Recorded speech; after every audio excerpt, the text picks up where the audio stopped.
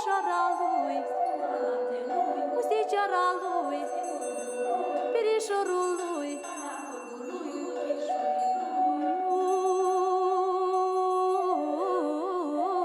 Ura câmpului,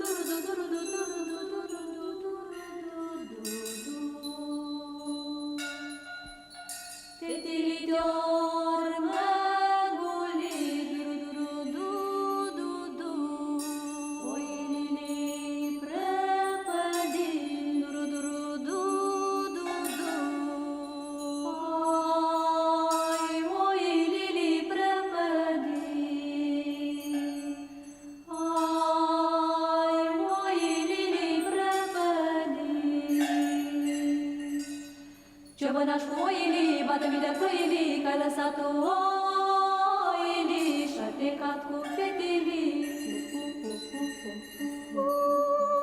Și-ai plecat cu fetilii, și-ai plecat cu fetilii. Eu m-am pornit după oi, rudu-rudu-rudu, m-am întâlnit cu un iepuroi, rudu-rudu-rudu. Bună cale iepuroi, n-ai văzut un cârdioi? Oi, n-ai văzut un cârdioi?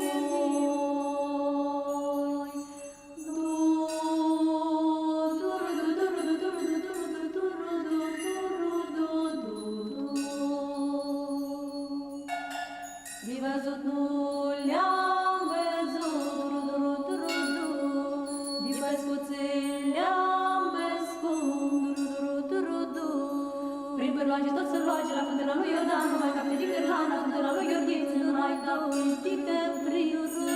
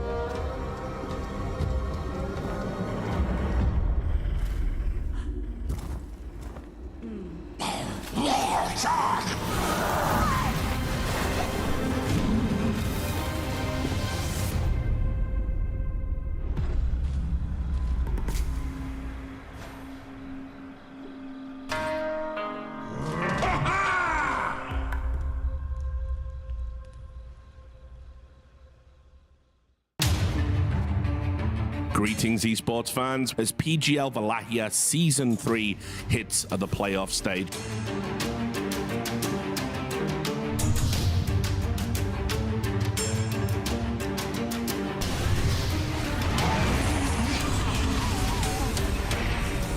Shearer goes straight pop. They look towards Exodus, they're going to go with Shiro. He's getting destroyed. He's trying to heal up, but he's gone. The time zone gets dropped down as they've got to try and run. The root connects on towards Nothing Sail. He'll be able to jump out. Planet will buy some time here with the safety of the snowball. He's going to try it. With the jump, they're going to try and burst through the Terrorblade. Armor's going to be able to force to the side, but he gets dragged back by the Hurricane. Like Thunder's there. He's back up to full HP. He'll try and stand his ground against Shiro, but he's still falling low, Armex. So continues to retreat. Can he stay away from this spend? The stone comes out, but the BKB's there. Arme ready to turn with the man and destroy Shiro. Now looking over towards back, but backs in onto him. Another Sunder. Arme back up to full HP again. Arme will continue to survive. The final Rex. Nothing Sail's going to try. With the punch up on towards him, now Arme turns straight over towards Planet. Planet's gone, the Static Storm catches the two of them, catches Nothing Say and Bark. A disruption will come in defensively, but it's over. GG is called. Xtreme will take this series 2-0.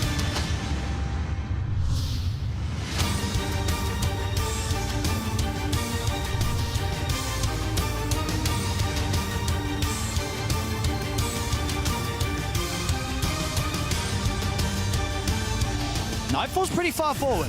There's the Ravage. It will catch onto the four of them. Can they burst through Nightfall? He's able to put the BKB up and the RP onto the three of them. It's a beautiful one there from Toronto Tokyo's. This fight, it's all Auroras. Gonna go for Lornoff first, but the golem gets dropped down. Lornoff's gonna be able to roll up. They'll look towards the side, Simba will drop the Ravage, but the BKB was already out from Nightfall as they kill off the Tide Hunter. Now Nightfall's ready to move over and look for more. Rolling Thunder controls Nisha once again. Nightfall turns towards Boxy, will get the time lapse off. Doesn't matter, Skewers there from Toronto Tokyo. 3 dead on Liquid.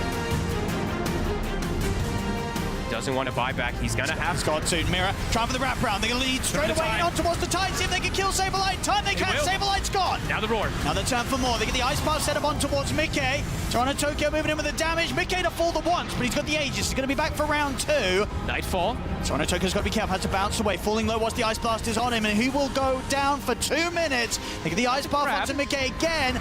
Can they finish him off? Nightfall tried to close it, but Nightfall's dead. BKB, God Strength turns to Mickey, but Mickey's also got his own BKB ready to go. They could just kite Nightfall. Nightfall. He's trying to step up. He's gone. Toronto Tokyo jumps in, but the Liquids is there on Nisha. Liquid just truly understanding how to play in this game again. Nightfall's able to turn with the Satanic, but the Fear Dead Shot pushes Nightfall back. They've lost Lornoff. It's a dieback for the DK. They'll get back in, cut down the Sand King. Now look towards Nisha, but he just dies to Nisha. Mickey's back in with the combo on Toronto Tokyo. Double kill for Nisha.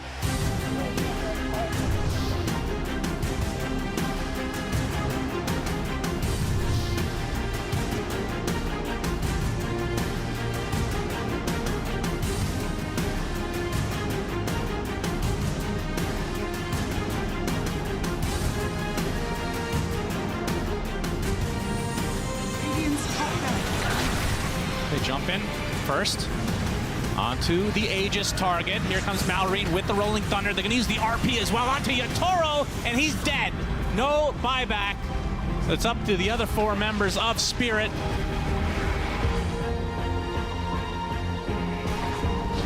Mar jumping in. He's going to get speared for his troubles. There's the Infest. They know that Laurel just bought back. This will be a huge kill. Collapse coming in with the Mars Arena. They are going to finish off Laurel. That's a dieback for the Ember.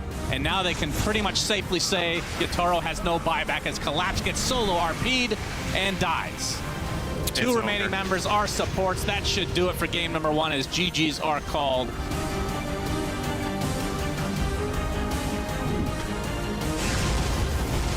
Don gets the Stormbolt off with the ult as well. Malrine pops into Dragon Form. He is healthy. Snake King and company focusing on Laurel for the time being. There's the Wheel of Wonder only onto the Dragon Knight doing a considerable amount of damage, but that's 2 supports dead for Falcons already. 3 versus 5 as the call down is enormous. My goodness, ultra kill for Skeeter. Trying himself any favors. Wrap around to find Shadow Demon, I'm guessing? Yeah, there's the box. To delay this as much as possible. The laser's really annoying for Skeeter. He's going to get Sonic waved. Yeah, there's Yatoro. He gets hexed immediately. Amar and company going to stun lock him. Laurel trying to help out, but I believe Yatoro is dead. Game number 2, and the series will go to Falcons.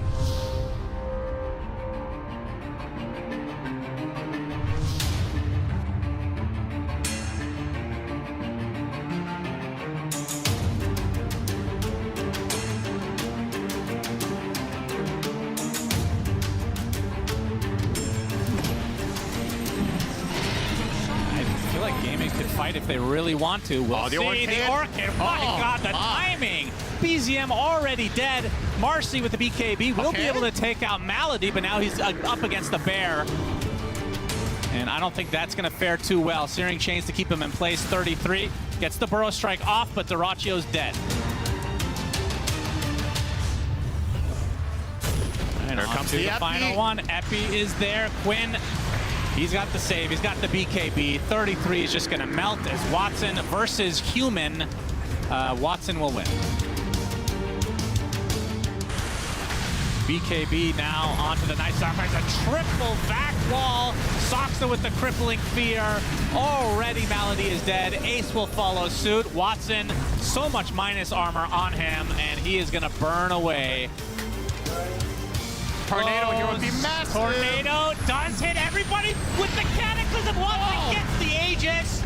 It's going to cost him a lot of life. BZM in the middle of basically everybody. The Doom applied to Quinn. Aegis is already gone. EMP does hit as Ace is going to get run down. And now Watson completely surrounded. Duracio with that Mjolnir. Watson trying to get some consolation kill, but he gets hexed and destroyed. Duracio just continuing to hit that Ancient.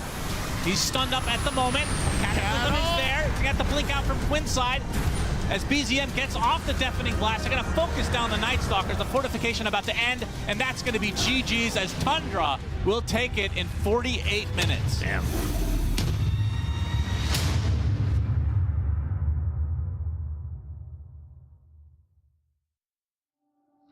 Greetings, esports fans, and welcome back to beautiful Bucharest, where the playoffs for PGL Wallachia Season 3 continue.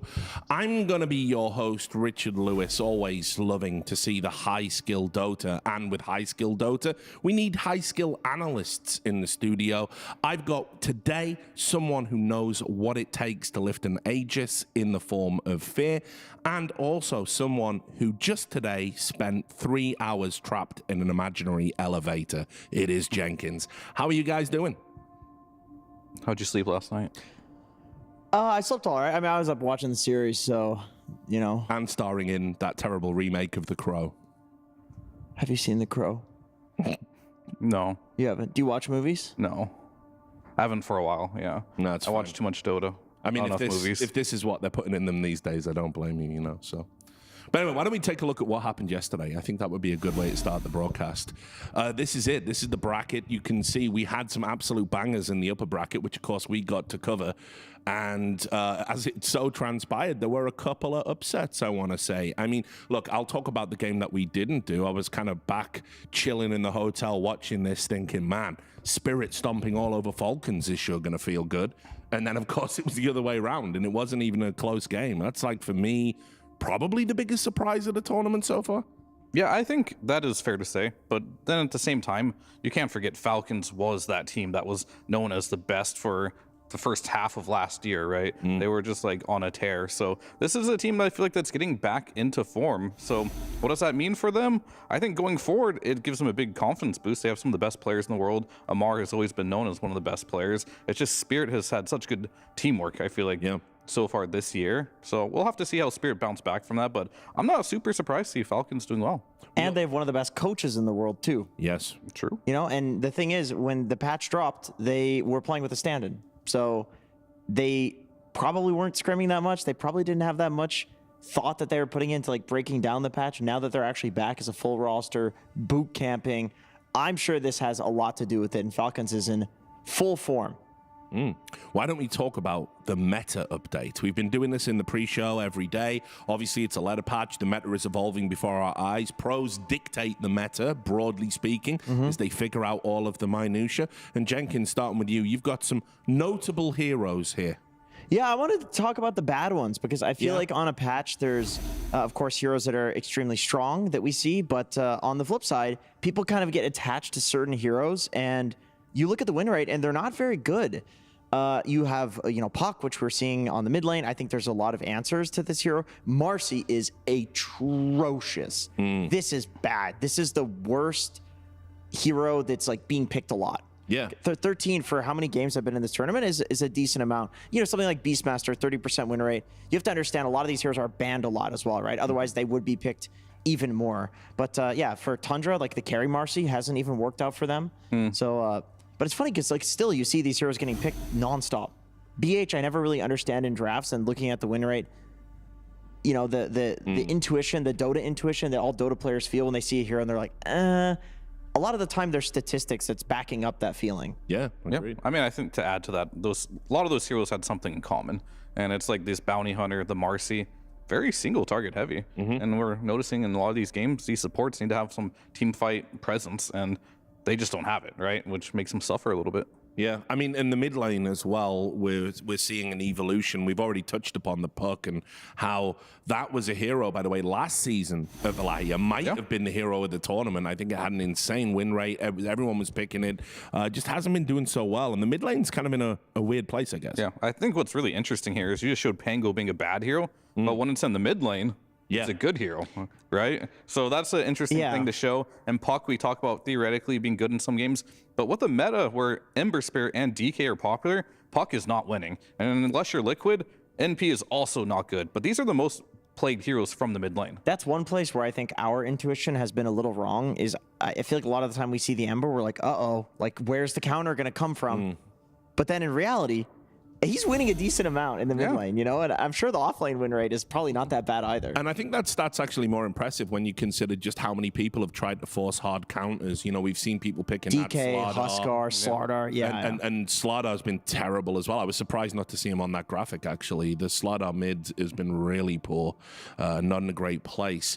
What about drafting as well? I mean, I think we've seen some kind of interesting evolutions of the drafts so far here. Yeah, I think I want to show just what teams are first phase banning and what's being first phase picked and kind of the overlap between them. So what's the only overlap you see here is Mag. Mag is the only hero that's not getting permabanned, essentially, and making it to the first phase. We see this Jakiro, it's not good enough to be in the banning stage. So Jakiro is winning a lot of games, but what's interesting here is a lot of these first phase heroes are losing, right? Except for the Magnus, and except for, I guess you're doing okay on Abaddon as well, but the first phase picks have been a little underwhelming, and I think that's something going into the series a lot of teams are going to look at. The TB is atrocious first phase pick apparently right now, even though a lot of these teams do want to force it.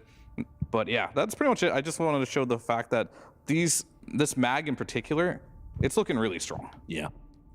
I feel like a lot of these heroes were considered very broken at the start of the patch, like new facets kind of...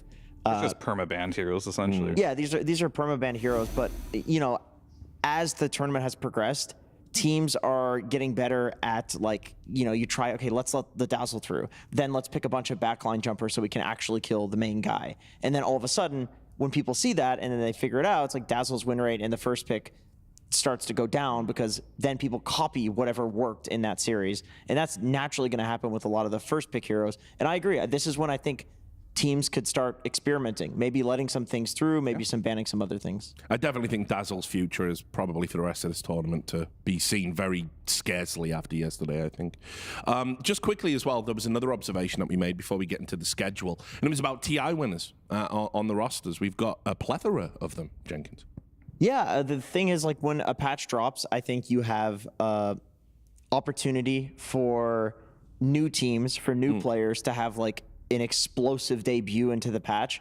But as things progress, as things kind of go back to normal, experience wins. Yes. And so we're going to take a look at a graphic here of the TI winners, I believe. We're checking. If the graphic's not there, you can tell us. The you've stat, got it in your head. The stat is that every single team that is left in, if you include coaches, has a TI winner on the team. Except for Gaimin, and Gaimin won Riyadh, and they also got to the TI Grand Finals twice.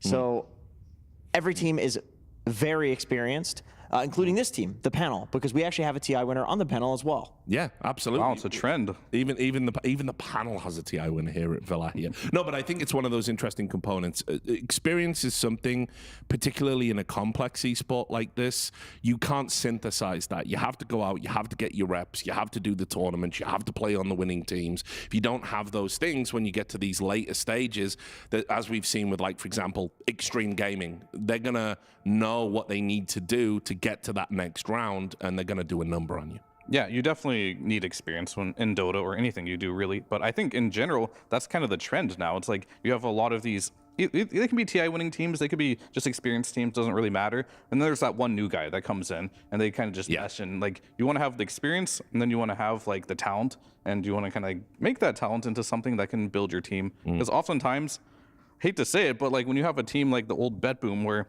everyone's like so competitive, you can argue a lot, right? Sure. And that is like ego comes with experience as well. It's not just Bet Boom as well. Like I think we know a few other teams like that. Well, speaking of other teams, why don't we take a look at the schedule? This is what we've got coming at you today. Obviously, we're going to be handling the first games out of the gate, and you can see just working our way backwards. Team Falcons with that hugely impressive win over Spirit yesterday. They're going to be taking on Tundra Esports. Meanwhile, Xtreme Gaming, probably my favorite team in the tournament. Been loving watching them and their creative drafts. They're going to be taking on a Team Liquid that might feel very lucky after they eked a win over Aurora to be there. Team Spirit will be taking on Gaimin Gladiators, and this is a lower bracket game, of course, that we're going to be starting the day out with. Team Tidebound versus Aurora Gaming. The loser will be out of the tournament. Let's start by talking about Aurora, because I feel like we've done the most Aurora games, like this little collective of ours. Yeah, we're experts. Yeah, we are very much experts on them, and I've been really enjoying watching them. We'll repeat the talking points. You know, they set themselves top 6 when they said they were coming here, but we've seen some of the old aspects of this lineup coming together. We've seen them maybe have a little bit of tilt yesterday, a couple of mistakes coming in against Liquid that cost them the series and put them in this position. So what's the temperature check to start us out today, Clinton? I mean, I think we just have to start with mentality, right? Yep. Is this team going to be tilted into oblivion after yesterday? Biggest concern, maybe. I can't really know for sure, right? But I think preparation-wise, their drafts look good. Like, everything about their prep was so good. They just kind of got outplayed and made a couple too many mistakes. So how do you go about that as a coach? It's difficult, especially if I was their coach, because I like to focus more on gameplay. So hopefully they have a good emotional like support crew available to them, because I think that's what they need the most. Sure. And you can see this is the draft. This is the point you wanted to make. Yeah, this is Aurora and how they pick Jakiro, and this is what Fear was saying earlier, where a lot of teams are, with the Jakiro, just kind of shoving it into the first phase. Aurora is one of the teams that is certainly guilty of this. As you can see, like, they're not picking it to counter anything. They're not picking it with any sort of combo. And as a result of this, you have, of course, these are some favorite heroes for these two teams. The top 2 heroes for both teams are the same. Yes. You have Jakiro and then PA. And for Aurora, they have an 83% PA win rate, which is insanely good over 6 games. However, Shiro has a 100% win rate on the PA. Yeah. And the Jakiro win rate is actually good for Tidebound. So I wanted to take a look at why Tidebound's Jakiro win rate looks good and Aurora's does not. Okay, explain it to me. So basically, the way that Aurora picks this is that this is how Tidebound picks it. So Tidebound, as you can see, if you can locate the Jakiros in this picture, it's not just in the first pick slot, right? You have in the first draft, they're picking it as a counter to the Beastmaster in lane. A lot of teams are doing that. In the second draft, they're picking it with the Darkseer. You've got the Vac into Ice Wall combo. This is a good combo.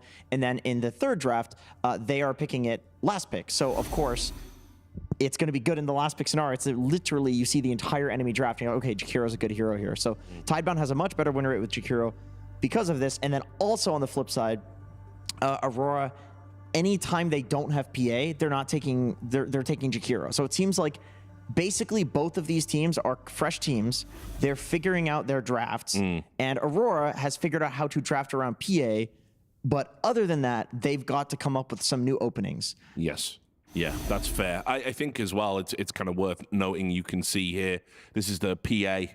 Yeah, no Jakiro to be seen, right? Yeah, like exactly. look at the supports that Panto is playing whenever there's a PA on his team. It's Warlock, Silencer, Pugna, and he has good win rates with these heroes. So I don't want to make it look like, oh, Panto's like not good at Jakiro. It's the way that they're drafting it. Well, I mean, look, it just right out of the gate, if Aurora don't get PA, it feels like they don't win their games. It does feel like that. Yeah, it does. I mean, I think that is something they have to talk about. But at the same time, it's hard, like I said, because like even though they didn't have the PA, they still looked good in the games they lost without the PA, right? They were still very winnable games. I can look at the Nightfall Tiny, like that should have been a win, right? In my book, that should have been a win. So It's really just mentality. And to be fair to Nightfall, you know, look, Toronto Tokyo had an absolute storming game for 95% of the game and made 2 critical errors. That Bad 5% though. Exactly. Yep. And that's what separates the elite level teams. It is that 5%. Yeah. So we can talk about Team Tidebound a little bit as well. We've got, these are the heroes. Obviously, look, for every Nightfall, there is a Shiro. That's how life works, isn't it, Jenkins? Yeah, it is. It is. I mean, honestly, they have a decent amount of overlap. They both play the really hard carries, minus the Doom. That was a weird one from Nightfall, but he won that game, so pretty cool. Yep. Shiro will play the Nature's Prophet. We have not seen Nightfall play that yet. I think that's something worth experimenting with. I would stray away from the DK if I were Aurora. They have a 23% win rate on that as well. Yeah, I mean, even the Sven we saw yesterday, like, some heroes that he plays and why the PA looks so good, it's like it has a built-in toolkit. He just didn't buy Blink, he didn't buy Harpoon until like 40 minutes in the game. It was like almost comical, like how little right clicks he was able to get on as a Sven. So I think this is something you need to focus on, Aurora. Why is Nightfall so good on PA? Because it has some built-in way to join the fights, right? Maybe the coach needs to talk to him and be like, hey, maybe you need to participate in the team fights by buying items that allow you to like get into the team fights, because how many clips do we have of him just getting kited, you know, this tournament? There's so many. Yeah, but also, I mean, get into the fights, get out of the fights, then re-aggress and get back into the fights. He's good at getting out of the fights. Yeah, we do know that. He's an expert. Yeah. I mean, look, one of the things that worries me a little bit for Aurora here is Team Tidebound have been another one of these teams that do seem to have these creative drafts. I feel they have a lot more places they can go than maybe Aurora can. And that's not just because of maybe Nightfall being limited to just having better games with the PA, but I think Team Tidebound have shown they're not afraid to experiment with their drafts and pick unconventional picks or picks that are maybe just on the periphery of the meta. Yeah, no, that's absolutely true. I think they have like the second highest hero pool of the tournament or something like that. They'll just throw in a random IO. You know, they'll first pick Doom. They'll play the Tinker. They'll play Nature's Prophet. I get Nature's Prophet can hard carry games. Don't get me wrong, but Shiro, most of the time you expect him to be on some sort of Medusa, but he can play these non-hard carries as well. If you look over there, you can see, I mean, look, I think Tidebound were the first team to pull out the Ringmaster. I think maybe. I mean, they do play it for sure, so... Yeah. I remember Oh, and obviously Whitemon. Yeah, Tundra, obviously. But yeah, you know, I think that might have been in a response to a Void. I can't quite remember. I mean, typically we're seeing the Ringmaster versus a Void as a 100% slow resist counter, but I don't know. That Whitemon had that one pop-off game with it. No one else really looks that good on No, I agree. The hero looks bad. It looks bad unless you're Whitemon. Yes, pretty much. Correct. But obviously as well, a Death Prophet, that's kind of a hero that hasn't necessarily been in the meta and people aren't saying is too strong right now. So I do like that they're willing to explore these other areas of the meta where we're at right now. And I do think it's a concern for Aurora. You know, their drafts have been good, solid, but they've been conventional, I think is the word I would use. Yeah, I don't know if that's necessarily a bad thing if you're just really good at what you do, right? But the unfortunate part is, like, they're not the best at what they do. At currently anything, I want to say, they're kind of like all over the place, but they have the same hero pool. Whereas Tidebound, they have a lot of cool picks. I agree. Like, you got like Tinker mid coming out some games. I think Nothing to Say is kind of allowed to be himself again. I feel like for the longest time when he played like on LGD, he had to be like this roamer every single game, wouldn't be able to play his Tinkers and his heroes like that. So I do allow I like the freedom this team has. Everyone gets to play something that they want to play, and it's enjoyable to watch. Yeah, and you can see as well while we're talking about Nothing to Say, these are the heroes that he's been willing to pick up. Obviously, it doesn't show that classic Tinker game there. One of the things that if you are just tuning in and you haven't watched them play before, they did this cool thing where Tinker is emerging as a 5, maybe one of the best 5s in the tournament.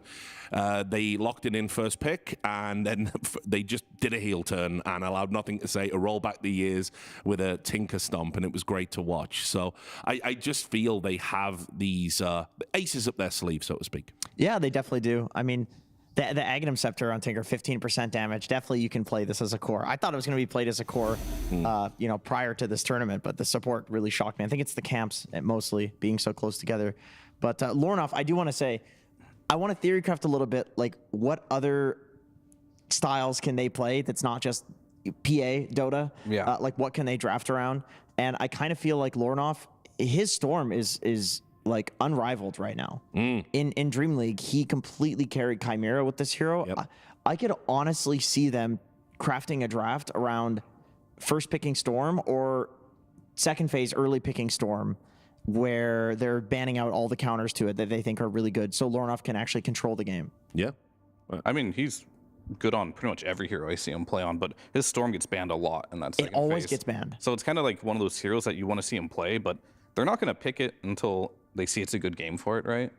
So Yeah, we probably won't see it because of that reason. That's the other problem. Yeah, it's kind of where you want to see him force can it, though? you take it? I kind of want to see him force it. Just like jam it in there. Yeah, Okay. maybe, Second phase? Maybe when it's like, you see like a Beastmaster, so, you're like, okay, Storm is good because you can catch the Beast, like, when he's like trying to control the area after he takes the tower or whatever, like something like that, where it's good for one reason, and then you just force it in that scenario. Let's also talk about offlane. It is the position. It's the best position. Everyone wants to play it. Everyone wants to be an offlaner. Yeah, right we now. do. Yeah. That's just how it goes. And obviously, over on Aurora, we've seen Toronto, Tokyo learning this new role. And I wanted to just do a quick kind of grading with the analysts. And Don't laugh. Don't laugh, Clinton. I mean, Toronto Tokyo has been very polarizing, honestly. That is a good word. Yeah, because I think he has like had games where he's like 0-6 in 5 minutes with a Batten. Those aren't the great games, right? But then you see him in other games where Beastmaster, he's top net worth, he's destroying Liquid safe lane. Yeah. And you're like, okay, this guy's really good. I also see him in games where he's playing Ember offlane. He's versus a Jakiro and a Monkey King. And he's not dying. He doesn't die at all in this game, right? Like, what Toronto Tokyo are going to get? I'm not entirely sure. And that's why I laugh, because like, he has comically bad games, but he also has like insanely good games too. He might also have some of the most, I think it might be like the most picked number of heroes or something from the offlane. It's actually crazy how many different heroes he's played at this tournament. Yeah, it's like he's trying to find his identity, but he is playing the normal offlaners exceptionally well. Like, he had an amazing Mars game. He had an amazing game on Magnus. So Tell me about Bach though.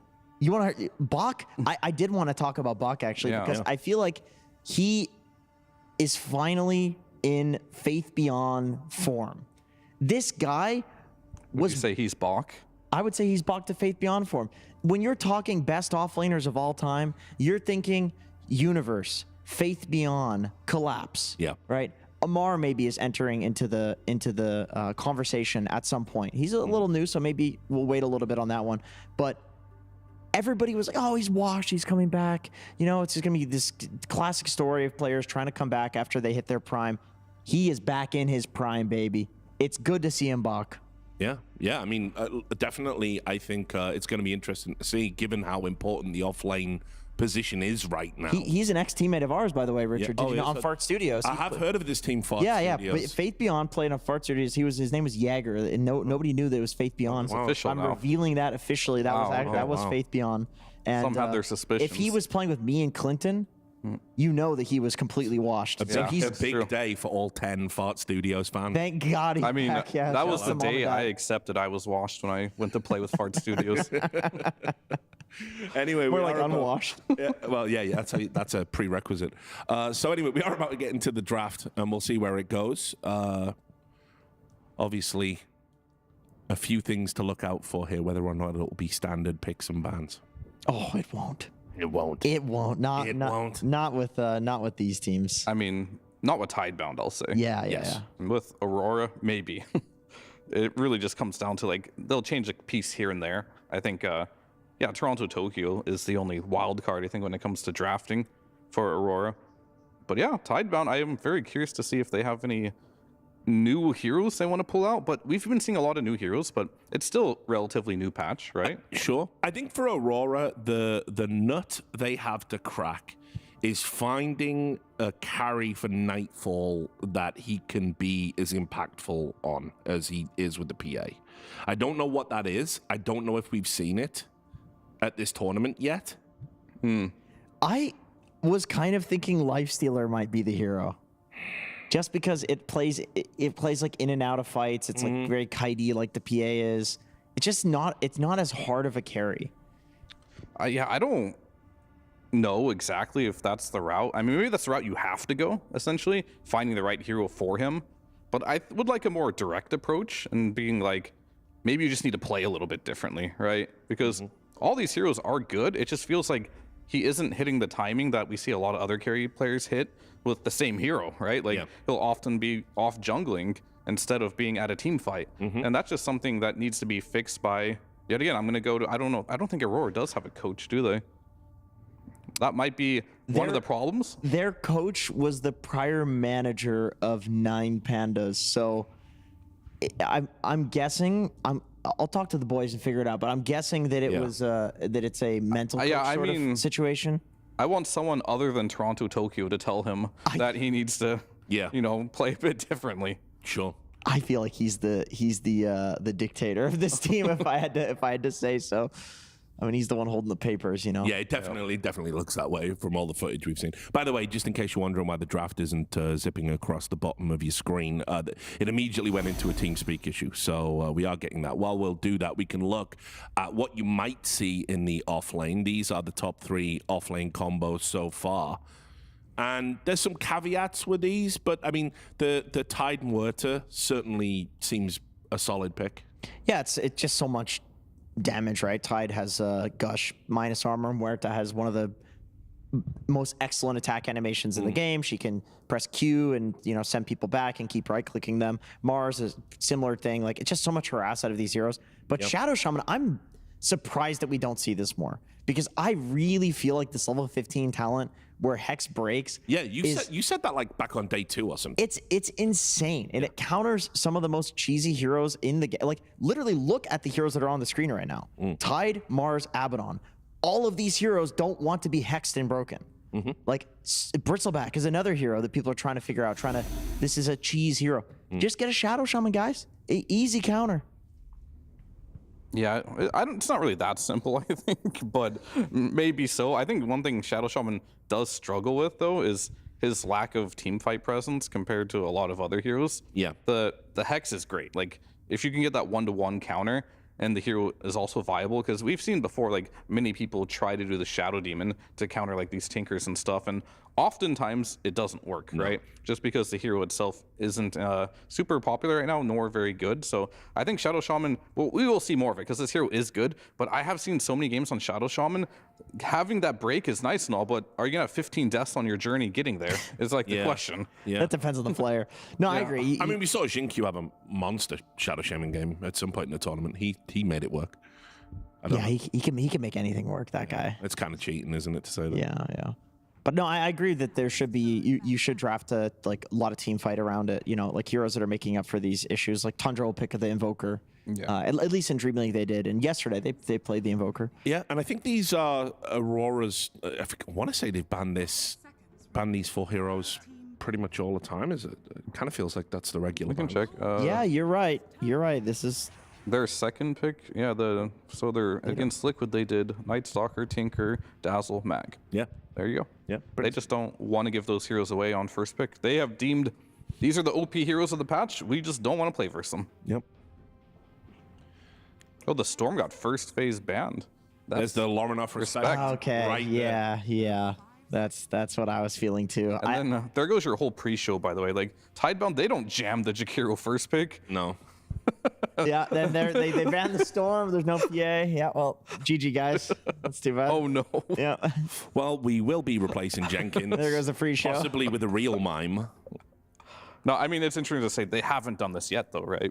Like, they haven't been doing the Jakiro first pick, but maybe this is a block pick. Perhaps they are a bit afraid of, because you, as a player, right, stats are cool and all, but they were watching those games, you know, and that Jakiro did work.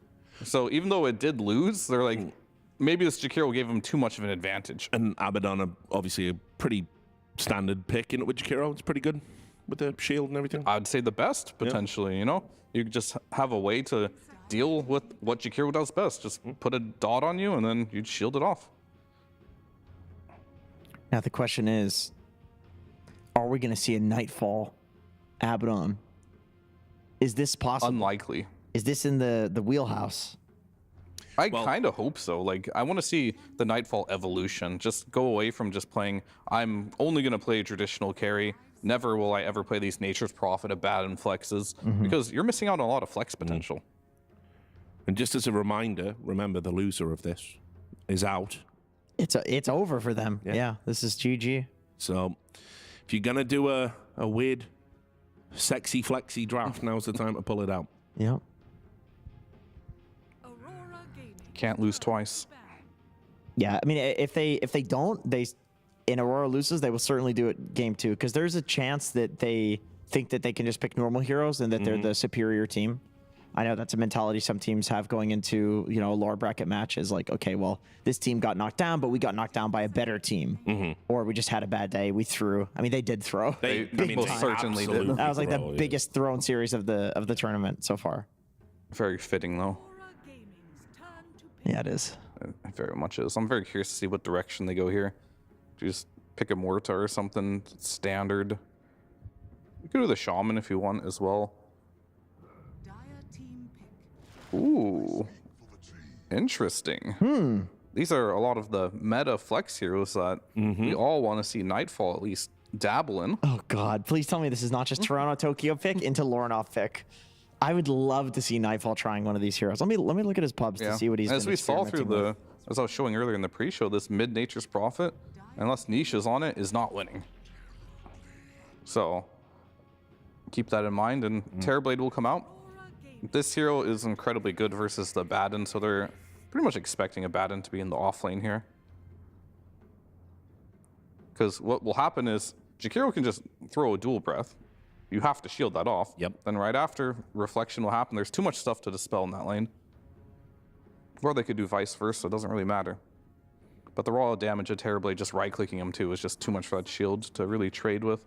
And then Morta's going to come out, just stable, strong position 4 right now. I am a big fan of Muerta versus Abaddon, though. Like anything that's ground targeted against Abaddon, like you can't purge anything that she does, really. It's all too... Her mechanics are weird. They're really cool. Like this is unique, it's a really unique hero. Like even the fear, you know, can you even Abaddon ulti the fear? It would have to manually proc, right? I don't think you can do it during fears. You might be silenced, yeah. Some of those abilities do silence. But even still, like you wouldn't want to. Yeah, oftentimes it's short enough. It's too short, but then you're getting pulled back in, and so then there's potential to get kited. So yeah, Muerta is a nice counter to Abba in that way, where she just plays normally and doesn't really care that he exists. All right, we got to show. Probably, I guess you pick 2 supports here if you are on Aurora, and a lot of the good ones are banned or taken. So they're gonna have to go down the pipeline a little here and find something to pick on the support positions here. I mean, there's always these warlocks available if you want to go down that route. Is this triple core? Are they opening their draft with 3 cores? They may honestly be doing so. I think that just happened. Okay. Well, yeah. I mean, like I said in the pre-show, they've got a 20% win rate with this hero. It's not looked good, but I will say, in the games where they have DK, Lornoff will win the lane. They will do fine in the game, and then they will lose at some point. So they did this before versus a Terrorblade, right? Yeah. Where they picked the Dragonite, went the red facet. You have bonus magic damage. Didn't touch the TB even once that entire game, I think. He went Mjolnir Revenant's Yeah, Brooch. Mjolnir, Revenant's Brooch. And I mean, to be fair, they did kind of get Huskard that game. So maybe we'll get another chance to see if this is the way to play versus Terrorblade. Conceptually, it does kind of make sense. You like the silencer pick here? Pretty neutral. I think it doesn't really combo break anything right now. I mean, you drop the Ice Path, Macro Pyre, that's just going to stay there, right? You prop meta, that's not going to stop that either, right? Same with Morta. So it does allow you to initiate, though, nicely without any follow-up. So Silencer is always pretty good, I want to say. Yeah, if you get the reverberating silence, it's hard for TB to survive. Is there another facet? We haven't seen a lot of Monkey King, I so. want to say. I feel like this hero has been definitely banned a lot. Yeah, don't you just Nature's Prophet mid here then, and run the TB, or run the DK as the carry? I think that's what they wanted to do from the beginning. Yeah, so do I. So do I. So I mean, Monkey King is good versus Nature's Prophet throughout the entirety of the game. It's pretty easy to get on top of him. This is a 0 mobility hero. If you don't count the teleport, you have ways of canceling the teleport as Monkey King. So I think this is something that they look at, and they are very okay with the mid matchup. Yeah, I agree. They have to be. But did they ban mids there? They got banned Banned Quap, yeah. I mean, they think there could be another solution here. I mean, I don't mind this. If you do pick Monkey King, you do have to make sure it has a decent lane. So this, in a way, could be forcing the NP mid, right? Because there's heroes that own Monkey King way harder than Nature's Prophet does, for sure. You can still flex this NP to position 4 if you wanted to. True. Yeah. That'd be solid with an Abaddon in lane. Yeah, there's like mid, you know, there's the Phoenix, there's the Queen of Pain, which is banned. What else? Phoenix is really cool. Phoenix is a sweet mid. It never comes Sniper. out. Sniper is good against the Monkey. Yep. I mean, we saw Lina once, but that didn't really work out. No, I mean Wind Ranger, but this is a pretty garbage here. Although if anybody's going to play it, it is Lornoff. Yeah, I've taken that hero out of my vocabulary for this patch. Slack's finally got his wish. It's over. After all these years. Yeah, I know. God bless. I mean, the hero just doesn't have a facet, I feel. Yeah. It has a conceptually cool facet that isn't practical. And its innate is also conceptually cool and not practical. There's a few of those. Have you heard of Pudge? I've heard of Pudge. Yeah, I've heard of Pudge. The rot facet. Yeah. Complete dog shit. Oh my god. So the Tide Hunt is still available? Looks juicy. Yeah, looks Tide good. is juicy for sure. Good. I mean, if we're just going for a stable pick, that is totally fine. Yeah, the Beast was a great ban by them. What else could be potentially interesting? I feel like Tide is just very solid pick. Why not? You need more team fight anyway. Unless this Monkey King is some core position in the off lane, which I doubt. Very unlikely. So just jam the Tide. Yeah. Don't even think about it. Combos well with a lot of things they got too, actually. So, yeah, why not? We'll see. Is Bristle in the pool? That could work as well. Against Silencer? Probably not. It's just naming some good offlaners. Centaur. Why Centaur, though? This hero, to me, is like... He seems like just a worse version of Tide right now. He seems like his scaling It's their first Centaur as well. Okay, so I'm curious where the Slash is going. This can be played on 4 and mid. I know Lorna Flesh. Cool. This hero is not winning games. By It's the way. not. No, not it's from the not. mid lane at least. So Oh, yeah. mid versus Monkey. How right you are. Yeah, I know, and I feel like Monkey King. I mean, Lornoff's a great mid laner, so I'm sure he knows this matchup. But doesn't Monkey King do pretty well for because Flesh? you can mischief dodge the lightning, right? And I think if you man Plus, up, it's easy to get Jingus. didn't we see Quinn get destroyed as Lesh versus Monkey King? I don't know. Did we? Maybe I wasn't I watching think we that did. one. It might have been Lornoff playing the Monkey King, even to be honest. I mean, conceptually, look at it this way, right? Monkey King does counter Leshrac because heroes that have to run into the fight and just man up don't like playing versus Wukongs. Like you're running into like a death trap essentially. This lane has to go incredibly well. Maybe you can just run them down, and maybe with the nerfs to the Monkey King's Jingo lifesteal change is not enough for him to win this matchup. But I feel like Tidebound got themselves a really nice draft here. Maybe the Nature's Prophet makes a difference, like an NP TPN to kill the monkey. It swings the Heavy pendulum the other way. commitment, Yeah, but I mean, Silencer's okay at rotating too. These are not like the best rotators. It's not like they have a Tusk or something like that to help out mid. But Nature's can't always TPN global, right? So it's like he will always swing the matchup. It's an interesting pick. I'm going to trust Lornoff and say that if he's picking it into the Monkey King, he sees something that we don't. Hope so. And he thinks that the matchup is good. I mean, they have a ton of damage on Aurora. Like, they could definitely snowball really, really hard. Like, DK plus Leshrac is one of the easiest combos to execute. You stun a guy, you stun him again, you do 1 billion damage, you hit towers. It's easy. I'll get our commentators' thoughts. They're up there on the big screen. Hello. Hello. What do you think of that Leshrac then? I got to agree with you guys. I think I'm a little unsure on how well he's going to be able to do against the Monkey King. I think it's ended up looking like a pretty good Monkey King game. A great game for nothing to say to roam around and cause a lot of chaos. Yeah, also this, when I see like the Centaur pick, I was with you too. Also, I was like, Tide's probably better, but in some scenarios, right? But when I look also, it's only a DK and a Lesh to actually catch heroes on the side could of Aurora. disengage or whatever, So this yeah. disengage or just the engage with the Stampede, I feel like it could be pretty huge. So All right, well, you need to engage because the game's about to start. Have a great one. All right, thank you very much, Richard. Yeah, let's see how this one plays out, ladies and gentlemen. Down in the lower bracket, Aurora versus Team Tidebound. And yeah, coming in with that last pick, Lesh, something we saw a lot from Lauren back at the previous tournament in Dream League. He was having some pretty good success with it there as well. I can't remember the stats, but it looked good.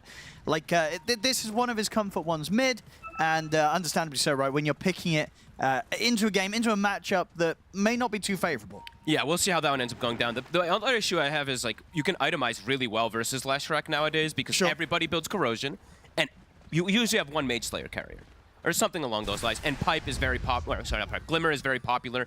Less popular than it was before, but we'll see if Loronov's going to be able to make this one work. Again, they've gone for a pretty like tempo-heavy draft. It feels like on Aurora. Well, Tidebound more about the scaling, but they also have so much team fight on the side of Tidebound. When you see the Centaur, the Wukongs, the Muerta, the Jakiro, feels like they have that edge. But Aurora, they have the Silencer. So if they can get those blink jump stuns with the DK, then the Silencer can follow up and they can potentially have those advantageous team fights. But we'll see if it ends up working for Aurora. They also go Frost Dragon. I was going to say, I was going to talk to you about this, which we're obviously seeing big variations in which facet you go for in different games. What is there anything about this game that does scream Frost Dragon?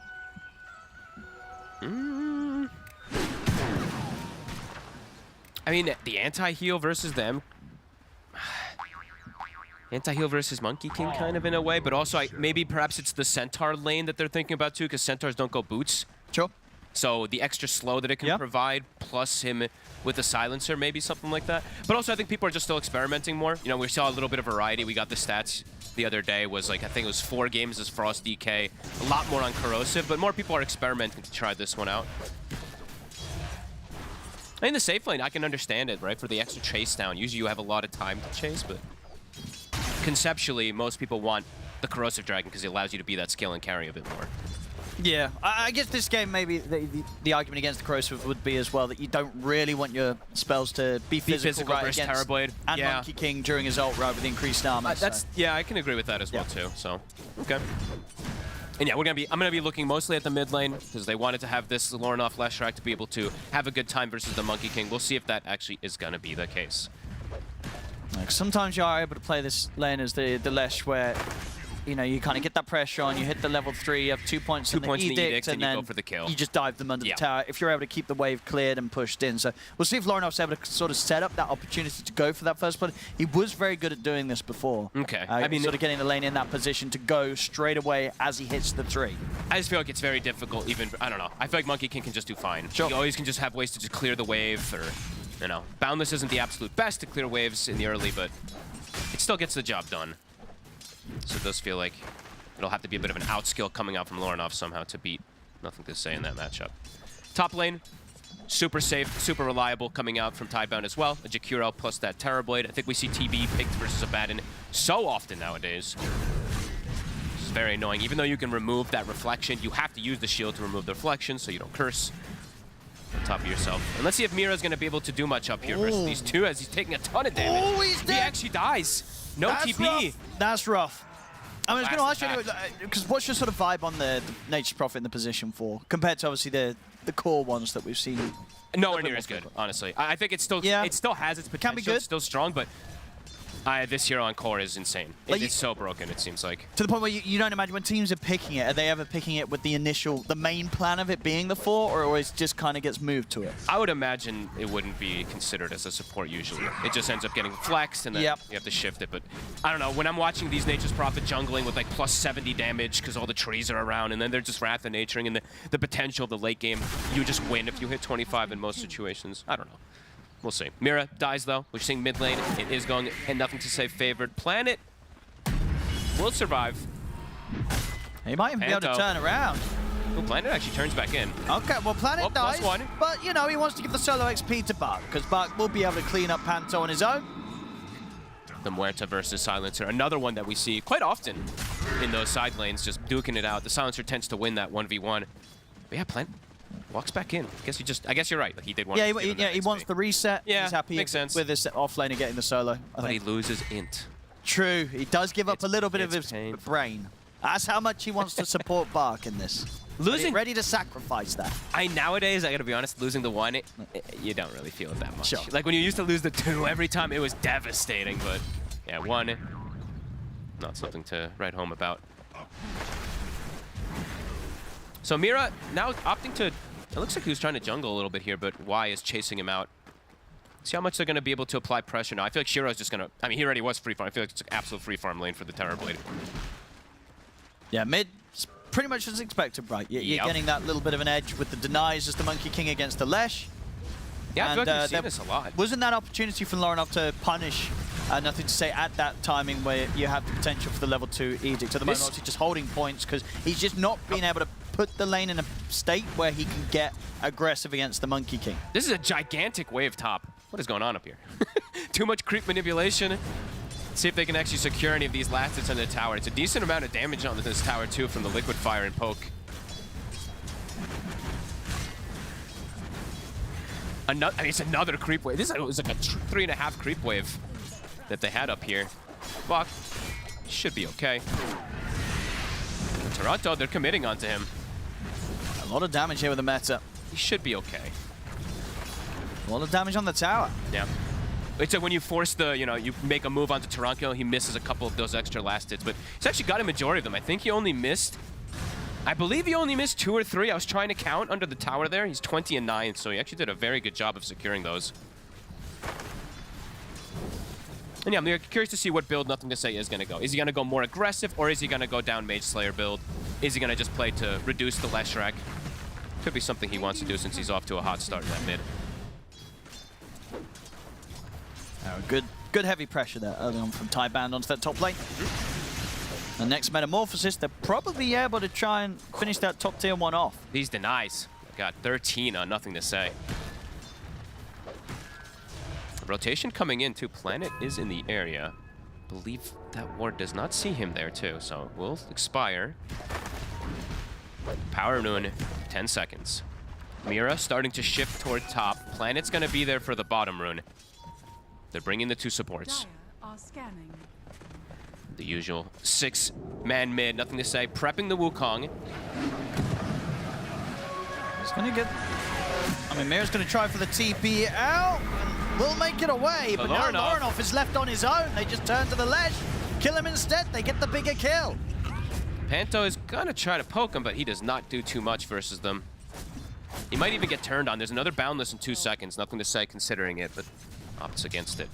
Solid first move. Their 2 supports just feel a lot stronger for those rotations. It feels like the 2 strongest range supports we were talking about. I'm pretty sure on the win rates as well. Actually, I'll have a look actually because I've got it in front of me. Nice.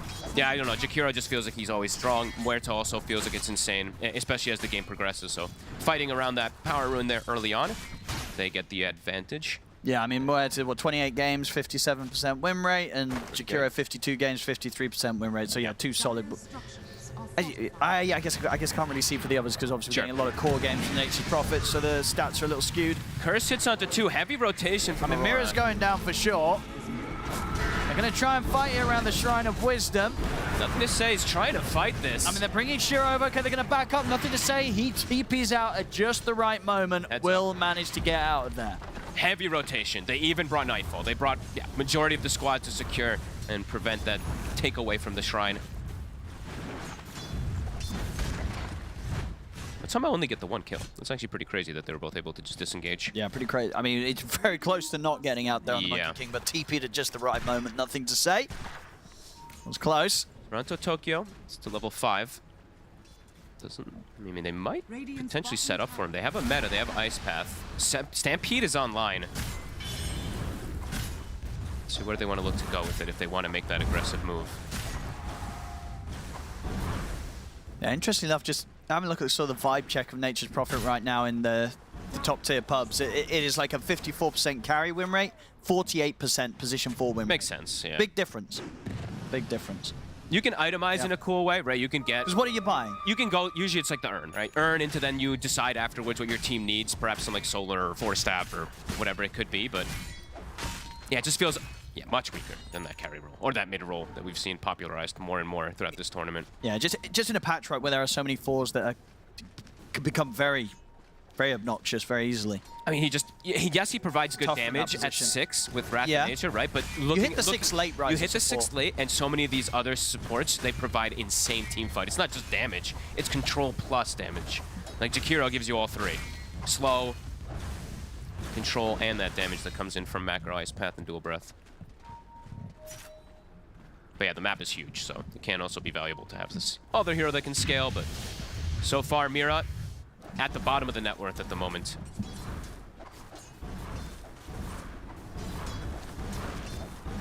As you mentioned before, right, if it does fall to the late stages where you are getting the chance to scale up, that's not going to be a part of the game that Tidebound is afraid of. No, Tidebound, they're happy to scale. Yeah, they're super happy with this game going slow. Bach, forced to stampede. He actually gets sprouted, but they don't have the follow-up for him.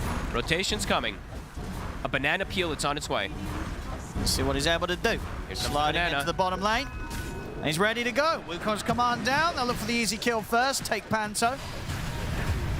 Nightfall. Dragon form still has some time. Keeping some more heroes, but not going to be able to fight into it. And we do see the Mage Slayer. It's queued up for nothing to say. Since he's playing versus that Lash, absolutely makes sense. Super big. Yep. Just get on top of Lorinoff. Yep, even versus the Abaddon, honestly, it's pretty valuable versus the two of them because most of these Abaddons will go Radiance, so you're preventing a lot of the damage that comes up from them in the later stages as well. 1k lead at the moment for Tidebound. Lorinoff looking to get a power rune. He will get it, but they're setting up on him. They still got Jingu stacks, but won't dive into the Misanthropy. Yeah, has the backup here with Panto behind him as well.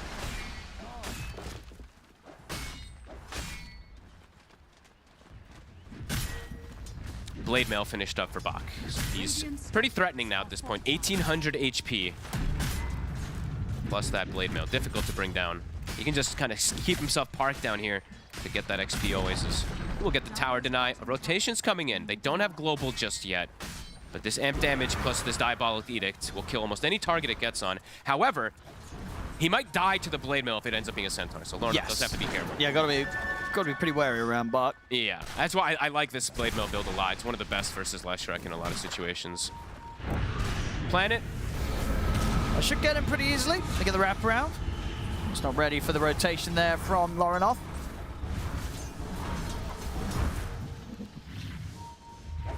We've still got the numbers here, Tidebound. Lorinoff. They're looking at him. He is sticking around. They've got Stampede. They'll get Panto. Settle for Panto.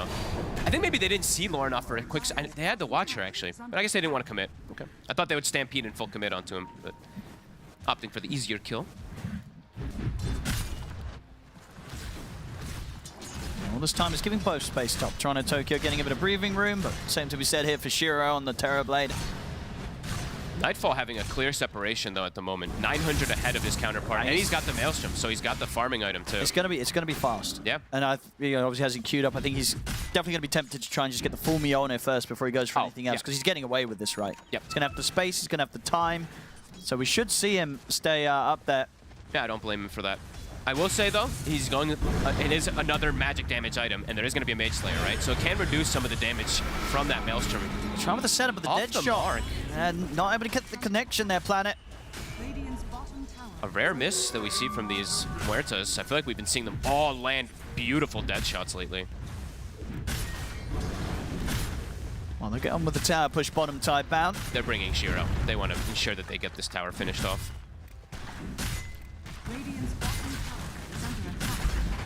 Mira about to hit 6. That Wrath of Nature is going to be online. Let's see if they do the tech, we can call it, right? Either wards around high grounds or couriers to scout neutral so you get the extra bounces. We shall see.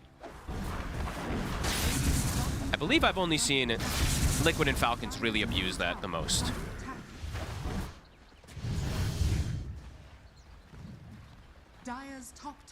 Timings for the mids, though, still continue to have that bit of a gap. Nothing to say. And it's going to be so big, right? That next 250 gold he gets, it's going to be incredibly impactful when he has it. We have seen some of these Monkey Kings falter after the laning phase. So far, nothing to say. He's 3-0-1. He's having a very solid time at this point. And it's just a pretty nice game to be the Monkey King. Right? It does look Jumping like it, yeah. in on these targets, you got a few squishies you can look towards, and not a huge amount of control that they can throw back at you. Yeah, and I do like this. I mean, you now pretty much do it in most of the games because the other one got kind of butchered. The Wukong's Faithful is pretty cool. Even if he does die, we'll be able to stay down, or if he wants to exit and come back.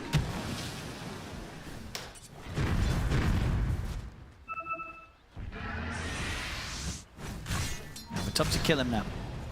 Mage Slayer online. Mage Slayer's done. Toronto Tokyo is having pretty solid free farm as well. No pressure onto the Saban. Everybody's kind of just farming it up right now. See where the next pressure play is going to come out. Is it just going to be that Tidebound waits for the blink on Bach before they make a big aggressive move, or are they going to look to actually use this Mage Slayer now at this point? Because he did get very lucky, right? He's got his Mage Slayer, he's got his corrosion, and he of course got the Orb of Destruction. So he got the, the triple. Looks like it's Aurora making the first move around the Atos of Lorinov. They want to get a catch. Perhaps opening up the map too if they can get a tower kill, because top tower is actually very healthy still.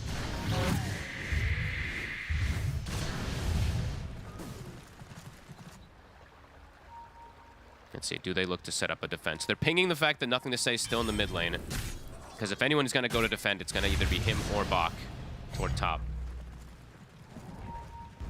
Looks like they're going to start hitting this tower here. Let's see, does Tidebound want to fight it? It's looking like no, but Planet is still sticking in the area, so maybe.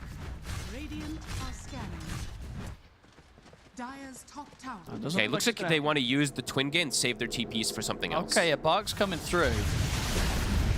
Tower's already gone, and Aurora's already starting to leave the area, so won't really be able to make any move happen with that. They threw the scan, right? They threw the scan, I believe, on the bottom side, so they knew that they were using that Twin Gate. So immediately after getting the tower, they disengage.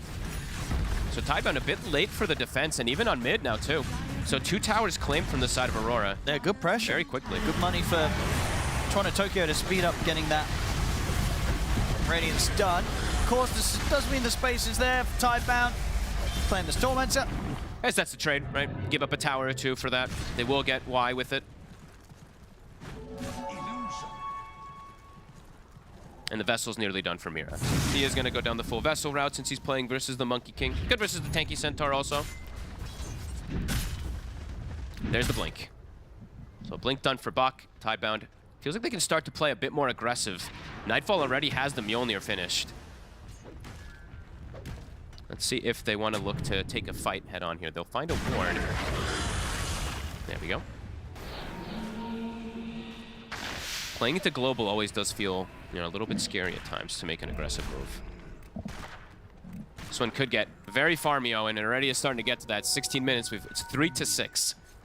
Both teams just looking for objectives. I mean, do you think Tidebound is right to sort of be like, hey, we're fine hitting creeps and scaling? Like, their scaling is scale better. Very good. Yeah, I would say that they scale a bit better. But because you just see what in the late game, them having a much easier time killing this DK than Aurora's a team will have killing the Terrorblade. Exactly. Like, yeah. Sure. It's just the supporting cast too, right? They just have a lot of control. And what we've seen lately, this is the way that most teams are winning, right? Heavy team fight with a strong, super strong carry, and TB seems to be, at the moment, the strongest besides PA. Why? Sure enough, we'll find the catch. Stampede, and it's going to get him out of that. And now they're closing the gap. It's a haste rune on Lorinov, so he should be able to disengage, but Panto might not be so lucky. Let's see who gets left behind. Indeed. Rest in peace, Silencer. Bach will claim that one. Saving Y with the Stampede. I thought they could take this tower and... I mean, could they consider Roshan soon Tidebound, or is that risky? They actually could consider it. They do have meta available. And maybe they want to get the tier 1 tower mid. Longer. Yeah, you need to wait a little bit more. Might want to get the mid tower first. They don't kill it at the fastest either, right? Like No. They kind of just... Yeah, we'll have to focus Takes time. for it. They'll be safe because the Jakiro slows, but... Aurora looking to split up the map, perhaps wait for another timing themselves. We're seeing Mira, TP bottom, start getting this push. Immediately Shiro is there. All right, they're gonna smoke. Yeah, they got the blink on They've got the blink. They need it, right? We were talking about how the lack of catch overall is there. Bach. Or do they want to jump him? He's got the blade mail, so it's maybe not too tempting unless he's completely alone. They're going to try. They're in on towards him. They put the global, Blade and mail. they've got enough to kill him out through the blade mail. They're able to take him out quickly. Take a fair bit of damage, but they will get this nice clean kill. Can they turn it into more? I mean, they're still watching around the top rune. I mean, Tidebound is still looking to be in this area, but there is a ward behind them that is scouting. He just cut his tree. Okay, whoopsie.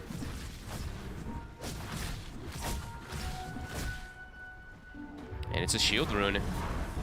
Potentially looking for the go themselves. Who cut his tree? Was it dead shot? Yeah, he literally shot his tree. I mean, that's got to be It's been a intentional pretty great memeing. Like, you don't accidentally cut someone's tree with dead shot. I saw it. I was like, just wait, clicks his tree.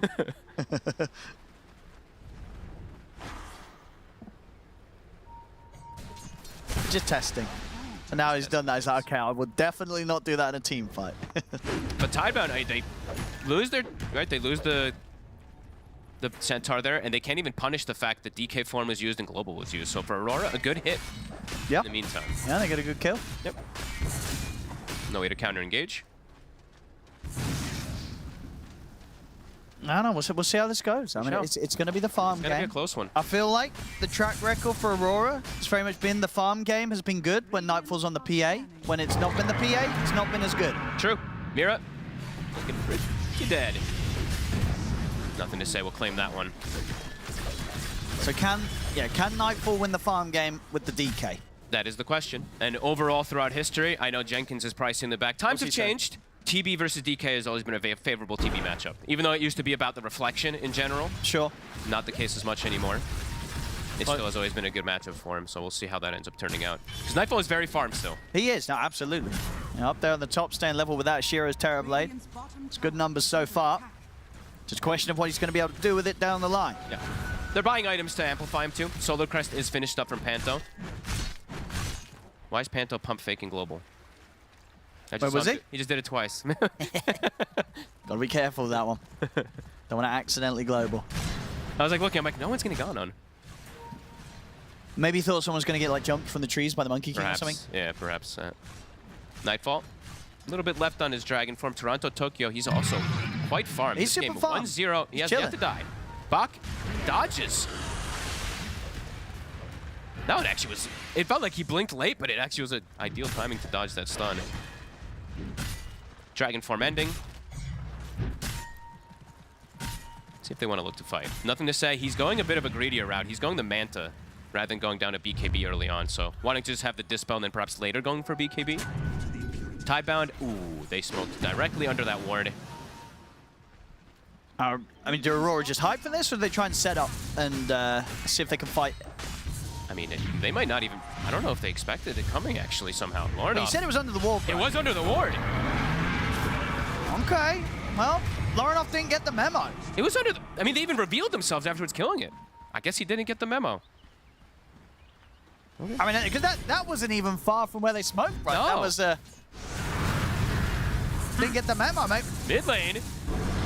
Oh. Oh. They might commit forward for this kill still. He's tempted. What? Can he get him? Force staff. Oh, he's dead. Oh, the lightning proc too, just in case. Now, that's a rough one though for Lornoff. Can't be dying like that. No, Nightfall gets a solo kill though. It's a big deal. Any of these, even on a support, it matters. Up to level 16. Gonna look for another catch. They have the global. He still has a bit of this dragon form. Oh, this time it was them doing it under Tidebound's vision. Yes. So let's see if Tidebound gets the memo. It looks like they do. They do. They're holding hands behind this tier 2. They're ready for anything that Aurora try with the smoke. Aurora has to have a clean jump with the global. Radiant are scanning. Let's see if they can find that clean jump as well. Because if they have to overcommit into Wukongs, it can be scary. Dragon form does wear off. See where they want to look to strike. It looks like it's going to be bottom. Bach does have backup, and now he's got a full pipe. So quite a bit tankier, and he's got Y behind him. Looks like they're going to go for the jump anyway. They're going to try. There's a Jakiro here, and the Ice Path gets casted before Global. Global comes out, Mirror TP's in, gets the sprout down onto the Jakiro, but Park's able to stop, turn, gets the Who Stop off onto the 3 That's a lot of damage. Magnifier burning through Mirror. Mirror will fall. Lornoff diving around underneath the tower, but can he actually get out of this? He's on the run. He will 50. live.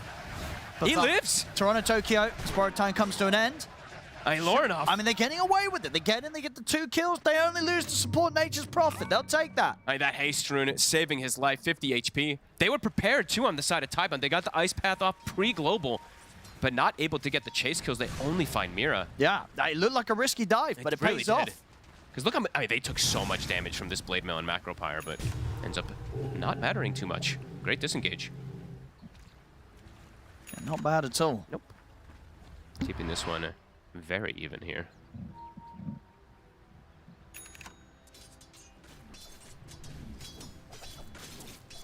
Shiro is getting the Hurricane Pike next. Honestly, is Nightfall the same. Was it like a Gossamer Cape dodge or something that ended up saving Lauren off? Because he was literally 50 HP, right? So maybe some extra life stealer. Yeah, small little things, of course, protecting him. Yeah. I mean, the right click that was chasing the Emerald was just that of the Jakiros. Yeah. So it's pretty it was low. a weak one. That's for sure. Global is down. They're making Okay. moves. Then Tron Tokyo, his borrowed time still on cooldown for 10 seconds, but it doesn't matter. He's able to step back. In fact, he's ready to get aggressive. Turns back over towards Spark. They couldn't burst the Abandon. They couldn't get even close to bursting him.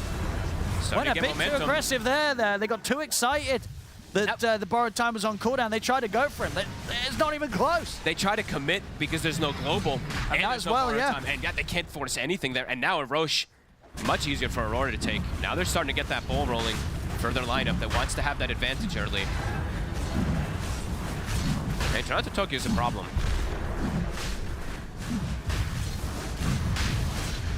All right, here we go. Aegis, who's taking this one? Try Lauren off. Yeah, get it on the lash.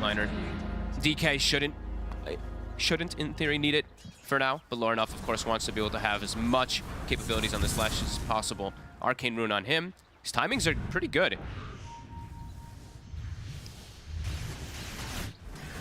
Mira top. Looks like they are trying to set up for him, but he is aware. Yeah, he's just going to go Vessel for stuff. Makes sense when you're playing versus the Wukongs. Nothing to say. Panto. Can't get the catch. Atos doesn't stop it.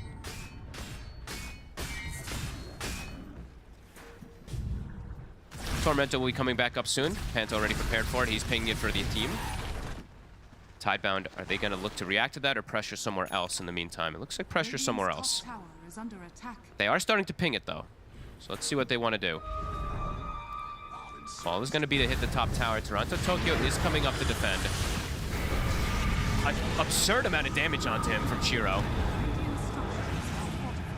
Can they still go for this any deeper? Doesn't look like it. They can get this tier 2 likely, though. But we'll get the tower, yeah. It's a nice Wrath of Nature to stop some of that push, but either way, Shiro able to full commit. And they can try to push together themselves down on the bottom lane, Aurora, as Nightfall starts to approach the tier 2 here. Looking for the trade. TP coming in. And for fortification. Well, 18 on Nightfall. It's very strong at the moment. They've got Global at the ready as well with this Aegis with the Lash. Looks like it's just a macro pirate to try to stop the push, but this tower looks like it's going to go down. It's a close game. It is. It is a close game. I think both teams probably equally as confident in their own position right now. I would agree. I just think that Aurora, they do have some better scaling that's going on at the moment because of the 3 being able to get the farm with how farm Toronto Tokyo is, and Bach is starting to fall behind, but yeah, you can imagine that both teams starting to feel pretty comfy. Shiro versus Mira. Yeah, they're going to pop the Stampede to try and secure this, but back comes in. Nightfall gets the jump straight away over towards TB. Still silenced. And can he get his Sunder off? He can. So Shiro should be fine for now. Lauren tries to chase, but gets sent back here by the fear of the dead shot from Planet. On towards the silence, and they've caught Panto. Panto will go down. Lauren is it? Oh no, he's going to get saved. Panto survives. Lauren does fall the once. There's the Aegis gone. Can they set up for a second time? No, I don't know if they can, because Panto and the team, they're still strong. Aurora push forward. Tidebound have to back away. Lauren chasing them down. Jump for Nightfall. In with the Dragon Tail stun onto Planet. They'll get themselves both support kills. Not losing anything other than the Aegis themselves, Aurora. Panto surviving somehow during it. He was so close to death. Just good. I mean, there's a decent amount of sustain that's coming out in this draft, as you see between that Bloodstone and just the little heals that come out from the Abandon. Toronto Tokyo actually changed it up a little here. A lot of games we see them put 0 points in Miscoil. He's actually using Miscoil to save allies too, so something we haven't seen too much. I swear I see so many of them just skip it. At the bottom, Shiro. Catch on Shiro. He'll get the Sunder off. He's alone. He is surely very dead. Yeah, they can't save him. Uh-oh. That's a rough one. Dead for a minute.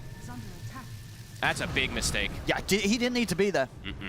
Gets caught as the momentum is starting to shift. I mean, Aurora is starting to get heavy momentum on their side with these last few moves. They'll even take away the Shrine of Wisdom. Perhaps that's what Shiro was trying to set up for, to take that, but does get caught. I'm seeing the itemization. They're both queuing up the Eye of Scotty. It's one of the most valuable items to play versus Lash, and honestly, the DK and the Abandon is pretty good, but definitely not wanting 2 on the TB and the Monkey King. Aurora able to still posture aggressive too. Bach. They're going to make the dive mid. Get the blade mail off. Tokyo ready to keep pushing forwards. Has to borrow time to rely on if it's in trouble. They use the stampede, but the stun comes out. Bach. He's trying to still run. Looking, might die. Indeed, he's going down. Another one. Aurora coming in with some great hits now against Tidebound. Tidebound losing big heroes and losing that gold. That's 5K, 6K advantage now for Aurora. I really like how I like how Toronto has itemized this game too. This Blink Dagger. It's like he's now got an initiating force versus Bach, forcing that Stampede early planet. Should be fine. Super good aggressive plays from Aurora. And they have deep aggressive vision still during all this meantime. Ags is finished up for Muerta. But now we see Nightfall has the next big item already finished up too. He's got Revenant's Brooch versus that TB. Yeah, he hits hard. He hits really hard. He's having a very clean game so far, 3-0-7. It's the ideal Perfect so far. itemization. Yeah, versus the TB. Just so much damage that pierces through him. Even though they've got that Mage Slayer that can prevent some extra damage. So far, we're seeing Aurora just being able to kind of run through the team fights. The Stampede gets popped, and they just run right through and continue fighting. Showing that they're this much stronger at this moment here. And now BKB also for Lorinov, so an extra defensive capability. The fact that Lorinov has been able to kind of just, yes, he dies versus the Wukong. The fact that he can still charge through versus Wukongs and Terrorblade says a lot about the state of the game. Because in the past, TB has also been one of those good answers versus Flash, because he has to run in on top of him. So you can hit him as he's running in, but yeah, Lorinov, with this supporting cast, has been doing a great job. And now they're going again. They've got Global at the ready. And they're strong. They've got an amplified damage rune as well here on Lorinov. This next fight could be a painful one, especially if they're able to sort of chain stun Shiro. Yeah, I think they see him. I think they know which one's the real one there. He's going to back away. No, they've been a bit more careful this time, Tidebound. They know that they cannot allow Shiro to get jumped. Base ward's placed. Nightfall wants to jump, but they see it. Bach. They go for the base jump. Might be a bit too much for them right now. They do notice that they're both going for that same item, so we do see the pivot there from Nothing to Say. He's going to go the Revenants, since Shiro is going down that Scotty route. Yeah, it looks like Aurora doesn't want to jump fully into the base versus Wukong Ice Path. They can settle for controlling the map. Mira, I believe his Lotus Orb is done, so rather than going for the Force Staff, this game feels like this is more valuable. Now they're going to smoke up themselves Tidebound, see if they can get some action going. It's been a pretty painful last few minutes as they've fallen further and further behind that of Aurora's progression. They haven't been able to make the first jump at all. It's been them reacting to every single one of the Aurora moves, so maybe this is why they want to try to do this, is get a move that's actually dictated by them. And they have timing, so Scotty's done. And I believe we did see that Revenant's Brooch for the Monkey King. And an Aghanims for Planet, something we can never forget about. This item is insane on the Muertas, but let's see if it's going to actually work in the next fight. An 8K lead now for Aurora. Yeah, Tidebound need this fight to go well. Yep. And not easy. The three frontliners are very tanky now at this point. I'm calling Lesh a frontliner just because of the itemization he's been able to get. And so it's not anything crazy. Just the silencer. It is a Stampede use, though. So 90 seconds. It's a lot for just that. And Tokyo goes down a defensive route, goes for the BKB as well. Very strong this game, so he can stick on those targets. He wanted the Basher, but he changed.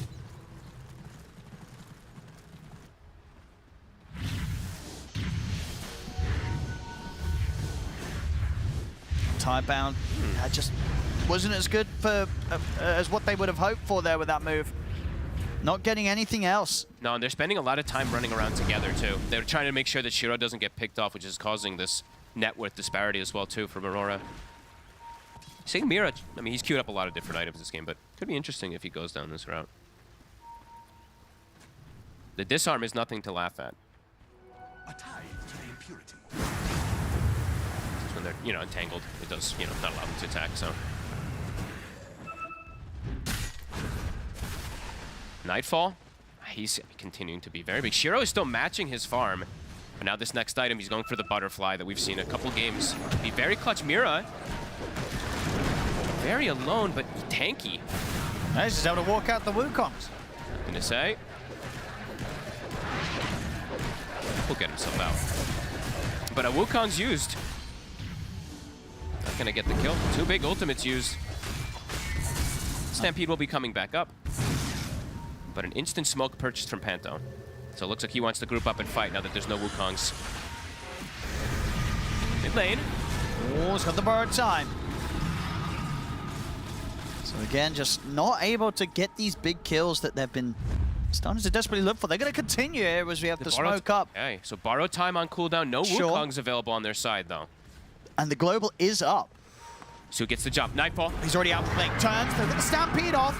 Stun on 2. With a dead shot. Now the move forward, but again, the forces getting Nightfall back out of the harm's way. Lornov is tanky. Now we can try and turn. BKB and Bloodstone pop. They use the global. Shiro is sticking on him. I mean, can they jump any further here? Tidebound, they can't. So both teams, Tidebound don't manage to get anything. They get a few responses out in terms of BKBs, the globals, but not actually able to get any kills. An exchange of cooldowns, though, and they are around the Roche, and now they do kill it fast. But Aurora's going to want to head over here. No global. Borrow time's up in 20. No BKB for Lornov. Sure, yeah, they're surely going to want to try and contest this. Are they just going to let it go? And Wukong's is back up, so it's a bit scary to run into this. I mean, they're thinking about it. They're hovering around outside of the pit. But they've got to make a move soon if they want to try and stop this. Nothing to say. He's in, Toronto Tokyo. He's going to try and start this off, get there in the midst of it all, but he did it! He did it 1 second too soon! They're still in there, Aegis on the ground, Loronov's able to get the pickup on it!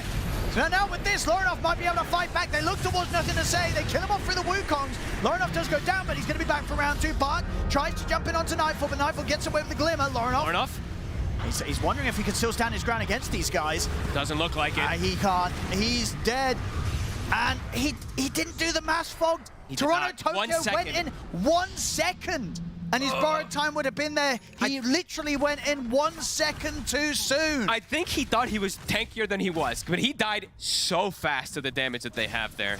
Jumping into literally everybody. So there was some interesting stuff that happened in this one too, because I believe Y force-staffed Shiro out of the pit to get him away from the Lash, which allowed the Lash to pick up the Aegis, but it ends up being pretty okay. So let's see it again. Look at this on the left of your screen, the borrowed time. 3, 2, 1, dead. I mean, it looked like maybe there was going to be because they get the Aegis right. Loronov's able to get the pickup. Wait, dude, it was Roche because the timer switched to nighttime. It grabbed him and threw him out of the pit. But Roche finished him before his borrowed time. Shiro. No, Roche grabbed Shiro and tossed him out. So he couldn't get the Aegis. Thank you for that again, to see the replay. I was wondering how he got thrown out. I was like, wait, was that a force staff or what was it? But okay, Roche. Oh man. Oh man, I love Roshan right now. It always looks so funny when he gets that grab. 6K lead, but Aurora. Yeah. Still have that advantage, but a little less than before. Absolutely. You know, Tidebound keeping Shiro at the top. And seeing that these items are definitely starting to play a bit of a factor. They have the Shivas now finished. They have the Eye of Scotty. So they have, everybody just has heal prevention in a way, right? So they can stop a lot of that either comes out from the ABBA or the Lash or some of what the DK gets out of his regen. Okay, this is going to be the next big time as well, right, for Tidebound. When Shiro has this BKB, that's the big one. Can they kill the Terrorblade? Terrorblade is going to be quite terrifying in the team fights. It is, but they still have this. The gold lead is there, and we did see Mira on the meanwhile. You know, I didn't point it out, but he was just split pushing during that entire fight. So he did get a range Rax. Wasn't a melee, but still some pressure that's going to be coming out toward top.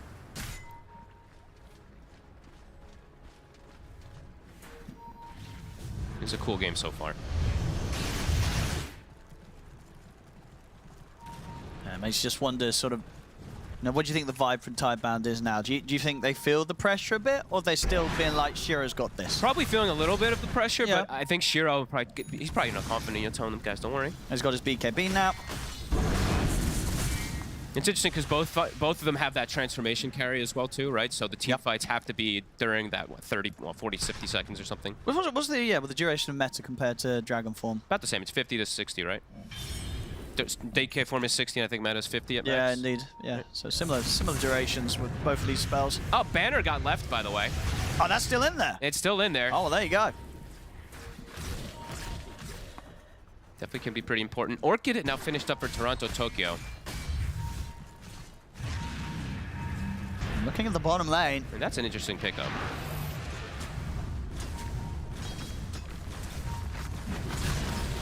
Try and start things on Shiro.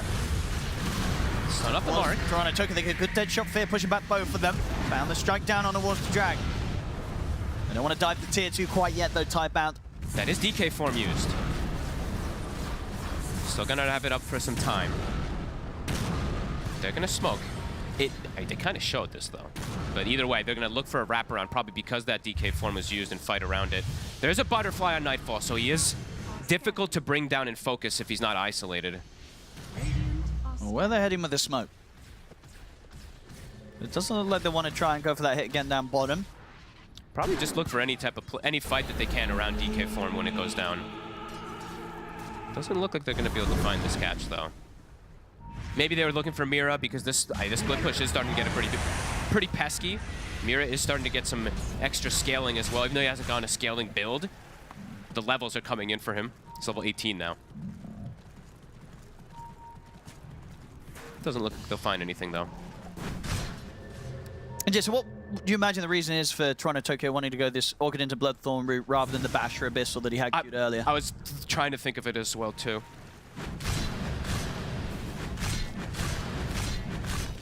Maybe wants extra mana as well too on top of everything, right? And maybe a potential eventual butterfly, right? But I don't know if Shiro's even gonna go down that route this game. He probably just needs to go MKB since he saw the butterfly in the DK, so not sure. We'll see. See if that one pays off. Ward on the high ground here. They did see Planet. Everything is at the ready for Aurora, but also for the side of Tidebound. Toronto Tokyo's in. The glimmer's there. Can't make anything happen with the jump.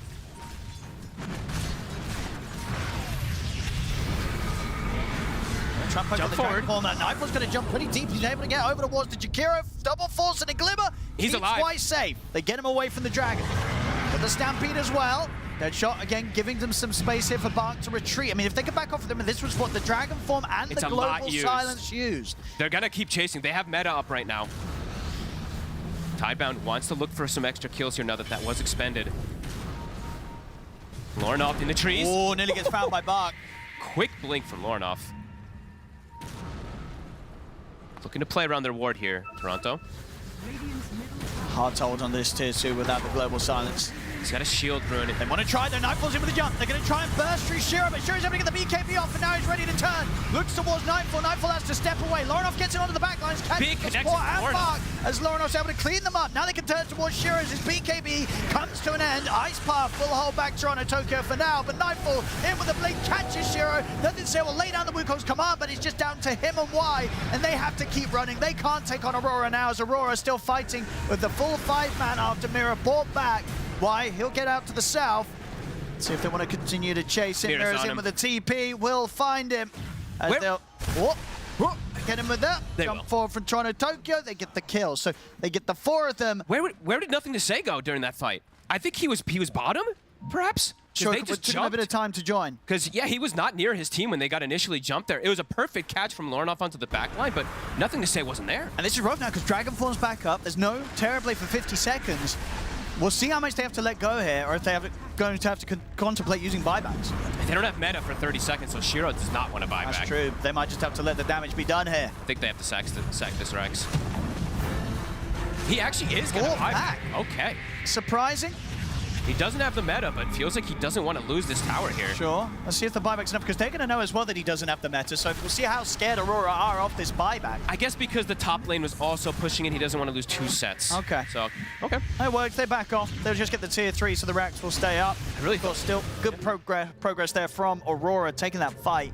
After Tidebound, I guess they just really wanted to try and force it whilst the global was down, but Aurora going to show that they don't need the global right now to win a team fight. If we have a moment, can we actually just quickly... we don't need to see the whole replay of that last bit, but I just want to see if not where Nothing to Say was at the start of it. On the minimap, yeah, we should be able to check that, yeah. If we could get a quick little glance at it a moment here, but... There you go. So indeed, look where he is. He's on the bottom way. He is nowhere near. That's risky. He's drawing the line for his team, and they're just getting gone on. Oh. So, yeah, big mess up from the side of Tidebound. Because they were making the call, let's push, let's fight. I mean, if he was here, he would have a chance to, even with his kind of, Bark and the supports dying, like, if he's here to fight with Shiro... right here, if there's a Wukong and a stun, potentially could stop and allow his son. Yeah. So a big blunder there from Tidebound, but a great position that Aurora, they notice and they take advantage of it. Yeah, because he was jumping the creep wave, right? So yeah, they had the full information that there's no Monkey King in. Okay. Hey, it's a huge swing now, right? Yep. It's up to 15K. Now they've got a big chunk of extra items going in their way. Still see Tidebound, smoked up looking for the fight. I believe a full MKB now done. 4-0 to say. They've got to have him involved in the fight, Yeah, so. they need to have all 5 together. Panto. Fuck. He was thinking about jumping, but then when the outpost starts getting taken that fast, you know he's not alone. And who'd you imagine in these fights, nothing to say, wants to be jumping on and just causing issues for? Like, who'd you lay down the Wukongs and Boundless upon? He just getting on the Lesh, or? Honestly, I think he just wants to cover his TV. I don't think it's on a specific hero itself. Sure. It's just a blanket covered at Shiro. If they can catch Silencer first, absolutely. But it's not been the case. You know, Panto's actually had pretty good positioning in most of these times. Nightfall continue to have a perfect game, 5-0-9. He's been playing very strong today on his EK. Yeah, I like his itemization too. No boots on him now. But that's okay. Toronto. Tokyo. They forced the borrow time. Still has the BKB after this. He's able to get the blink off during the borrowed time. His borrowed time on cooldown, 60 seconds. Roche, very soon to respawn. Tidebound all position in the area. They'll find the wards. This was the meta. They've got to shift. They've got to shift toward top. Roche is going to be up there now soon. They do Roche very quickly. Insanely fast. So I mean, both sides at this point now feeling so quick. Borrowed time might come back up to 35 seconds. He'll be making extra careful when it comes to the borrowed time now. He's not going to be jumping in with 1 second left. Roche is up. No more risks. It spawns.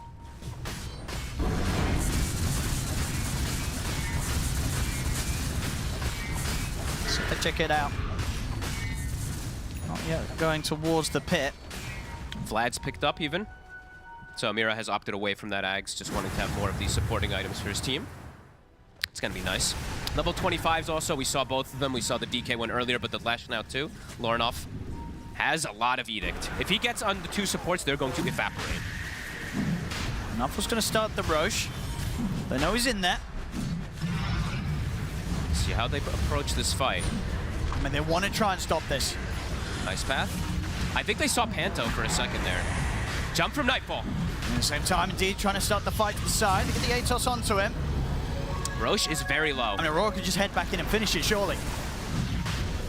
As they look to finish it off. Headshot. Bart. He's going to make the jump, and he's jumped straight into the stump for Lorinov. They just turn and kill Bart. The last shard. It was there. And nothing to say. He's just dead to Lorinov as well. Oh, that couldn't have gone much worse for Tidebound there. Bart tries to time the initiation, but it literally blinks in, caught by the split earth immediately. It's all Aurora's. Beautiful fight. Beautiful silence, the global coverage onto everybody. There's nothing they can cast. No Wukong's available. And he just gets right on him. Oh, yeah, Lorinov just completely evaporates, nothing to say. 26,000 gold lead. Now they've got an Aegis on their frontliner too. Nightfall, he just pops the refresher. Yeah, he wants to go for it. There's no Monkey King for 50 seconds. It's a long time. They can likely clean up the whole base with this. Yeah, I mean, nothing to say. I had a good opening to this game, but you're definitely seeing why they're happy to play the Lesh against it, because in the long run, Lorinov's just been able to do so much more on the Lesh track this game. Feels like the story of Monkey Kings for a while now, where they have a good start. Talking about the man he's in. But Shiro will turn with the Sunder. Lorinov, give it the Aegis pretty quickly, so that's the Aegis gone. He still does an absurd amount of damage. And he's making space for them to take the bottom set of barracks. They clean up the bottom set, move over towards the mid. And they can move over towards the top as well here if they want to, Aurora. That is going to be the Megas done.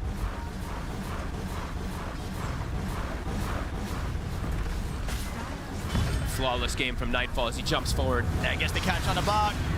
He had to force away, Blade Mail out, but still taking so much damage from this Dragon Knight that Bark, he's out for 100. Any final fight they have will be without their Centaur. It's Aurora with the Mega Creeps, ready to start beating into the tier 4s. Tidebound, do they have any fight left in them? Lorinov's continuing. Shiro can still do a lot of damage, but meta, 50 seconds. The banner's down as well, so those creeps, they're not going to be dying here, so they can continue this push. Lornoff. Shiro making the change up there. As BKB was still on cooldown, so sells it so he can get the S and Y instead. Oh, cool. And in they go. Nothing to say. He jumps in. He's able to get the mantra off. Look for the Wukong's path. The global silence is there. They're trying to force Nothing to Say back to safety, but Lornoff's on top of him. He'll fall. Shiro's out. This game's over. GG's called. Aurora will take this game 1. The core is played so well on the side of Aurora this game. Nightfall, 10-0-12, a flawless game from him. Lornoff, fantastic. 7-3-14. And Toronto Tokyo, besides that one trip up in the pit, that's his only death. Yeah. 6-1 and 16. So overall, a solid approach that comes out from Aurora and Tidebound, trying a hero that we've seen also, it struggles a lot of times as the later games goes, but the Monkey King falls off again. I just couldn't really do much. Times we've seen this in these tournaments. Yeah, a lot of farming there into not a lot of anything really in the team fights. Unfortunately, Nothing to Say down the line, and yeah, just very impressive stuff from Aurora, as we have seen. Because you know, when Aurora get it together, they really do. And yeah, Nightfall didn't have to do it on a PA today. He did it on his DK, and yeah, as you say, flawless. 10-0-12 on the Dragon Knight safe lane. Very impressive stuff. Aurora take game 1. Aurora do take game 1, and it was a fun game, a hilarious game at times. Lots to talk about and break down. First game of the day, I guess, so, you know, you can forgive some of the errors that occurred, but, I mean, no one will care. Aurora, we had concerns about the draft. Doesn't matter. They're able to get it done. Yeah, I mean, no errors were made by Nightfall this game. He played an outstanding game. We've been wanting to see this one. Yep. He has learned from previous games where he went for the red facet that maybe this blue facet is the truth now for this hero, and he played an absolutely outstanding game. Same for Lornoff. It looked a little rough at the beginning, but like looking at this fight, for example, he gets in there, gets the fight, the meta's popped, the Wukong's popped, he has a haste, he gets out of the team fight, so really well played by the cores here of Aurora for this one. Yeah, this was excellent. I mean, honestly, I was thinking at the start, like we all were thinking, what is this Leshrac? Like, this is not the greatest Leshrac game. Monkey King's gonna dumpster the Leshen lane, you know, yada yada. It wasn't about the lanes. It was about outside of the laning stage, the DK plus the Lesh was actually enough damage to take down the TB. If you have either of these matchups in isolation, I think the TB wins. But given the supporting cast of Aurora and the fact that they were able to, you know, win the other lanes, then it's pretty much just Shiro versus the world. Like for the entire game, it was Shiro top net worth, or Nightfall top net worth, and Shiro second on net worth, and then everyone on Tidebound would die, and it would just be Shiro alive, and then he'd die eventually. And just to echo what Fogged was saying at the end of the cast there, I mean, you know, the MK definitely fell off, and we saw before this, it was being banned a lot, but like when it was getting through, the win rate wasn't particularly high. I think it was sat at about 40%-ish, and it's come through again, and it just didn't have that late game impact. Meanwhile, Nightfall, we're saying, what's he going to add to his repertoire? Well, here you go. Prime carry, baby. We did see one situation in the game that we had to laugh about. He got the kill. He jumped the Jakiro. I won't tell you what was said in the green room. That would be unprofessional and inappropriate. He's just so fun to watch because he so clearly has his own identity and his own idea of Dota that I think for so many years people have felt like if he could just polish it, he would be so incredibly strong, because nobody farms like this guy. Nobody has as few deaths as this guy, but sometimes he's a little too afraid, but he found a good hero. I mean, DK Frost Dragon. I was about to count him out, to be honest with you. I was like, he plays PA, everything else kind of looks garbage, but I'm coming back now. That was a very solid performance by him, and he played that flawlessly. Just quickly about the facets, because obviously we've paid a lot of attention to the green facet on DK, etc. over the course of the tournament. Tell us about the blue facet. I mean, the blue one seems very interesting in concept. It does allow you, especially to kill supports early on, because they can't really move. But I think in these man fights versus Terrorblade, you're slowing his attack speed. He also can't really use Satanic either if he does want to go that route. I think it does add an extra layer to this hero that is annoying to deal with in the late game. Yeah. We did also talk about the Leshrac pick. And we said there, while we were watching the highlights, it wasn't about the laning phase. Now, let's just look at the laning phase for a moment, because it was bad. We'll look at why we had some questions about that. You know, it was, I mean, the thing is, like, it's just in the man fight 1-to-1, Monkey King will win. And even just in terms of pure laning, like Leshrac is kind of a melee hero in a sense. Like he has to run up to the creeps to CS them. So you can see that the last hits were not so great for Lornoff. I mean, 36 to 25 is not complete devastation, but there were like 14 denies. Yes. Okay, there were 14 denies for nothing to say. So that is not good. So that's an XP deficit. And as a last pick, that's not what you want. But I like that they had the confidence to pick this for the game and not for the lane. And that's why, like Lornoff, we literally saw him beat the Leshrac with the Monkey King in another series, and so he understands the matchup. Yep. That's why I was like kind of confident, like if he's picking it, there's a reason for it. I trust that he knows his Leshrac better than I do. And there were a couple of moments over the course of the game as well that we didn't necessarily like. We were kind of wondering what was happening. There were some, as I said, a few errors, 1 or 2 here, Clinton. Yeah, I mean, I think in this game in particular, like you do manage to see that Nightfall, he is just very farmed at this point, and he's initiating with this team. And I want to see him be the initiator, as I said in the pre-show. This is something he needs to start doing more, being more active in these fights, showing up to the team fights, and he did a whole 180 today and showed up. Yeah, good pick off of the TB there in that clip. And then we had the moment that brought us so much joy. I believe we've got the Roshan fight. We have to show it. Like, we gotta do it dirty. Yeah, You know, we got that. I mean, just for context, there was so much actually going on here, I think. this is the dichotomy, the 50-50 of Toronto Tokyo here. Yeah, I mean, the thing is about this, it's kind of hard to see for me right now, but oh yeah, the Abaddon's ult was 1 second from cooldown. 1 second. I mean, I get it though, right? He, in his mind, I'm not gonna die that fast. I can wait that 1 second. I'm gonna perfectly time this. Yeah, it was a bit of a nightmare. One of those kind of moments where, look, he's still learning the position. That's what I'll say. And the other funny thing that happened in this fight, by the way, is Shiro got tossed out of the Roche pit by Roche because it turned to night halfway through the fight. And then this one, and then like, it's not a good day to be an offlaner today in the Roche pit. I'll tell you that much. Bach just blinks into a Leshrac stun, gets deleted, and now the game is just over. That's your last chance to win this game, by the way, and that's how it goes. And at that point, you probably just feel like, you know, the universe is against you. You just don't want to be in this game anymore.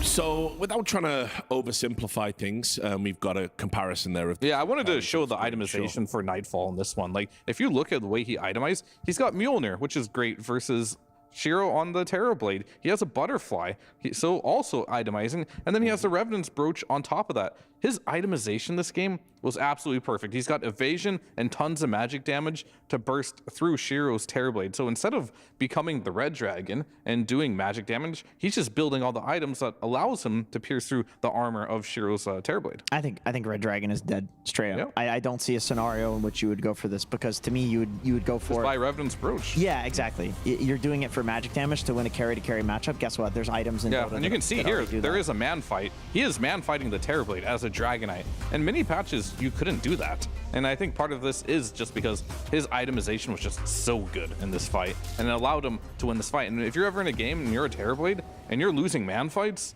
with BKB on, that's not a good spot to be in. Definitely not. I also like that Aurora in the fights, they were not just like focusing Shiro on Terrorblade. They were killing the team first. They were always jumping to Muerta. I feel like I felt no impact from Muerta or Centaur in this game past the laning stage. Centaur is just a, what is it about this hero? I was questioning, like, wouldn't Tide have done like a lot in a game like this? I think so. I mean, the Tide was there. I don't know why. We've seen Tide kind of emerge as like the good all-round offlaner at this tournament, and solid win rate. It's like high. Just haven't seen Centaur do anything this tournament, really. Yeah, and it was their first time playing it as well. So, you know.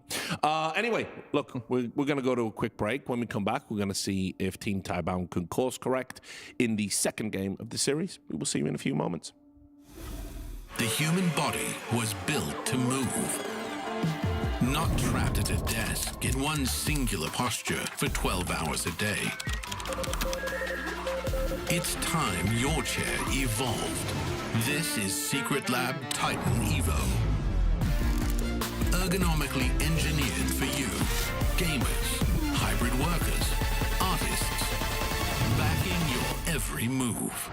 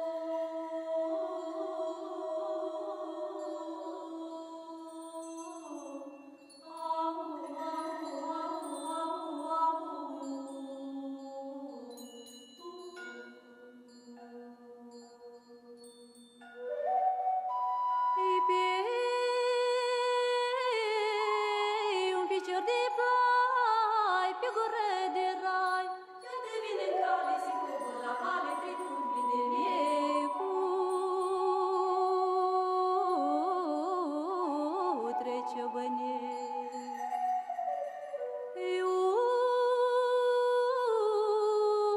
moldovan, unui ungurean și unui brâncean. Iar cel ungurean și un cetățean, care se vorbire, că se stătuire pe la profesoare, ca să vină mare pe cel moldovan. Că-i mai ortoman.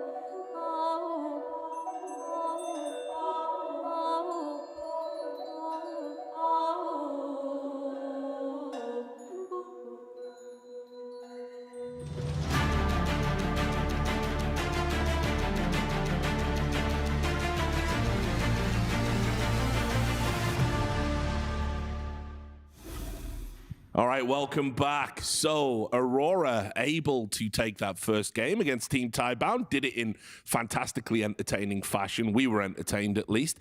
And now we find out what Team Tidebound have got up their sleeves to adjust in this second game draft. And by the way, if there is a team that is going to be able to pull something out to kind of keep their tournament aspirations alive, a bit of a curveball, a bit of a wild card, an ace in the hole, all of these phrases that all mean the same thing, it's going to be Team Tidebound.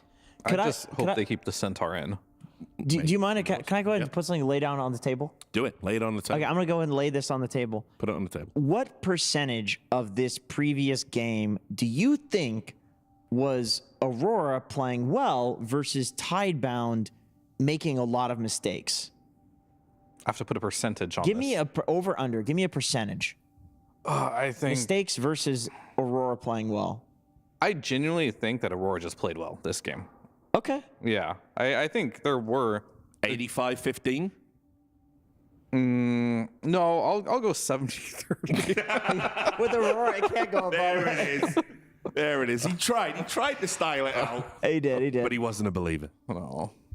That's good for Clinton, though. That's actually a good ratio. Yeah. No, that's fair. That's fair. Because I do feel like there were some uncharacteristic deaths, I guess, from Tidebound. Like Shiro when he got caught on the bot lane, and that kind of blew open the whole game. Bach was getting caught a lot as well. But on the flip side, you know, I do agree that all of the pickoffs it was Nightfall. He was jumping. He was always in the position to jump heroes like when they're participating. He was participating. Yes, this was impressive from him. Yep. Yep. I mean, they've just decided that this is their hero. They've claimed PA. Okay. This is Aurora's hero. They will just pick this whenever they want to. Do you think it's a mistake not to ban it here for Tidebound? Yes. Yeah. He just owned on DK. He has shown he has at least 2 heroes now that are very good. So I don't know. It's like, what are you going to let through? Look at what they banned. This is literally the exact same heroes Aurora banned. Yes. Because these 4 heroes are a monstrosity in Dota right now. So we're just going to have ourselves a good old-fashioned carry-off.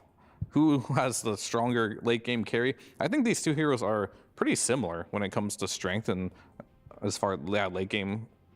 I don't know. Yeah, we might see the win rates. But I think the PA is just slightly ahead. It probably wins more, yeah. It used to be a much worse matchup for the PA because TB has the highest armor gain in all of Dota. Yes. But now with Revenant's Brooch being such a strong item, you can convert a large chunk of your damage to magic damage. I don't think any PA buys that. I think against TB he will, because it works on crits. You can crit, and then that is converted into the Of course, the Revenant's Brooch also has to proc at the same time. Yeah. But if you do, it's big damage. I mean, I've just seen this matchup in general where PAs haven't gone for Revenant's Brooch. Maybe you will. Maybe it is good. But just her damage output, doesn't matter how much armor you have. It just cuts through it anyway. You just have to find the right opportunity. And plus, this hero is very good at committing at the right time, which is exactly what you want to do versus Terrorblade. Like, he gets half HP, then you can just fully commit on one stun, and you will have enough damage to burst him. That is one reason why PA is good versus TB. The reason why TB is good versus PA is for the opposite reason. You are high armor, so you can mitigate a lot of that damage on top of you. Maybe you do get that Sunder off. You can buy an MKB. You can go through all of her evasion. So it really is a matchup that I think is kind of like 50-50 right now. So ban for the Warlock. Takes away that PA Warlock combo. They lock in the Jack. That's good. Yeah, some of the other safe lane combos Aurora will run with the PA, like we saw in the pregame, is the Silencer. I think that's probably the most... It's a good one. The most likely one. If they want to go... Okay, the Pugna is also something, but yeah, they go with the Silencer. I mean, against TB, we saw last game, like the silence, it being able to jump him, and even he mantas and you reverberate, like he just can't get off a free Sunder like he can in another game. I do want to see some like AoE control coming out from Aurora now, from both teams really, but they're going to go all in for more disables, which I think this puts a pretty heavy emphasis on the offlaner being this Tide type of high hero, Darkseer's banned. They're just going to get banned out. So a lot of the big team fighters are gone here. Yeah, and they already took out the Tide Aurora, so... Do you consider Beast to be good enough? On Toronto, Tokyo? Yeah. For Aurora... Or maybe like a Mars. I don't think you want to do that if you're Aurora. Mars, I'm okay with. Because like I feel like they've used all of their single target allocation here with the PA and the Shadow Shaman. Yeah, I agree. I mean, Tide would be the best, but they first phase banned it themselves. It's one of the best at what he does. I think we're going to see a very... Maybe if they don't pick their offliners in this phase, we're going to see some even new heroes come out. Like, maybe not new, potentially, but I have a feeling there's a Sand King in the horizon for one of these teams. A Sand King sounds really good, honestly. Abaddon's still there as well.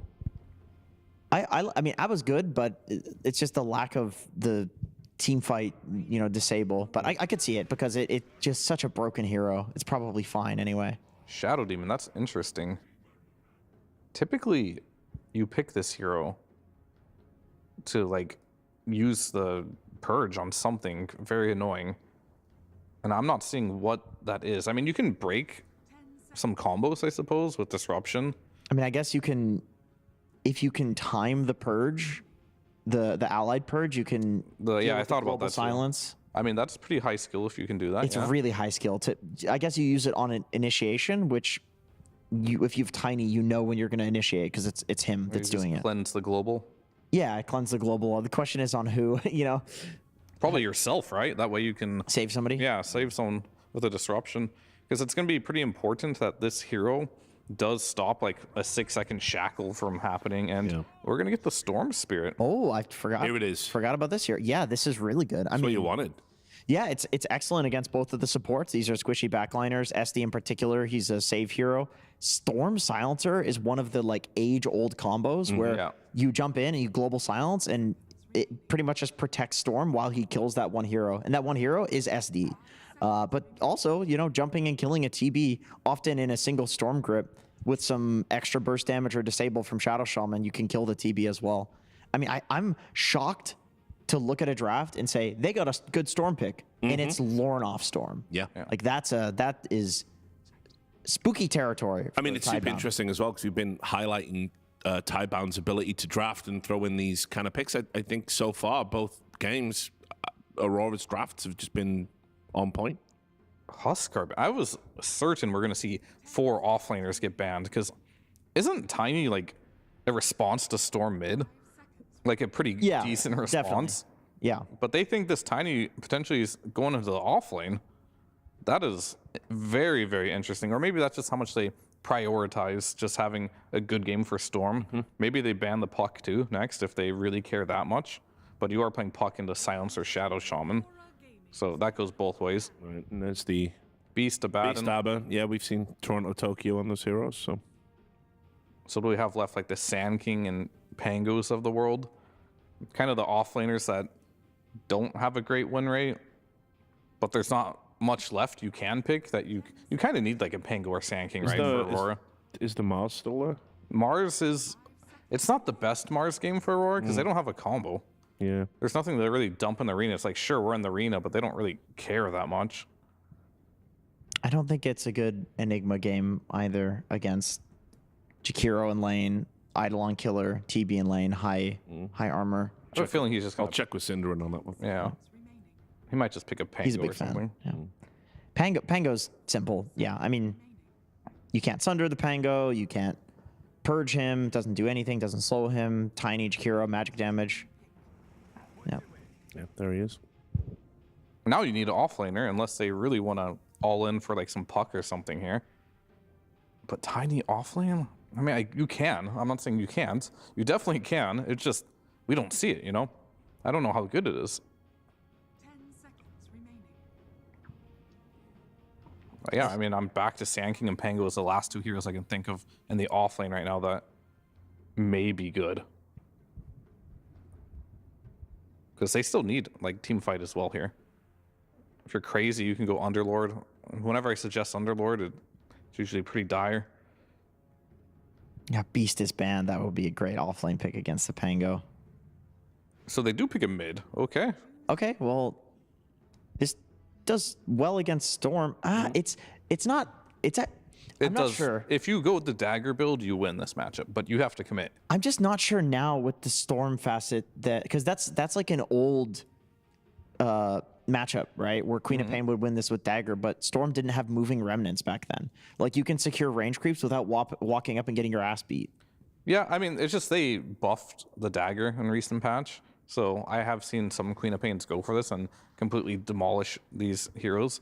But you are still Storm. You can always come away back. It's not going to be like complete devastation, but yeah, you will win the laning stage for sure if you go for that. If not, you trade. And then I don't think that's good enough. I don't think you have a Tiny offlane. It's a wait, carry, who's offlane? It's a carry Tiny offlane Terrorblade. Offlane Terrorblade. Okay, so it's a carry Tiny. I Interesting. All right. An offlane TB could definitely feed to. What does it do this game? What is the build for offlane TB? This hero has not been picked in the offlane. It was good when Pipe was good. Yeah, Pipe's not that great. Pipe's not that great. You're playing versus a PA. Maybe Orchid Bloodthorn, something like that. Try to deal with the PA in that way. But you don't get the True Strike on allies anymore, which is unfortunate. Yeah. Well, we said they'd cook up something new. They're bringing it back, the TB offlane with the Shadow Demon. Some heroes we don't see a whole lot of, so definitely in Team Tidebound fashion, their draft, it's exciting at least. To say Yeah, I mean, it's they like to do something a little bit different. I just didn't even have the read on that. I definitely thought it would have been the other way around. Yeah, I thought my read was that they needed more AoE control, and that isn't Queen of Pain. And I haven't seen TB in this meta, where there's these Tide Hunters, like predominantly AoE team fighters. He doesn't do any of that, so kind of like rolling back a patch in this one, but I'm very interested to see how this one goes. I mean, safe to say if Tidebound goes late game, they got to carry in the offlane. You know, they're looking pretty good. Yeah. Well, we're getting closer to the action. I think we're about to get in there. So, yes, I will be able to throw us over to the casters now. Take it away, Odie Pixel and Fogged. Thank you very much, Richard. Yes, game 2 time here between Tidebound and Aurora. Let's see if Aurora can make it through this. As we've seen the trajectory of a lot of their other series, right? They win game 1, then game 2 they look like they're winning, and then they don't win it, and then they go game 3 and it gets rough. So let's see if Aurora can stay on track today. Did I just hear someone use a Fairy Fire? I think I heard someone use a Fairy Fire. I definitely heard the Fairy Fire. I heard a Fairy. Who was it? Do the maths. Who was it? Is it Shiro? I think it was Planet. Is it Planet? Planet's missing. No, do the maths on Shiro. No, it's not the maths on Shiro. Somebody used the Fairy Fire, but I was not clicking on them. Do the maths on Bark. Oh my! You're gonna really make me do this. You can do the maths. No, right? he has enough. Triple branch. Yeah, triple branch plus 1 is 600. So no, that's not him. Or Quelling plus branch, whatever. Wait, who was it? I think it might have been Planet. Oh well. Yeah, it has to be Planet. I think it was Planet. Let me see. It must have been Planet, right? Whatever. Yeah, look, we can see here with the net worth. Yeah, it's Planet, right? Because he's got the lowest net worth. 30 seconds. Right? That's how that works? How does that work? I don't know. You do it. He buys a century. Let me see. Double century. Yeah, whatever. Anyway, I'm pretty sure he used it. As far as I was. Somebody used the Fairy Fire. Somebody used it. Okay, so too excited, slammed the keyboard, pressed the Fairy Fire. I think he was moving the slot for the like set happens. or something. And it happens. Okay, whatever. Anyway. So looking at these drafts, I mean, Aurora, we've seen a couple games, a couple series of them where they do very well in the first game and then falter in the next two. This time, they got another draft that's super comfortable for them in the second game. It looks really strong. They've got Nightfall on his PA that dominates a lot, and they have Lornoff on the Storm that he gets quite, I mean, he does very well on, and they have good coverage with it, right? Like, they have it the feels global. good. It looks like a great draft from Aurora. Yes. For Tidebound, it looks a little bit older, I guess I could say, right? With the TB throwback off lane, they're going for this attempted co-op to pressure the Storm, but a lot of these times we've even seen the Storms handle versus the Queen of Pain. Oh yeah, they could do fine. Yeah, let's see how these lanes end up going down. Because if you want to go Dagger, you have to do that in order to bully. If you don't, the Storm ends up being able to trade. So nothing to say wants to try to bully, he's going to go for Dagger. Yeah, no, it does feel very solid from Aurora. It sure does. To the point where I think if they are to not win this game, they're going to have to tilt it harder than they've ever tilted before. You know, that's because it looks good. The draft, it looks very good. It looks like one of those drafts. If you lose this game as Tidebound, you're kind of kicking yourself for letting Aurora have this good of a draft. Panto and Planet duking it out. Panto actually almost just dies to the auto attacks there. Yeah, I'm really curious to see the concept of this TB offlane now, because they mentioned it over and over there. What is the itemization going to be? Because Pipe doesn't look nearly as valuable. It's not as good anymore in the meta either. Yeah, I mean, that's the thing, because I'm looking at what we've had before from Bark when he's been playing the offlane. And he played it a month ago, and indeed that was the meta where you're getting the Pipe build at first. Panto is going to go down, so Bark will claim first blood. And Bark, he's been doing it, he's had like 3 games in the last week in his pubs. Has won every one of them, playing the offlane TB. But again, they're all kind of like this pipe first build. Yeah, and this game, it's a lot of physical damage. Yes. They have Pango, they have PA, yes, Storm, and Silencer, you'll block some, but is that really worth it? Well, that's the thing, is the Storm not enough, really, to... It doesn't feel like that's enough. It's not a good investment. Yeah. So, yeah, we'll see what Bark's build is today. Yep. And yeah, we'll see in particular how these lanes do go down, in particular that mid lane, to see if they can, if nothing to say, can bully Lornoff, because he's got the 2 points in Shadow Strike now. See how much that's going to actually do. I've seen this quite a bit too, this Pango versus Tiny, when he's safe lane Tiny. I quite like it, because it's that all physical damage versus a Tiny who has pretty much 0 armor. Sure. So you actually can trade pretty effectively. He does have a Jakiro behind him, which is one of the best supports, as we always say, but yeah, Toronto Tokyo should have a pretty okay time down here, as long as he doesn't play too aggressively.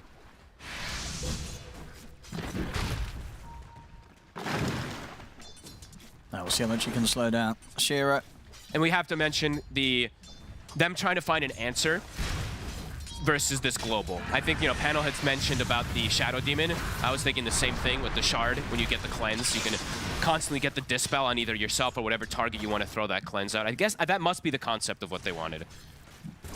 A save for the Storm jump, and then also just a way to cleanse and get rid of global. Because global is looking very terrifying in a lot of these games. I mean, it really just has this reverberating silence. It really is. Facet that makes it crazy. Yeah. That you get that secondary instance of it coming in when you try and dispel it. But yeah, the demonic Shadow cleanse. Demon will be the answer to that. Yeah, that's the Give one that thing that persistent cleanse, cleanse, cleanse, purge, purge, purge. Exactly. So we'll see if that does come into play. Shiro ends up losing his courier. That's a big courier kill from Mira. That's a full Wraith Band. Full Wraith Band. So that's the armor that he wants to have in this matchup versus the high physical. He was able to find the Healing Lotus, though, so he should be just fine. Salve gets canceled by a Blood Grenade. Nice play there from Mira, preventing Y from getting that extra healing. Right now, lanes, the setup is looking good. Yeah, good lane so far for nothing to say. He is winning this matchup. Yeah. Very much so against Lornoff. As we've seen some Storms manage to stand up against the Quap a little bit better than this, but yeah, this time round, nothing to say. Definitely abusing the advantage. So perhaps that is the whole approach here that's coming out from Tidebound. They just want to start the game better than the last game. All 3 lanes looks like they should be pretty decent for them now at this point. Yeah, they definitely played a much slower game last game, which did not work out to their favor. No. A couple mistakes adding up for sure in that last game. Nothing to say. I think this time he wants to have a much more comfortable kind of hero. Not to say Monkey King's not super comfortable for him, but it can be one of those heroes that can just, yeah, fall off very quickly. So curious to see what he's going to be able to do on the Queen of Pain and what build he goes down. And if it's even going to work out, because it is a Queen of Pain that they picked into Shadow Shaman and Global, right? So the laning phase he can bully, but there is some things that he does have to be careful of in terms of control.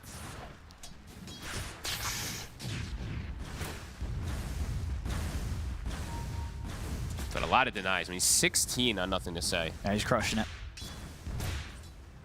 Feeling fueled up after he had a bit of a rough game last game of the series. That's what it looks like. I mean, he's level 5.5. Lornoff is a 4 3/4, so yeah, he's really dominating this right now. He's being kept low, but He's got the Shadow Strike to be able to kite out the Storm. And he actually gets the connection there. Raindrop is purchased, but it's going to go through a couple of those. His Planet's actually perhaps making the move. He's going to glyph the wave, nothing to say. I mean, they're close to getting a kill. Double Shadow Strike. They should have him here if he wants to step up.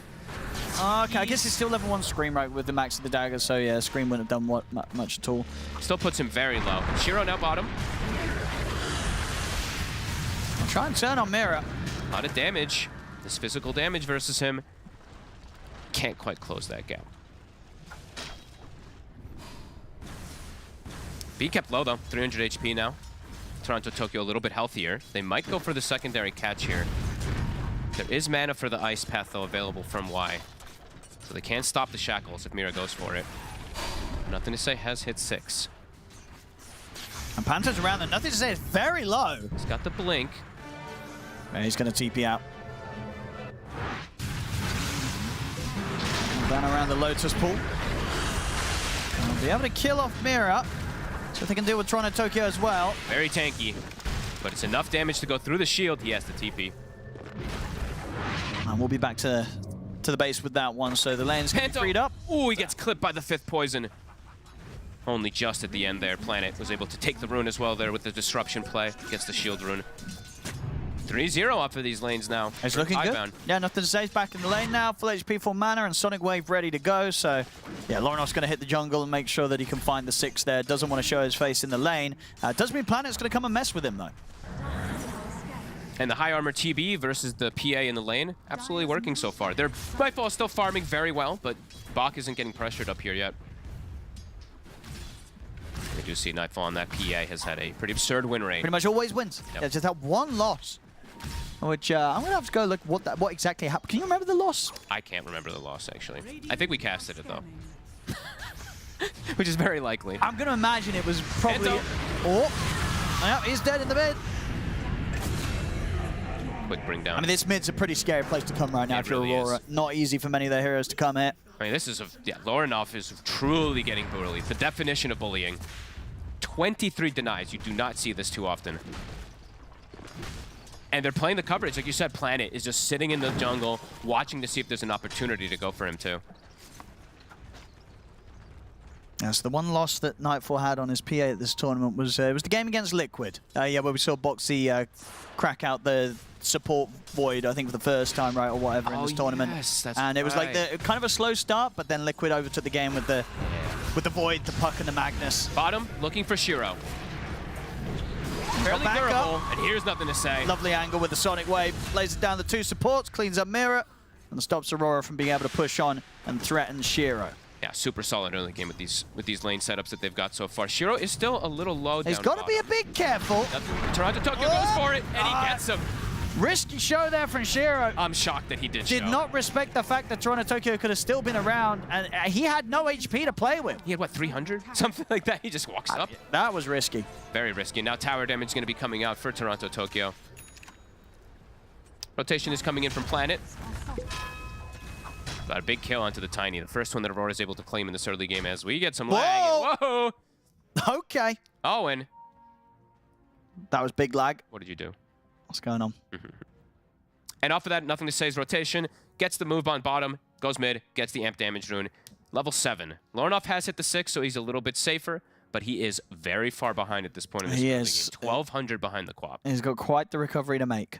Yeah, let's see what... Bach hasn't shown what build he's gone for just yet. He's standard. Looking at him. I mean, I think the other stuff that he's sometimes gone for when he just go for the pipe, he'll go for like just stats like Dragon Lance. Maybe he just goes a semi-carry build because he has a Tiny in his draft who's struggling a little, not a lot, but struggling a little bit. He could still look to be that transition, yeah, for sure. Yeah, we've had some, sometimes we go for the Manta, just Manta, BKB, Hurricane, just, yeah, it's kind of literally building as a carry. Yep, so we've seen both approaches from these TBs in the off lane. More leaning toward the pipe in some of the meta in the last patch, or the patch before that. But sure. He has tried Orchid Rush sometimes from the off lane. Oh, it could. On Terrorblade? That could be possible this game. He's playing versus Storm and Pango. Yeah. It could be a possibility. That's a good call. We'll see which one he wants to, what he feels like they need. It's going to be Orchid or Manta. Yeah, that's what I imagine so too. Tried Corrosion. I feel like we see this on every single hero now. So very comfortable as they're making the swing top. Y is in the area.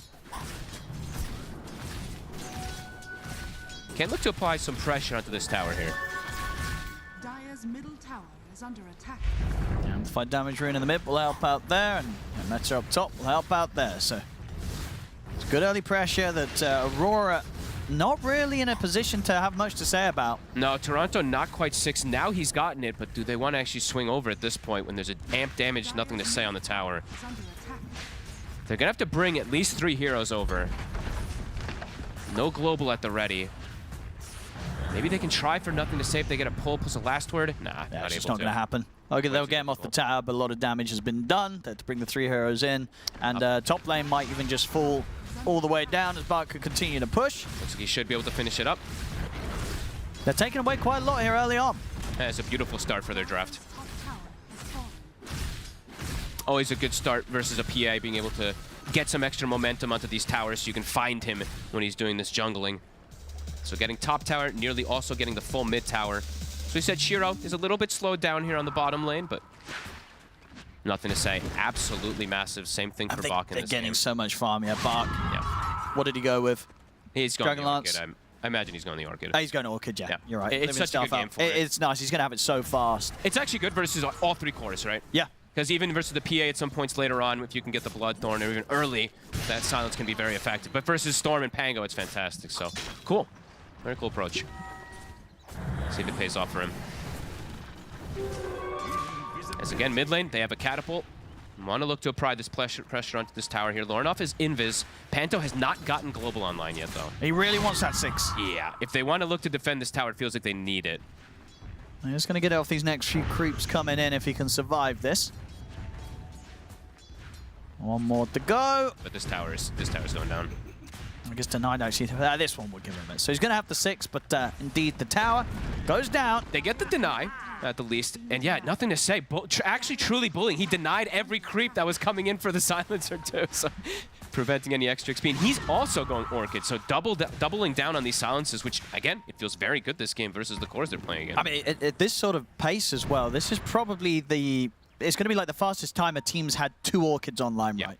And these, you don't always get 2 cores going for it, of course, but yeah, having both cores having Orchid as quickly as they will this game, that's going to be quite something. And in a lot of situations, you know, it's like, oh, we bought these Orchids, we can't get a lot done. They buy an item to counter it. But what do these 2 heroes buy to counter the Orchids? Pango and Storm in particular. It's going to be yours, but you never want to get that early on these heroes, right? No. That's kind of 2nd, 3rd item.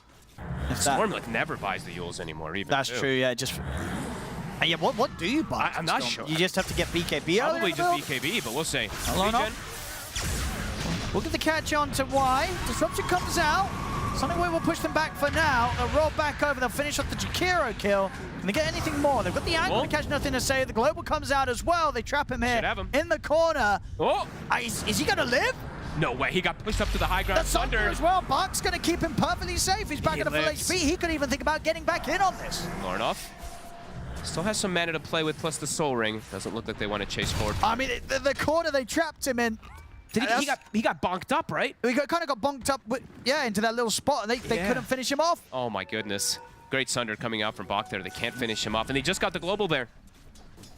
So they'll get the kill onto just the Jakiro, but quite a bit committed for them to go for just that kill. And that was their sort of chance at a fight whilst these Orchids weren't online. Next fight, both of those Orchids are going to be there. Yeah. Even stealing some stacks here, Planet, and nothing to say. Looking to contest. This is a big Ancient. Is it 3 or 4 stack? Yeah, risky to try and take it. I mean, if they bring in like the Jakiro and the Tiny, they can with the Macropire. I think they can. They can steal this. Poisons and everything too. They absolutely can start whittling it down. Yeah, there we go. Macropire down. They're going to look to take this away. I mean, is there anything Aurora's going to do about this? I think it's too late. It's already gone. That's a juicy stack. Was that a triple or a quad stack? It was quad stack, yeah. That's all theirs. And in the meanwhile, that's double Orchids finished. So we do see Baki has it. He's going to go the Manta route next after his Shard. Yeah, these timings, they're very good for Tidebound here.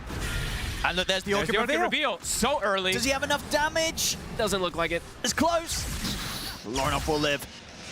Very close. But he just got back out there. That's true. So now he's got to go all the way back. All the way back to base. All the way back to base.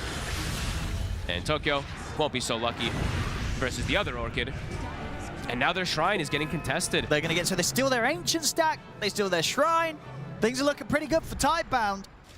Nightfall is top of net worths, so he is having a good time on the PA. But yeah, they're making some really, really hot moves to shut down these other cores. And he has carried some heavy games on the PA. He has, but he is playing also into some very, I mean, I want to say some pretty tanky cores, right? Tiny with the natural armor that has been reduced recently. Sure. But TB still has very high armor. There's the global. They're going to try and make this play mid, but not going to happen. That's global done for nothing.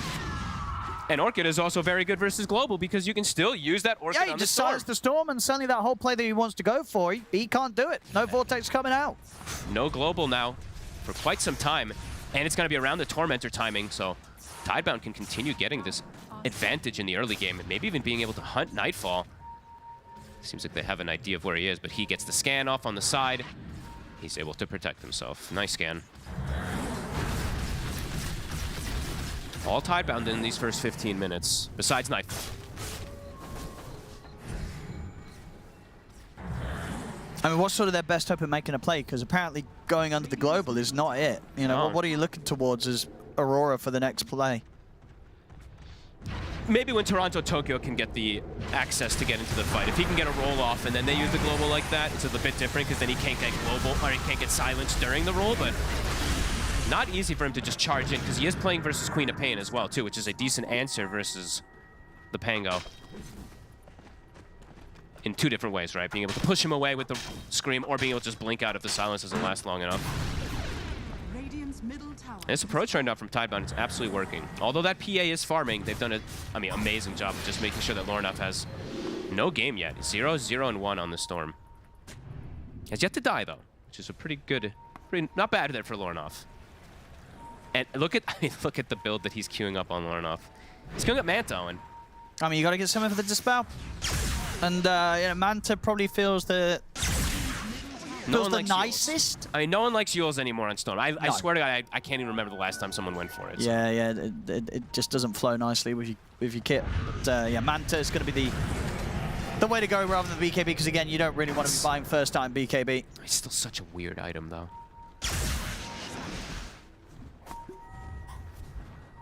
Probably just feels like he needs it though. Smoke coming up. Looking to get these pressure plays. Planet, he's queuing up the shard as soon as possible. As we talked about, the cleanse this game versus the global is something they absolutely want online early. Lornoff. He's going to get caught by the silence. He's looking pretty dead. Sure is. It's a tough game. And the tower also, they used their glyph. There's a catapult here. This tower's dead. Every move is hitting from Tidebound. And just really good itemization. They had a really good plan this game. Getting Bark on his offlane TB, getting this extra Orchid Rush. And they can also doing a lot. And with the carry Tiny, a mid, he can go Silver Edge for the PA. So he can have that extra answer as well. And this game plan is actually working beautifully right now. Let's see. It's just can Nightfall carry this? Can he do it? He's only lost one game on his PA this tournament. Which, funnily enough as well, I guess just because of the meta that we're currently in and we have been in, before this tournament, the last time he played PA, it's back in 2023. He hadn't touched it for like a year and a half in pro games. That's actually interesting. You know what I mean? I guess, you know, for sure we've had a whole phase where PA just wasn't it. But yeah, he really hadn't played it for over a year in competitive. I'm sure he's in pubs, he plays all the time. Sure. But yeah, he's turned up this tournament, he's looked great on it. But has he looked great enough to win this game? It looks a bit more challenging than usual also because he's playing into the Shadow Demon as well, which, yes, you're a mobility core on the PA, but Purge is still very annoying. When it's just you as that 4 Protect 1, if they can always just prioritize throwing that Purge onto you, it really does prove problems because you can't itemize versus it. Yeah, S and Y can reduce a little bit of it, but BKB is dealt with. And he did go for BKB this time around. He feels like he does need it versus the heavy magic burst. And maybe he feels like he needs to get involved because his team is struggling so much. Yeah, it's definitely getting pretty severe, the lead that Tidebound's managed to build up so far, just 18 minutes in. 6k advantage, and all 3 cores in a fantastic spot, whilst as for Aurora, Lornoff still having to make the recovery and having to do it down an item route that is not a hot one or a preferred one for the Storm players. They're smoking. Planet, he bought the shard, so he does have it, so I'm going to try to keep tabs if he gets that cleanse off pre-global, depending on who he casts it on. Because how long does the cleanse last when you use Ally? It's still 5 seconds. 5 seconds on an Allies, right? So it got nerfed by 1 second last patch, sadly. So you could definitely try for the clutch stuff. against the expected global timing.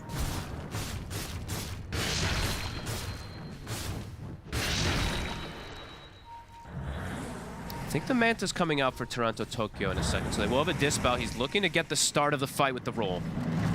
Not to plan it. Gonna make the jump. Gets the cleanse off. We'll get the disruption off as well here, giving him a bit of a chance. He'll return with the ult. He's still alive here. He's still alive. The global will come out now, but now Nightfall's in trouble. Put the beacon beam. He's trapped in the Serpent Woods. His teammate. He's trapped in the Serpent, so he'll get the blink off in time, but it doesn't matter. Oh dear. A devastating fight. Oh no, he was spent so much time there, just stuck in the Serpent Woods. Oops. Uh-oh. Gets trapped from his... But to be honest, Owen, though, that fight's already over anyway. I mean, it almost certainly was, but it definitely doesn't help. No, insult to injury. That is for certain, as the SD lives for an eternity. We've got to see that replay again. Was that... Because, did he jump into them, or were they laid down on him? You know, who's taking the blame on that? Let's have a look. I think they were laid down on him. We're watching Miriandi. Nightfall's already there. He's looking to stick around to finish off the Shadow Demon kill. Jumps in again. BKB. He's all right for now, but then he just gets Serpent Warded. Unfortunate. Well, it happens. The fight looks pretty over from there anyway, though. The initiation, it's not clean onto the SD. He survives an eternity, and all of Tidebound is there to respond. A 9,000 gold lead. This one is looking really difficult for Nightfall. As Panto, he walks into TV and just gets insta-killed. Can they recover from this? They've not, as a track record's gone right, when times get hard for this team in a game, it's not been easy for them to pull it back. No, and usually it's like Nightfall we talk about with this PA, but Lornoff a lot of times is that driving force to get them back into games too, and he just has literally no game because of this pick. And look at this. He's gone again. Shiro got enough on his own. It doesn't matter, he's not even on his own. Nothing to say, he's here to help out. Lornoff dead again, and the Shrine of Wisdom will be protected. Nothing to say having, I mean, infinitely better time this time. Oh, the Queen of Pain. Crushed it on the Quap. Yep. Really did, you know, I said we've seen some Storms do all right against the Quap. That wasn't the case this game. No. Quap completely dumpstered him. 3 points in the Shadow Nothing Strength. to say his performance. You see the difference that it can make. He's got the Searing Signet too, one of the best items you can get for the Quap. Level 15, BKB's done. So they have all the answers now for the global, for the roll. Yeah, they're hitting it on all cylinders this time around, Team Tidebound. Almost having the Silver Edge as well, as we mentioned from before on the Tiny. Bottom, why? I mean, these two are looking for some action, Mirror and Nightfall. He's got a connection of the Quap soon. Backup's on the way. Sonic Wave just down on a Mirror, so Mirror will die. Nightfall's going to get away with this. You know, they take a trade, Nightfall lives. Support for support. They're happy with that. It's something. Probably the best trade they've had so far this game, Aurora. That's pretty fair, actually. Mid tower, though. All tier 2s have been taken out at the 22-minute mark. Yeah, that's not going to give a lot of space for Nightfall to farm. I mean, if any hero can do it with this type of deficit, it's a PA. It would be, it would be a Nightfall PA. Yes. As I say, all eyes on Nightfall. It's just, yeah, when I see the SD and then I see the Silver Edge on the Tiny also, it feels like it's almost too much of a mountain for him to climb when your Storm is this far behind. He's essentially turning into a 4 or 5 position on Lornoff. And even like, yeah, he'll have Manta for dispelling these Orchids, but what the hell does a Manta really do for the Storm Spirit besides getting that dispel, right? Doesn't really give him what he wants. The Kaya, the damage that you usually get from all these things, it's usually what a Storm Spirit needs to progress in a game. Is Roche. Easy for Tidebound.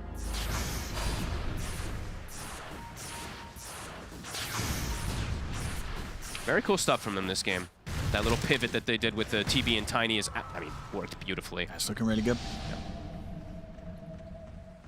Radiant's top tower is under attack. All right, Nightfall getting his Manta next. Wants to have that dispel as well too, still versus these Orchids. Top tower has fallen. Let's see if Planet does go down this route, because I thought he might actually still go down the Aghanims route anyway on the Shadow Demon, because he is playing versus a PA just in case of anything, right? Yeah, He'll have that break. But he's going to go more defensive, it looks like. We'll see if he actually commits. Yeah, I guess depending on how rich he is. Wants to make sure that he can survive if they do find him, so he can still get the chance to play. And the map, just at this point, it's constricted quite a bit because they've lost all their towers.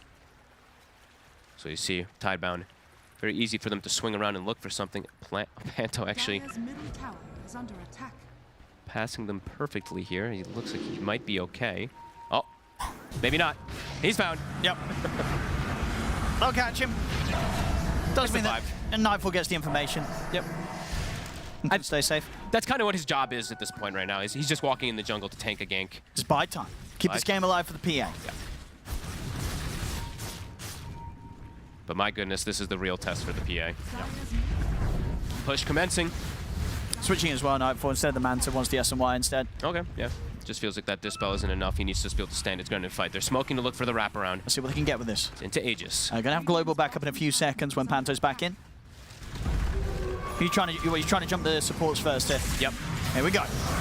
Gonna try for the grab, but the BKB is already out, and that should give him the chance to get up, and nothing to say. Ooh, get the blink off in the last moment. Sonic Wave won't catch anyone, but he's still alive around the quad. The Sunder from Bach, getting nothing to say. Back up to full HP so he can get back in onto Lorenoff. Take the Storm out. They actually got the global after the BKB, but it still wasn't quite. It was so very close to killing him. They couldn't do it though. Nope. They don't lose anything here, Aurora. And that was, Tidebound and Aurora, they did expend the global. They expended everything. BKB, PA, Rolling Thunder, absolutely everything committed for that fight. And here comes the push. And the ice path in onto Toronto, Tokyo. We silence over towards Mirror to stop the shackles, gives the space for Bach and Shiro to clean up the mid-racks. Can perhaps continue. They still got the Aegis. They know that they used everything on the side of Aurora too, so top as well, getting sieged. Yeah, they went fully all in to try for the play.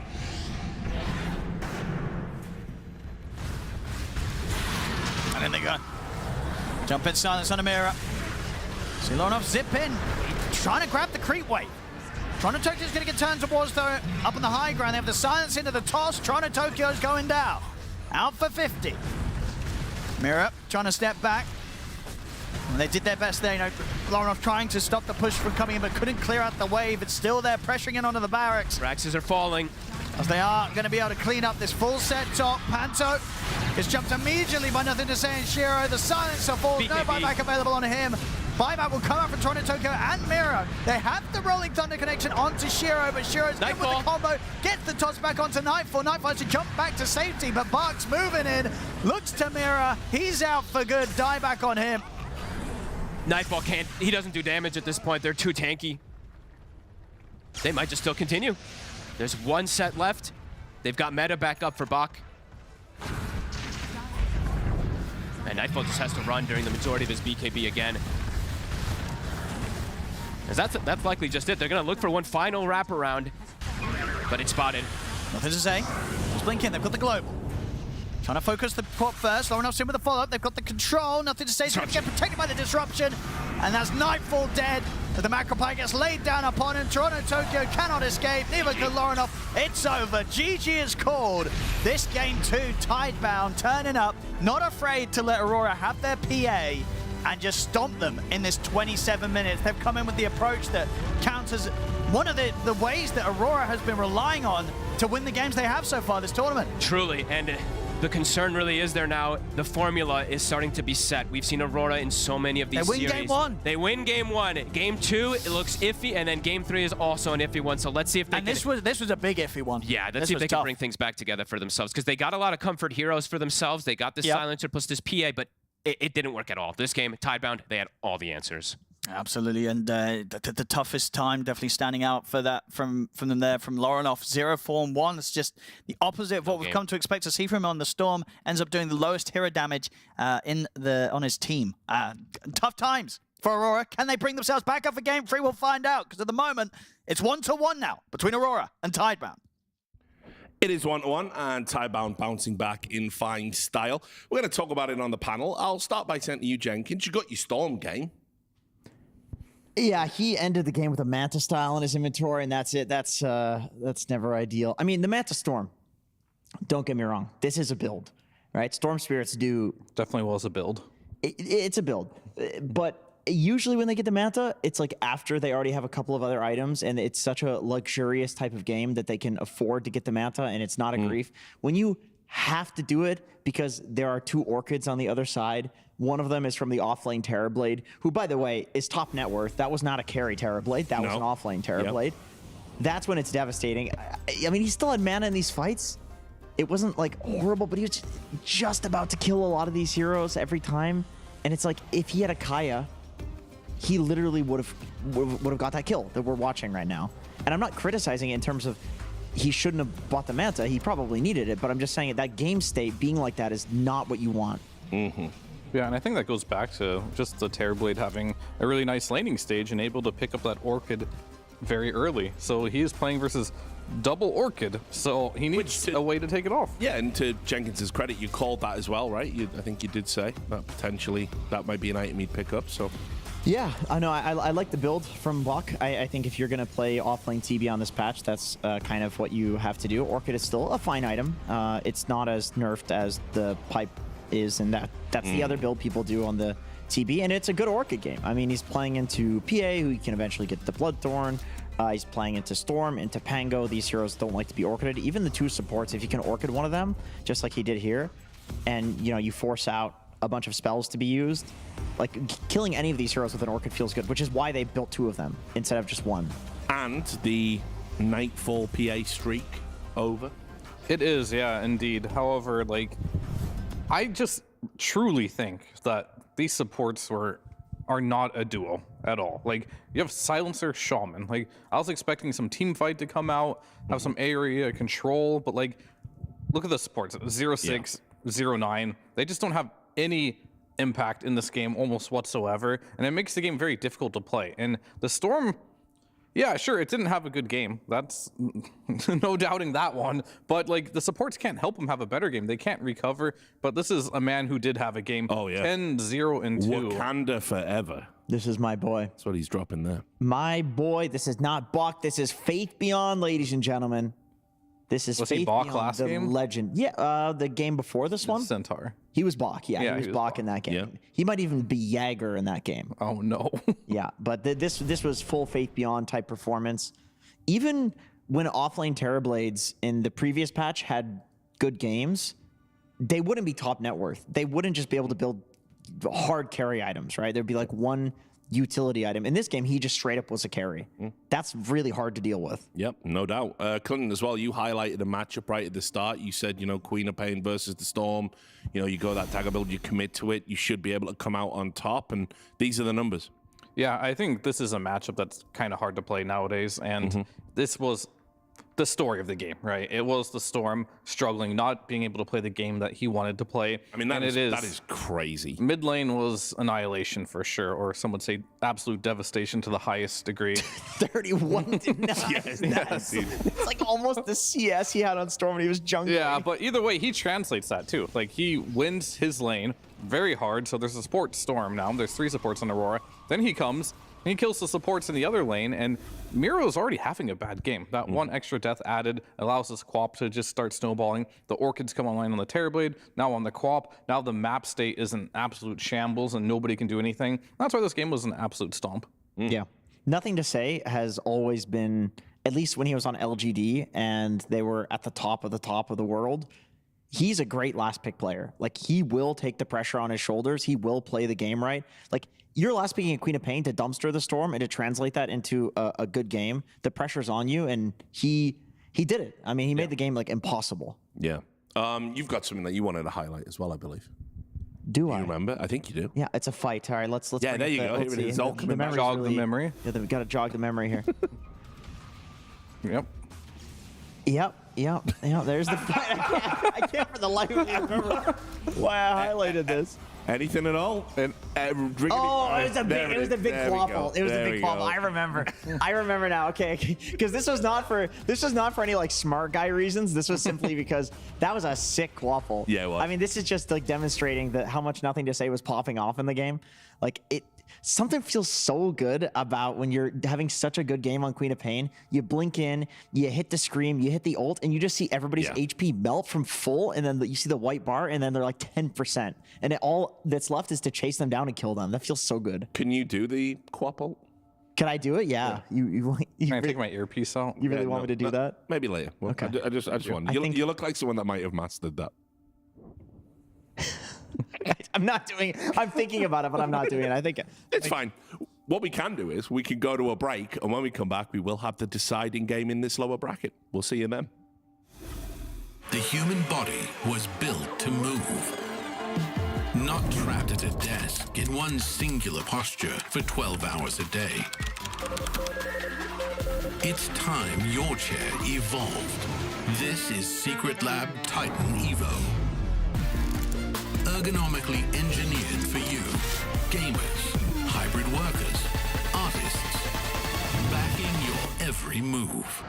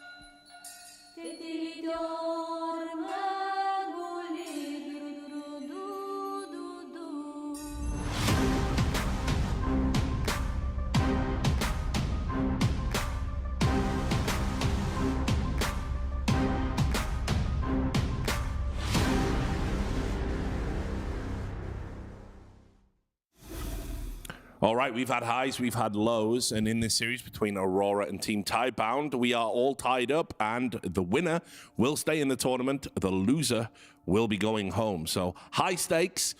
Two teams that we've highlighted, different drafting approaches, but now I guess everything has to be off the table and open because you are competing for your tournament life. I mean, you definitely are. I think going into this series, you want to have a better game for Lornoff, but you also want nothing to say to recreate what he just did. So I think this mid matchup has now become the centerpiece of this. At first, I thought it was the carry matchup, right? It was going to be this PA versus Terrorblade. Yeah. Didn't really be the case. It's the mid laners. You wanted to see the Storm look terrible, but maybe there's a better hero for Lornoff on the horizon. Maybe he needs to get the counter pick. Yeah, it's hard to say because it feels like that is his best hero, and throughout all of Dream League, he would play into counters and he would do fine. He just kind of got worked by nothing to say. Yeah. Like, I will say my read on this matchup was bad because on the previous patch, people were maxing Scream on Queen of Pain, and you'd be griefing your game to go 3 points in Dagger, which he had. But in the current state of mid lane, it is absolutely worth it to do that. So counter matchups are absolutely back, and maybe Lornoff just as a player benefited from the fact that, like, old meta mid, there weren't really these like ultra hard counters, you know, the DKs into pucks and so forth. I mean, your bros could always bail you out from a bad game with a bottle refill. So that's exactly why the Dagger build is back, because before, bottle refills countered it because it's so committal. Now, you can't do that, so you have to walk back to base if you are low, and now all of a sudden you come back, you're down a level in the laning stage, and you can't come back from it. See if we'll see some different bans this type around. Maybe another on second pick at least. Maybe another solution is also to pick heroes that are better at playing around mid. Supports that can like supports were so useless that game. Yeah, they were bad. Like, it's kind of like earlier, this Shadow Shaman is, when it looks good, it looks good. And I think Shadow Shaman looks good if you pair it with, let's say, a Warlock, right? Because then you already have like a bunch of that team fight AoE, but like Silencer is a air quotes team fighter, but not really at the same time. He doesn't control anything. He's just kind of annoying. So I think that duo of Silencer plus Shadow Shaman was a big reason why Lornoff could not get bailed out of this matchup. And also, if Mira was rotating on the Shaman, he's leaving a Pango in the off lane, which is not a hero that is a particularly good off laner on this patch. They can be left alone. It's not like a Tidehunter, you know? Yeah. Speaking of which, just banned, and we are going to see another Nightfall PA. Yeah, they just made an adjustment this time around. The Terrorblade has gone out, which means they left Nature's Prophet in. So that will be available, but PA historically, especially with the leash level 20 talent being removed, very favored in that matchup. And yeah, I guess after that last game, even though it wasn't really Nightfall's fault or whatever, I mean, Tidebound are like, look, we can leave that in and we can still construct a draft that's going to win the game. Yeah, they proved it's beatable for sure. But on the flip side, I also think that Aurora is making the right choice, not straying away from it just because they lost one game with it. Sure, absolutely. It's not like their PA was undefeated. They had like an 86% win rate with it. So this is, it's still good. I mean, Nightfall ended the game like 4-2-4 or something like that. So it wasn't like he got completely devastated by any means. He was farmed. He was doing fine. I mean, the Storm and the two supports were very obviously the problem for Aurora in the last game. So they need to make their adjustments there. More stability around those roles, I think. But if you global silence a bat and he can't shield, and the 15 talent on Shaman breaks. That's true. Okay, I can get behind that one, Loki. Just get a Warlock. I mean, Warlock's getting banned, no doubt. Like, Warlock is this.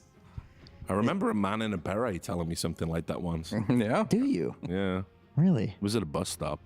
Was he berating you? No. Oh, it's not bad. That's a good play on words. Thank you. Well done. Been working on it. That's usually like Lacoste's thing, so it's nice. Yeah, publicly, that's definitely his thing. Warlock, yeah, of course, that's got to get banned. I mean, yeah, that's the team fight. That's the PA Warlock lane. It's natural.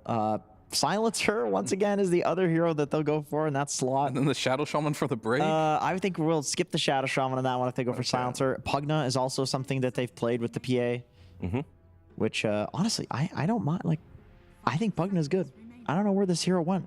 It's underrated. I could get on board with that, yeah. The heals are good. The ward is annoying to deal with. Like, he's a team fighter, you know? Crepify. strong lane winner. It's hard to be overrated when you hardly see the hero.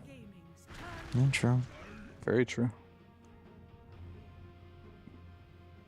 Tiny Abaddon. This is some real tanky cores. Like anytime I see these two heroes come out, I just think like, okay, what sort of percentage damage can we get? You know, they're also both melee.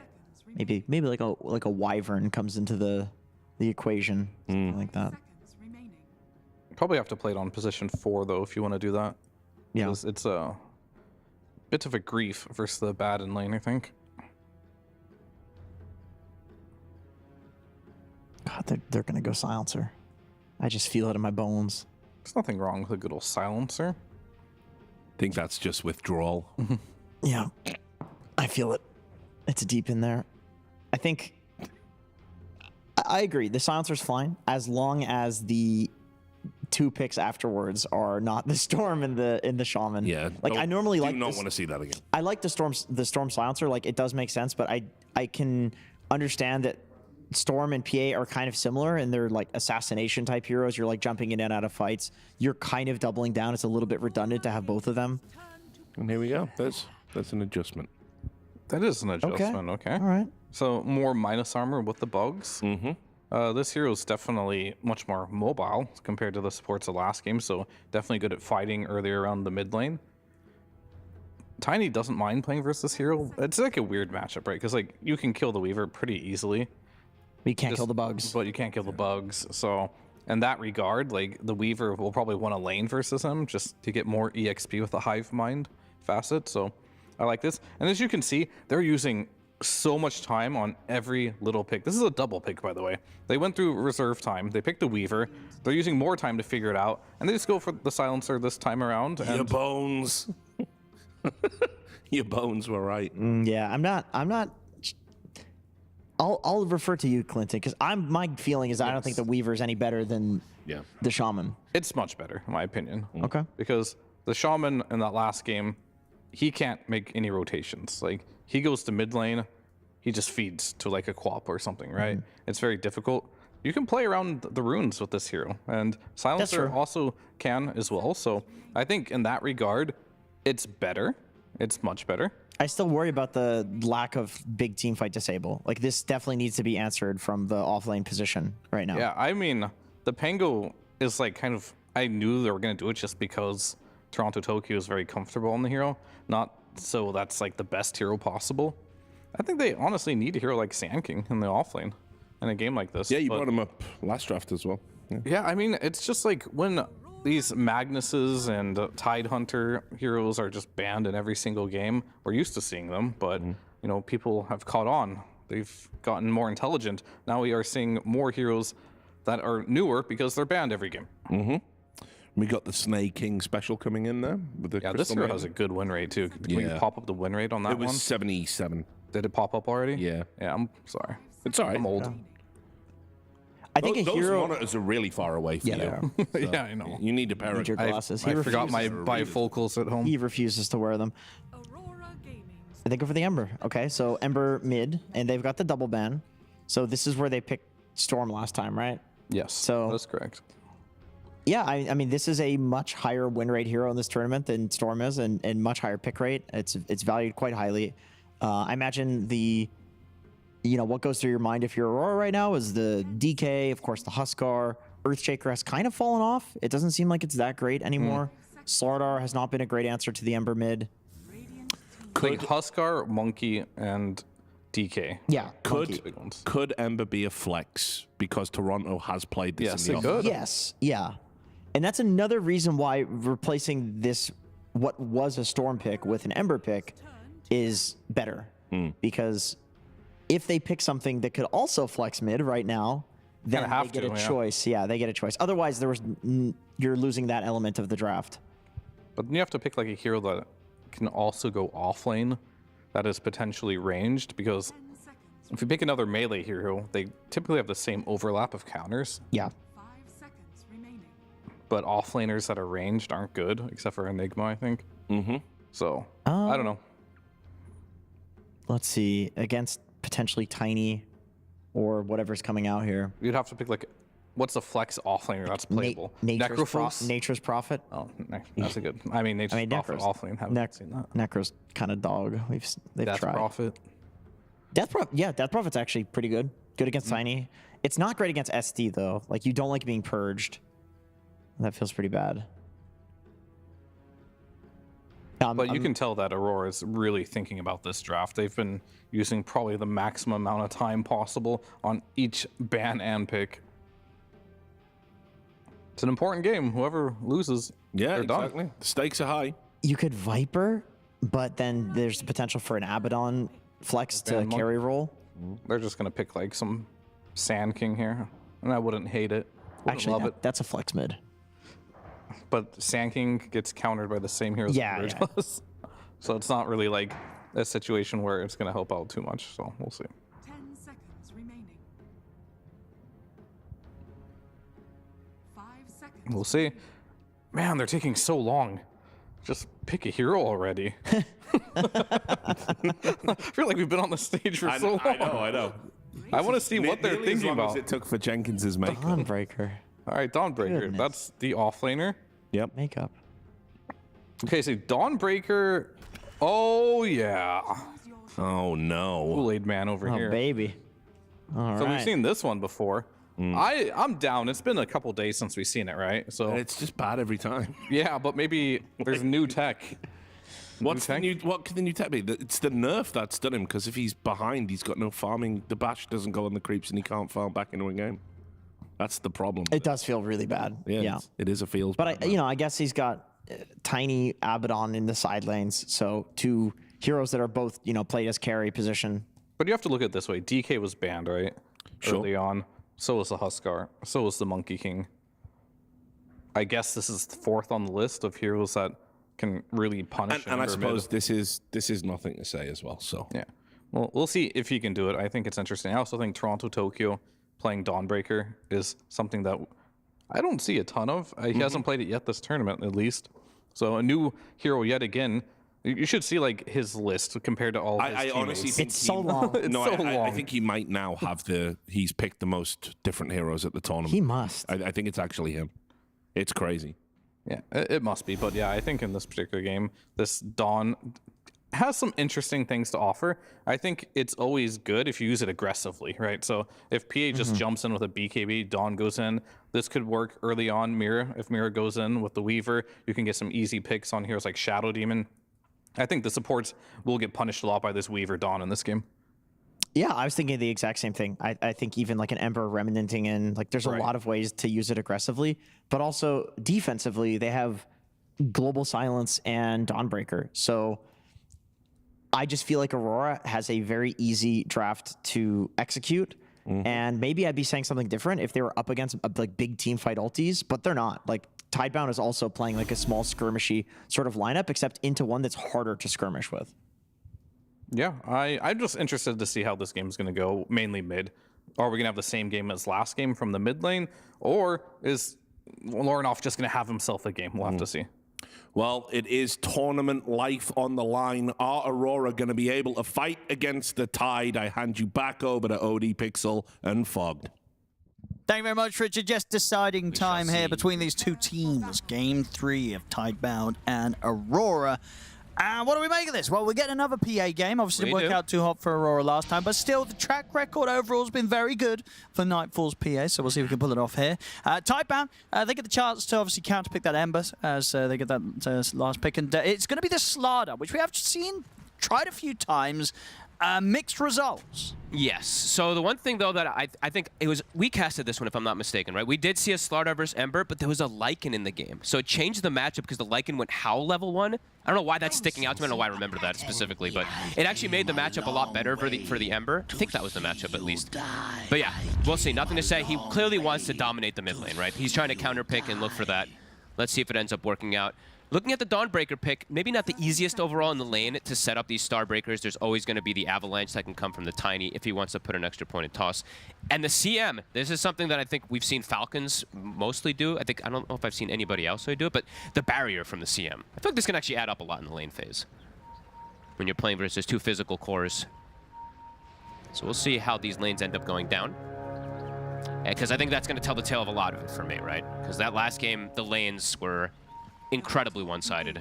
Sure. 'Cause that was the overall thing, right? Last game, they let the PA in. They had a way to close game 27 minutes in and crush the PA. You're seeing them also have that similar potential this draft against this PA that they let through. I don't know about close the game by 25, but no. Okay. We shall see. I think it's quite a different approach. It's a lot of small skirmishing from the side of Tidebound this time around, sure. But they don't have the luxury of just being able to itemize and just counter completely this time. Like maybe they can actually, but I don't think we'll see like these Orchid sight. Like you can't really go for this type of build on something like Slardar to Baden. They just itemize this the natural way. But I'm mostly looking at mid lane.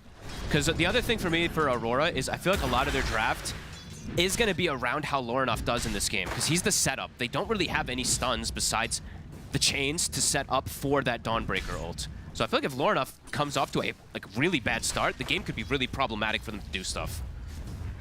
Yeah, and Nothing to Say has played the first wave very nicely here. Yep. We'll see if, Lorinov can kind of keep up with the Slardar in the matchup. Because, when I'm looking at like how some of these team fights can go down, it's like slight chains and then they can get follow-up afterwards. Otherwise, like, how do you actually approach these fights? Well, for Tidebound, I feel like they have multiple different avenues to kind of enter these fights.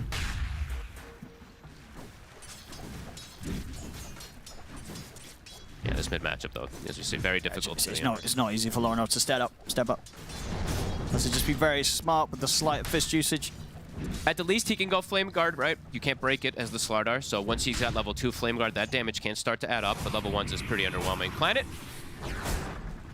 I think a hefty beating there from Pantho, but we'll be okay. How's the lane for the PA this time round? Bit Better. Easier than last time, yeah? Yep, definitely better. The last one was just, difficult. You can never make an aggressive move out onto the Tower Blade. Versus the Abaddon, lower armor, can look to actually pressure him with that physical damage. Lorinov. He's got the bottle delivered. I think if he didn't get that bottle delivered there, Nothing to Say might look to apply more pressure. Not going to be the case. But yeah, this bottom lane, feels like it should be pretty good for Shiro, unless there's a mistake that comes out when they use their Avalanche. Just Planet. Should be going now. Oh, he blood grenaded. Okay. All right, we'll set up for them to find the trade, you know. Okay. I felt that he was dying anyway, yeah, so exactly. Give the opportunity for Buck to be able to turn and take Panto down in return. I love when I see that. People blood grenade and they just end up ticking out immediately after it. Bach is getting no last hits up here. 10 and 6 on the PA, 3 and 1 for the Abaddon at the moment. So they're doing a great job of just controlling. I mean, so many denies on Nightfall. Yeah, that is surprisingly low, honestly, for the first few waves. I would have expected a little bit more from the Abaddon on the first few minutes, but yeah, slow start for Bach. Yeah, just actually missing last hits a couple of times here, so. And every time they stand together, the SD and the Abaddon, they both get hit by Curse, so he can only shield to remove one of them. He has to pick. And they've actually gone aggressive. Every time that Bach has shielded himself, they instantly jump on Planet. So this time he throws the shield onto Planet.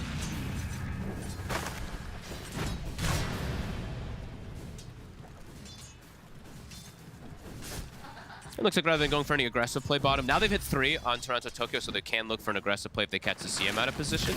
They've been playing it more about farming until now, where Mira was a bit far. Do they have enough? And he's still got Lotus and Shikuchi in a second. Yeah, they can't kill him. And you got the bugs on them. A little extra XP. They get a little extra gold.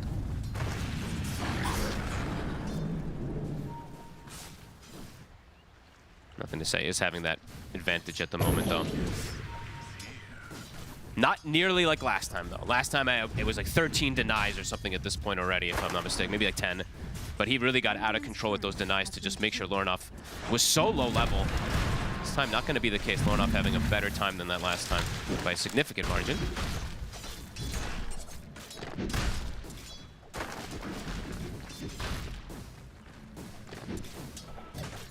Yeah, at least this time round on the Ember won't really have any sort of pressure on him to deviate from the standard build, right? Exactly, that too, yeah. That's he doesn't have to go for some sort of crazy adaptation because of the heroes they have. Yeah, no Manta.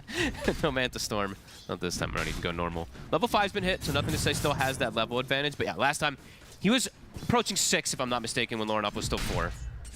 And all those extra denies really had started to add up. So yeah, Lorinov standing his ground. Top, Bach getting gone on, no shield available. The disruption. Yeah, Nightfall absolutely free farming, and Bach is definitely starting to struggle quite a bit here. Every time he steps up, they make the aggressive move. He's gonna have to bring some extra regen. It feels like it doesn't really get any easier from him up here. Not. Like they will constantly pose kill potential. Every time they can just poke him. The constant poke from level 2 glaives, it really does start to add up. Same to be said for Planet. They have to be very Yeah. cautious. They've kind of got the 2 saves, the disruption and the shields, but if they're used and they can jump them and kill them. I mean, this is why we've been seeing also the silencer pick. Chair. Uh-oh. Fix that chair. Watch out for the chat. That's why we've been seeing the silencer picked so much more too. Besides just the global, his laning phase is actually, it's not bad at all. The level 2 glaives, especially if you're playing into a lane that's just going to give you the stick charges, he has the mana to constantly spam them out. It's you throw strong, a dagger, it's really strong. Because it felt like Silencer used to be kind of similar to like an AA, right? Yeah. It was like, what is this hero going to do against any sort of off-lane duo that can pressure? But yeah, nowadays, in a much better spot. I mean, the buff on the damage, right, itself, just you can see the percentages that they increased on that Glaives of Wisdom. That's why you see people getting the 2 points early on. Talking about the Silencer, moves down to the bottom lane, Panto. Yeah, looking to pressure Shiro off of the wave here. That's nice for Toronto Tokyo. He's going to be level 5 off of this. Yeah, I guess Panto's realizing I can do whatever I want. My Nightfall is literally free farming. Yeah, he wants the solo XP. Yeah, he wants solo XP. He wants to solo farm against Buck now. And there's no, they really can't pressure him with an SD and an Abaddon now at this point. No, so he can't be left alone. And if he's going to die, it's going to take so much time that you can easily TP in to help him out. So yeah, Nightfall can get just the complete free farm solo now. I mean, it would have to be a third hero that rotates up, right? But he's just able to play around with it with the Blink Strike. We've seen him do it so many times with the Blink Strike. The Curse of the Bugs out onto the 2 of them. Shiro. He's going to get TP back up, and not before it goes down. They get the crush on Toronto Tokyo. Bash to interrupt the Starbreaker. Caught under the tower. Toronto Tokyo will get taken out in return. We'll see now the attempted chase over towards Panto. Nothing to say. Damage. Should be able to get this one as well. Bash comes back in.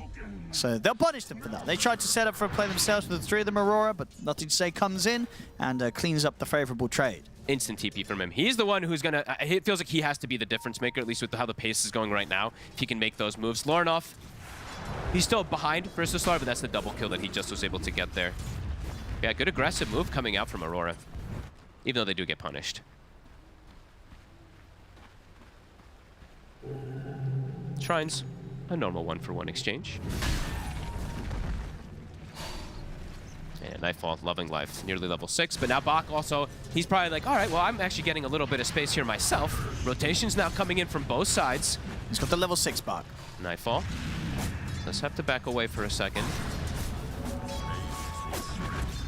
If he jumps back in, he could go down. Now that the poison's there, unlikely that Nightfall jumps in. Yeah, they know that the 3 of them are up here, but why? Does get the angle from the side with the Frostbite. Nightfall is able to jump back over to Panto. Planet is on top of him.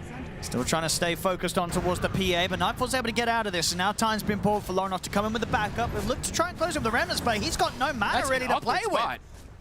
Lornoff has not got a lot of mana to do much with here. Mira's here. And they're looking at Bark still, but he still has that skill point ready to go with the borrowed time. There it is, stays on top of Panto. He's going to be able to kill off the Silencer. They'll lose the Shadow Demon to the side, as Aurora will still get the favorable clean up top. And Nightfall gets both kills. Big money for him. He's super happy. He's like, they just brought 2 supports to give me some kills. Very nice. They end up making the rotation with Lornoff, a good rotation. Seeing Nothing to Say, of course, still thriving at the top, but Lornoff enabling his core. Solo Guardian now also available for Toronto Tokyo, so if there is another aggressive move, he can look to bail Nightfall out. Yeah, the Dawnbreaker could be quite the nuisance for how Tidebound want to play, right, when they have like this mid Slardar, you know, a hero that clearly is not going to be AFK hitting creeps, is going to be looking for action. The fact they've got one of the strongest answers in the game to those sort of mid-game plays with the Solar Guardian could make things a bit trickier for Tidebound to get the game going as they'd hope for. I mean, they have godly counter initiation, right? Yeah. It might not be in the terms of like this huge team fight, yes, from the Solar Guardian, but then global covers too. I mean, there's not that much crazy team fight from both sides. It's just that Solar plus global from Aurora, which they have the edge over the side of Team Tidebound. Yeah, it's just that if they're able to use that consistently to stop plays from Tidebound coming out, it will buy time for Nightfall to get to where he wants to be as the PA. Yeah, it feels like a much better approach than that last game. Lanes are going much better. Still seeing Nothing to Say. having a very good time in comparison to Lornoff, still about 1,000 gold difference, but this feels like a very different type of game than that last one. Yeah, because it's about getting that Blink Dagger timing and then seeing what you can actually get done with it, right? Yeah. How much can you start farming the enemy heroes? Because it truly does feel like they have to play pretty aggressive on the side of Team Tidebound. They don't want this game to slow down too much when you're No, playing I don't think so. a physical core versus a PA. Exactly. But this is a game where the PA will be absolutely unstoppable at a certain point. Yeah, if he's able to get that slow down pace of the game. It's nothing to say. Walks into the river. They get the chain set up into the Solar Guardian. He'll get the crush off and he'll start to run, but the hammer's there. He'll burn out. There's nothing to say. Falls. Aurora even see if they can dive in for Planet as well. They get the dagger in. Nightfall jumps forward. Starting to see some of the early problems potentially with the approach from Tidebound this game. Nightfall getting involved super early says a lot, right? He knows Even though he's farming Battle Fury, he's turning up to these fights. They feel their strength. And we haven't seen the Slardar too much. We've been seeing it kind of falling off a little bit for some teams still picking in the mid, but it's had some of these games that can be concerning if you do get slowed down on this hero. Yeah, I don't know. Difficult to recover. I don't know if it's coincidence as well. I mean, it probably is. I think it was like 8 games. I think for the stat, the only wins it's ever had was on the Dire side. I don't know if there's anything to that. Interesting. But maybe we can bring up the Slardar win rate again. I think it was 0 wins on Radiant. That is actually very interesting. Top lane Bach. He's going to look to dive in here with the borrowed time. They should get Panto. But of course, Nightfall easily out of there. They don't overreact to it. Yeah, so look at that. So out of the 8 picks, 4 wins on Dire. So is that because Falcons only plays Dire and they're the ones that were winning with it? But that's maybe something. It's got to be something to do with that, right? I think rather than necessarily a connection between Slardar being better on the Dire side. Because I don't remember who it was, if it was Jenkins or Lacoste or Fear, I don't remember. But someone told me that I believe it was like 16 games or something from Falcons on the Dire. I can't remember exactly, but I know they like that mid Slardar. So yeah, not sure. Maybe could have a correlation. Dire's bottom tower is under attack. Relatively even early game, but the fact that Lornoff is only like 500 behind now at this point, that lane, he's fine, right? He's perfectly fine with how it kind of went down now at this point. 2 points in change, 2 points in slight, and the 3 points in flame guard. Radiant are scanning. They're feeling comfortable to get aggressive. Looking for the power rune. Lornoff will get it, so shield rune as well to protect himself. On the look of a Bach. No borrowed time. Called over for 20 seconds. He's going to try for the TP, but surely they've got enough damage. Yeah, they got him. He's losing. I mean, how much int has he lost there? I guess you get hit by a lot of glaives, but yeah, he lost an int there. That's his first death, sorry. I guess it was just the glaives hitting him. Actually, I think the PA is just looking that much more scary than Game 2. Game 2, you could very much feel that Tidebound had a really good strategy to just shut the game down and cause the PA to be a non-issue. The approach this time around so far, it just doesn't feel as strong. Feel like it. No, and especially with the mid being a full physical core versus PA, right? It's not like some Quap who can burst him or any of these other big bursts. Yeah, the Quap was a big factor. It really was. I mean, nothing to say truly dictated the pace of that last game. Now here's his blink. So let's see if they can get the ball rolling now. Okay. But yeah, as you say, Solar Guardian, Global Silence, they've got the tools to deal with this sort of style of play from this mid. They've got to bring the numbers, right? If they're going to make these moves with nothing to say, he's got to have that +1 because that counter initiation is going to be there every time from Aurora. Toronto, Tokyo, Blade Mail's done. Playing versus all these physical cores. Feels very valuable this game. Also a natural one for the hero. And he's going to farm some juicy stacks. Yeah, Solar Guardian is at the ready. And the Battle Fury, it's done. Smoked up with the 2 of them, Tidebound. Eyeing up potential play here. They get the lead in, but that's not really the one to go for with the blink reveal. I mean, sure, it's the fact that it's the Dawnbreaker. You jump someone else, the Solar Guardian's going to be coming in, but the reality is at the moment, you don't have enough damage to kill that Dawnbreaker, especially not under a tier 1 tower fault. No, and they still had a lot more to react. You can see they didn't even want to. They still had Global. He pumped it for a second. Lornoff still had a TP available too, so yeah, not going to be the case that they can go for that. And Lornoff even buying a Blade Mail himself. So again, playing versus these physical cores. We've seen this build from the Ember a couple of times when you are playing against full physical. They're adapting nicely, not overreacting to the moves. Another rune for Lornoff too. He's able to find a couple of these power runes for himself. Nightfall. Getting chased a little bit there by Bach. Bach looks like he's going to try to go down that same route that he did last game, but it's coming out. I think he had it done pretty much now, or in the next couple moments, having that Orchid. So he'll still try to have this build. Yes, it's. I think this change-up as well shows. We'll see around the mid. Laurenov. Planet. Diving onto Planet. Use the global as well. They want to get this quick kill and get out of there. They'll kill him off. And now Laurenov able to jump far enough away from Sharon Park. The Avalanche is going to miss, but the crush connects onto Mira. So they'll at least punish a support in return.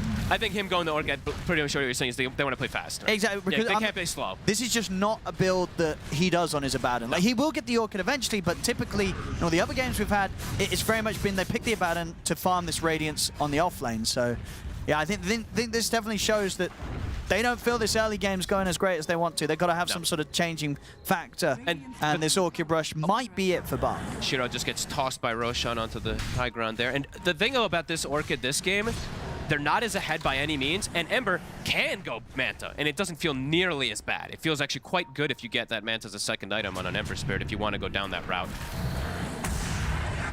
Planet. Mira just acquiring experience with the bugs. 15 minutes has been hit. Tormentor. Everyone is shifting. Aurora. Nothing to say is not down here just yet. I mean, if Aurora can come out on top of this fight, things are going to start getting really rough for Tidebound.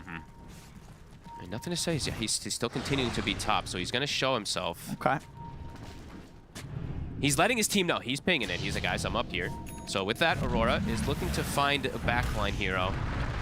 The blade melt done on Laurenov. I mean, Bach's doing a good job of just being that front line, so he's not letting them get to these squishier supports at the moment.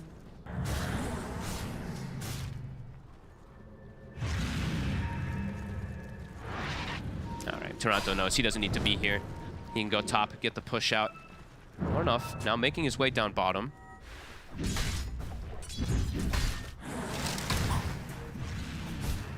Both teams very patient. Tower mid starting to take some damage. Toronto Tokyo wants to look to respond. And neither team wants to leave this area. I mean, Bach, it's nice moves that he's able to do this and prevent them from seeing the backline. Mira now. They've caught him in the frostbite. Avalanche toss. He's gone. That'll do it. So the Guardian comes in, but indeed, it's way too late to save the Weaver. Put himself over towards Bach. Bach popping the borrowed time early. Tries to stay on top of the Dawnbreaker, but the chains are out. Nothing to say. Down with the Starbreaker. Mira comes in with a buyback time lapse and the global. Now they're ready to try and force the fight back as they chase down Shiro, kill him off. Nightfall again being the one to get the last touch on these kills. I mean, nothing to say. He's very hesitant about wanting to jump in. He just waits and watches on the sideline. They both die. Aurora might look to continue going here, or they might just take that Tormentor with the bugs. Looks like it will be that. A nice buyback from Mira. Yeah, absolutely. Brings that extra number. It was a little awkward with the Solar Guardian coming in late, but sure. You know, at the end of the day, they still take the fight. And a fight, as I said, that Tidebound, they really needed to try and get something from it. Yeah, they really wanted to win that one there. Like nothing to say, just he really felt like he couldn't go for the jump forward there. He is 12, sure. Has purchased his shard, he's got a Bash Prime. He might go now. Yeah, it looks like they want to get a catch. But can they find anyone? Doesn't look like it. Mira actually goes the other way. Now they're all out. And he's able to sneak. Aurora getting away with murder. Dude, that is a cool Weaver set. I like that one. It's like a little wasp. Oh, that's the one that was... Yeah. Oh, yeah. That's one of the newer ones. Yeah, that's a nice one. That's a good one. Throw out the bugs, help Nightfall farm. And Nightfall's got some fast timings. Battle Fury's done. Manta soon on the horizon. Level 12 for him too. Shiro, still having a decent time, but we're seeing those other cores. At this point now, Laurenov has actually surpassed Nothing to Say after that laning phase. And just having a little bit better impact just with his slight chains. You can see the hesitation coming out from Nothing to Say versus that counter initiation. Solar Guardian's going to be back up. Global's going to be back up. The downtime for Aurora. It's looking good. It really is. I mean, and this is the thing, right? When you have, you're going for this Orchid build instead because you feel the pressure to do something now as the Abaddon. They're going to have the counters. And you're just not going to have that scalability, right, if you go for this Radiance build. And this is in a lineup where you have a mid-Slardar who also is not going to be able to sit back, hit creeps, play AFK gameplay. So if you're not finding action now, it's never going to really get any better. And you're putting a lot of weight on this Tiny to sort of be the scaling hard carry against a lineup that has a PA in the middle of it all. This is the ultimate 1v5 here. The Tiny, not so much. The scare is, though, it's like, overall for Tidebound, they're probably feeling it too. We need to make moves, right? They need to do something, but the way that Aurora is playing around, it's preventing these moves from happening. And then if they do go for the move, the counter initiation's there. So it definitely is scary moments for Tidebound, but they have to get something done, it feels like. It really does. I mean, just not much has happened so far. You know, the Orchid was just picked up, but they're going to try and they'll finish off the tier 1 in the mid. One smack. But we've got to be seeing more moves, really, I feel, between Bark and Nothing to Say. With the smokes. I mean, Nothing to Say does have one component toward his BKB, but he's very vulnerable in these team fights. If he doesn't just instantly kill a target, can just get turned on it. Have they got any more smokes coming out? At the moment on Tidebound. I saw one on the CM earlier, so I do believe that. Yes, you're right. Yeah, Wire's got the smoke right now. Planet also does have the shard, so we will have to watch for the potential of those demonic cleanse plays as Mira is gone. Yeah. They'll get the Weaver. Long time that he's dead since he did buyback in that last fight. Yeah, Lauren off 0 deaths, Nightfall 0 deaths. Gonna catch top. Yep, and it's a nice one. All you need is one chains before he's got BKB. It's feeling tough. It really is. It's feeling tough. It's early days. It's only a 3K gold lead, but... A lot of pressure on Shiro, like you said. This Tiny's got to carry harder than ever. Yep. He does have, I mean, some support cast behind him with the shield and the Amplify that comes out from the Slardar, but yeah, definitely not one of those easiest matchups as PA. Even if it's a tanky Tiny, when you start getting the farm, you can just eviscerate that hero. Especially if you get a shard at some point too. The shard, just that max percent is really high. Shiro trying to claim the shrine, but they're here for him. Yeah, they're going to know he's there now. They get the chains. They do. They stop White from TPing out. And they'll keep the Shrine of Wisdom under their control. They'll take this. Lornoff will grab that one. Loses his courier. Vox somehow is able to actually just walk in and kill it under the Ancients, but he nearly has his Manta done. So as we said, it's a much better game for, I mean, always a better game for an Ember to get a Manta compared to a Storm Spirit. And they're starting to get all these answers versus that Orchid. Yeah, they really are. What do they do, Tidebound? I mean, the fact that obviously with the Shadowblade on Tiny is what, like, they have these items to fight and hunt down, right? Shadowblade, Tiny, Blink, Slardar, Orchid, Abaddon, but nothing much is really coming from it. No. And they always have to just watch out from it's just the counter initiation. Indeed, this is one of the reasons why we're seeing teams, you know, get this kind of Dawnbreaker Silence combo, because it stops these sort of drafts being able to do what they've kind of been drafted to do. Yep, about accelerating the pace of the game. It just, you get afraid to make those aggressive moves a lot of the time, especially if a couple of them just go a bit sour. Nightfall, level 15's been hit, takes the material evasion. Yeah, very useful this game versus these physical cores, and they're smoking up. No, they're not afraid to fight at all. And that just goes to show you sort of the rough state that Tidebound are in, right? They've got these items to fight, and it's actually Aurora that's not afraid, just smoking up and fighting into them. And sort of saying, Tidebound, what are you going to do about this? Exactly. 5-0-5 on Nightfall. Just continuing to have a flawless performance on this PA this game. It was a gank that was tanked there from the CM, but nonetheless, I don't think Aurora minds getting a free kill. Everything continues going in their favor. Blink now for Bach. I feel like, okay, the double BKBs, and then it's got to be some type of big go time to look for fights for the side of Tidebound. This feels with the game state. Aurora feels much happier as this progresses into later stages. After it really does. It's looking smooth. Now, obviously, we do know with Aurora in the past, when things have been looking all up for them, they can suddenly start looking all down for them. So even though the position's pretty strong right now, who knows what's going to happen? That's the Blink reveal. Nothing to say connecting over. Bach is taking a ton of damage, though. I mean, yeah, Nothing to say's run. He's like, yeah, good luck, bro. Yeah. Unstoppable. I think Aurora, they know. They know. Aurora right now, they are feeling very comfortable. And they're going to be able to just go for this Roche as well. They've got all their ults at the ready. They've got the bugs for the Roche too. Yeah, they're feeling amazing. Every moment. Nothing to say on the Slardar's going to be falling behind. But going this Orchid rather than the Radiance build, he's going to be falling behind. It's only Shiro on the Tiny that can keep up.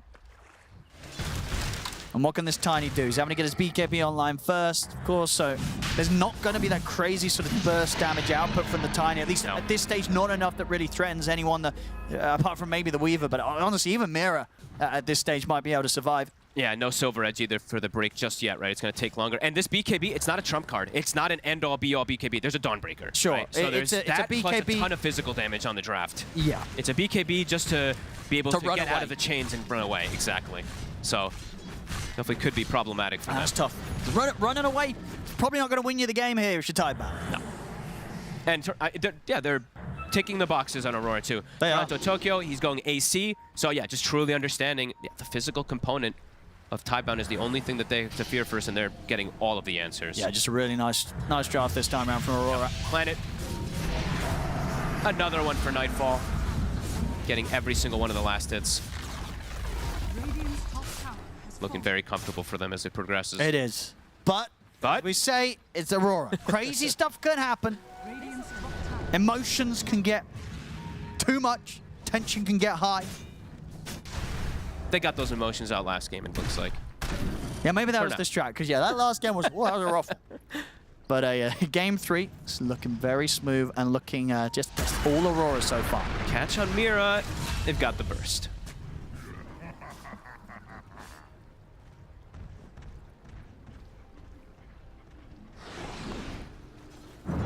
I mean, what do you think is the item they're looking towards next on Tidebound before they're saying? I think they want to go. They're going to go now. I don't think they want to be waiting. It's just so hard against this draft with the Global and the Dawnbreaker. Sure is. They need to try to like force the Dawn ult and reset and then go back in afterwards Yeah. with these BKBs. But yeah, not an easy task. But let's see if they can. Yeah, they've got to try. They just don't really have much information. They have no ward over here either. They have the one on the bottom side. Oh, this is into the Aegis as well. Yeah. So into the Aegis, into the Global, into the Solar Guardian. That's just how desperate they are right now. Nightfall's just jumping in onto Y. No fear whatsoever. Well, a lot what? of healing. Look at the ult off. That's a lot of damage. They'll from kill him CM. at once, but can they get out? Slight changes there. They get the bugs out as well, pretty much onto the 3 of them. And now Aurora's ready to dive forward. BKB's pop for Nightfall. They'll turn towards Y. They'll kill off the Crystal Maiden, and they can turn for more. Chasing down Nothing to Say and Shiro. Nothing to Say to fall. Shiro's BKB about to come to an end. It's just looking far too difficult, Fogged here for Tidebound. They'll get a little pickup at the end. As Bart gets Panto, but overall that fight, more glory for Nightfall. 10-0-5. It's another one. They're going to get him as well, surely. I mean, he's going to go for the TP out. They've got something to stop it. They do. Starbreaker hit comes in. They'll get the blink off. They'll make them work for it. They see him, though. Nightfall able to close the gap. See if they can give another one to the PA. Okay, Laurenov will take it with the sleight of fist. But yeah, the doubts that we have definitely coming to fruition here from what Tidebound can actually do in these fights and the Solar against Aurora. And the Solar Guardian actually connected on nothing, right? It was actually came out quite late there. It didn't matter. Nightfall. It didn't even matter. They're able to just chase through. They were very patient, too. The Tidebound, they waited with their BKBs until the whole fight kicks up, and those BKBs actually just do nothing. Yeah, we'll they check just it out get here ripped to again. shreds. I wonder why he didn't just Solar Guardian here. Maybe they were just calling not to do it, but yeah, it ends up coming out after he dies and whiffs completely, but it doesn't matter anyway. I mean, these bugs, did they catch on everybody? They I caught think on the 3 of them didn't catch the Tiny, but yeah, it was a lovely angle with the bugs. Yeah, and he's able to just cleave them down. I mean, Mira dies again, but it just ends up being the supports every single time that die on the side of Aurora. Yeah, I mean, even if Aurora do start dying, as long as it's not Nightfall, it doesn't really matter at this point, right? The PA is fueled up and in a position now that if it does start going drastically downhill for everyone else, Nightfall is still very likely to be able to just win the game now. He's getting close to Satanic as well, too. Yeah, this farm is starting to get, I mean, it's been out of control. Just full control of this game. And for Tidebound, I mean, that was their timing. That was one of their fights that they were looking for, but they're playing into that Aegis because of this pace that Aurora's been able to set. Now what's their next timing? Silver Edge is done for the Tiny, but as you said, for Nothing to Say, his game has completely fallen off. Same thing for Bach. Yep. It's hard to keep up. Mm-hmm. And these ults just are always up. AC is now finished for Toronto, Tokyo for that next fight. It's also scaling very hard. Level 20's been hit. Yeah, they're pretty much going to have that. Not just the AC, but also the Shiva's done on Laurenov. Oh, man. So they're going to have the double. He must have gotten so much gold in that last fight because he was pretty far away from anything. And yeah, a full Shiva's now as well. It's a tough hill to climb for Shiro.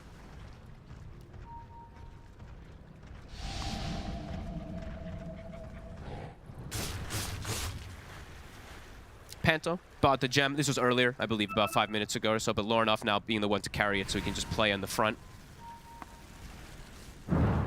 As you can see from the way the Tidebound's kind of standing around, right? They're like, looks like they may be gathering for another potential attempted play. They have a smoke on the SD, but these fights just continue to look very problematic. You have to find the Dawn or the Silencer at least to stop their, if you want to stop their ults. But yeah, just never the case. Dire are scanning. Satanic's about to be done, Owen. How do they kill him? He's always barriered up. He's always got the backup. Even though the Solar Guardian a couple moments has been late, he does have that backup always, so.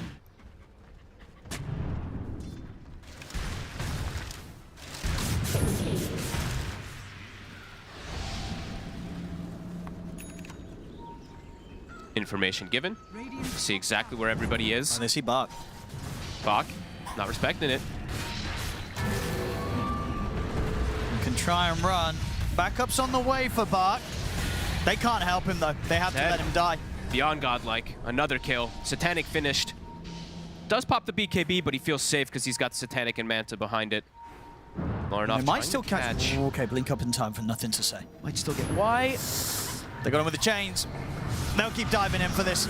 They have nothing to be afraid of right now. Maybe? No, they probably don't. There's a Solar Guardian. Solar Guardian's coming in. Shiro has to go for the TP out with the rest of his BKB. Can he? Oh my god! He's 100 lucky. HP. He's lucky to live there. But again, they're just having to run away from them every single time. And that's with their BKBs too. Even though they get the connection on Nightfall, he's too tanky at this point, and the Solar comes in. It's every fight. No chance for them.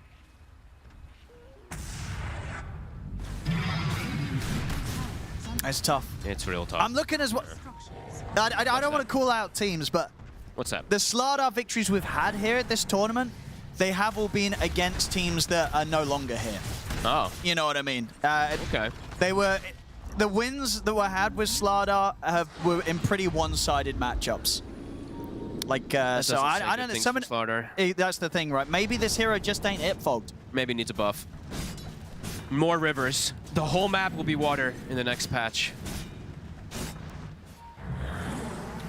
It's just, yeah, because the wins it had were the first 4 appearances during this LAN.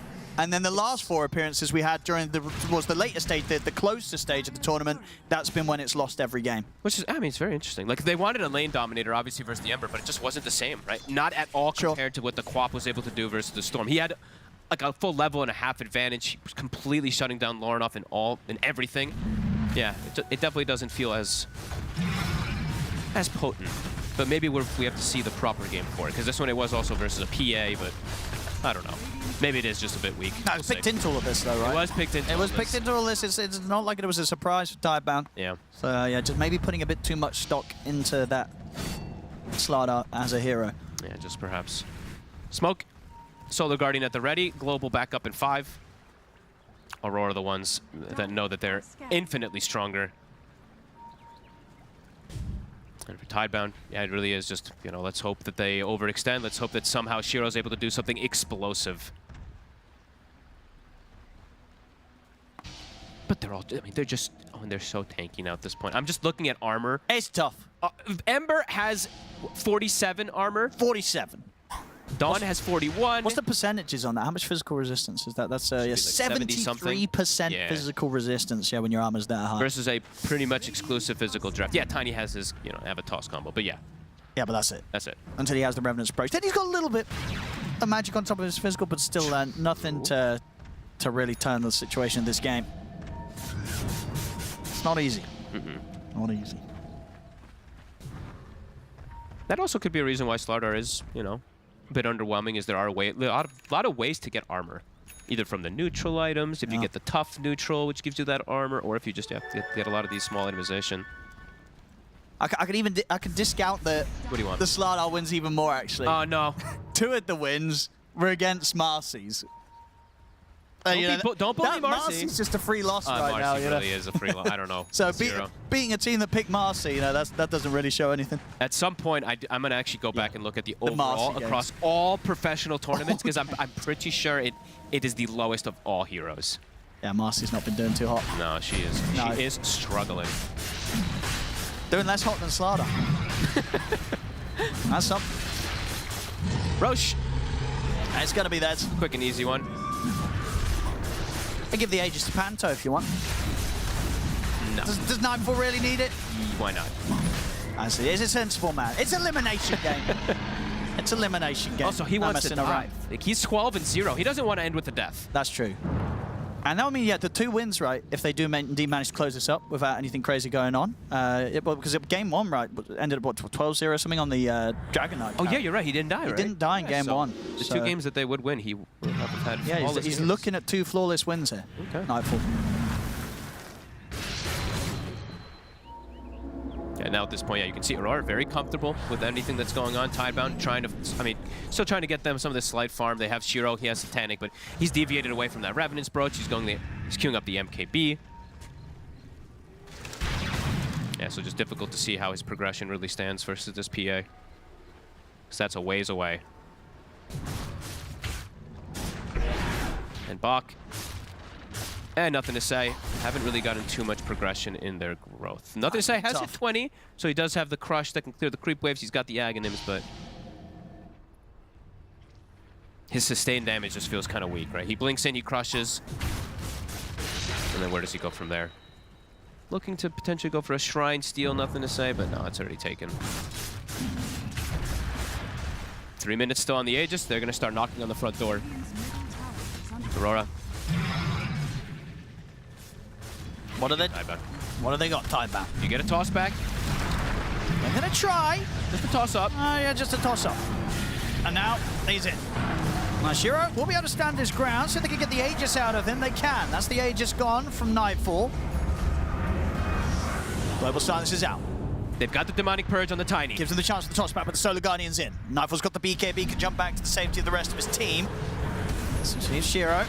He's going to try and turn towards Toronto, Tokyo, see if they can focus down the Dawnbreaker. The Blade Mail's out. They're going to still try and push forward. Take the Dawnbreaker down. Can they finish the job? They can. Now they can turn over with the crush. Shiro, jump and the crit comes out there. Cuts straight through Shiro. He's gone without buyback now. Nightfall playing on the edge of the fight, waiting to jump back in again. He's absolutely ready to go again. There he goes. Straight overboard, nothing to say. They'll be able to get him out to the side, but the chains will connect on towards him. Bark dying to the glaives. They're all going down. And they don't have the buybacks. 3 heroes out, no buybacks available on Tidebound. As Aurora can take the mid-bracks, they can take whatever they want, really. I mean, they're still a tier 2 bottom, so they'll have to sell for the top bracks. But they can go for it. That was a lot expended there. It Pretty was. much everything from Tidebound. No Tiny for, all 3 heroes gone for 50. Yep. They did the cleanse before the global to go for the tossback play, but they don't have enough to bring down this PA at this point. Oh, there we go. Top tower gone. Yeah, you can bring down one of the main targets, the Dawnbreaker, but Lornoff even thriving in this fight too with that Octarine. Doing the second highest damage, but most of it, that big crit, that fan of knives on the Tiny, chunking them down. Yeah, about a 1,300 hit coming in, I think. Yep. When the crit was there after the build-up.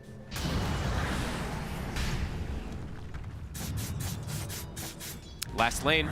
Well, they'll start working on it. Down to the bottom for Nightfall, bring the creep wave round.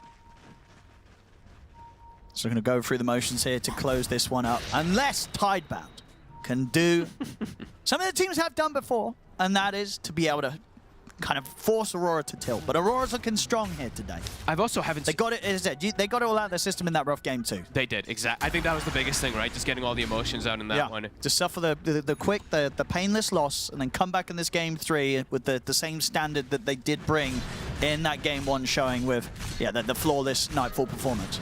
It's very difficult at this point, versus this PA who's so farmed. And they continue just getting the itemization versus the pretty much strictly physical damage. Even a Crimson Guard. Now for the Silencer. Not your usual pickup, but why not? And 25 for Nightfall. So early this game. As you said, all his timings have been astounding. 15, 0, and 7. He was even getting involved before the Battle Fury. Yeah, he was, very active early on. Yeah, he knew that he could play as he did with... once the 6s were online, really, for the Dawn and the Silencer, the fight was going to be a safe space for the PA to turn up to. Tormentor time. Easy takedown. Now let's see if we can get... lead. Can he get this Rapier online? Shiro. I mean, he feels like he needs a rapier. I mean, it has to. It's the only way they have a chance. It has to be rapier. I don't want to see this be one of those rapiers that gets queued up and then gets unqueued up. Yeah, but what if it's one of these rapiers where he just, the evasion, the silver edge hit doesn't do anything, and then you miss. You gotta just YOLO in. You gotta hope you get Fair lucky. enough. YOLO. Get in with the jump. Hope both of those echo hits hit. And don't get evaded. I don't know how much is the evasion now at this point? What is it, like 60? I think so, right? Yeah, it's 60 at 25, right? Yep. So 60%. So 40% times 40%, what is that? That's like 16, right? Yeah. So it'd be a there's a 16% chance that he hits the two, that he hits both echo hits, both hits. So that's pretty low. Yeah. Then he's got still a lot of armor. Yeah. Unless he's, I guess, if he gets hit by the corrosive. But if he's in, like, so how much damage will it be with a rapier? How much damage will it be if he connects with those two? Let's do the maths whilst we've got this pause. So if he buys the rapier, he'll have like, how much damage is rapier nowadays? It's like 2. No, it's just 100 plus the thing, so it's 350. So 350 added on top of what the damage he has now. So he has at the moment. Let's be precise actually for the maths. I'm trying to do it. 633. 633 plus 350 is 983. Yes. So then 983 times 2 is 1866. Did I say 1966. 1966. And then so how much armor does PA have? Dude, I'm not doing all these numbers. So, so he's got 2/3 physical resistance. So you're doing a third of 1966. That's basically, it's like 650, right? Yeah. So you're actually doing 650 HP with the 2 rapier hits. He's got 3,400 HP. And he's got an AC aura you're not factoring in, and a Solar Guardian that's factoring so in the well, best case situation, you're maybe taking 500 of his 3,500 health away if you connect the 2 hits when you take into account the armor. And that doesn't sound great, actually. We can hype up the rapier, but if he gets the hits in, it's probably going to look very underwhelming. I feel like the Revenant's Brooch with the MKB might just be better, actually. But whatever. Either way. They probably just feel like let's do the maths on that. No, get the hell out of here. But no, you're right. Yeah, it all just feels bad anyway. Having a 16% chance of doing 500 damage, maybe you're right. Maybe the actually this rapier would not.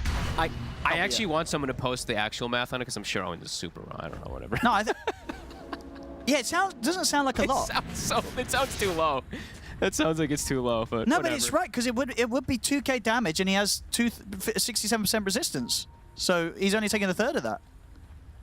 And then you say with extra armor on top, I mean, it's like 600. It's not a lot. It's not a lot. It's going to be underwhelming. It will. But we'll see. We might not even get to see it. I don't know if Shiro's going to be able to farm up his rapier. He might have to just purchase a small item, right? Because he's stuck. He's going to be in the base. He might just have to go for the Revenants or one of these. Moonshard picked up for Nightfall, so he does spend his gold. I mean, it really is the fact that that's just such a low chance of connecting. I mean, you're 100% right. MKB Revenant's Brooch is better than Rapier. It just sounds better. Yeah. It is definitely better than Rapier right now. But killing the PA, I guess killing the other heroes.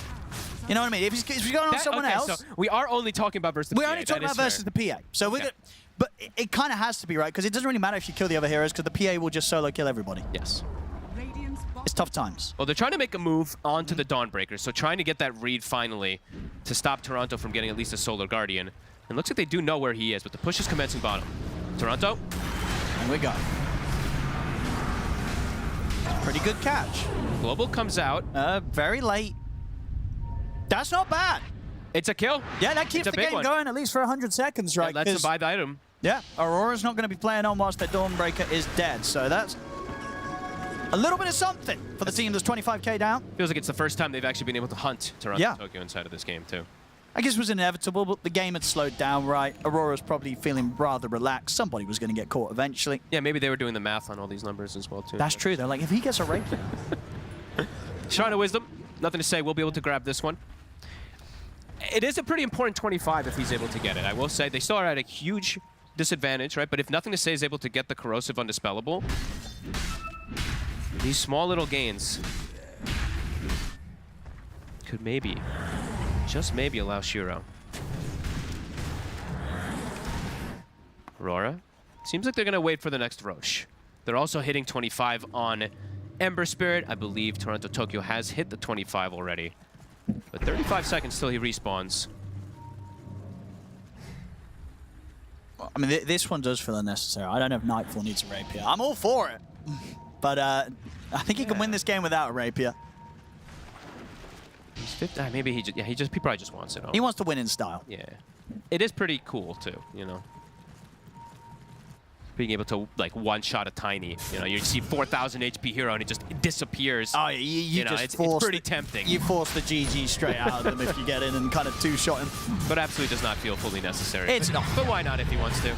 Roche, there's for the picking. They've got a Refresher Shard. They've got a Cheese as well. I mean, Lornoff now at this point also is...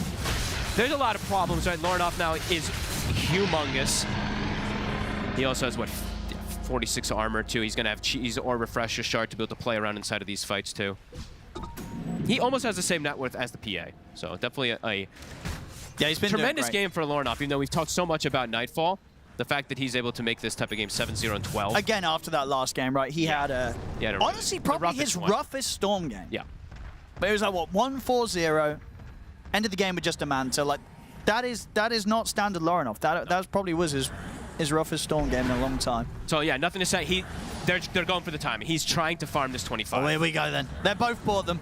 Okay. Rapier's out for both sides. How close is nothing to say to 25? He is very close to having it. Let's see if these Rapiers plus 25 Corrosive Undispellable makes a difference, and let's see what Nightfall's Rapier is going to be able to do.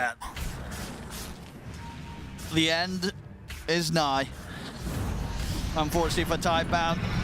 Planet. Good to disengage. There we go. That was the Rapier hit. Indeed, it was about... I guess you're countering the Silver Age plus 300 as well. But that you're was about right, actually. That was about 800, 900 damage. Yeah. Something like that. Rax in jeopardy. Yep, Nightfall focusing the objectives for now. Nothing to say is going to try and step up, but Nightfall's able to blink away. They turn with the Starbreak hit on towards Nothing to Say. Chains onto the two cores. Going to try and be into them, but now the Solar Guardian's coming in. Shira's going to try and get out the Abyssal Blades in. Shira gets caught. He's gone. That's the Rapier. Rapier on the floor.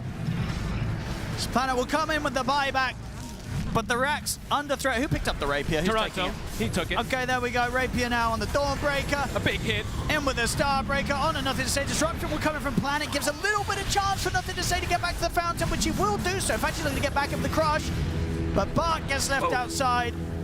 Him and Shira out for 70. No buybacks on them. GG. As they'll call it. GG is called. What a game from Lornoff and from Nightfall in particular, of course, being able to make early moves and just get this insane kill score, 17-0-8. But I have to give Lornoff some credit. In a matchup that that can be a bit difficult, he's 8-0-14. He does not die. Yeah, flawless from the two of them. And great stuff all around from Aurora. Tough stuff from Tidebound with their draft. And with sort of the way the game started, they really felt they had to go all in on making those plays. And they just couldn't make them. They should. Aurora, and they have this Silencer Dawnbreaker combo that has seemed so tough to beat time and time again here this tournament. Aurora, the series, it's theirs. They'll take it 2-1 today against Tidebound. Yeah, thanks a lot for that, guys. Aurora indeed victorious there. Commiserations to Tidebound. And guys, I've got a statistic. You'll never guess which one it is. Okay. Does it involve Toronto, Tokyo? It does. And how many heroes he played? Was it 12? It is. Over how many games, Fear? I don't know. How many? 16. He wanted to do the gaslighting thing. He's not coming along. He wants to do the gaslighting bit, 12 heroes in 16 games. That's what Toronto, Tokyo has been doing since he moved to the offlane. Incredibly versatile. They haven't always worked. I don't think that's true. You don't think he's versatile?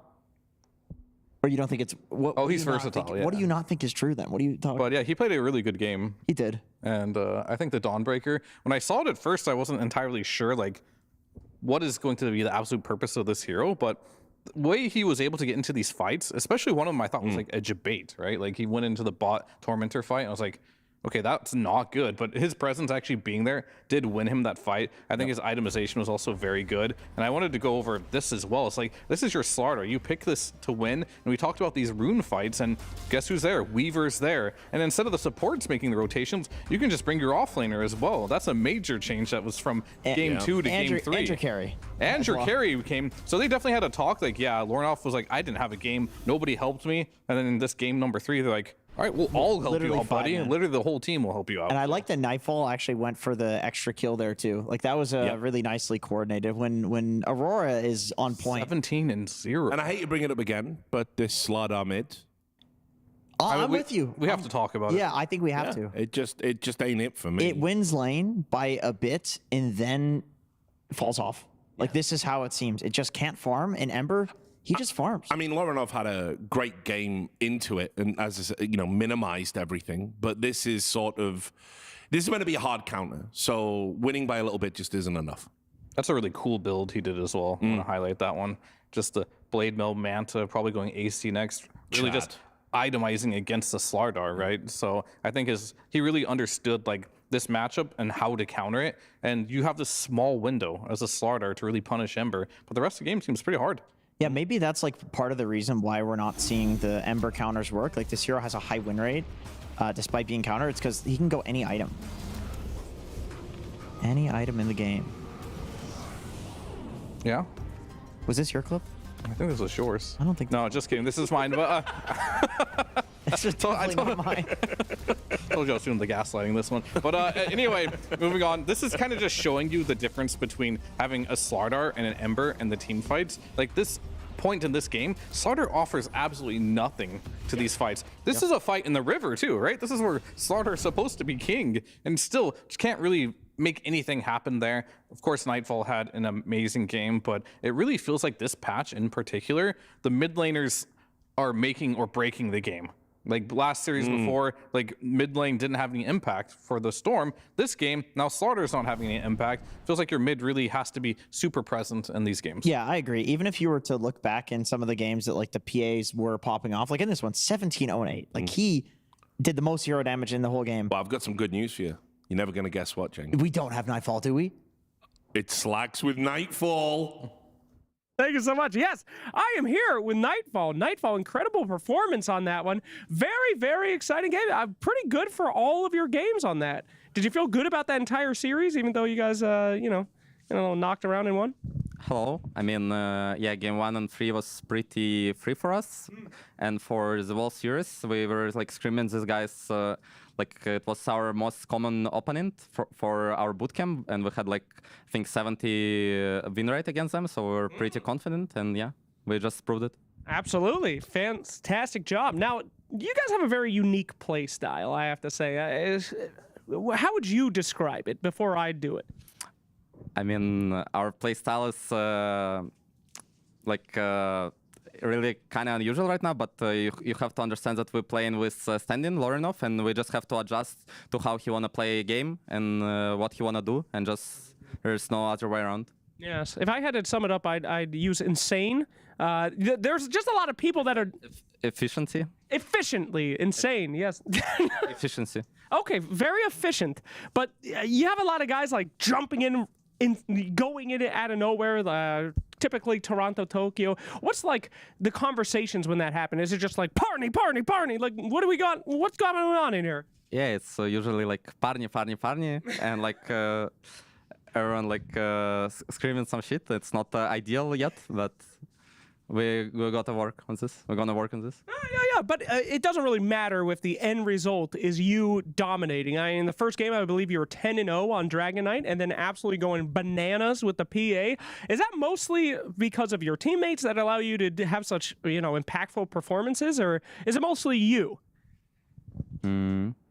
I'm just too good on pay. Okay. I will take that as an answer for sure. All right. What do you think about coming up next? Any opponents that you want to take out now that you guys are doing pretty well with your very efficient playstyles? I mean, it's gonna be Falcon or Tundra. I believe likely Tundra. So, but we'll see. I don't really care. Don't really care. Okay. Any advice for your teammates here so that they can reach your status, my friend? You are clearly one of the MVPs of the team. Is there anything that you would like to say to them now that they're watching for some advice or something? To teammates or to viewers? Yeah, either one. Whoever you feel. I mean, everyone played well, so well done, team. Okay. No advice. Any advice for viewers? Because I know my PAs don't play anywhere near like you do. Don't buy Divine. It's way too risky. You did do that, though. Yeah, don't copy it. Okay. Don't try this at home, kids. That is the advice from this pro player. Thank you so much, my man. Fantastic job. And we'll see more of them coming up soon at PGL Wallachia. Back to you on the panel. Thanks a lot, Slacks. There you go. I mean, I want to go straight to Jenkins. You were just so fanboying out all over that interview. He's great. He's just. What are your advice to the viewers? Be cautious. That's it. TP out of every fight, ideally. Oh, he's great. He's great. I love that the interview at the start it pauses. He goes, hello, first off. It's like, God, Nightfall's such a character. It is true. Have you looked in the mirror? Yeah. Okay, good. Just checking. I mean, Aurora, they've been hit and miss, I think it's fair to say. After that series, do we think we know any more about them? Because what kind of blew my mind a little bit there was Nightfall saying we're being efficient. That is objectively not correct. Right? Well, that's how he cauterizes it in his head when he's BKB. I think they're being anything but efficient, but they are highly entertaining and certainly capable of winning games. And good. I mean, I think they like PA. So all I know about this team right now is they'll first pick it. And we need to see more from them. Have I learned a lot? If I didn't see PA 2 times in a row, I maybe would have learned a bit more. I'd learned that they like the DK too. So they're adding heroes to Nightfall, and I think that's a good thing. Final thought from you? I love this team. I think just play around mid more. I think they just need Lornoff to have a good game. I think he said it in the interview, and that's kind of what he meant by that, is that it wasn't necessarily a drafting thing, but a play thing, and their other cores will follow suit. All right. Thanks a lot, guys. So we're going to take a quick break. When we come back, we're going to have the next series of the day, which will be Team Spirit versus GG. We'll see you soon. The human body was built to move. Not trapped at a desk in one singular posture for 12 hours a day. It's time your chair evolved. This is Secret Lab Titan Evo. Ergonomically engineered for you. Gamers, hybrid workers, artists. Backing your every move.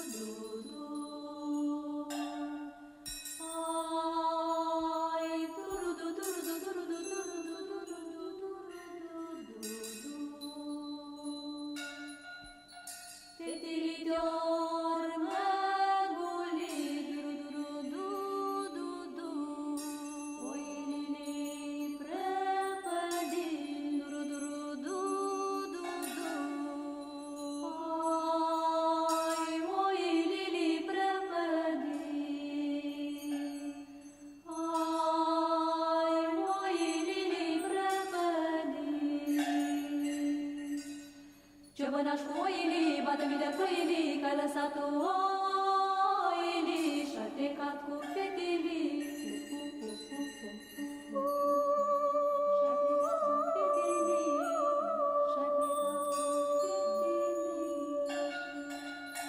Eu m-am pornit după oi, rudu, m-am întâlnit cu iepuroi, rudu, bună cale iepuroi, n-ai văzut un cârdioi.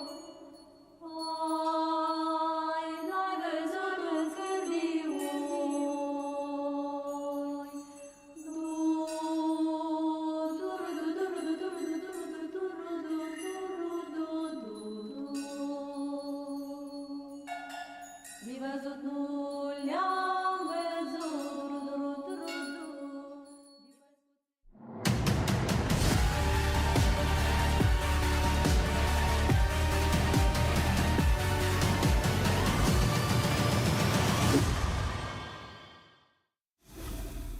Yeah, welcome back. Another banger game coming up now. Team Spirit versus Gaimin Gladiators. And I got to say, guys, I had Team Spirit kind of earmarked to win the whole thing. I thought they've looked really, really good. The Falcons game super surprised me. So the fact we're kind of talking about a lower bracket game right now with Spirit in that lower bracket already, very, very shocking. But two teams today, two opponents that have played each other quite a bit down the years. Yeah, they have. They have a long history, but they haven't had the same rosters as recent, right? So if we look at their past encounters, if we go back to last year in Blast Slam, they actually had two different rosters entirely. This was like the satanic version of Team Spirit, right? Gaimin Gladiators had Celery at the time. But since the new roster swaps, Dream League Season 25, they 2-0'd them. Earlier in the group stage, they 2-0'd them as well. So even very recently, this has been very Spirit favored. And it makes me wonder, is like, why is that the case? Is it just because maybe Gaimin is only now just starting to find their form, which I think is probably most likely. But Spirit, they actually just came back from taking a break. They have that energy, and they're just playing so good right now. Sure, they did lose the Falcons, but I think that's just going to be a little bump in the road for them. Yeah, I mean, it's not just the loss, it's the nature of the loss. That's a little bit worrying maybe because... Perhaps. Yeah, that would shake you to the core. But I agree. I mean, I just love this roster. And up until that series, I just think they've been playing near flawless Dota. Yeah, nothing shameful about getting Whitemond. They kind of... Whitemond, there was Falcons they actually lost to, but Whitemond's a very good player. But that happened behind the scenes? Yeah, exactly. There was an incident. No, but Falcons, they're an excellent team. When they are on point, they're on point. And yesterday, I think this is just a representation of Falcons powering up rather than Spirit powering down. I still think that Spirit is very strong and that Gaimin has been powering up. But to the level of Spirit, I'm not so sure. Yeah, they've been getting better. I mean, they look to be heading in the right direction. We've seen them here have some really nice games and nice series and nice individual performances. But this is a very tall order. Yeah, I mean, last night after Gaimin won the first game, right? I was like, they're back. Yeah, this team is so good. They're playing the way I want to see them play, but unfortunately, it just didn't. It fell through a little bit. Right? They're the ones that got Whitemond. Yeah, they did get Whitemond. Yes, so someone got Whitemond. His ringmaster is insane. It is. Yeah. So they still look good when they're winning. Like, and you have to take for granted too. Like the first game that they played when they won, it was a stomp. They destroyed them. The rest of the games were very, very close. It could have gone either way. And I love to see that. And I think Gaimin, they need to focus on that element that they've always been good at. It's just stomping games. Just go all in. This is what they do, and that's what they've always done. Yeah, I think this is going to be a very competitive series. I mean, they even in their series last night played the Night Stalker offlane. Like Tundra was putting a lot of value on the Night Stalker as exclusively a 4, and it was kind of clear to me that Gaimin wanted to pick it, but they didn't want to just run it as a 4, so they had Ace play it. It's one of his favorite heroes. Yeah, and I want to talk about these guys' hero pool, right? And I think these are two offlaners that are struggling a little bit right now, because on the opposite side, when they did lose on Team Spirit, Collapse was playing these Sand King type heroes, really struggling to get out of the game. And normally we're used to seeing Collapse on this team. He's carrying the team hard. Yes, and I think he is struggling a bit. I think Ace as well. Like, he hasn't won on the Tide. He hasn't won on the Night Stalker. These are supposed to be the OP guys of the patch, right? So he's also having a hard time finding his footing. So I think you really do need to prioritize making sure Collapse gets his hero and play around him. That way he can return the favor a little bit later on in the game. What would you say is his hero right now? I mean, it's obviously Magnus. Yeah, but he's like, not going to get that. If it's not Magnus, I do like to see him play heroes like Mars. His Sand King is good too, but the problem is like he's been a bit out of position, and like mainly the team fights, I want to say, because there was a couple of games, especially yesterday, where he just gets initiated on first when he should be doing the initiation himself. So I think it's not really a hero problem, so to speak. I think it's just like a play issue right now that as a team, they need to have better positioning and take these team fights a little more cautiously. And when Collapse is Magnus, he'll go items like Blink Force Staff. Like his item builds really depend on the game.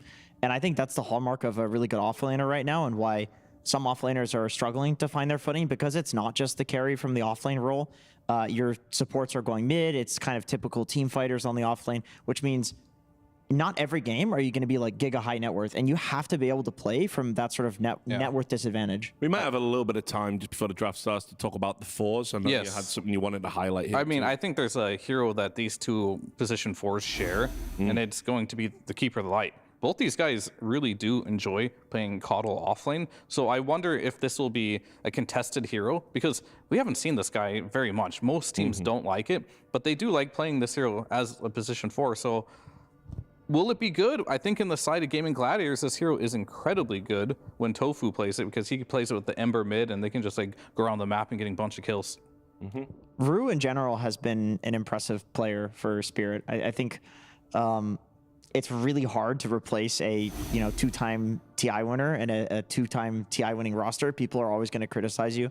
And right at the start, he was okay. Like when they had the iteration of Spirit that you talked about with Satanic, everybody was talking about Satanic. Rue was never really the guy. But then slowly but surely, I don't know, with Maposhka's coaching or whatever it was, maybe just getting more and more comfortable, he has absolutely found his groove. And just mechanically speaking, he looks so skilled in pretty much every game that he plays. Like he is a standout player for sure.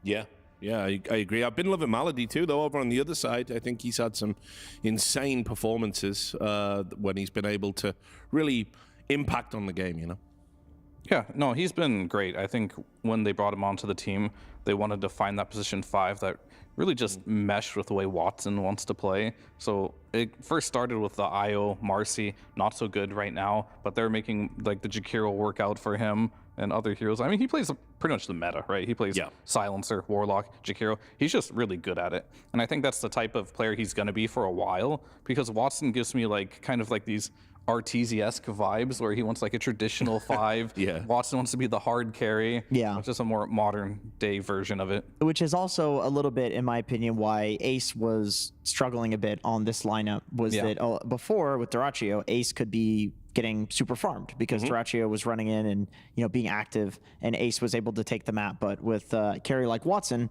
every camp is gone. He's going to take all the kills in the fights, and you want him to. I mean, this guy's like one of the highest rated players in the world. He was rank 1 for a very long time. He's extremely high skill. So it just means that he needs to go for the Glimmer Capes and the 4 staffs in the off lane and kind of play more of a supporting role sometimes. Yes, I agree. I concur. Maposhka. Maposhka. Underrated. Well, you want to talk about players? I think he's finally... What about Silent? I think he's truly underrated. He is truly underrated. I mean, he's silent after all, so... I mean, by the way, I'm trying to... That's true. Trying to figure out, what's that on the... The nose thing? Okay, so there was a meta in Dream League where... You got a boo-boo.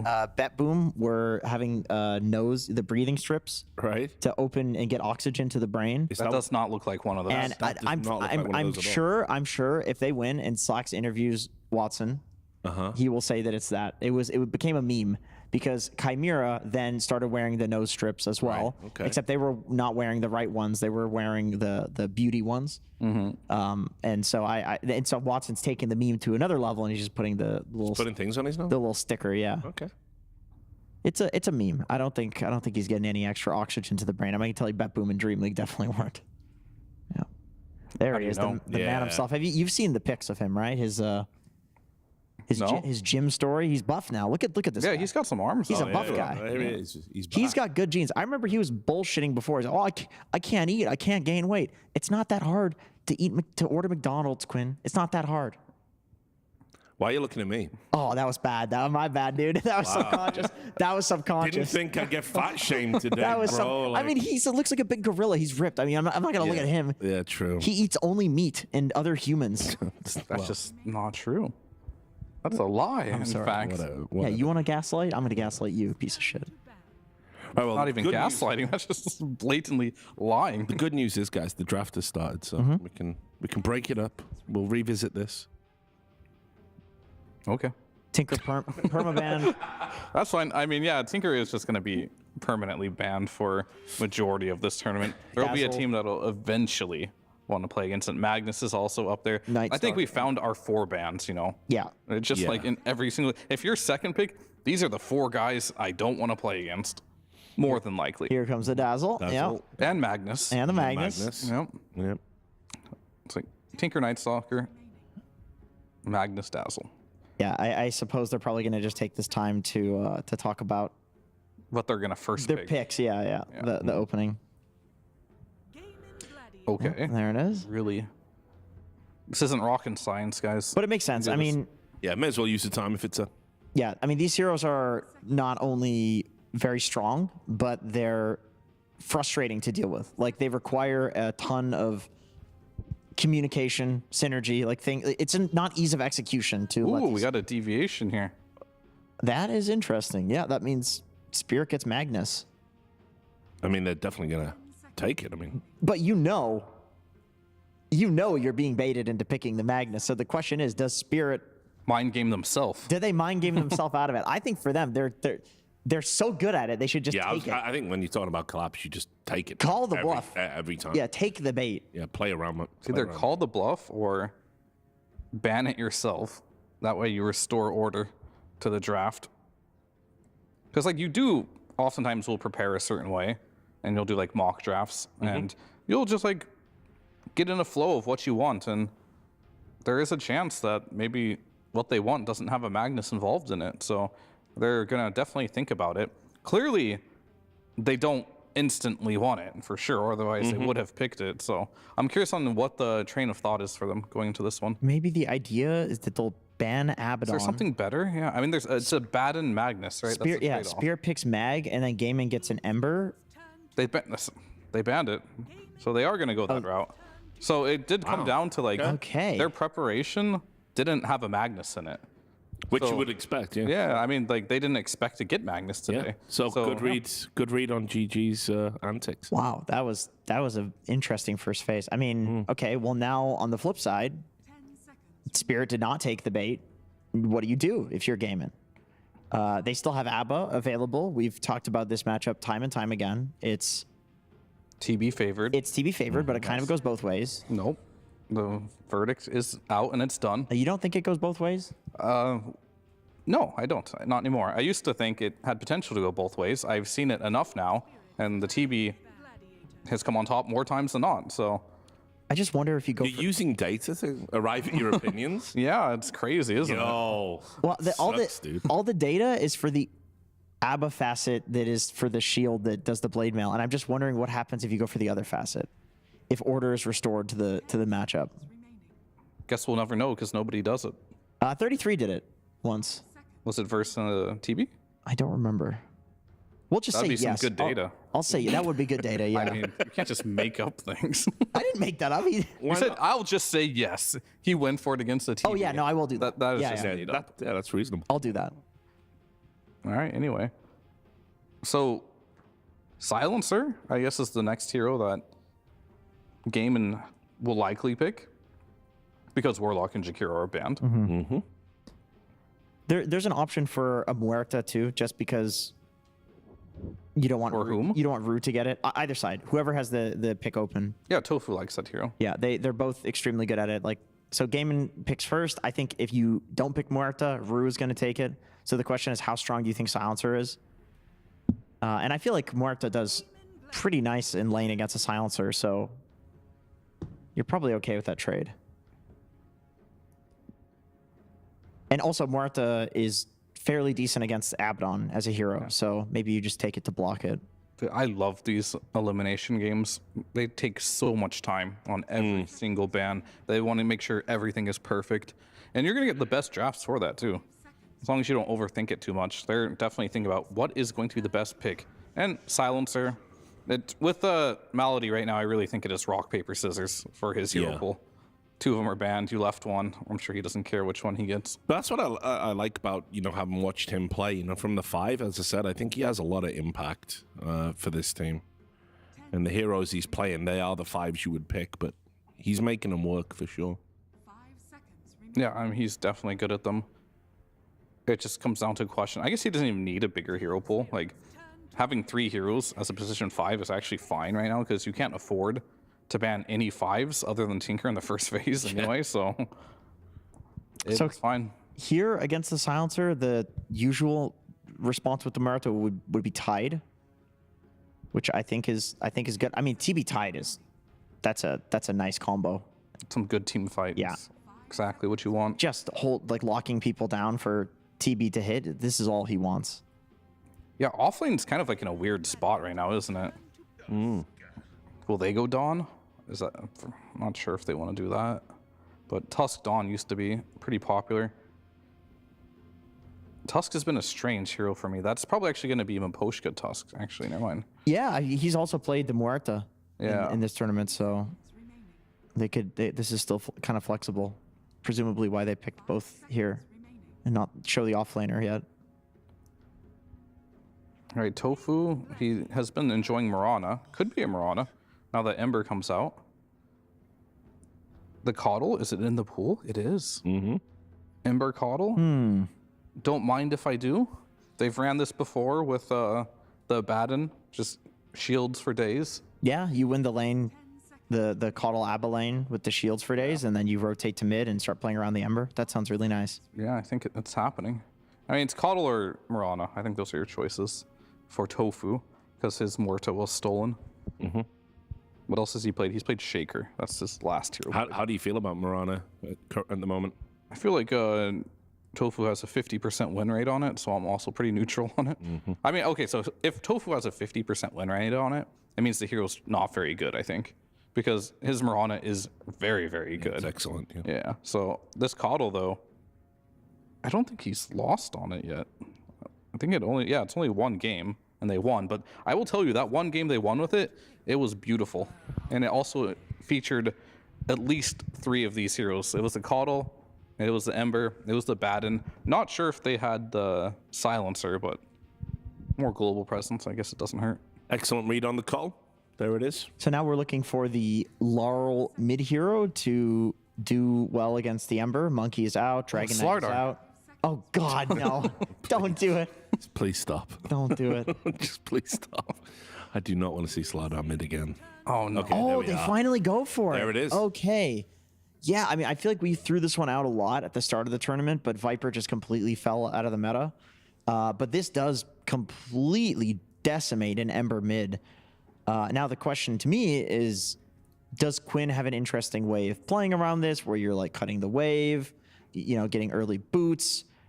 Do they rotate Ember to another lane? Probably not, because it would mean Watson has to go carry Abaddon, then offlane Ember. This is weird. Does Ace really play it? It's going to be a mid Ember almost certainly. Or Coddle stack for him. Ember eventually takes the stacks. Like, I'm curious to see how they play around this, because you don't just lane, 1 versus 1 normal Ember mid against the Viper. There's got to be some response to it. Play-wise, I don't think you have to pick a new hero or anything. Yeah, I think you're going to have to get...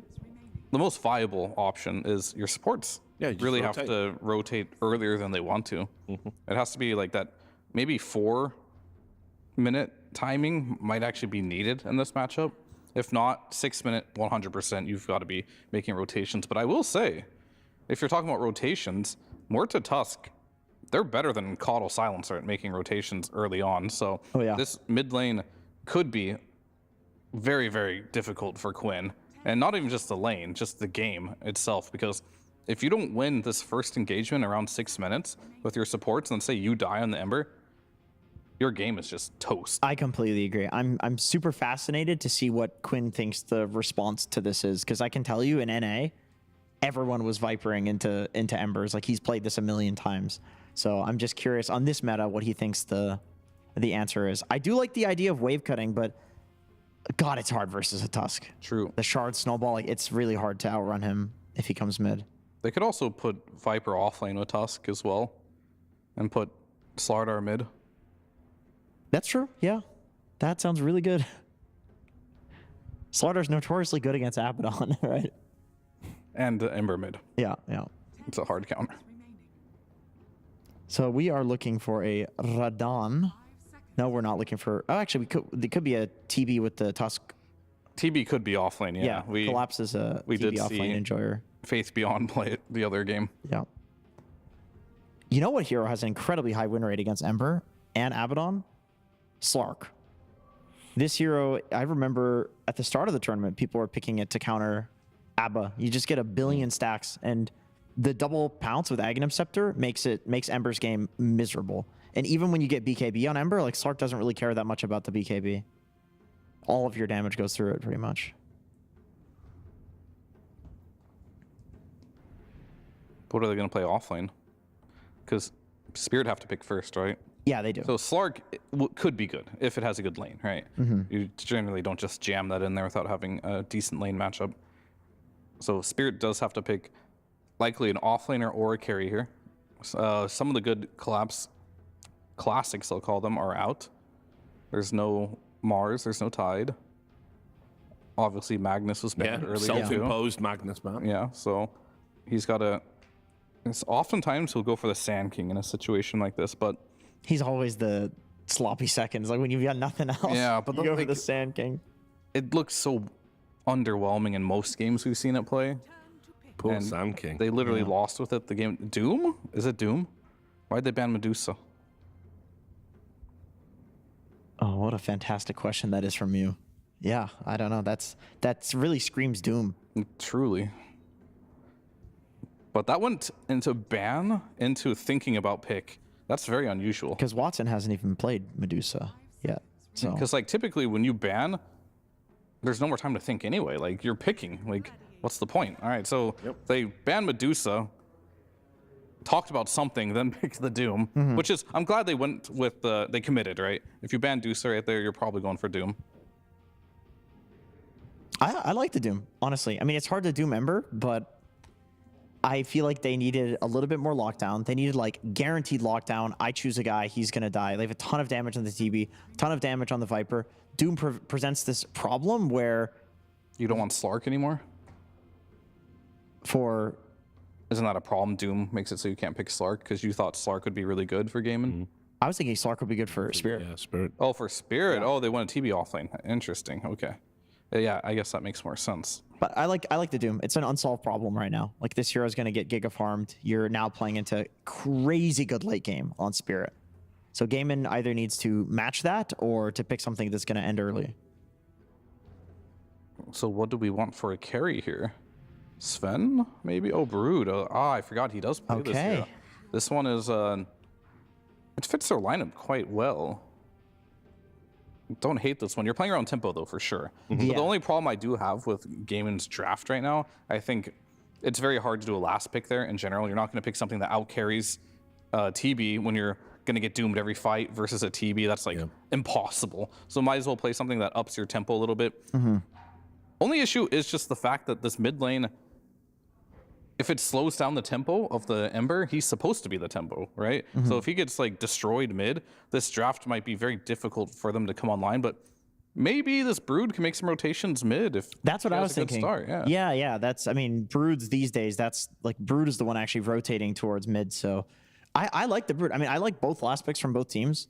They pick a hero that is just unsolved, and then Gaimin, instead of like solving the Doom, I guess in a way they do, because Broodmother spiders, Doom can't really kill them. You Doom the Brood, she walks over cliffs, but it's not really like, you're not like reflecting the Doom or something like that. You know, you can still kill this hero, but they have nothing to kill spiders on the side of Spirit. Like, what's their best spider killer? Ice Shards? Muerta? Deadshot? Scorched Earth? Like, this is not good. This is straight up not good. You will kill a Doom before his Scorched Earth kills your spiders. Well, what I can do is we can maybe get some insight into the draft because we've got Slacks on the sidelines. Absolutely. I am here with CY for some insight on that Arachnid Assailant. Talk to me about this draft. Now, you guys are a little light on the stuns, if I may. The crowd control's a little rough, but why Brood in this one? And are you happy you got it last? I'm pretty happy about the Brood. It's typical us to not really have many stuns, I think, so nothing too unusual for us. I think the Brood is like nice. It's obviously not maybe great at carry matchup for TB, like for Brood against TB, but like against all the heroes and stuff, I feel like it's a pretty nice Brood game, and it's a nice lane, should be, so. You're always very focused on the Dota, on the games. I always see you kind of really locked in. Do you ever wish that your life was kind of like Severance, where you could forget everything except for what was in the Dota place? Yeah, right now my team name is actually Severed Player, so really? Yeah, for sure. So that would be beneficial as a coach? Oh, it would be great. Well, I hope it doesn't end up like the last episode of this season where Zach dies. What?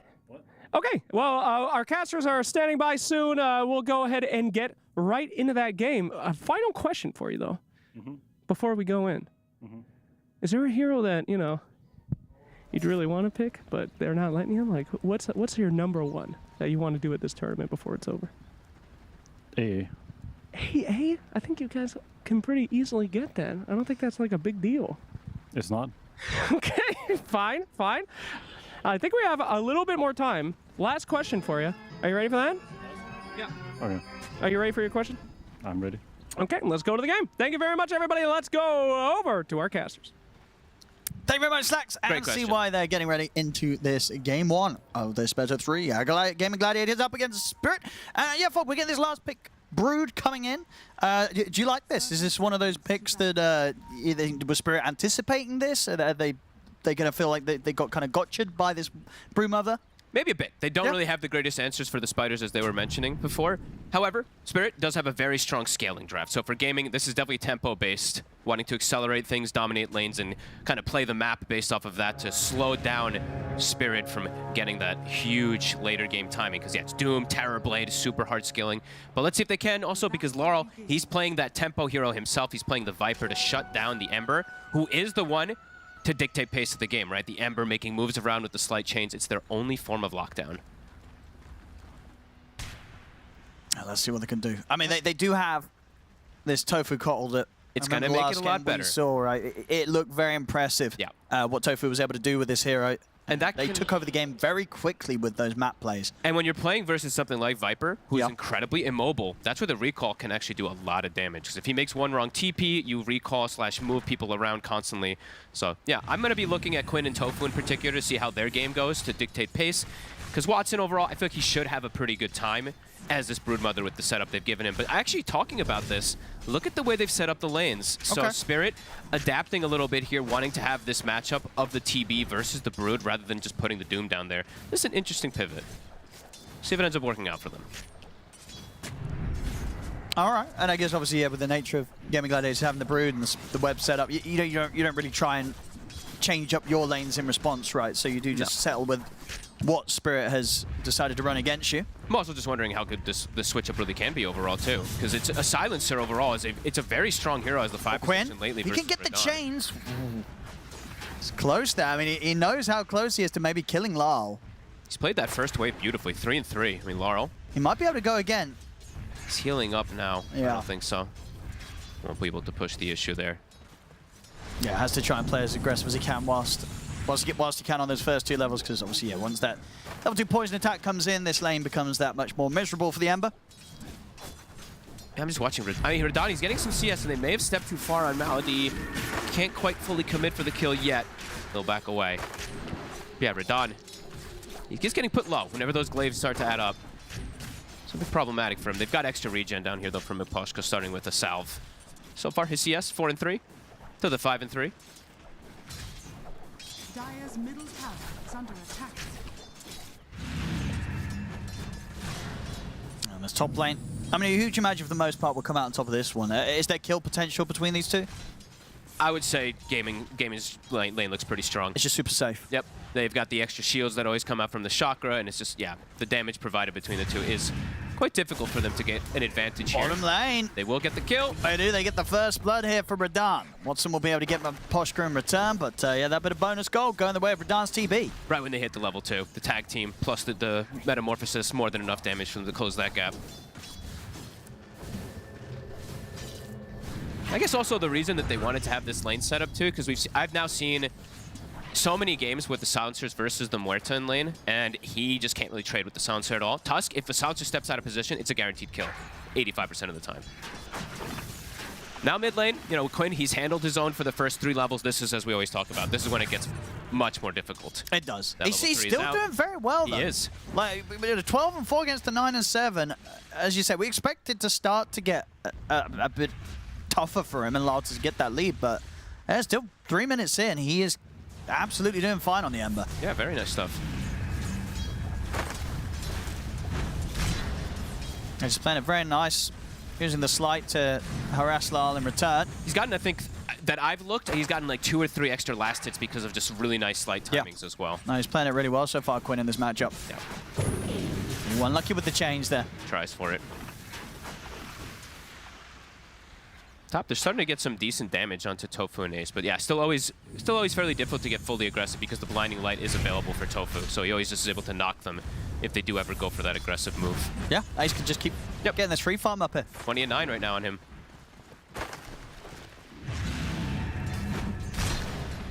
I feel like how many Abaddon games have we done? I feel like we've done like every game has Abaddon, right? There's been a lot of I think Abaddon it's every single game either has Abaddon or TB. Or, it's a lot of the same heroes that are coming out. Quinn, he's been found. And it's finally too much for him. Lyle's able to take him down. It was inevitable. It was going to happen eventually. Yeah, he went for the rune to take it instead of, preventing Laurel from getting that fill up. It does put himself into a dangerous spot as Laurel will be able to get the bottle fill up from the bottom rune.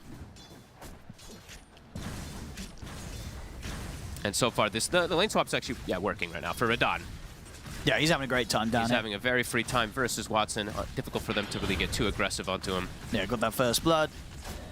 Doing perfectly fine. That being said, top is going very well for Tofu, right, because of this change, too. Tofu and Ace, that is. Rue? Both toying with each other because they both have like stick and fairy fires, but Tofu has stick, fairy fire, lotus, so quite a bit more. And he's got the shield, instantly refresh the mana. This is an annoying lane. Yeah, it's just not easy for Collapse to approach when these shields are up. Takes a lot of damage. Bottom lane. Watson. Making the move again with the meta and the tag team. Watson, he's going to live.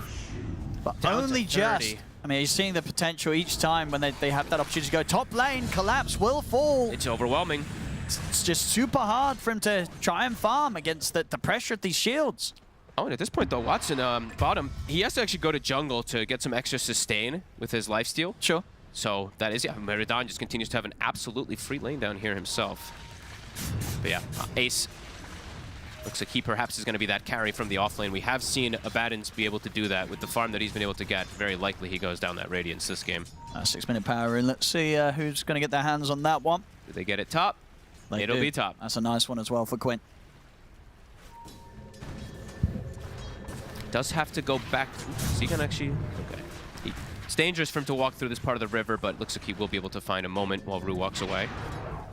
Top now. Ace is still level 5. Miposhka wants to try to get a kill here before he hits the 6. All right, let's see if they can do it. It's tough. I mean, shields are just constantly going to be available. He's got 1 charges. There's Blinding Light, there's Lotus. Yeah, it's a bit too much. If they have the 3rd hero, maybe when Rue swings over, they have an opportunity to go for it before he hits 6. If Ace hits 6, though, unlikely they can go for that play.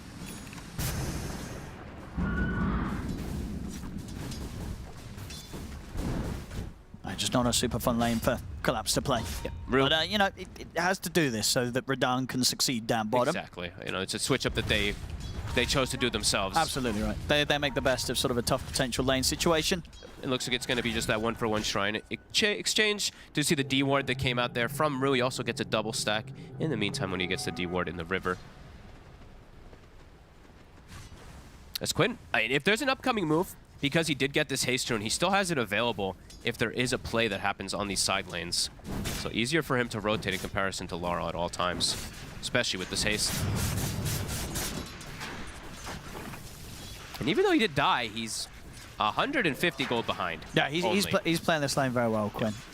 Yeah. No, we've definitely seen other members of a melee heroes suffer way more than Quinn has this game against the Viper.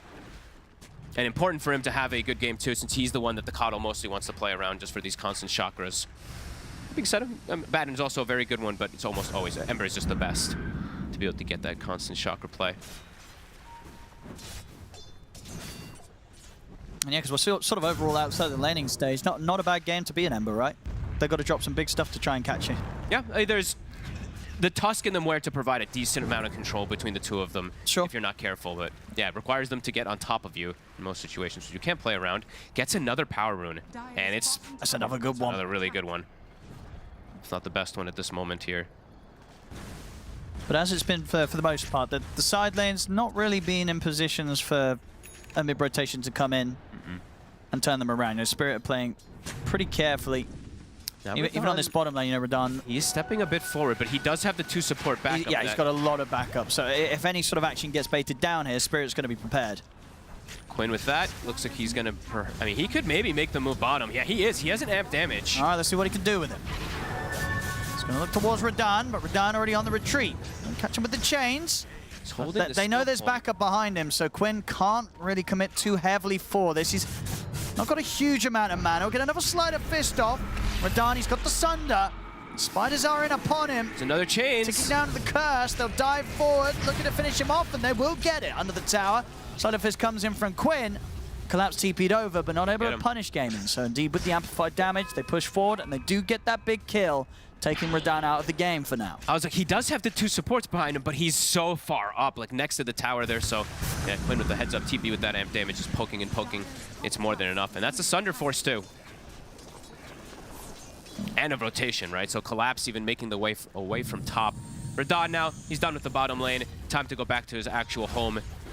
Get that guaranteed farm and not having to worry about too much extra pressure. But Gaming, as we said, looking to play the tempo game. 6 is on Brood. He's got a bunch of spiders built up. They want to look for mid. See what they can find. Diving in for Lal could be quite appealing. Rue's going to be here to try and provide some sort of help, but it's a good curse from Malady down onto the 2 of them. They can dive in, another good Sleight of Fist, bringing them both low. Lal will throw out the Viper Strike, tries to bring down Tofu with him, and with the help of Collapse, they will get Tofu. Maybe they can get Malady as well. Snowball from Aposhka comes across.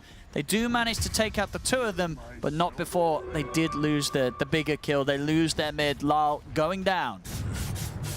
One of the scarier matchups for Viper. When you see those spiders instantly, it's like, oh my god. What do you do? And it's definitely going to be one of those games where, especially early game, those spiders are going to be a big nuisance for majority of the side of Team Spirit. So they do bring down Laurel again. Oh, they bring down Laurel, sorry. And they almost get, I mean, they get some damage on the tower here too.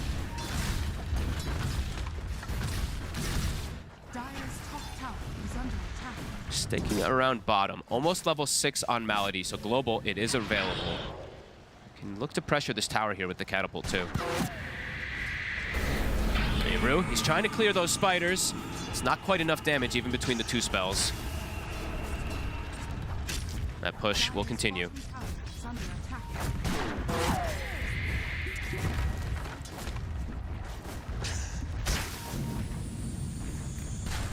Pressure on multiple fronts here as we see Gaming pressuring bottom, Quinn even poking mid to force reaction, and we see Ace also doing similar. So right now Gaming doing what they want to do with their draft. Applying this early pressure. Laurel gets hit by a big slight there.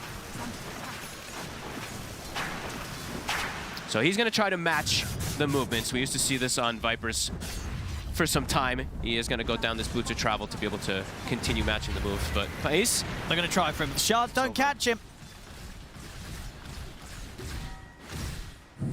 Scary to overcommit there, as you see. Tofu, the recalls are going to start coming. He's going to bring more heroes to the top lane. Who's he calling? It's the Silencer next. I guess it's going to be around the Power Rune. Accelerating things. Power of the Keeper of the Light. Yeah, we did see just how well Gaimin Gladiators were able to use it the other day when Tofu grabbed this hero. It looked very, very impressive. I love this hero. You know, I already talked about it multiple times, how powerful I do think it currently is with how big the map is. I think any of these global kind of heroes open up a lot of availability as they get the mid tower with the Ember versus the Viper matchup. Quinn is ahead of him. So very good start here for Gaming to a 2K lead now with this tempo draft. Yeah, Quinn played it very well. More. Just only dying the once. You absolutely take that for a hero thrown into an Ember matchup.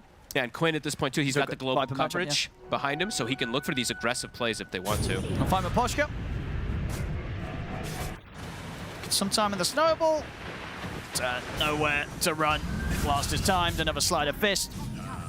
Again, that 2K lead, and as you say, these towers falling, whilst Spirit for now, they have to sort of fall back. Radahn just fully focused on staying in as safe a spot as possible whilst he tries to get the farm on the TB. It's going to be a much slower approach. It feels like it's going to be one of those harder games for Radahn. Him and Collapse have to come up pretty clutch with the way that Gaming is able to set this tempo already. Getting top tower, getting mid, and that bottom. They've already opened up opportunity to get into these jungles. They've also placed deep wards down to be able to scout for these aggressive moves too. Yeah, right now, looking super good for Gaming. And Radahn stepping up. He's got Lal by his side. Ace. I'll turn with the ult. And he's got the borrowed time at the ready. He's going to be back up to full HP. They're bringing further TPs into his Spirit. They want to try and get the fight going in their favor. They get the silence out on the 2 of them. They'll bring down the silencer. They won't be able to finish off Ace. He's still alive. They're dropping low. Quinn is continuing to poke them. Radahn has to be careful. Brought in a lot of numbers for that. Of course, this gives space for Watson to keep the pressure on bottom. The TP, that get canceled immediately too, so they can't look to defend. I mean, Watson, the tier 2's in jeopardy now. He can keep this push going. They have full set the fortification. As a lot of TPs top, they kill the silencer, but they don't get anything else. Nope. And they can't, I mean, they can't even get ace. And Right? It looked like for a second they maybe could get him. And it's the Shrine of Wisdom. Oh, they're going to get both. Yeah, Gaimin playing this early game beautifully right now. And you can tell that for Spirit, they were scared to continue on in that top situation when Quinn is there with the constant chakras. This damage really adds up from these slight spams. They're quite vulnerable at the moment. And it's just so hard to read the map when there's this Keeper of the Light in the game. Just moves them all over the place. Everyone can be anywhere. Yeah. And if you overcommit to one lane, the Brood is just going to be able to overwhelm the opposite one that you're not at. See Watson will lose the Spiders this time to the dead shot plus the calling combo. Because what are you looking towards as your big playmaker? Like, who's the one that's going to start leading the charge into this Gaimin Gladiators lineup to try and stop them from getting away with as much as they're finding on the map right now? It would probably have to be Collapse if he wants to do some type of selling items, you know, because he could go for Midas. Yeah. Maybe something like that. But definitely because Laurel's game has become more troublesome, it's difficult to see who wants to start these fights, who wants to go in first and act as that frontliner, because Laurel, not really that frontliner now at this point versus the constant poke. Quinn even taking the creep away there. I feel like Quinn's gotten like majority of these power runes as well. Just the setup from his supports. He's got an arcane rune, so he's gotten quite a bit of good ones. Yeah, absolutely. We've seen him with the haste, seen him with the amplified damage, and now with the, the arcane. It's been a nice time for him around the mid. And he had the illusion supports. Yeah, he's pretty much had them all done, yeah. Does feel like it. And Watson now goes back to his jungle. 3 bounties were still there, so up to a 5k lead once they pumping that lead. Up. Now the question is, can Team Spirit get away with the Tormentor? Might be able to sneak it. It looks like they are setting up for it, perhaps. But now they actually are noticed. So the ping's coming out. Now Tofu's probably saying, we have to keep tabs of that. They'll throw the scan. I mean, do they care, or do they sort of just take the tier 2s top and mid? I mean, they can contest it if they'd like to, but they might also just opt for that, yeah. They might just opt for going for this separation push. Because taking these towers is just so valuable for them, right? Because it just makes it even more obnoxious how they can move around with this call. I mean, they already used that glyph on the tier 2 bottom. So yeah, they can take top. It looks like they're probably going to set up to take mid and sack that Tormentor. Yeah, Team Spirit indeed will be able to get this for themselves. There they'll get the shard. Former Poshka. Level 1 shards. Not something you see too often. When that gets picked up, at least it gets the full damage per second, but the duration of it is quite low. Only 4 seconds instead of the 7 when it's maxed. Collapse. The Radiance is done already for Ace. He's got the Dispels. I'll get the chains connection. Another Purge. They're still just in on him. Nothing to be done there to save him. Root tries to TP over, but so far, Gaimin Gladiators' approach looking very impressive this game. Yeah, and Quinn. Greed from Spirit's getting punished. And he's down bottom. Tofu's ready to join as well. See if Radan can do it. He's able to get the Sunder off. But can they actually threaten He has Quinn? a shield. Quinn, he's got the chains out on a Radan. They're just sort of toying around with him on the Terrorblade. Radan is going to go for the TP. There's nothing to stop him. Just in time before the chains did come back off cooldown there from Quinn. So Radan will survive, but still the struggles continue for Spirit. That's Spirit making their, positioning move there. And Gaimin, yeah, they use the global to protect themselves, but they can keep going. Quinn is completely healthy for the next move. They're reacting perfectly. Gaimin's game plan is working. For Spirit, just continuing to try to slow the game down for Radan. Now the global's on cooldown. It's like Miposhka trying to play around Laurel, but Laurel's getting gone on instantly. It's actually Miposhka who tanks it. Yeah, Laurel's got to run. Miposhka Can he even run? It doesn't look like it. I don't think Watson's in on top of him with the full Spider army. This is looking, They're just problematic. And it's just because that play sort of comes down bottom, and then immediately Quinn's here with Tofu behind the tier 2. They are absolutely everywhere. It's just something about Gaimin with their Kotl. They've figured something out that not a lot of other teams have. You know, we're not seeing this sort of play style or pick being used by anyone else really right now. But Gaimin, they know what's up with it. I swear with the amount that we're getting Ember in like almost every game, right? It has to start rising. That's true. With all these Ember so picks. Powerful. Yeah, the Kotl really is the cherry on top. Yeah, because Quinn always has TP to defend any tower he'd like to. Always has mana. Always able to make any move. And he has got extra mana and double damage pretty much, essentially, in most situations. So, yeah, so far, Tofu able to make a lot happen with this as they take the top tower as well. Mid's low. Well, not low, but they just continue to apply pressuring on all these tier 2s. Yeah, Quinn's top. Now look, he's bottom. Spirit trying to maneuver around this. Yeah, trying to keep up in farm here. Yep. On Radahn and Collapse. They're doing pretty okay, but it's Laurel who's really suffering. And into that Brood matchup, it's not fun for Laurel at any stage. And even into the Ember now at this point. Like, the Viper versus the Ember matchup is about that lane dominance. Once the Ember's got Mage Slayer, it completely just cripples the Viper's damage.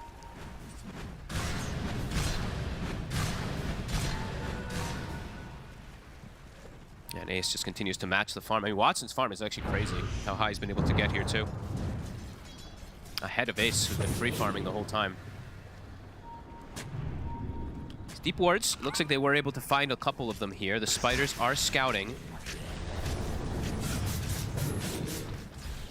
Yeah, it's gonna be a question if Spirit can build towards that one big team fight where Radahn and Collapse are able to pop off. Yeah. They get in with a good Doom. If Radahn's able to stand his ground with the meta, they do have the chance of fighting back. Yeah, they're gonna need a pretty insane connection because their team fight overall, it's completely reliant on the Doom. But look at a mid. So what they can start here, they're going to throw everything down over towards the Abandon, see if they can bring down Ace. They will. They'll drop the Doom for it, they'll get the kill. Big kill. Can they continue chasing? They get the shards on Malady. He's kind of stuck, so with the dead shot connecting Malady, he's going to get forced out. Can they keep chasing? He's got the Pavis, he's healing up, the curse comes out. They really want him, and they will get him. Takes quite a bit. Chains on the Collapse, but he's able to remove it. They get the punch up as well onto Quinn, but another Remnants at the ready. The Spirit, they do hold the tier 2, and they're able to get a couple of kills from it. A big one as well, shutting down Ace. Perfect angle they can get around there with Collapse, getting that Doom onto him. They didn't use meta either, so Radahn, he's got it available if they want to look for another play. Yeah, they played that nicely there. And they're ready to go. Absolutely, whilst the Global Silence is on cooldown, Spirit, they've got to try and use this to find another good hit. Heroes are respawning though. Both the Silencer and the Abaddon are about to come back. They find another catch. They want to try to find Watson once here. His BKB is about to come out. He scouts he's around. He's got Manta. And he plays out of it. And now they might reinitiate. He's thinking about it. He's looking at Maposhka. Is there any way out of this? Going to get tripped up by the neutral stun. He's got the snowball over towards the siege creep, but Watson is going to be able to follow him up. He knows. And Quinn's in the back line. Good Lotus Orb. I mean, Quinn's going to chase this. Rue's very, very low.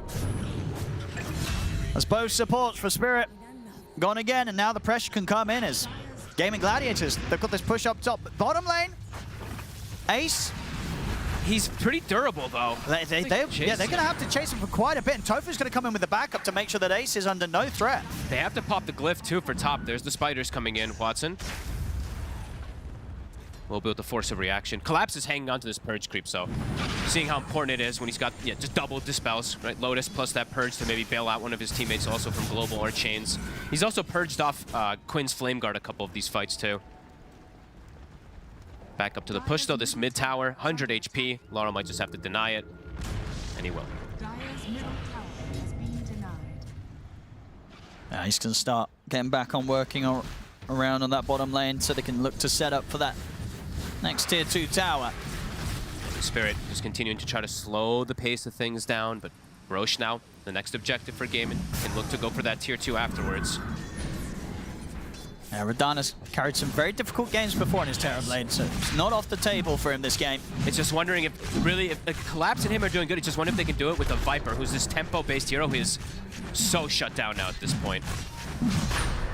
And not an easy one for him to do what he wants to do when he's versus Mage Slayer, when he's versus Abaddon, when he's versus Coddle. There's a decent chunk of sustain that can come in. Tofu buying his shard, so even more sustain that comes out from that, and the double recall charges. 100% Illuminate heal.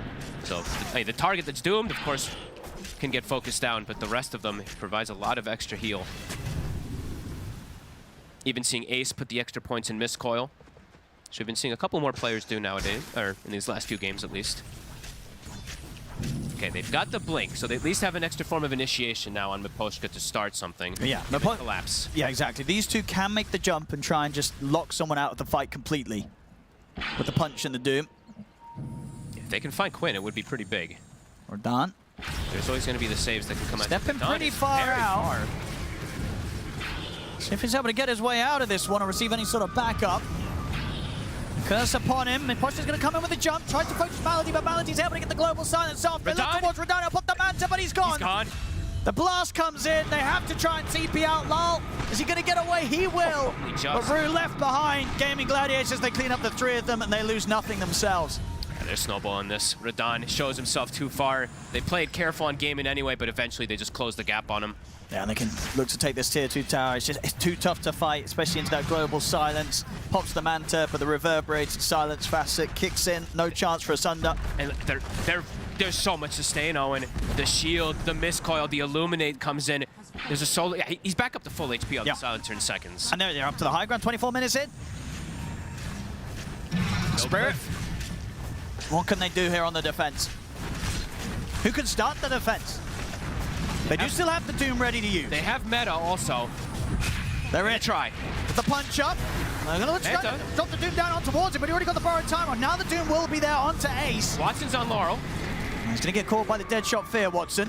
Let's turn over to Raw's Rue, attempting to heal up, and indeed he still has this Aegis for 3 minutes. He's just pushing in and killing off Rue underneath the noses of the entire team of Spirit. They couldn't stop him. Now he can turn over towards Collapse. Remnant fall from Quinn. Collapse is gone for 50. This could just be it. I mean, Quinn, he's pushing forward. Laurel, he's in no man's land. He's dead. No buyback on him.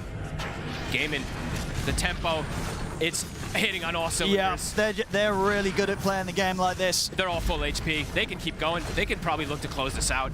That was the entire big team fight from Spirit, and they can't even finish off Ace. He gets the Manta before the Doom, and then just the sustain, the little barriers come in to protect him. And it really does feel like that getting that last pick Brood, we're definitely seeing how good it felt this draft, right? That was the perfect finisher to the sort of style that Gaimin wanted to get away with this game. I mean, it was 6-0-9. It really rounded up the draft perfectly. Absolutely. Even though Spirit pivoted, right? They tried to go for an adaptation in terms of where their lanes were, but it's not worked out for them. 2 sets of racks taken and maybe more. Still 2 minutes left on this Aegis of Watson. He doesn't need to go anywhere. And Quinn also, right? This was a lane where on paper he could have difficulties versus Laurel, but he's they needed that to go better. Yeah, he's 7-1-6. Final set. Desperately trying to hang on. And in they go. Trying to hold back Watson. But again, they don't want to drop too much on him. They know he's got that Aegis. He's going to be back for round 2. They will get him the once. Can they do anything about the Spider the second time round? He's still got the BKB and the Manta ready to press. He'll pop it immediately. They'll start to back off. Spirit able to push Gaimin Gladiators back for now. Can't chase, though. 2 lanes of momentum already pushing in. They could still look to occupy this area. Yeah, they can get the next time's finish. Watson's very close to having this full butterfly. Yep. I mean, those guys can go back, right? They can go back. Yeah. Tofu can always just bring them to wherever they need to. Full butterfly. Whew. Even more valuable nowadays. This is an agility hero for those who don't remember now. Pretty crazy stuff what they've been able to do for this Spider. That's looking very good from Gaimin. Yeah. When you see them play it out like this, it does make you think that... Radon. He's got the Sunder. But can he actually get back to the safety of the base? I don't think he can. He's dead. And Collapse, he actually offers himself as well. It's tough. Yeah. On to the next one, it feels like. I think back to the drawing board. Yeah. For Spirit on this one. Because as I was saying, when you look at what Gaimin's doing, I don't think they would have taken any other hero outside of the ones they've got, right? It feels like they got everything they wanted to be able to play the game in this style. Yeah, it feels like a picture-perfect draft for this type of timing when you're playing versus this greed that comes out from a TB Doom. Buyback comes out. I mean, it's going to be Mega Creeps pre-30 minutes. Yeah, you don't see that a lot. No, and we haven't seen too many Mega Creep comebacks in a while either. I think every time I don't know what the stats are on that. We've not had any of this tournament, right? No, I think a lot of the games where I've seen Mega Creeps also, there's been a Nature's Prophet in the games too, which makes it impossible to come back versus. But yeah, I feel like Megas have just been pretty hard to deal with. That's true. I guess that's the good news for Spirit. They're not against the Nature's Prophet. Well, but they're essentially against lots of Nature's Prophets with these Mega Creeps. It's so early. These heroes don't deal with it. It's Gaimin. They can just stick outside the base. They can look to keep pressure, and they just call. They'll tap it out. Understandable. GG's called. Ladies and gentlemen, Gaimin Gladiators. Domination. Yeah, this is just what they're best at. They played this game pretty much textbook perfect. And again, I was impressed last time, impressed again. The Tofu Kotl.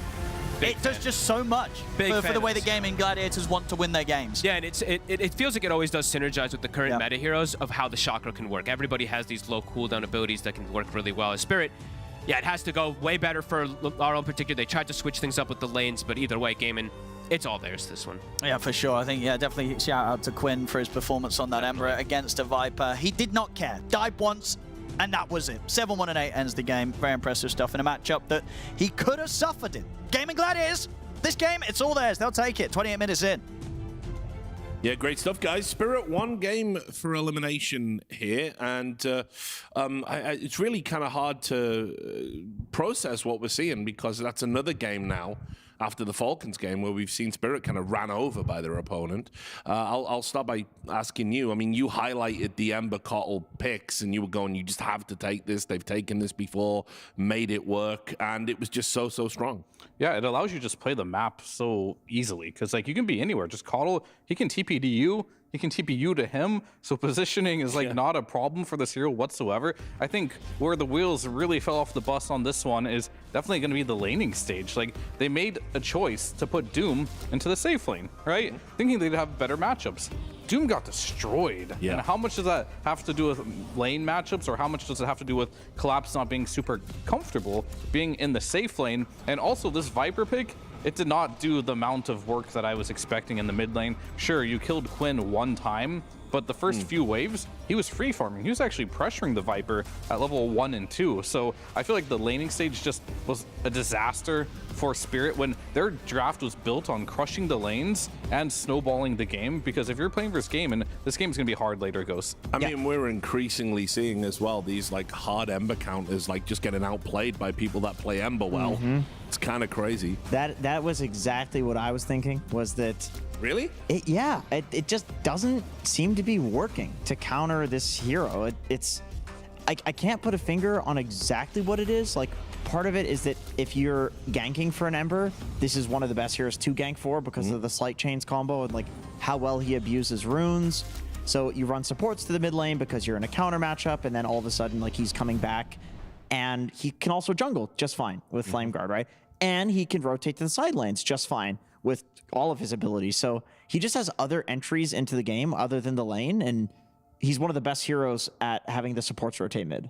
Yeah, I mean, Quinn obviously put on a clinic as well, which certainly helps. But yeah, it was just like, I don't know, the Spirit draft, as you said, you know, it was meant to crush the lanes and then come out of the lanes and then kind of dominate, and it didn't happen that way. Is it as simple as going back to the draft, and did they maybe overthink it because obviously the Magnus was there and they chose to ban it? So sure, yeah, I mean, it definitely could be that. I think that Mag is just such a good hero for Collapse. We saw this game on the Doom.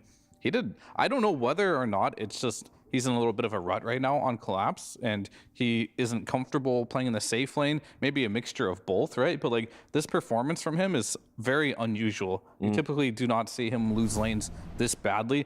They gave Abaddon a completely free lane. Yeah. It was absolutely free. Brood also farmed, and then the Ember did better than he should have. You were supposed to win at least 2 lanes very hard this game. Collapse on the mid lane and make sure this Viper destroyed the lane matchup. But unfortunately, that just wasn't the case, yeah. And we got the head-to-head here, and you can just sort of see kind of the key differences. Yeah, I mean, the big one here is, of course, denies. I think naturally this hero is going to out-deny Doom, but really, like, more than 1,000 net worth advantage in a solo versus solo lane at 10 minutes is crazy when you are the team that is trying to dodge lanes. Yeah. And the carries were the same net worth. So it wasn't like Yatoro was benefiting from this in any way. In fact, he was getting punished. And the mid lane was also getting punished here. Like, this was really nice from Watson. This is exactly what Fear mentioned in the pre-panel that needed to happen, which is that the Broodmother rotates towards mid. Brood on this patch, this is what she has liked to do ever since people started playing her as a carry. And with the supports, it's a bunch of heroes dead, right? It's 2 for 2. But when you're the one that has the Viper versus Ember, you don't want to be dying in that lane at all. Yeah. Yeah, I mean, I definitely agree. I think you go in for this Viper pick, it has to succeed. Your whole strategy is built around this Viper shutting down the Ember. Once that doesn't work, what's your fallback plan? Only Yatoro had a good game. Yeah. Well, we can take a look at some team fights as well, then the way they kind of pan out. I think this is the one at 17 minutes. Yeah, I mean, I think this game kind of encapsulates like the issue you have. You have 3 heroes here. You try to kill this Ember, but he has complete rune control the entire game, so he had a shield rune in that engagement there. Of course, the global helping out as well. But if you're putting 3 heroes, trying to kill 1, it doesn't really work. You're in a really tough spot, and there's no really coming back from it because it's the Coddle effect, Coddle Ember. They can be everywhere on the map at the same time. You cannot split push against us. Yep. And then we had another fight at 20 minutes where Ace, you've already kind of highlighted him. This is kind of what happened here. Yeah, this was what they needed to do to handle Ace, which I totally understand, right? Like, it's an Abaddon. You want to silence him and break him at the same time. However, you're committing 2 big ultimates for killing 1 hero when there is also an Ember Spirit and the Broodmother running rampant. It's funny, we're talking about the Brood and the Ember so much and how much they had control of the game. And going back, Ace was like pretty much top net worth at the end of laning stage because he was completely free farm. So it's just too many problems to deal with, and all they had was single target disables that they could use on 1 guy to get a kill. I mean, was there anything? Were there any positives to take from that as we move ahead into the next game for Spirit?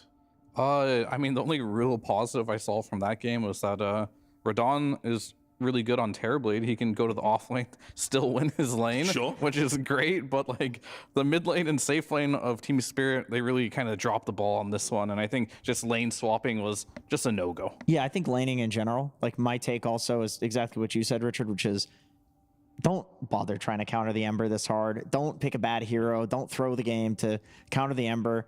Just try to one-to-one it. Go for the runes. Play like we're 2 years ago in Dota. That's what the mid lane is right now. Yeah, absolutely. We're gonna take a quick break. When we come back, Team Spirit will be fighting for their tournament lives, so make sure you don't miss it.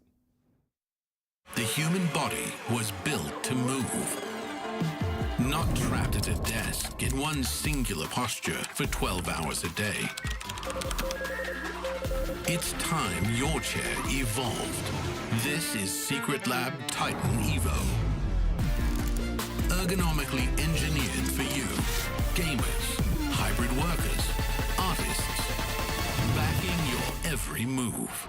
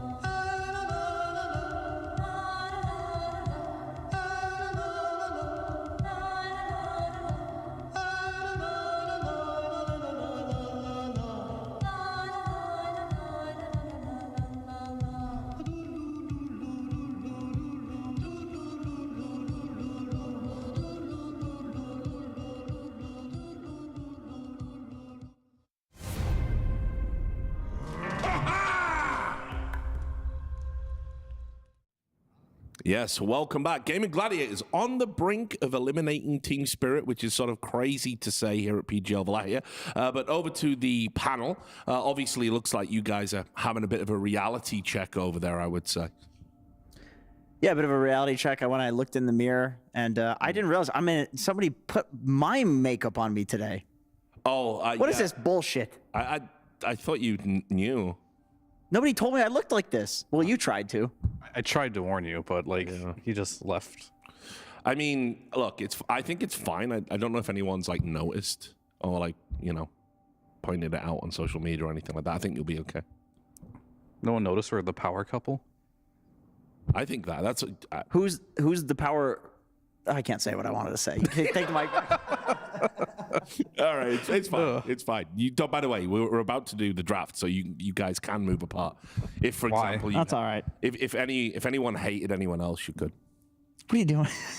I didn't want to pick up on your. Oh no, they went back to us. Oh no, get back over there. Get back there. Yeah, you're getting paid for this, Sphere. Yes, take the paycheck. You need it.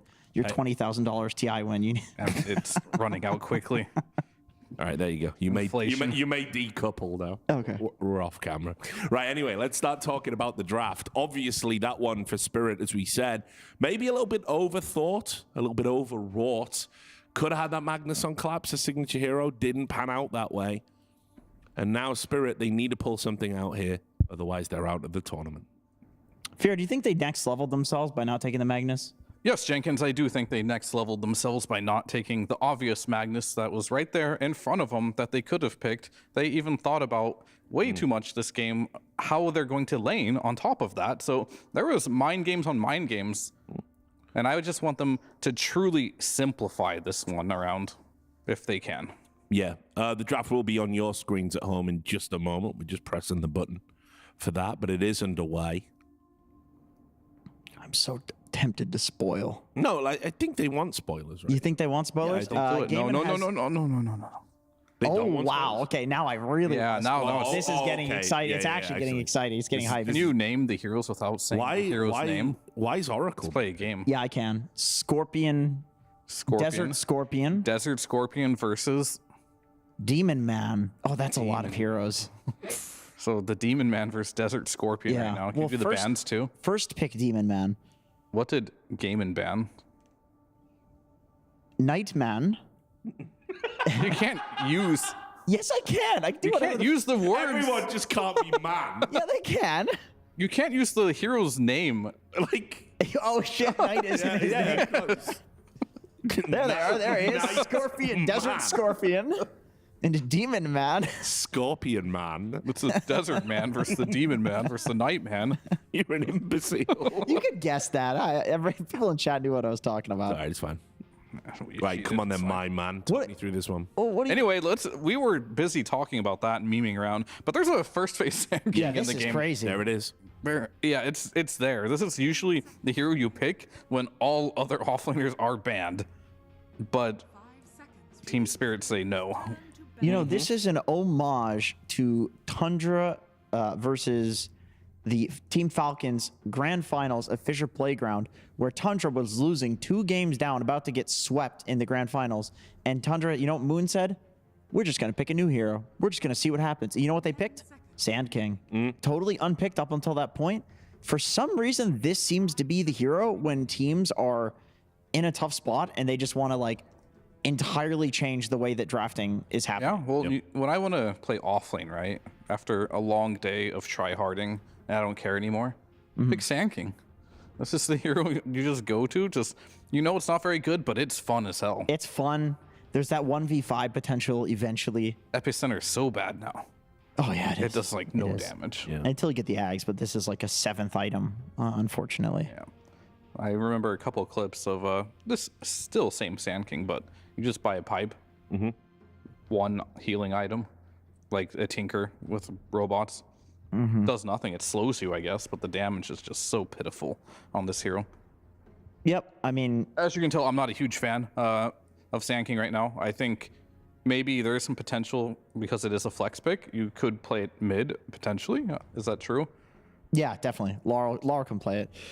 He hasn't in this tournament yet, but he did for a long time when Sand King was a mid laner. Good, yeah. Yeah, so I imagine if you're first phasing it like this, you're going to have the flex potential open. Yeah, I think nowadays it's been ping-ponging back and forth about which facet to get, but I think we're stuck on the invisibility right now. I think so. Yeah. It's like, it's more about the size of the sandstorm. You know, the size does matter. Size does matter. I agree. So Jakiro's still in the pool. This is the usual pick here. Maybe once again Muerta, just because both teams have a Muerta player. And Muerta Sand King. That's a cool lane. That's a good lane. I like the Coddle ban though. That's a good adaptation. Yeah, I agree. It's too fresh. It's too new. Like the way that Gaimin plays it, especially with the recall facet, people don't really have a good like read on how to play against this just yet. I mean, you might have a read on it, but it doesn't matter. It's just so oppressive on the map. If the only weakness I see is like the laning stage, like it's definitely not that good of a laner, but if you get out of the laning stage, this hero is just everywhere on the map. It's crazy. But yeah, you called it Jakiro. Good follow-up for the Sand King. Even more magical damage. They will take the Warlock because Jakiro was stolen from them. And that's just kind of how it goes. Like, pick Jakiro. No Jakiro, pick Warlock. If both banned, take Silencer. That's kind of like Malady's hero pool right now. So it's fair. Down the list. Now, do you even want to play Morta into this though? Because I will say, these heroes... It's all magic damage. Yeah, they kill Muerta quite easily. But my I don't know if it question matters, is, so. do you want to give Muerta to Rue? I would be a little more afraid of that. So is that worth it? Picking a hero that's bad for the game just so they don't get a hero that's good for the game? Well, that's just your classic TB into PA. Yeah. Okay. I think this is a legitimate block pick. I think that they're willing to do the offlane Terrorblade. They don't think it's that bad, just so Radon does not get the PA versus TB. I think it's really as simple as that here. Is that the first time they've been on the same side? PA. I want to say no. I'm pretty sure I've seen this before. I've seen it before. This tournament? I'm not sure. It might not have happened in this tournament. I'm only talking about this tournament. I'm talking about this patch. Obviously, that'd be crazy. I've seen it on this patch, and it may have been this tournament, honestly, but you know, at my age, days I know. blur. I can identify. I'm still kind of in shock by the Thought you wearing my makeup? Oh no. No, I've got, you know, accepted that. I mean, I will say on this one is sentries are going to be pretty good in the safe lane of Gaimin Gladiators. Or you put the Sand King mid, and then there's not enough sentries for both. Although sentry range did get increased, so I feel like these Invis heroes, like Sand King mid, legitimately... Actually, it might be better, because with Sand King, the whole way that you win the lane is you win the sentry battle. Then, just pick Zeus. That hero's just... That's rough. That hero's really, really, really popular in pubs. It's still? I think so. I think in general, like, people love playing the hero in pubs. It's fun. It D-words. It's definitely fun. Yeah. I think Gaimin needs some pretty hard lockdown right now on whatever this pick is. So yeah, I mean, it's going to be the Quinn hero. Like, just... So the DK is interesting in a way, just because it dissuades you from going, like, the Embers of the world. Yeah. But should it? I think Pango is in the question. It's just... Sure. I never feel like that great about a Pango. I get maybe that's like my NA brain. You know, I want some sort of like cheese. This hero is going to dominate the lane or something, but they really do need the lockdown. What about Huskar? This is like all magic. See, that's your NA brain coming in. I mean, I agree. I think that'd be great. Quinn is from NA. It's his pick. It is, yeah. So we got the wavelength there. So it's do they go Pango and be normal? I mean, but if they have Huskar, PA, and Terrible. This is a crazy tri-card, dude. Yeah, maybe they do it. Oh my god, NA brains. Huskar. So good. Okay. Well, this is we've got so much brain rot. It's unreal. Oh yeah, I can feel it. This is one way to win a game too, though, for sure. Is just we're gonna absolutely cheese you. You have so many problems to solve. So I don't even look at PA's other facet, but she has two, right? Yes. What does the other one do? The other one is when you shoot a dagger at somebody, when they die, if they die within a certain amount of time, it shoots a dagger at somebody else. Could that be a support facet? Is there a support PA potentially on our horizon? Huh. Can we do this? That's an interesting Maybe. Can we do this? I feel like this is an unnecessary thing to do. Chat, is this real? I mean, I don't know. I think you consider it maybe for a draft advantage here, but I don't know. If not, we're just gonna pick what, Morta? Yeah, I was thinking Morta. Shaker would have been good as well. Not necessarily for lanes, but just to solve the problem of severe lack of stun from Gaimin Gladiators. Okay, well, there goes Tofu's hero pool, so it would be Mirana, but this is not a good Mirana game. Perhaps the worst Mirana game. I like a good old Tusky Tusk for this one. They need a position 4 that kind of does what we want Quinn to do a little bit. Just run around the map, get in there. I think it's pretty good with the Terrorblade lane as well. Can get some kills rolling with that one. The Bounty Hunter does not like playing versus Tusk. You just dust him, snowball him, control him, shard him, he'll die. Let me throw out something a little bit spicy here, guys. Okay. Spicier than that burrito you had for lunch there, Rich. It was halloumi. It wasn't spicy. It's a spicy burrito. Shut the. At my age, if I eat spicy food, I'm down. You for wouldn't the day. be here. Yeah, you wouldn't be. Shiva would have to be tucked in. I'm thinking, what about a faceless void with the time zone? Get that time zone out there with the TV. That's not spicy at all. That's meta. Yeah, that's yeah, but in this draft, it's spicy. That'd be, yeah. I mean, this is definitely your NA draft with 4 carries, and and that a one guy playing support. Yeah, I think it's a Midas. Didn't want to play support, but he had to play support because he lost the role. If this was like a pub, I'd be like tapping out right now. Yeah, that's it. Right now, like. So there you go. There's some lockdown for you. Yeah, sure. Yeah, it works. It's what they need. And I don't know if you know, but there is a break mechanic now. On level 15, Yeah, I it's believe. level Yeah, 15. when I was on Fart Studios, I figured that one out. Yeah, you can break Sand King's Caustic. So Was that you and BSJ? Or? And also Fear and Faith Beyond. But you Wow, can what a break the DK Innate as well. What is BH's Innate? That's a great question. There's just so much stuff in Dota. I think it's some Do I bullshit. look like an you, encyclopedia, do you? you can't. Yeah, you do. But you can't be the lowest XP on the team or something like that. Is that Ooh, mid Veno? Jungle Veno? Jungle mid Veno? I mean, it is back. Yep. The Jungle Veno. Wow. I respect that. This is a spicy game, boys. This is good. This is a absolute insane draft, actually. From both sides. I love it. That's what I mean. I love it. I mean, Yeah, just tournament life on the line. yeah. Yeah, no big deal. Let's do it. Well, I think, well, they're up a game though in Gaimin. I will say the spicy draft is mainly Gaimin's. I think the mid Veno still very spicy, but is it countering Huskar? Is this a counter to Huskar now? Isn't that what you just go Xtreme jungle? did? Was it Xtreme? It was first Dazzle. It was Dazzle. It's the same thing. Lane Different owner, hero. different hero. Yeah, but Vessel carrier. yeah, he can build. He can build his own vessel. And I think BH also block picks like the counter to the jungle Veno because he can run around to your XP, and then if Huskar is trying to chase Veno around the jungle, BH can show up to the lane and protect him. And we do see another carry DK with the Frost Dragon. I'm just so confused on what this Bounty Hunter Sand King lane is going to remotely even attempt to do versus a Warlock PA lane. Warlock PA is like the best lane in Dota. Yep. And Sand King Bounty Hunter might be the worst lane in Dota, potentially. What we're going to see. We'll find out what Bounty Hunter's innate is. That's going to be That'll be exciting. Yeah, I can't wait. That will be good. Looking forward to that. Maybe a little underwhelming, we'll have to see. But all right, so let's go over the lanes real quick. I think top lane for Spirit, it's done for. Mid lane, I mean, they might not even lane mid, to be honest with you. Maybe he'll come out and gank him. I'll call that one a draw. That's a draw, yeah? I mean, you can't beat Veno. No, that's a big W. That's a big W for Veno. All right, so let's really look at the lane that matters then. It is going to be the TB and Shadow Shaman lane versus DK and Jakiro. I'm not sure who wins that. That's pretty close. DK Jakiro, maybe? That's a pretty strong lane. It's very strong. And you can eventually leave the DK alone, and then Jakiro can go gank through the portals, so you can get some.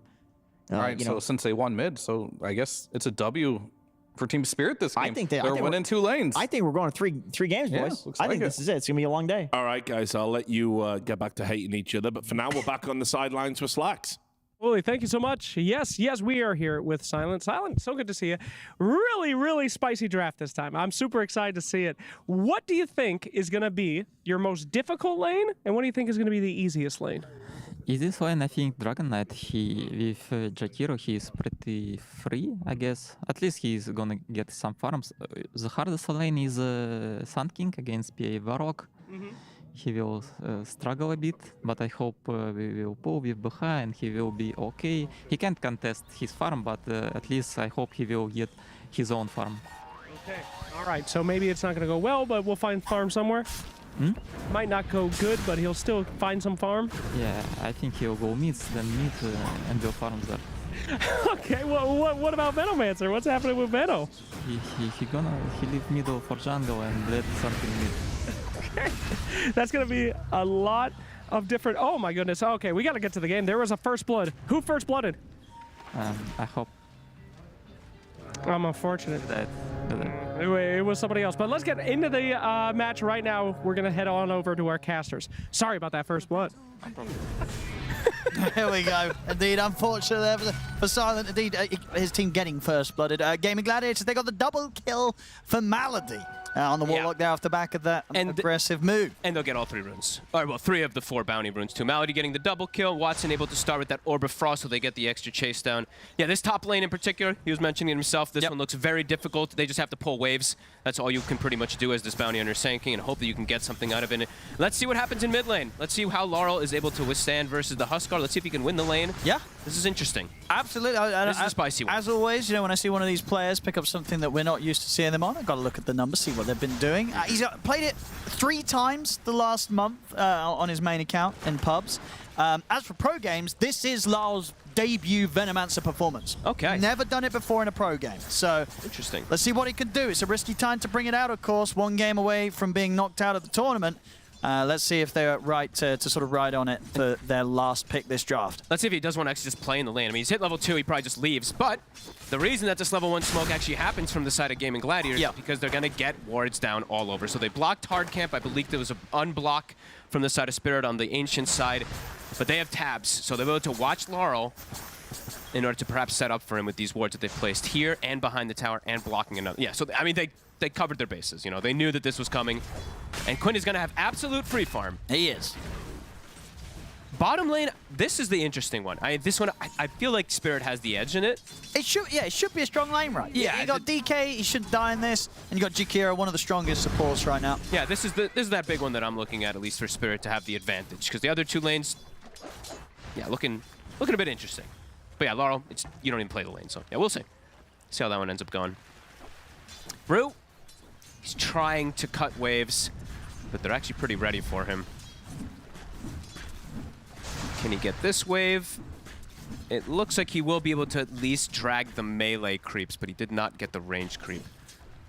Quinn?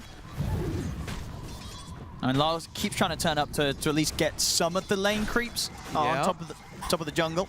Does mean that he's not getting the full same kind of benefit as Quinn is with getting that crazy extra XP. Rue, top lane is looking pretty dead. The Fatal Bonds should be enough to bring him down, or is it? Get a few more hits and on to collapse. Gonna be close. He's actually healing through it. Okay, he's gonna be fine, but still getting bullied back out of the lane.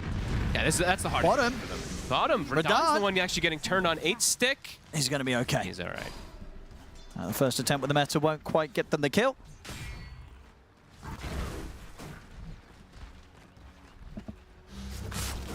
Collapse. Continuing to struggle. Dust is at the ready. This time they'll get the kill. What a value Dust lane.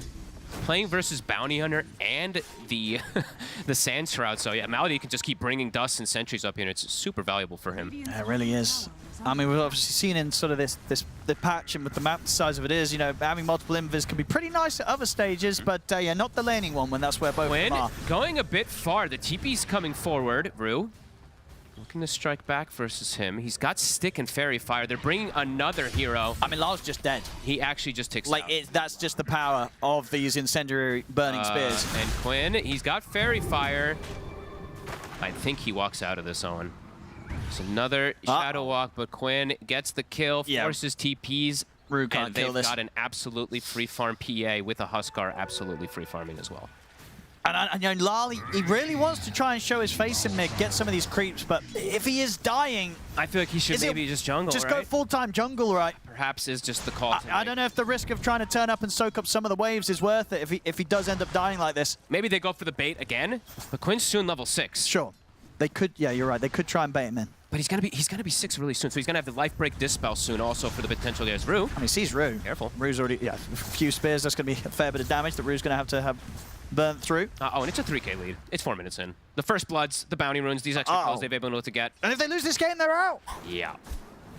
After looking so hot recently, these last few days have been rough for Spirit. Yeah, Radon is still getting good farm, but Ace is also on the flip side getting that farm. Every time meta is up, they can actually look to potentially go for some aggression onto this DK, as we've seen as well.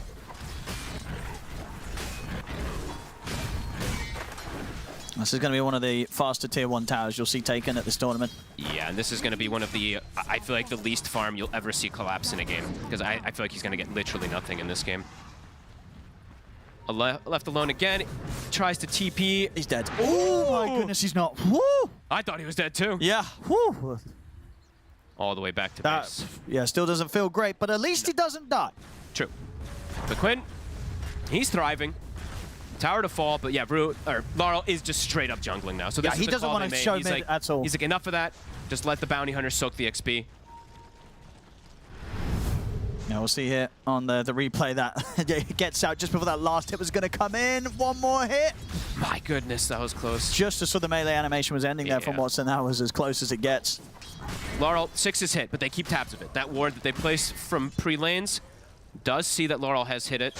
So it looks like Quinn, he'll respect that. He'll back up away to the jungle for a moment so he doesn't just get ulted.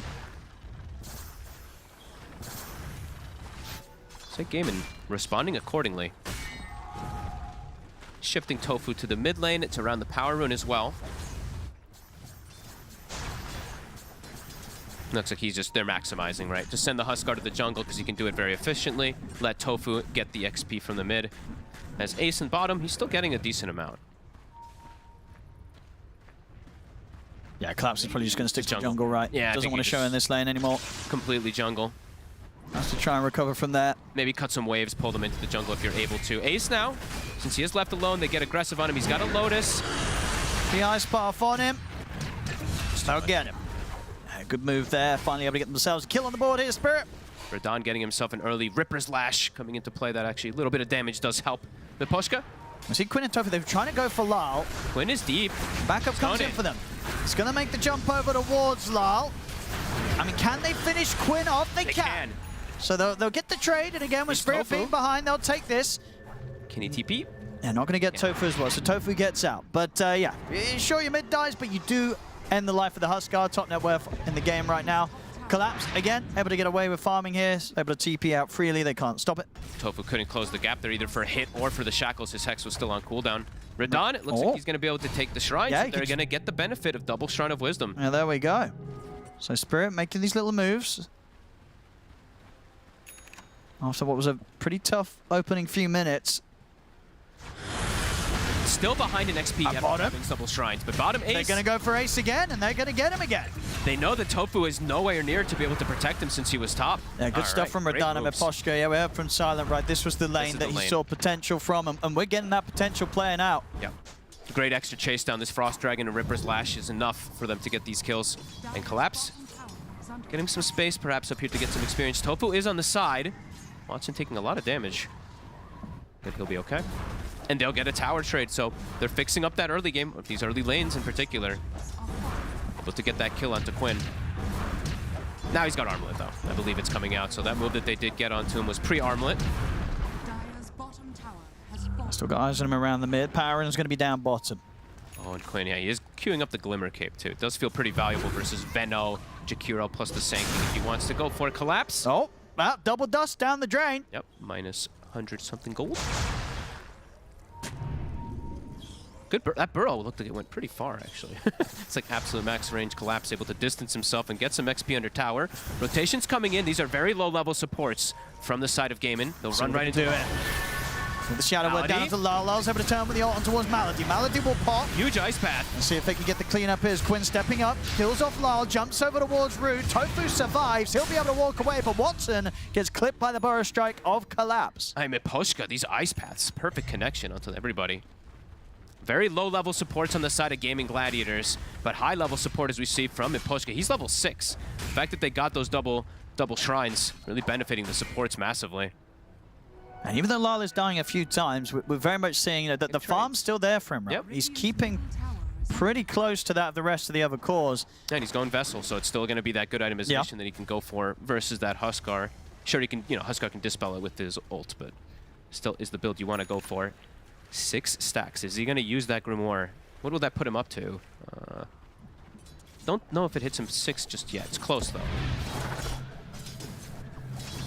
Now look to pick up another wave from mid whilst the smoke play comes out from Tofu and Quinn. They've got their eyes on bottom, trying to see if they can...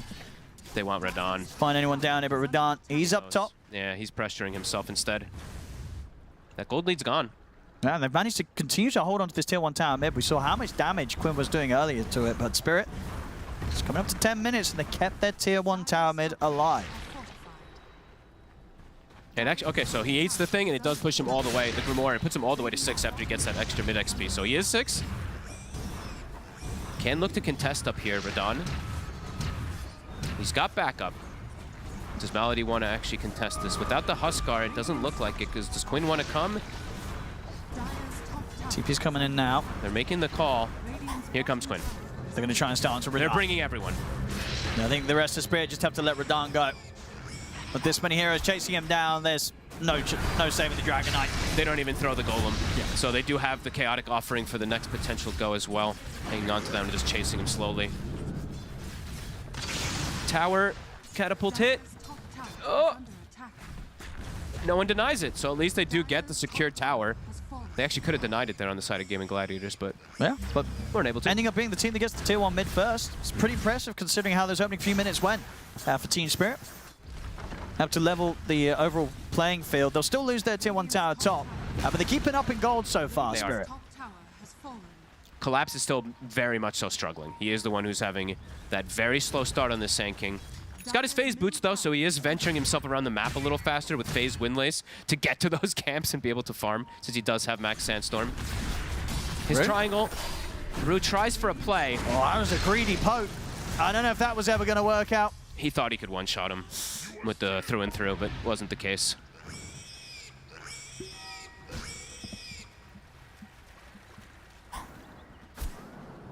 Mid tower, Miposhka is set up there to defend it. He's got the sampler build, which works really nicely in this game, the 2-2-2. And those extra points in Ice Path can be nice. Collapse gets the scan, so he knows that he can distance himself, Tofu. If you can get the grab on him, they've got a chance for the kill. Collapse dancing around with the vision he has. He's able to get... this phase windlace is actually... it's nice. He's speedy to get away from the only catch, which is a slow Shadow Shaman. So, cool approach that he's gone for here. Tofu's going to be... He's going to keep chasing. He's going to be persistent. I think you just chase him forever. And, oh, they do have the Watcher there, so they do see that he's under this position here. Quinn. He's making his way over. Dust upon him, can Collapse continue to juke around the trees. Now Serpent Wards are down. Tofu's got him. Quinn takes the last hit, though. Sorry, Tofu. Even though you commit Serpent Wards, not for you. And Rue and Miposhka, they're going to see if they can make a play with the two of them onto Wards. Nice ward here. It's a lot of damage with the Macropire. They'll get him. Very nicely done there by the supports of Spirit. Yeah, those high levels. I mean, Miposhka really is the difference maker, it feels like, in this early game so far. Radiant's middle tower is under attack. That ward will get immediately dewarded, though. But they get the kill. Slow down Watson's progression.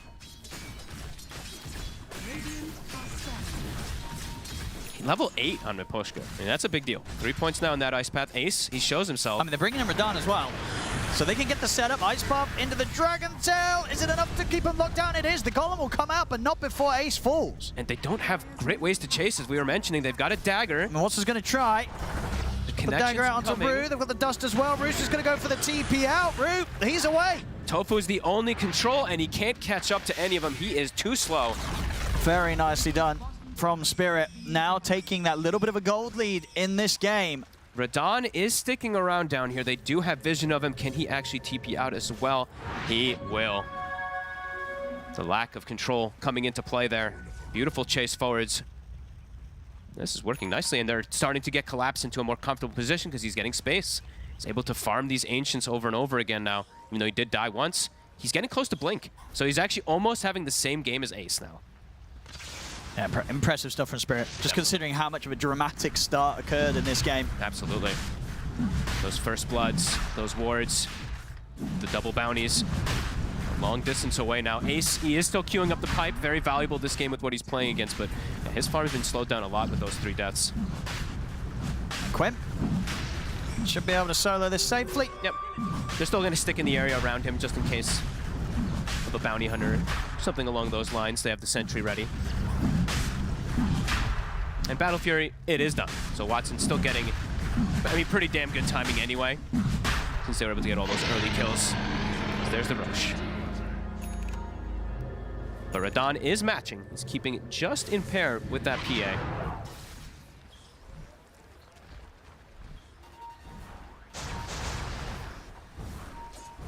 Tofu.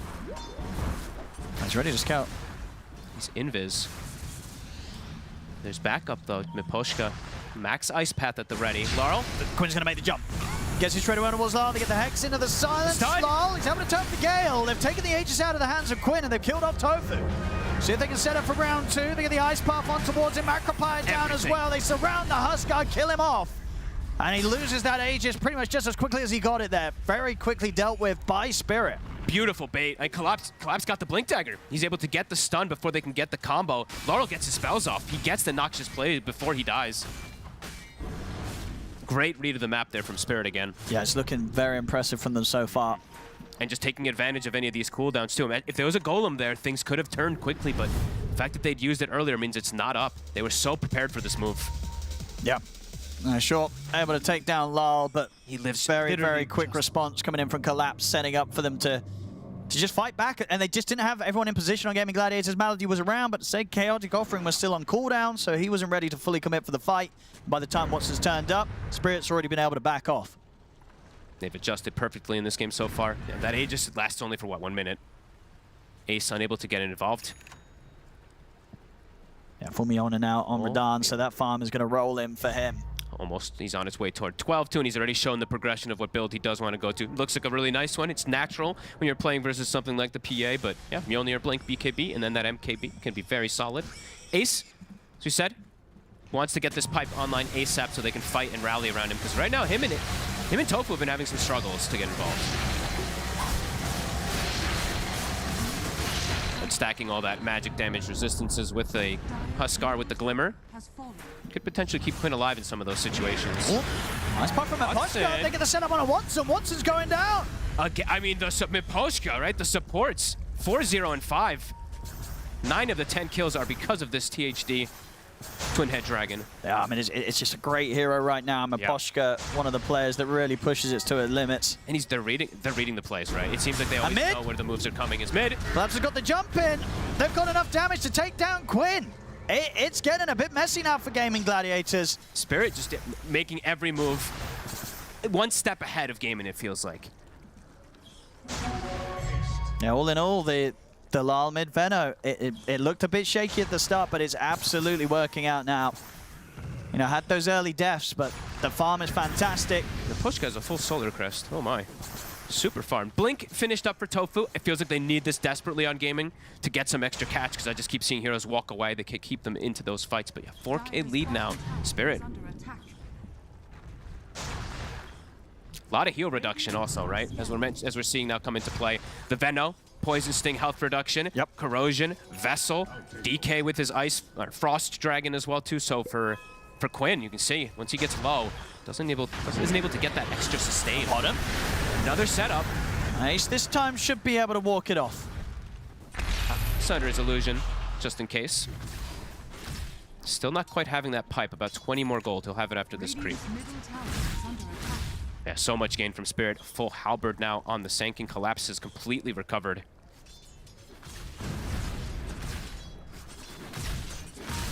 Yeah, but they were on him. And again.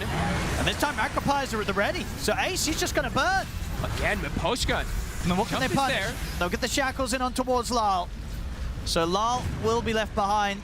but the rest of them get out. It forces the reaction from Gaimin Gladiators. Team Spirit, they're happy just keeping on this constant pressure. Even if they lose Lyle in these situations, it doesn't matter. Radan's getting all the space on the DK. Could we get some damage numbers really quickly, if we don't mind? I actually want to see some. I think Maposhka's probably one of the ones doing the highest damage, it feels like. This Jakiro just is putting unreal work for Spirit. See, at the top for his team, he is. So, yeah, it feels like he's been almost... Yeah, he's been at pretty much every single one of the setups, and that macro power is definitely very impactful when you get these type of levels on a... He's level 12. He's the same level as Collapse. Just gonna keep hiding that from Maposhka. They do spot this, so there is a ward. Watching all of Spirit making the move. Gaimin, they're drawing the circle. Do they want to take the fight against them? I think they just want to avoid it, honestly, right now. I don't know if they feel kind of set enough to take this fight, at least not until the BKB is here for Watson. He's still a recipe away from his. Looks like Tofu maybe expecting them to put a ward down. They're shifting over. They have Chaotic Offering. It looks like they do want to fight around it. Okay, it's going to be without their PA. Tofu. There's no Veno here, though. It's going to try and start things. Looking for Rue. Quinn's in with a jump, but the Ice Path from the Macropie is down on towards the two of them. Quinn. They'll drop the Golem as well. They really want this bounty dead. And will they even get him? He takes you out. Okay, they do, but it takes quite a bit. Can they get Maposhka out? They can't. That's a big grab. There we go. As you said, he hasn't died yet this game. Ideally, they want to give the money to one of the cores, so Ace, I'm sure he'll want to try and take the last touch on this. Tofu swing is okay, never mind. Tofu says I'll take the money as they are able to end that mega kill streak of Maposhka. And Tofu's like, hey, we caught him because of me, so I will take that kill. They strike back, but it is just the two supports. Yeah, the cores continues to survive. Collapse still doing what he can to make sure they can't really do much off the back of a push. And they're going to make the jump on him, but he has got backup coming in. Radan's in with the Dragon Tail on towards Tofu. They'll use the Sunder. Ace trying to save Tofu. I don't know if he might regret that, because he's now dead. Tofu is probably not even going to survive. Malady. And Malady, he'll be the only one to get out. I mean, Ace, he wanted to save his support. He was like, well, I guess if Tofu's taking the last hit on the kills, he's the real carry, he's the real core. They're both dead. They're close friends, you know, they always want to look out for each other. Quinn, Lara with that Ghost Scepter will be able to just get himself out. Spirit striking back immediately once that Chaotic Offering was used. Radan knows that he can play aggressively. Watson gets time to catch up, though, right? He does. His game's still fun. Yeah, he was a little bit behind it during these last few moments, but then, yeah, the time that he's been given, he catches right back up to Radan. So, push and pull in the game. Top. Collapse, he's out. Halberd.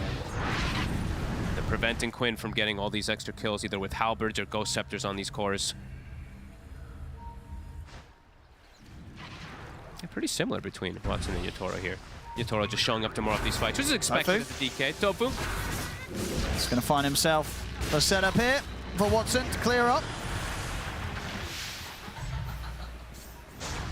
I mean, and overall, how would you sort of rate this game for the PA? To be able to just sort of single-handedly carry it for the later stages if Watson pops off. Now, how does the sort of matchup go nowadays against these late-game DKs?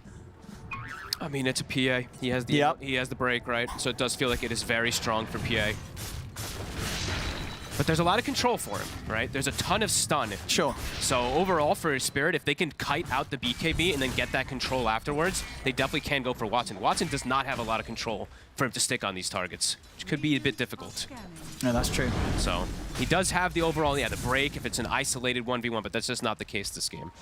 And I guess not the best of ways for his teammate to bail him out outside of what, like a clutch Sunder, giving him that extra HP to play with. Which is big, but sure. So you're kind of looking at Ace to make sure that Watson gets the chance to get his BKB off in those fights where Watson does get jumped by the stuns first. Yeah, Ace, I mean, this is a mostly supporting cast TB this time around. Yeah. As they kind of dictated with the way they drafted it, right? It was a first pick TB and then like a third pick PA. So right away they were saying, yeah, this is going to be one of those TBs that has to just back up the PA more than anything. As Ace showing himself in mid. Chaotic Offering is back up.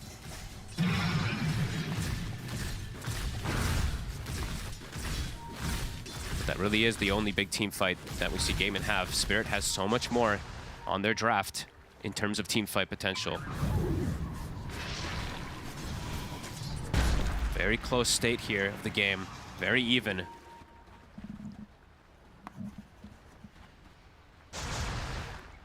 Next Roche, gonna be the thing that Spirit wants to contest. DK has a BKB also, so Radan. All right. Strong timing for him to commit on any target. Melody.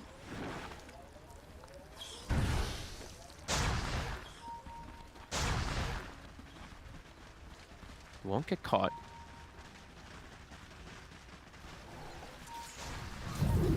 Puts a Venom ward in the pit to scout it out in case it does spawn.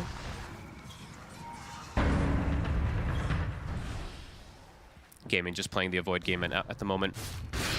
Yeah, doing it very well as well. Yeah, look how they're split up all over the place. Super far away from anyone potentially getting caught by the smoke from Spirit. Oh, and an amp damage. The bottle's been given to Radon as well for this next fight. BKB Mjolnir amp damage. There's DK. If he's not dealt with in the fight, he's not controlled somehow, he's going to be an issue.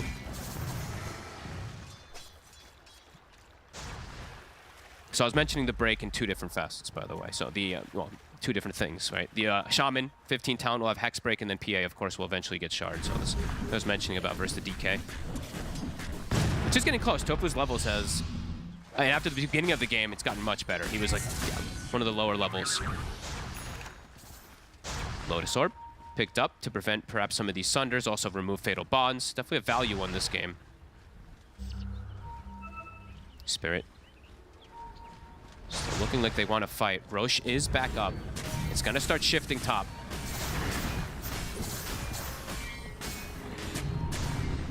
Yeah, it's a little scary for them to go for the Roche straight up. They do still want to try and find a fight or kill before.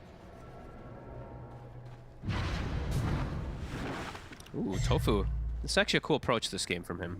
Going down the Blink BKB route. I told you, he's the carry. Yeah, He's there's like, no right, BKB piercing disable. So if he just Blink BKBs and grabs the initial target that he wants to go for, that's going to be very, very good. Yeah, for sure. Yeah.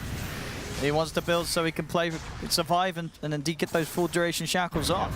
Since it is their only real disable. Radon, amp damage.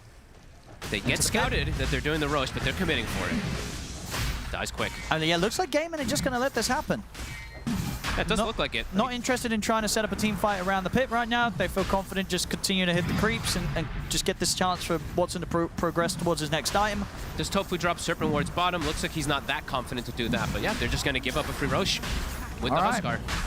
So feeling confident, I guess, that maybe they can fight verse it, but...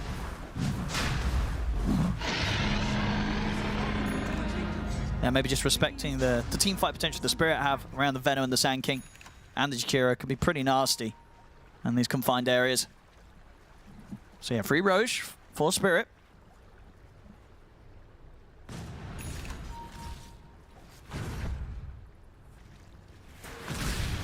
And Spirit gonna start working on pushing this top lane round. And they're still gonna look for this fight, especially with this Aegis. DK form is wearing off, but still posturing in the area. Gladiators will look for the Tormentor in turn.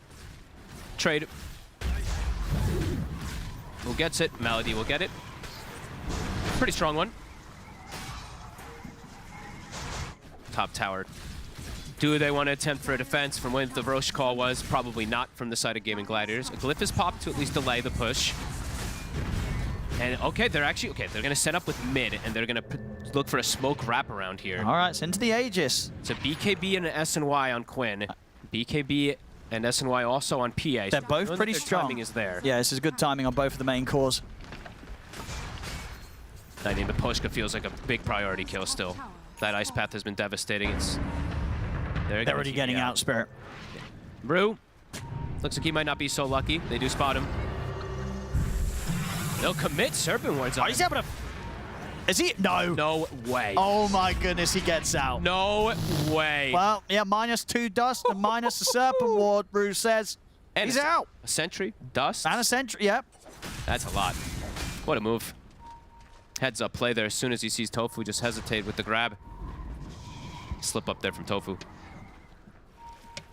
And they do not want to throw a rock for that. Jump forward. Speaking of Tofu. Looking pretty dead. He's going to try and run, try and hold him. His position with the shackles. Can't survive. And they can try and go for more. They sure can. Malady. Saw him for a second. I mean, either way, Spirit might be tempted to try and see if they can get something done around this tier 2. 40 seconds.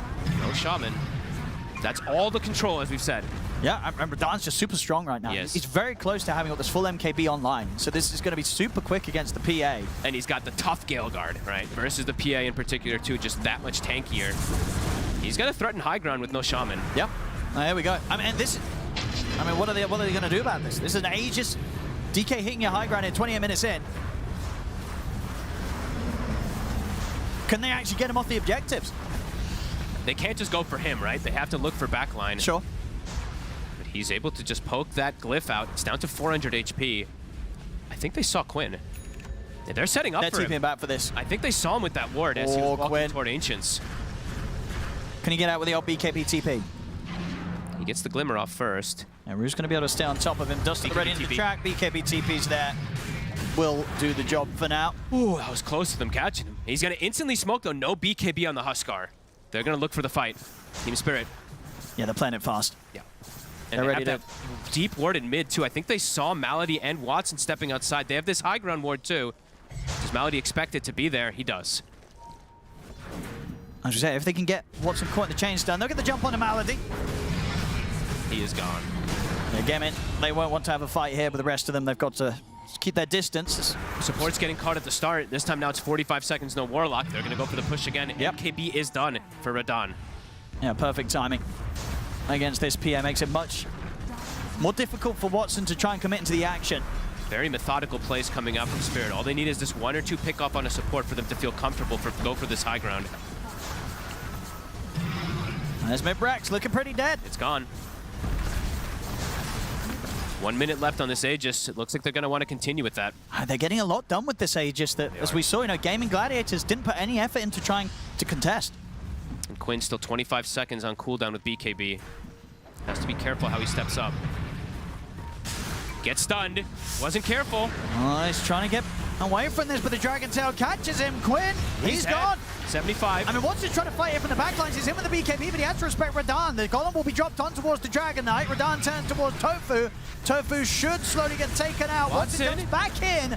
They'll kill Radan off the Watson, but collapse. He's in with the Burrow Strike. Get beyond the two of them. Watson's got to jump away. The double buyback coming out now from Gaimin. Spirit's disengaging. Can they actually catch anything more with these buybacks in place? Lars going to go for the TP out. He gets away. Rue's out as well with the TP. Collapse is able to break the distance with the Burrow Strike. Get out of there. The buybacks from Quinn and Tofu, they don't get anything, Fogged. The continuous lack of control, it just is absolutely there. Quinn shows himself with his BKB still on cooldown. They do not hesitate. Collapse just jumps him and brings him down. Watson tries to go in for this kill afterwards, but it's into this Aegis, so Spirit able to just disengage after getting the racks and forcing buybacks. And we'll see it again here. Hey, Quinn doesn't respect the jump, does get caught. And Watson, Tofu, they try and make something happen with this. Looking towards Lal on the back lines, but just buying that extra time with the Ghost Scepter. They couldn't 100-0 this Venomancer.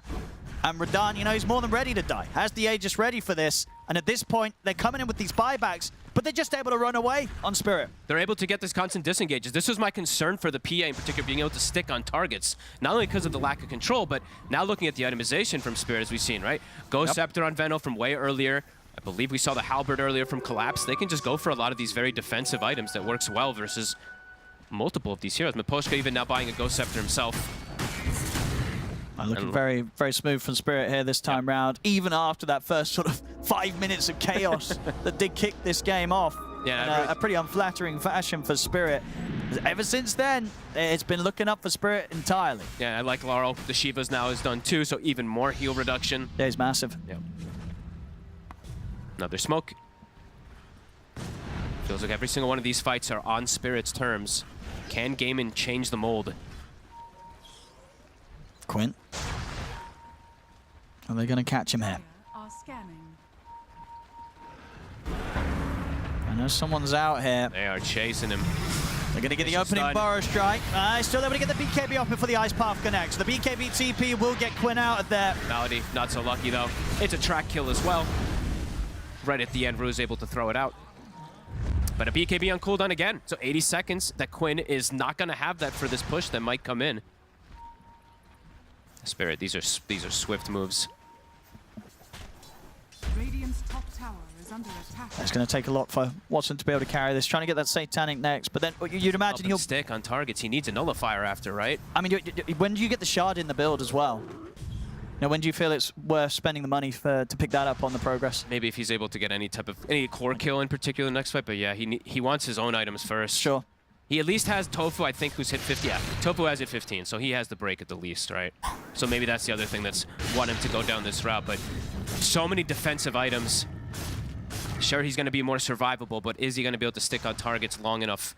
Because Radan's just going to be doing so much damage to him. Now, on top of the MKB, he's basically got the Daedalus. So this Dragon Knight is going to be hitting so hard that if he's not dealt with, if Watson jumps anywhere near him, Radan will just be able to turn towards him and kill him pretty easily. And Radan, overall, absolutely has more than enough lockdown to stick on targets, right? So if anybody does get stunned once, very likely they just die to this DK now.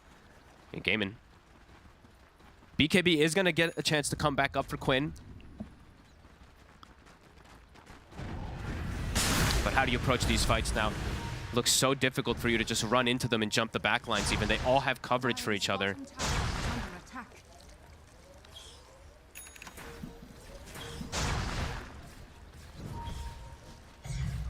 Do you hear that, by the way? Is that the Veno? What is... I don't... What somebody is like a firework animation or... Whoa. I don't know. It's a weird noise that I've been hearing, but whatever. It's somebody's taunt, right? Oh, is it? No, it's him putting down the banana, right? No, I hear it all the time. Is it just the noise this like robot set makes on him? I think it is, yeah. it's quite loud. I've been hearing it the whole time. Right? You hear that too? Yeah, there's like a little siren. Yeah, it's the Veno set. Is it the Veno it's the Veno robot set. All right. It was messing with me. I'm like, am I hearing something? Positioned around the ward. Gaimin. They're looking for the chance to fight. Jump from Watson. Can they burst Radan? They're in with the Hex straight away. Lotus gets dropped down on him. They're going to force him to safety. Now he's ready to turn. The Dragon Form. He just tears out. Tofu. Tofu goes down. And now Spirit can push on for more. Watson's BKB. I mean, he's just getting He's kited. got to run. Yeah, he knows he can't commit for the fight. They have to start backing off, but Collapse. He's in with the burst strike onto the two of them. Quinn will pop the BKB, trying to turn towards Collapse, but Collapse is up in the air with the Yules. Radan cleans up Malady. Gaimin, they have to keep running, but Collapse, he's going to keep chasing. They find Quinn. Burst strike's there. Quinn's gone. Triple kill for Radan. A picture-perfect teamfight execution from Spirit. For Gaming, they're missing the coordination. They're missing the instant catches. They need to get the Hex Shackle, but there's 4 staffs to save. They can't stick onto this DK. Yeah, this DK play has been perfect from Radan this game. The game, honestly, just the team play from Spirit's been beautiful to watch this game. Yep, absolutely. See what they can try and do here. I mean, they're going to be without Quinn for 70 seconds. They get the jump onto Ace. Burrow strike again. Collapse constantly into a time. Ace is able to get the Sunder off onto Radan. They will manage to kill the Dragon Knight. But Watson still heavily outnumbered. He's alone. Ace. They're trying to find Lar, but again, Collapse. 2-man Burrow strike perfectly lined up on a Watson and Ace. Watson will jump in. He'll bring down another with the crit, but he's dead himself. No buyback on him. And Radan is back. They're ready to close it up and push this to a game 3 as the tier 4s are gone. They're onto the Ancient Spirit. Ace and Tofu, the last 2 left standing here for Gaimin. As it looks like they will be able to scare them off. But I'm sure Spirit are going to come back in on this. Yeah, they're going to catch Tofu. They see him hiding in the trees. Tofu's gone. And they can get back on to ending the game. And maybe picking up another kill towards the end of their look at Ace. Ace is going to scramble back towards the fountain, but Radan's in with the Dragon Tail stun. Another kill to be picked up for Radan. As this game, it's over. We're going to a game 3, folks. Hell yeah. I mean, this is a cool game, honestly. I have to give a lot of credit, just the way that they were able to disengage. But for Gaimin, you could clearly see just the lack of being able to hold heroes down, the lack of being able to catch at times. Spirit were just dancing on them in team fights. Yeah, I think absolute kind of kudos really towards Lal. Coming in on the Venomancer. This was his debut performance in professional play on the Veno. Had a little rough start, 4 deaths kind of early on, but at the end of it only ended up dying 5 times total. It was the perfect answer to the Huskar play. He crushed it, Lal. I mean, he goes 0-5, but he does his job. He tanks a ton of damage, and then it allows the rest of the people to play and catch up. In particular, Collapse, who caught back up massively in this game. But yeah, beautiful burrow strikes towards the end. Yeah, great stuff all around. You know, Spirit, after a rough game 1, they step it up. We're going to a game 3. It's 1-1 now between Spirit and Gaimin. It certainly is. What a great game. Really well played by Team Spirit there. We even got the Mimi draft from Gaimin Gladiators. So it had a bit of everything. In the end, Team Spirit emerged on top. You might say Gaimin got a bit of a reality check, guys. Yeah. What happened in that one Fissure tournament where Tundra were down 0-2? Yeah. They reverse swept the grand finals. By doing what? By picking the Sand King. Oh, okay. Yes. Yeah. So here is a situation where Quinn does get the solo kill onto the jungle Veno, Laurel. But one thing that Spirit has always historically been very good at doing is bringing heroes mid. On this patch, this is, I mean, every clip is pretty much this. On this patch, this is even better. Yeah. But the one thing Spirit does that's always been very different from other teams is they bring cores mid. Like here we can see, well, in this case, it was Watson going mid and going down, so maybe not doing it like Spirit does it, but yeah. Yeah, I mean, this game in particular, there are so many moments where Venomancer and Jakiro just killed heroes, right? Yeah. Like, they're just like, this PA is just randomly farming. You don't expect this. You don't expect the Veno plus Jakiro gank squad coming for you. This is the moment right here, right? Like, who expects this? And you're just like dead. This happened like so many fights It's so in a much row. damage. It's insane. Like the amount of work that every single hero was able to output in this game on Team Spirit was absolutely amazing. But you do have to actually go back and think about this game a little bit from Gaimin. If you do lose this one, it's like, was PA Terrorblade Huskar truly the play, right? Because did I say something funny? You said the draft. Yeah. Exactly. Yeah. Laughing at the Was draft. it like truly the play? Because like it just ended the way it normally will end if you don't play absolutely perfectly, crush your lanes. And unfortunately, I think more than anything, the Terrorblade just didn't really do much this game. He went for the pipe build instead of the Orchid. Yeah. Maybe in retrospect, that is like not the play. Yeah. Because we did see the earlier game when Faith Beyond played it. He had the Orchid and crushed it. I mean, it's interesting though, because I can see why he wanted to go for the pipe, because you're playing into Veno, Jakiro, Sand King, and we saw so many times just the Veno plus Jakiro was enough to kill pretty much any hero before they could get anything off in the Jakiro stun.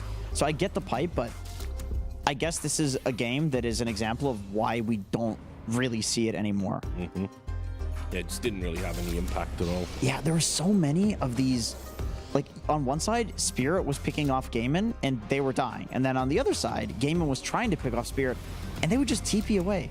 It was just Tofu that was the disable, and he was dying first in every fight. There's a reason they're focusing him here, by the way. He's the only stunner. That's it. Because he blinked in first and then chased him up the high ground? Yeah, and he blinked in first and chased him up the high ground because he's the only stunner. It's like, what else is he supposed to do? I mean, yeah, and you can see as well, like, they had a Force Staff and Lotus Orb for Radon in that moment, so you can Hex the TB, or sorry, the DK, but he's going to get forced backwards. He's going to get Lotus, so you're not going to be able to follow up with the Shackle. It is something we highlighted, you know, around about the time they locked in the third carry or whatever. It was like, where's the lockdown? You know, like what's going to happen in these team fights? And, you know, they were just able to reposition, pretty much do what they want. They had the Sand King, you know, collapse.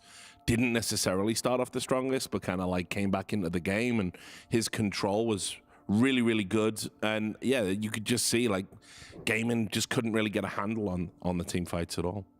Yeah, he did exactly what he needed to do in this matchup. And I think, yeah, Moposhka, he also was like level 6 in this game at like 8.5 minutes, incredibly early. They did the double wisdom shrine on this one, so that is pretty big. I think when you're in a matchup like this, when you have these supports, if you're under-leveled on the side of Gaimin, it's real bad, but these heroes love things. I agree. I honestly think that when Gaimin goes back and they look at this replay, which I'm sure they will, right? Like teams do this between games. They'll like speed through it and they'll see the double wisdom and they'll go, this was the problem. Yeah. Like they will isolate that as legitimately the problem, because that is why so many of those pickoffs included Moposhka ice pathing and macro pyring and getting a kill with the Veno, is because he had extra levels because of the double wisdom. That they did not need to give that away. That's fixable. Yeah, we can take a look as well. As I said, I was singling out Collapse on the Sand King, so we can take a look at what was going on with him. Yeah, sure. I mean, he was having a rough one in the laning stage, but we knew that was going to happen. It was more about the question, will he be able to translate from the laning stage? See, he's got absolutely nothing at 12 minutes in the game. As a Sand King, you typically should have your dagger, but by this time, right? And there's often, this clip, it's going to show you like how rough his game is. He is getting solo killed by position 4, like 12 minutes into the game. This is like not ideal, but after that, he was able to get a blink dagger shortly after, and then just start turning the team fights. It's right when the Huskar got the Aegis, they kill him immediately because the blink dagger is online, and that's when, just in general, like Collapse just popped off. Like once he got that blink, it was a completely different game, and that's all you need to be sometimes for your team, just that blink stun. And Gaimin, they didn't really have that. Watson had a good game, Quinn had a good game, but this Terrorblade felt like it was a liability for this draft. Yeah, I mean, you even brought it up as well about how he needed a confidence game, essentially. He looked like he'd had a bit of a, some rough games here and there, collapse, but that was exactly what the doctor ordered. Yeah, I agree. I think this is one of the nice things about Sand King as a hero and why offlaners always go back to it, especially on this patch, because you get a Blink Dagger, that's all you need, and you're going to have impact for the rest of the game, as long as one of your other cores is having a good game. Because then the game just becomes, you're trying to hit as many double stuns as possible, you're trying to stun somebody in front of one of your other cores, and that's enough, and you can come back. All right, guys, it is time for a break. When we come back, we're going to find out which team progresses through the tournament and which one goes home. It's going to be crazy. Make sure you join us. The human body was built to move. Not trapped at a desk in one singular posture for 12 hours a day. It's time your chair evolved. This is Secret Lab Titan Evo. Ergonomically engineered for you, gamers, hybrid workers, artists, backing your every move.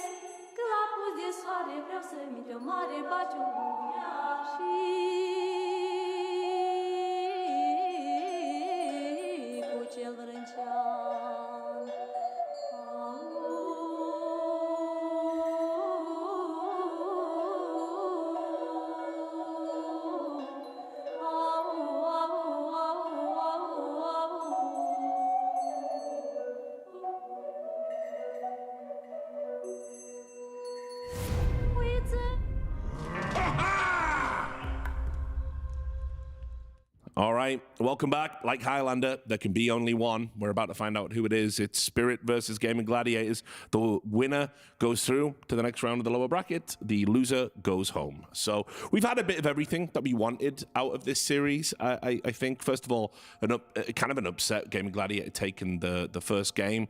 It all being in the balance. We had a crazy draft in the second game. Team Spirit looking more like their old selves. What do you think we're going to get this time? I think we're going to get crazy again.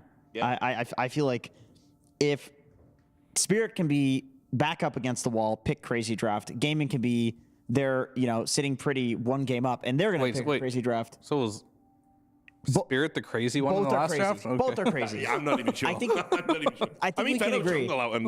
I think Gaimin had a little bit too much of that North America in their draft. Quinn's got to settle it down a bit. He's been away for 2 years. Muling Quinn. It's always... Is this year 3? It might be year 3. I think it's year 3, but it's always in the system. You can't get it out. True. Especially with everything in the news lately. I don't think there's a cure for it. Unfortunately, but if they do want to win this game, there is a trend in this series. Okay. So the first game, we had a very well-rounded draft, right? The Ember, we had the Caudle. It was great. It was a normal draft. Then the other side, there was the Doom laning in the safe lane as an off-lane player, the Viper mid, very all-in.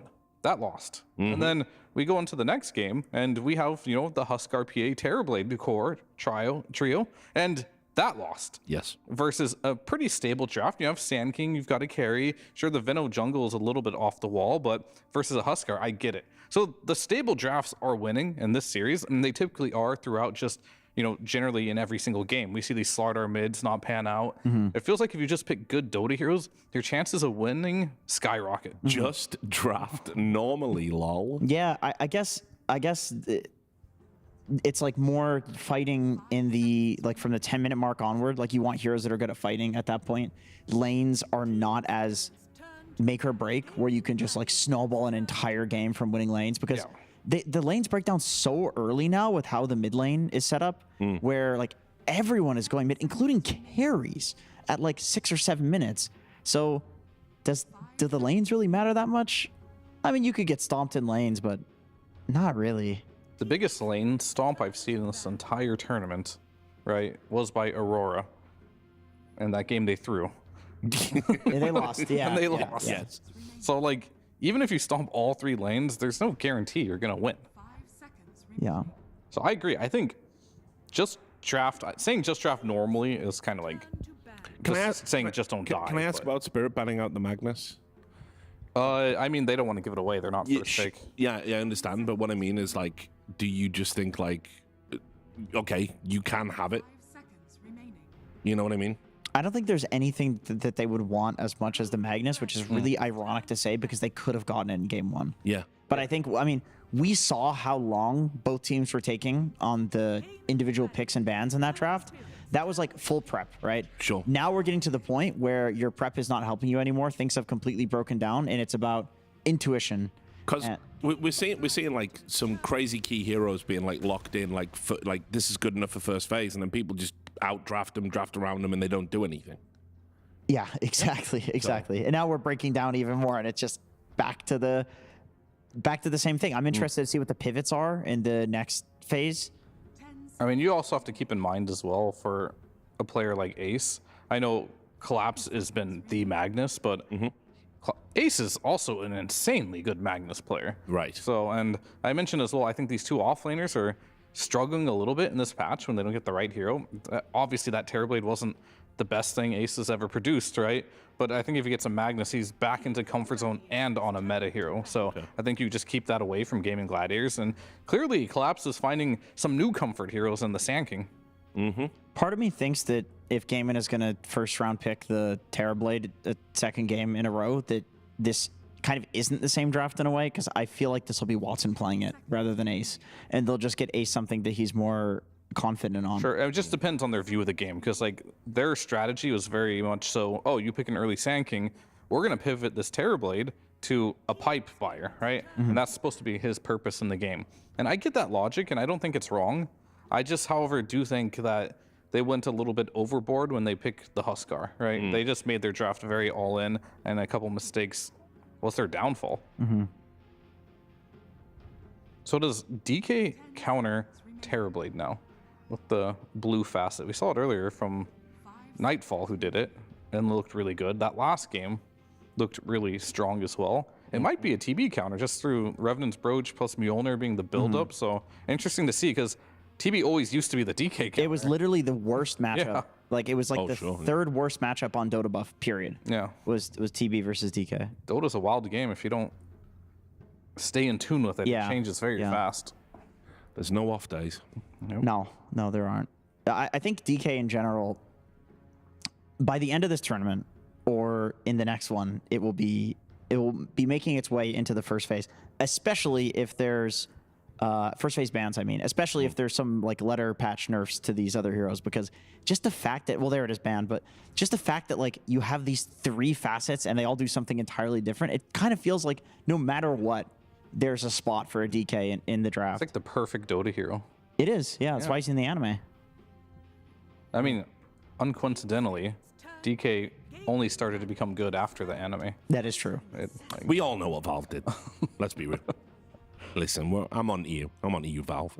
We all know. We all know. It gave us a great hero. That's what they did.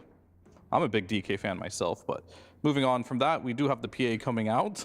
PA is just such a standard response right now to just Terrorblade because we see it so much. I should put it this way. PA is just a standard Dota hero now. You just pick it no matter the occasion. It's the hardest carry in the game, pretty much. It's between TB and PA. Yeah, it's these two. I think DK is crawling up there too. It is very quickly. I think there's a case for him as well. Yeah. Which is, I'm going to go back to it again. It's crazy. This hero was the best hero in the game as a fire dragon, right? They nerfed him. They didn't really touch the other facets that much. No. He's still one of the best carries in the game. They're just going a different facet, which you never would have ever thought to get because fire was just so OP. What a wild hero, and we will see the Jakiro come out. Yeah, this is a crazy amount of team fight. I mean, you wanted well-rounded. This is it. This is an extremely well-rounded draft. They have Tidehunter who can blink in, disable the backliners, kill some frontliner with the TB. TB just wants people to be stunned in front of him. Extra team fight wombo combo with the Jakiro. Jakiro plus TB is pretty much going to beat any lane, barring Abaddon, maybe. I don't know. Then again, you say that it's banned. As you say, but I'm just thinking like there's not much that lanes very well against like these two heroes. Oh, sure, yeah. I mean, just in terms of pure win rate as well for each of the roles, they're kind of picking the best in class. Yeah, these are really promised really me strong heroes. Crazy drafts.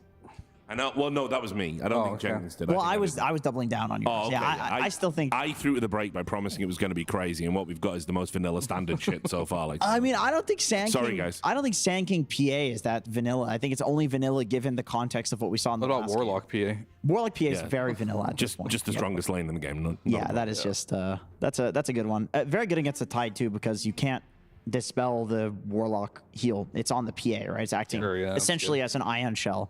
So I've seen PA do extremely well with the Warlock against the Tide. It doesn't really matter too much what the support is. I guess the question is, what is the support? Maybe just go for the Muerta? Is there like a big bold, like, pick Pudge that can come out of nowhere? Bald or bold? Bold. Bold. Oh, I heard big bald, as in that. Oh, big balls. Yeah. But bald. Well, Pudge would be all of these things that you said. Bald, bold, and balls. Not bald like me. I see. I was a little confused. Because it's just been so standard right now, and I don't know. I just think if you go standard as GG, don't you just lose? Why do you say that? Because I think Team Spirit are the better team. I mean, I don't think Gaimin thinks that way. They're better than us. We got to be crazy. So far, we're still in Vanilla Town right now. And yeah, I think you are picking your most likely mid here because you are first pick. You want something for Quinn. It looks like quite a nice Ember Spirit game. We haven't seen this story before. Then we talk about which Ember counter are they going to pick next. Turns out he just doesn't have any. It turns out he doesn't have one. So no counters. Just here we go. Just take Ember, lol. Would you guys like to quickly shit on Slardar once they pick Ember with me? Yes, I will immediately do it with you. Okay, all right. Actually, I'll play Devil's Advocate. Oh, wow. will you? I love that game. Huh. I don't know. It's taking him so long to pick Ember, though. Can't wait for the Reddit thread. Fear gets a reality check. Slardar gets a reality check, bro. Oh, man.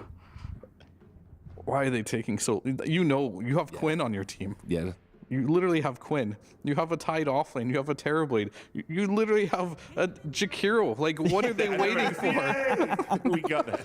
I think. Wait, hold on. Let me ask you the question.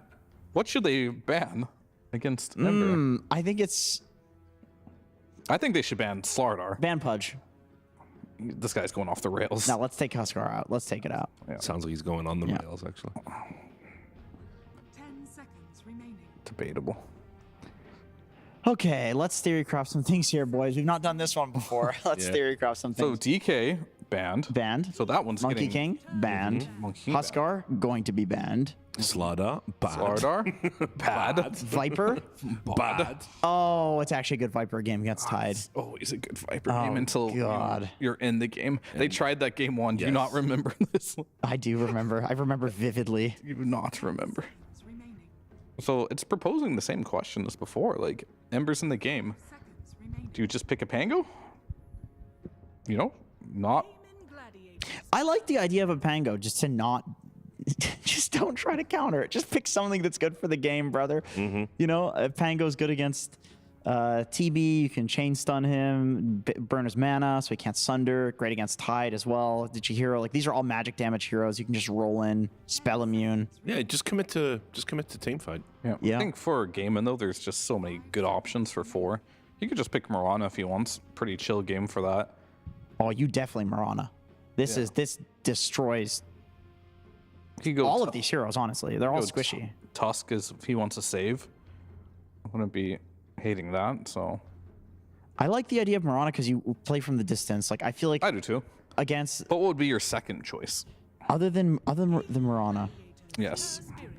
Not Earthshaker. Earthshaker, it wasn't. Okay. All right, now we can talk about, is Slardar a good pick here? I mean, Shaker also block picks the potential Shaker matchup for Ember, right? Yeah. So what are your choices here? Huskar's in the pool?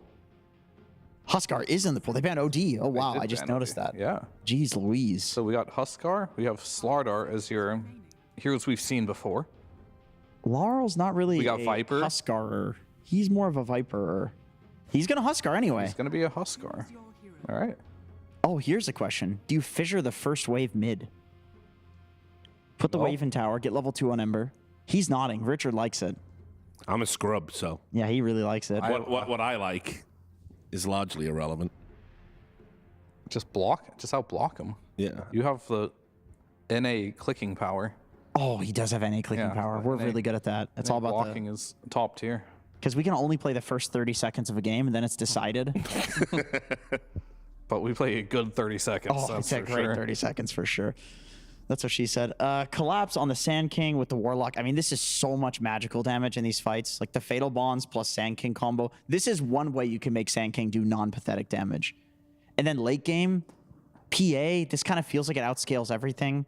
Laurel and Huskar. I guess the question is, how are these rotations to mid going to go? Because they have to rotate to deal with Laurel. I've got to put it out here. I've seen this Laurel Huskar before. And I hope he's been practicing it in pubs. Okay. He's played this in tournaments. We call that foreshadowing in the business. Yeah, I mean, it wasn't pretty last time, I'll put it that way. You could tell he was not very experienced on this hero. This was maybe a few months ago. So hopefully he's been putting in the reps in the pubs here. But and not just YOLOing it. You do have to consider, I mean, the Ember Huskar matchup is one of the worst matchups in all of Dota for Ember. Sure, he might win the lane, but it's being a good Huskar player isn't winning your lane. Anyone can do that. It's about not feeding after winning the lane. Right, well, look, guys. We've got the deciding game, but first, we've got Slacks on the sidelines. Hey, thank you so much. We are here with CY here. All right, they pulled the Uno Reverso on this one. Huskar coming your way. Tell me a little bit about this Huskar. So there's always a risk that you run into Huskar when you pick Ember, but like I didn't expect Lal to do it because usually he doesn't do it. Like when we play and we officials or scrims, he usually doesn't go for it. Maybe it's a draft thing, maybe he doesn't want to play it, but this time he balled up and picked it. So respect for that. Respect, respect. Maybe you guys gave him confidence showing him what not to do? Maybe he learned from that. Okay, just kidding, just kidding. How do you think this one's gonna go? Mid lane, you guys think everything's gonna be all right? What's the hardest lane in this one for you think? I mean, Ember is gonna be a rough lane. If Quinn somehow like plays really well and maybe Lyle fucks up a little bit, then I think it could be fine for us. So we'll have to see. Like TB is pretty good against Huska in the game, so we'll just have to see how it plays out. Okay, absolutely. Please don't curse in the interviews.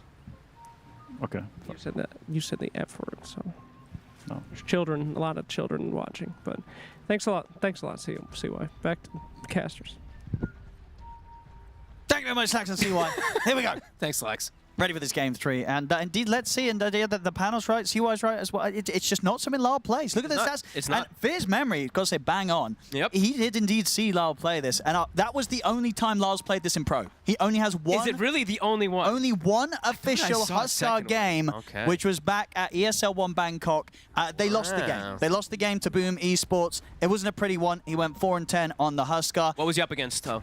He was up against Storm. So one of the other spirits in the mid lane matchup. Now, obviously, Fear said it, he hopes that he's been playing it in his pubs. He has. He's played it a few times over the last month, about 6 games or so, with, I would say, average performances. So it's a risk, but obviously that risk from Lyle game 2 worked out right. He played this Feno, first time in competitive, and he made it work. He absolutely crushed it towards the end. The laning was a bit rough. Let's see what he can do on the Huskar, which he, as I say, he's never won an official game with it. Only one performance, and it was a loss. Okay. Yeah, we'll have to see how he does. Quinn, he has had some good times in some of these more difficult matchups. Did well against the Viper, right? It's different. Right? The Huskar's another level. Yeah, this is a whole, like 3 other levels, perhaps, it might seem. So let's see how he's able to do. He does also for Laurel, the one, similar thing that he has also is he has a PA as a backup, right? So it's like, even if it's the worst comes to worst, he will have at least something to rely on. For sure. If the game goes completely disaster. And one of the best PAs in the business, of course, Radant. Yeah. So, and it's that dream lane again, the PA Warlock. You can't ask for more as the PA. Warlock's always your dream partner to keep you safe in this laning stage. Oh, and when are we going to get like an honest game, right? We're getting a lot of dishonest games with Veno jungles, Huskars in mids, all these type of dishonest kind of gameplay. But I think that's what most players look for when these patches start getting, people start getting more and more information on the patches. Yeah. What's the most disgusting thing that can just break the game? Excited to see what comes out from this top laner Spirit. I mean, after that last game, right, Collapse, slow start, but by the end of it, he was absolutely nailing these burrow strikes. I was really impressed just with the shot calling overall. I mean, the post guy highlighted him a billion times as Jakir on that game, but it really was just the shot calling of reading the movements. I felt like Collapse was always instantly there to get these blink burrow strikes to cover the team when they needed it. Yeah, looking at all 3 lanes, they do have a pretty good setup. Top lane could be the one that goes both ways, but yeah. I mean, Quinn, he's going to try and bring down Lyle with him, but Quinn's gone. Lyle will survive. Took the risk to go for the kill, and now he ends up giving more to Laurel. Only getting the 2 last hits under the wave. Top, they get the catch, Malady. Whoop, That is an unfortunate timing. Well, it's probably dead anyway. I believe that was the Terrorblade, perhaps doing. Was that with the old reflection? I think it was some reflection weirdness that kind of went down there, yeah.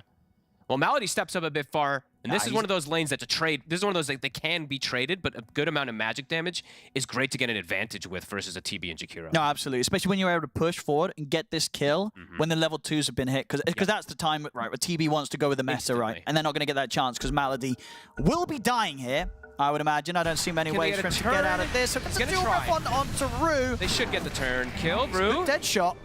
But Watson still able to get in and take him down. So, yeah, they get the trade. Yep, Collapse will get pushed away from that as well to hit the sentry down. He has a stun to do have reflection again in 5 seconds, but yeah, you say if the burrow strikes up, it's not really worth Watson trying to look for it. What's going on over here?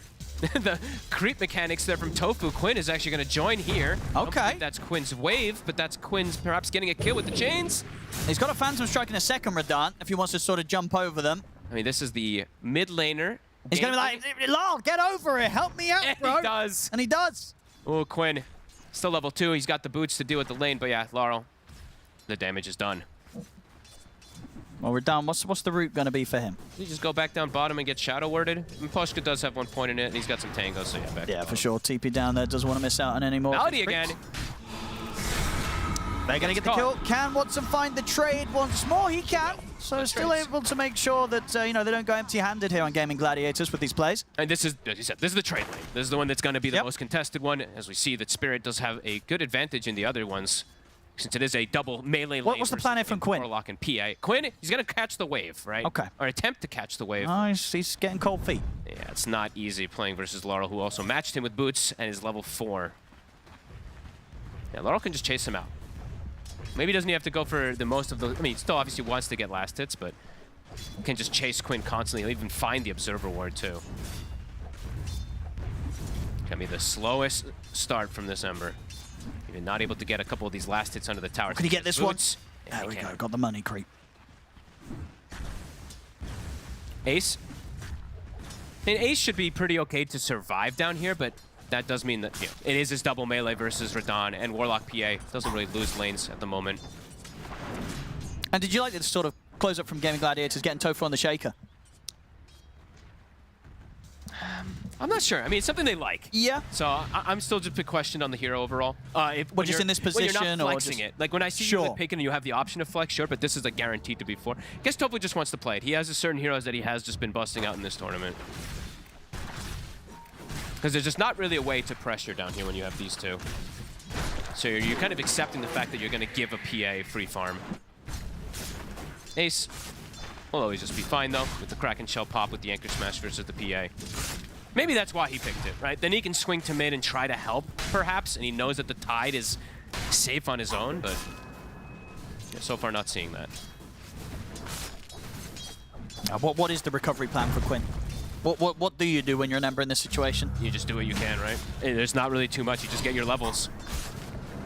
If he overextends, maybe you can go for a kill, but Laurel is fully healthy in every single one of these moves. 29 and 18, getting majority of these denies, too. He's crushing it. When you're kind of, as Fear said on the panel, right? The lane, that's the bit that kind of plays itself if you kind of relatively know what you're doing on the Huskar. It's going to sort of be eyes on Lyle to see what he does off the back of having this free lane as the Huskar versus the Ember. And overall, though, for the game, the one thing I did see that Spirit ensured that they had versus the Huskar in that last game is an insane amount of heal reduction. The Veno heal reduction, everybody, the They had a lot Frost of Dragon. answers. They had 3 different forms eventually when they built the Shivas as well, too, in order to prevent that extra healing. This one, they're only really going to have the one early, and then the eventual Scotty, perhaps, for Watson, but that's it. I mean, maybe the Shivas eventually for Quinn, but that will be saying a lot if he's able to get to his Shivas, right? Yeah, it does look so tough to control the Huskar. Yeah, definitely. I mean, very much playing into the idea that we had mentioned by CY that this was just something the Gaimin Gladiators did not expect to see be picked up for Lyle as that last pick. Watson is having a very good time. He is. They're actually getting these extra kills as well now onto Real Malady, even though he did die twice. He's been able to secure these extra kills for the TB.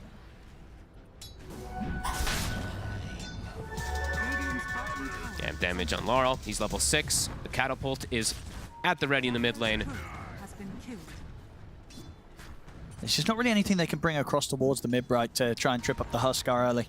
No, that's why I was like the Shaker. It's like, yeah, he can provide like a fissure, but that's about it. It doesn't really contribute that much. Yeah, if he gets anywhere close to the Huskar, he's just going to feed. And it's actually Spirit who's setting up Quinn. If he gets caught by a life break, he'll likely die. They're starting to bring the 2 supports as well on the side of Gaimin. Quinn. I mean, if Rue's in the area. Rue can get the setup. Tofu. He's going to look towards this. The dead shot will miss. Instant TP from Watson. See if they can do anything. Dual Breath's going to be off the mark, so Lyle can just safely back off. There's Fatal Bonds on all of them, so if Lyle wants to turn and get some damage in, it could start to hurt. They'll kill off Miposhka. They were very ready for the aggressive play. Watson with an instant TP forward wants to try to go for that play onto Laurel. Can't quite. Hanging on to the tower. Ensuring that Quinn can get some more out of this lane. I can clean up this creep wave, Lyle. That's pretty much going to be the armlet timing done. Very nice and fast here, 7 minutes in. And Radon under no pressure, of course, versus that Tide lane. He can just freely farm it up. Still will go for the Corrosion.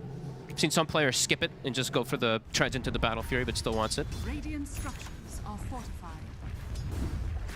Tofu's still sticking around, just trying to ensure that Quinn has the safety to soak up that last bit of XP to get the 6 at least. I mean, if he overextends too far on Laurel, they could potentially set up with these fissures and extra rotations, but they need the 3rd. They need at least the 3rd here. Yeah, and kind of all the TPs we used last. Well, I guess they still have the TP actually on Malady, if there is a chance.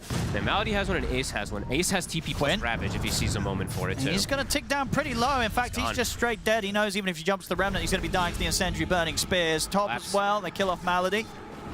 The formula for Spirit, it's looking real good at this start. And certainly Watson's farming, they're having a solid 3 lanes, and the supports are getting a decent chunk out of everything, too. Miposhka It's level 5, and he's got the two Black Remoras as well for the Golem soon.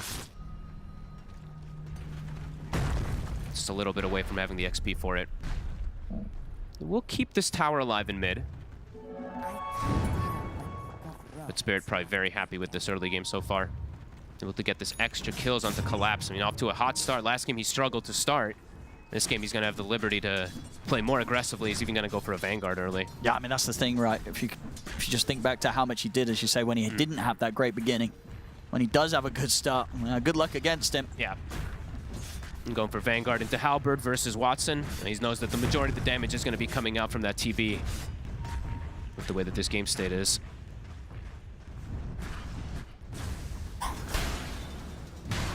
Gonna look for a potential play bottom. As we said, they have the Ravage. Vlad's is finished up for Ace if he wants to go for the play. But Toro, I still have to kill Radon. Seems like he knows. Quinn will look for him. I won't be able to do much about him. And Radon might actually start turning himself onto Quinn because it's a Boots and Corrosion on the Ember. And Quinn has got the Remnant out, but what's a bit awkward? Oh, my goodness. Woo. Quinn, careful. One more hit and he's dead. That coup de grace was about to proc the Methodical. Let's maybe see if we could get some sort of snipe with a dead shot, but yeah, Quinn staying safe under the tier 1. I mean, sometimes when you see like the Embers rotate from mid, you're like, oh, watch out. But it's actually a support Ember, pretty much. Remember, his net worth, he's very fragile. And Quinn's still very low. Corrosion. They hit the silence. Root, the dead shot's in. The blood Fairy grenade's Fire, out. Lotus. Root's not going to be able to finish off the job. Quinn will be fine. He gets Root will die. Saved by Tofu, the Lotus, and then he has a Fairy Fire. Gives him just enough HP to survive. He's struggling. Yeah, Quinn is really much so struggling. I mean, Laurel, so far, looking hot. The practice is paying off. Yeah, it's a solid start. Can he keep it up? It's 10 minutes in. Everything going in Spirit's favor besides Watson, of course, getting those kills. As you say, he played about 7 Huskar games in the last month in his pubs, and he won 5 of them. So that's pretty good. Not a bad performance recently in that last month for preparation. How many versus Embers? Oh, now you're asking. Okay, don't do it. You're not fine. Quinn! Rue actually snipes the TP when he's trying to reset with the Remnant. So, 20 to 30 or more. I mean, like 45 seconds lost there for Quinn. They are truly bullying at this Ember Spirit. What a shot from Rue. Ace. Laurel is here. They've got the Ravage. He's got to use it just defensively. They'll try and turn. They've got the Ice Path onto both of them. Laurel. Can they threaten Laurel? They can. He's going down. That's Watson. a big kill for Watson to get the last hit on as well. Malady sort of dying in the epicenter. Collapse back in with the Burrow Strike will clean up that kill. Watson trying to get in to get Collapse as well. Malady was trying to get that extra setup. With Tofu here, they might just be able to. Yep. Fisher block comes into play. Collapse. He's going to get the backup of the Golem coming down on towards Watson. Watson. Off the mark this time, Rue. He will be fine. I mean, he's going to be chased down by Miposhka's Golem.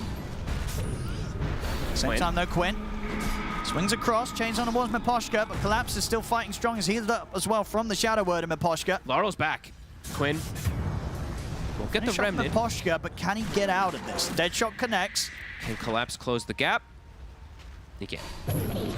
Chains are there. And Quinn, he's got to get out of this. There's another dead shot in a second. Can he hit it? He can't. Off the mark. I'll keep the pressure on now with the Golem onto the tier 1 tower top. And Watson gets himself a big kill. It is a big kill. Ending the life of Lal. Good burst of money there going the way of the Terrorblade.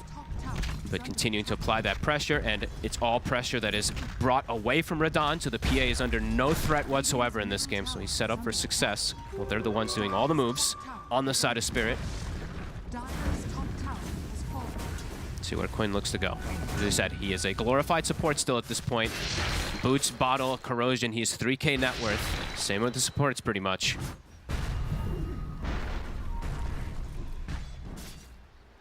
Lal, of course, just going to try and get that BKB online after the Armlet Sange. That will make him pretty unkillable. Did Malady not skill Macropire? I guess not. It's the first time I think I've seen that.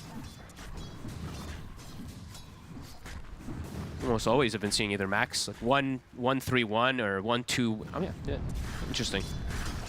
My only guess, maybe he's sort of skilled like this in a situation where he didn't quite have the mana. I think it probably was like, something I just like need that extra bit of something that I can actually cast. That's a very good call, yeah. Because usually, I mean, we never see this. It's, Macropyre is so good now with the Liquid Frost. Because that can happen, right? Because especially if you're not full mana, because very true. Level 1 Macropyre, that's half of your mana pool. So there are situations where you might get that panic level. 4K lead. Spirit, everything's still going in their favor. Ult's going to be coming back up in 30 seconds. Collapse getting closer and closer to a blink to accelerate that momentum too. Gaming, do they have the 6 yet on Tofu? Not quite yet. Quinn still looking to make moves. They're trying to, I think they had the vision that they saw Radon, so maybe looking for this PA. But not easy, so they have to bypass a Warlock. They're going to try and go for him. The Shadow Word heal off, but they'll still be able to kill him through it. Can they disengage cleanly? Looks like they're actually looking to potentially go back in. Quinn knows this is the way he has to play. Just try and get involved with the teammates, look for action. Watson continuing to keep tabs of Collapse too. He keeps sending illusions to get the info. They jump with the Ravage. They find Radon. That's a big one. Laurel. See what he can clean up in return. Should get Tofu. Can you get anything more? Ace is speedy with the phase, the Windlace, and down the Wandering Whirl. Can Laurel chase him out? I mean, these spears just might kill him. It's just so much damage. Oh, it's enough. It actually is. It's so much. Wow. With the Incendiary. You can't get them off you. That's crazy. So he strikes back, gets the kills. Sure, they get the Ravage connection, but yeah, Spirit is able to get these trade kills. A blink now for Collapse. So as we said, this is where he's going to look to start accelerating and getting more involved with this team.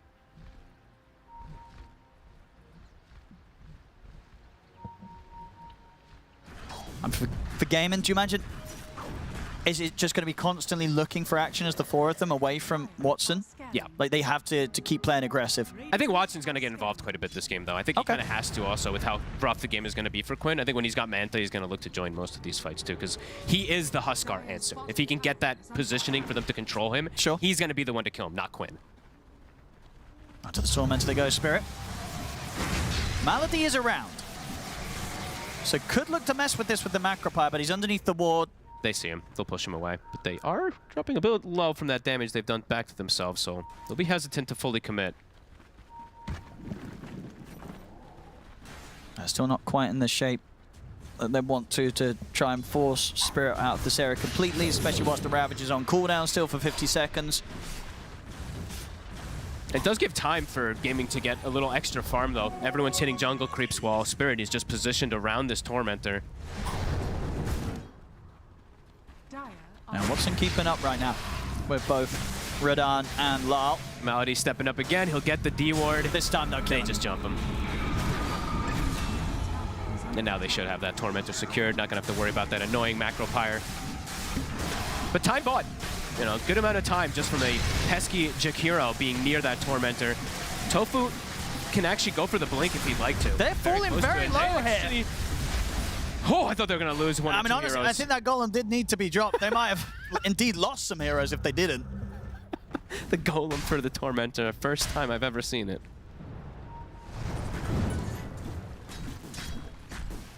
That was epic. I actually thought that Ruler with Busk were going to die. He can farm with it. They can push onto the tier 1 tower as well. TP's going to be coming in from Malady, so he'll look to try and hold the wave off. Collapse is in the area, though, with the blink. Once they see Ace, they opt against going for the play. Yeah, especially with the Ravage being available again now. It's at the ready. Yatoro using his courier. I've been watching him quite a bit here. He's using the courier to maximize farm in a lot of situations, sending it over the camp so he gets those extra little phantom strikes. I always try to pointing those out for those. You said, you know, some of these top tier, if not best PA players. His timing, it's going to be a fast BKB. He's top 2 net worth. And it's high levels too, since he was given that Shrine of Wisdom. He's level 14. Highest level in the game on this PA. Blink is done. So team fight, looking at Gaimin Gladiators, they have a massive amount of team fight if they can get the connection. They do. It's just that it's coming in towards these double BKB timings for both Lyle and Radon. Yeah, they're both going to have it done. And Collapse, yeah, he's tanky as well too.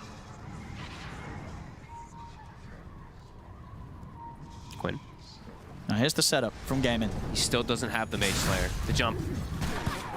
Look at the dead shot follow up. He's got a shield rune. So nothing else, and he's got his teammates ready to back him up. Laurel, BKB gets off. And it's immediately there. We'll have to disengage. But that that's was the a meta. meta.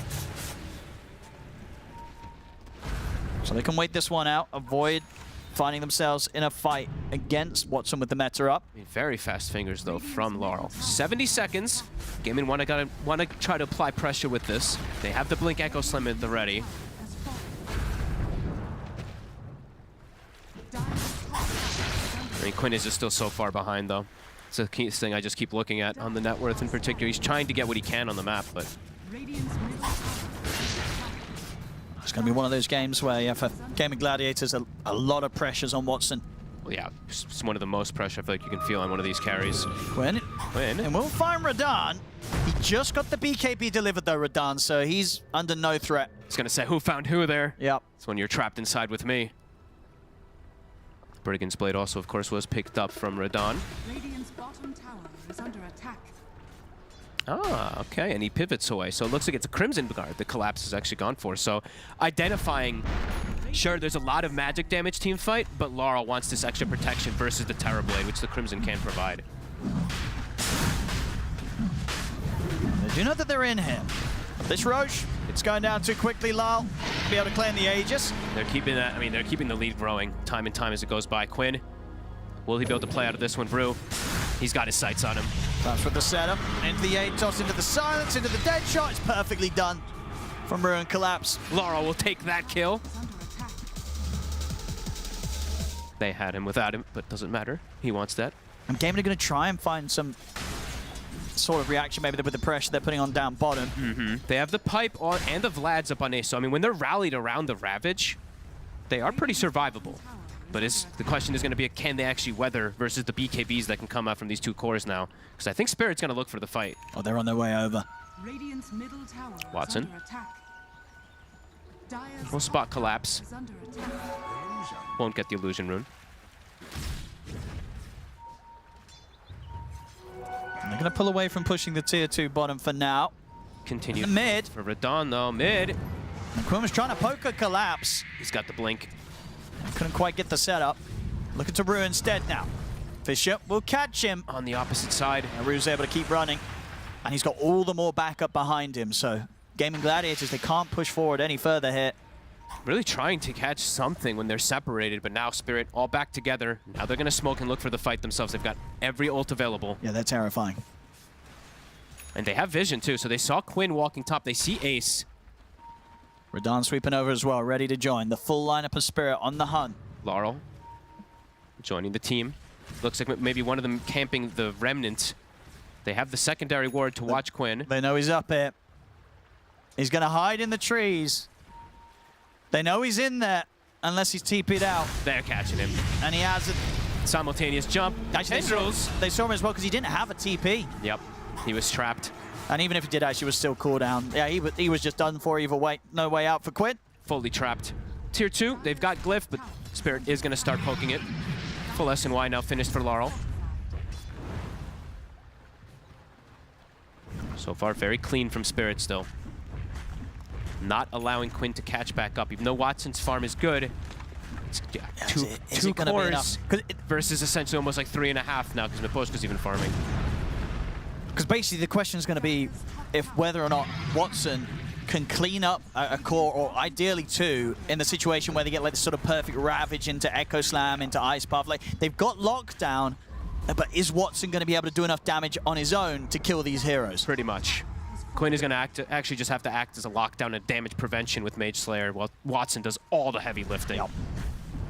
Is he going to hit hard enough? We'll see. We're getting the smoke out. Ooh, Collapse.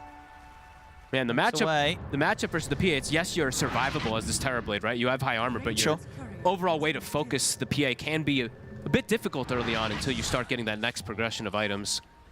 Just because of that evasion. Or sorry, immaterial. But yeah, he's at 53% already. Level 18, as I said, Radahn been giving a lot of priority in terms of XP. I believe he's still at the top, yeah, by 2 levels. Laurel. Gaimin really trying to find something here. Catch Collapse. And they take him down. They're hesitant on how they push for it. Now they'll drop the Fissure, but he's able to get over it with the Burrow Strike, or under it. He's away. He saved the Crimson too. He felt very confident that he was going to be able to survive there. And that was the meta. It was meta and Macro Pyre. They will get the catch onto Lal. All right, that's the Aegis gone. The casual Ice Path. Radan's just straight in with the BKB. Yeah, he just puts the BKB, gets in there, kills off Tofu. He's going to be able to jump back as well to safety. I mean, they're going to try and chase this. Quinn gets the chains out. Ravage will be there. Lal, he's got the BKB ready. Buyback from Tofu. And collapses in. Jumps forward with a Burrow Strike. Rallied around Ace. Their Spirit's a bit scared to go back in. The Echo. There's the slam. It's going to be dropped straight on a route, so it's just the support falling for this. And Tofu did buy back for this play. Quinn. Another Quinn. Moving forward. Get the chains onto Lal. Ice Path as well. Watson bringing in the damage, but Burrow Strike comes in for Collapse, ready with the counter play. Collapse makes the double. Watson, he's able to get the kill. He's able to take down the two of them. Double kill for Lal. He'll finally pop those. Collapse stays strong here. Can they finish the Sand King as well? He's getting healed up by the Shadow Word. Slider Fist comes in, he gets another Burrow off it. Collapse. How is he tanking all this damage? The Crimson, it's putting in work. Is it going to keep him alive another century? A Fissure. They'll finish him. Big fight from Very, Gaimin. very big kills from Gaimin there. That sure, they lose Watson, but they're able to clean up the all three big cores of Spirit off the back of that play. I mean, Watson, he gets the Sunder off the And they're not done yet. And another one. They're able to watch Meposhka. Fissure out onto the two of them. I mean, what a move there from Gaimin. They're able to get themselves back in just a little bit short. They've still got quite the mountain to climb, but it's something. It shows, though, like even at a 10K deficit, they're able to walk through and fight because of these auras rallied around Ace. It is strong enough to let them fight. And Quinn, he's able to get a big catch up here. Get some cleanup kills. Now in a pretty okay spot, actually. So they will solve at least some answers. The BKBs were used very aggressively there, as we saw from Spirit. Radan they were used jumping in. He just went straight for it. He saw Tofu. BKB went into the midst of the team fight, looked to take him out and get out. But indeed, they did not hold back Gaimin Gladiators with that information being presented right. They knew that was their chance to try and chase and force a fight, and it worked out. Especially also because like the position where it is for Tofu to use that buyback, the fact that it ends up connecting is pretty huge, right? See this fight again. Buys back, and he chases all the way from, like, look, he still hasn't bought back. He's going to buy back here and TP in. Yeah. So that's pretty huge that he's able to get there in time to help out the team.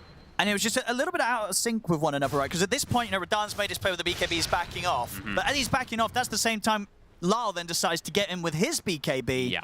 And then now they're at a point, both BKBs have been used independently. Lal's still trying to stick around, ends up in trouble, and yeah, sure, Watson dies, but he gets the damage done. It's a great attempt there from Collapse to trip him up, but Watson getting that Sunder off last moment, allowing them to kill Radan off. That was literally last moment. That was like the Condemned coming into play. He was too. so It literally low. puts him at, I think it was like 1%, right? Radan just gets instantly killed right after it.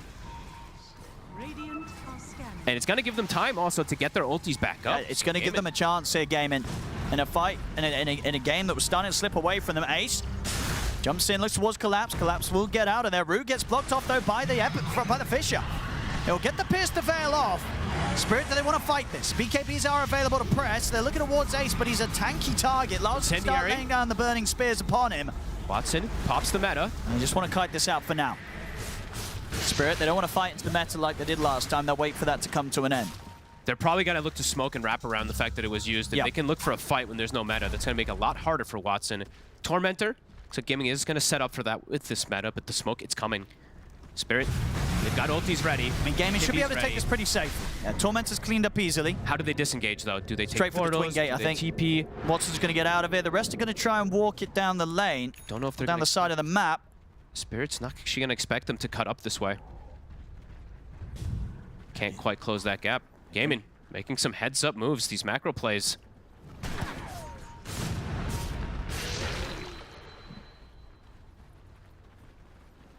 Level 20 has been hit for Radan. Looking to aggressively posture still, though. Meta on cooldown 60 seconds. They want to take advantage of that. An amp damage also on Radan. All right, he's coming back over. He's ready to go, and Gaimin. They have this deep vision, too. Again, Meposhka's been able to place this ward. Look at the positioning of Radan. Radan. He eyes Tofu. Oh, he likes Tofu. Seen him a few times look towards just killing the Shaker. Tofu gets the blink off. Hey, Tofu dies, he's gonna be dead for a long time. So that next big kill that they get on the Shaker. Tower, it drops. Radon gets the last hit, TPing over to join his team for the Shrine of Wisdom. Both teams mirroring each other's movements. Malady is not in the area here on the Jakiro. Spirit's got the numbers here. They're gonna try and jump Ace. They've got the break. He's still alive, but indeed. With the break coming into play, they can burst through him, and nothing could be done to bail him out of that. So no Tide to worry about for 50 seconds. Do they keep looking for another kill? I think, yeah, if anything, Gaimin Gladiators, they're going to be very aware that Spirit are going to try for that. They're still sticking out with the 3 of them top. They're looking for collapse. And this is risky without their Tide. They're going to try for it. They're going in for this play. The counting offer gets dropped. Straight away, Tofu to fall. They've got to get out of it. Looks like he should be able to disengage the dead shot. He's going for the TP. Anything to stop it? No. He's out. That was quite the risky poke there from Gaimin. Aggressive. They lose their Tide. They stick around and try and make a play with the 3 of them and cost them Tofu's life. I mean, their concept is like, we're hoping that they they left away from that area and they can get that type of easy grab. But Collapse is tanky. He's got the Lotus Orb finished up now too. Yeah, very. 45 seconds, we said Tofu. This is that dieback, dieback death. It'll take some time for him to come back. The gem, we see Malady is able to find a D-ward. Back up to that 7K lead. A BKB for Quinn now. Will be a bit safer in these fights. He's gotten some progression. Dire are scanning. His damage is still very lackluster.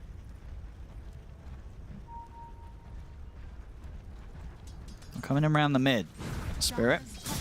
BKBs are ready. It's going to be hit by the scan, so Gaimin know that there's backup hiding in the wings. Laurel very close to that Aghanim now too. He's gone for a mini plate mail in between, which you can absolutely understand when he's playing versus the TB. But he's getting very close to that Ags, which is going to be the next big problem in particular for Quinn. Or for any target that they can full focus fire. Continuing to run as a unit on the side of Spirit. There we go, Gaimin. It's all back up.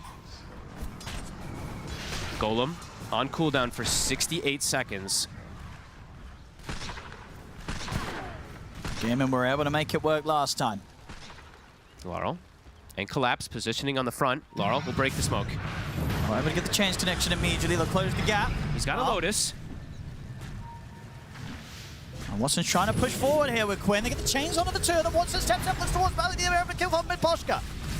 And Poshka's gone. Malady still staying smoked up at the back. Collapse ready to line down the ice path, but Collapse is there. Malady won't hit with the ice path. Magpie's going to lay down. He's they alone. can just turn towards him with Dead in the water, controlling the Sand King. They'll kill him off. And Quinn, he's diving in for more. He's up towards He's the got base. Watson Gets the with chain him. connection on towards Lyle. Ace and Watson moving forward. They want to try and kill Lyle off, but Radan's turned up. Lyle's able to turn. The Ravage is used. Ice path to follow up, but they can't kill Lyle. The Radan toggles. gets the double. Lyle will fall as the final few hits hit through from Malady, but Radan getting a triple kill after Gaimin. They really pushed that. They really wanted Laurel.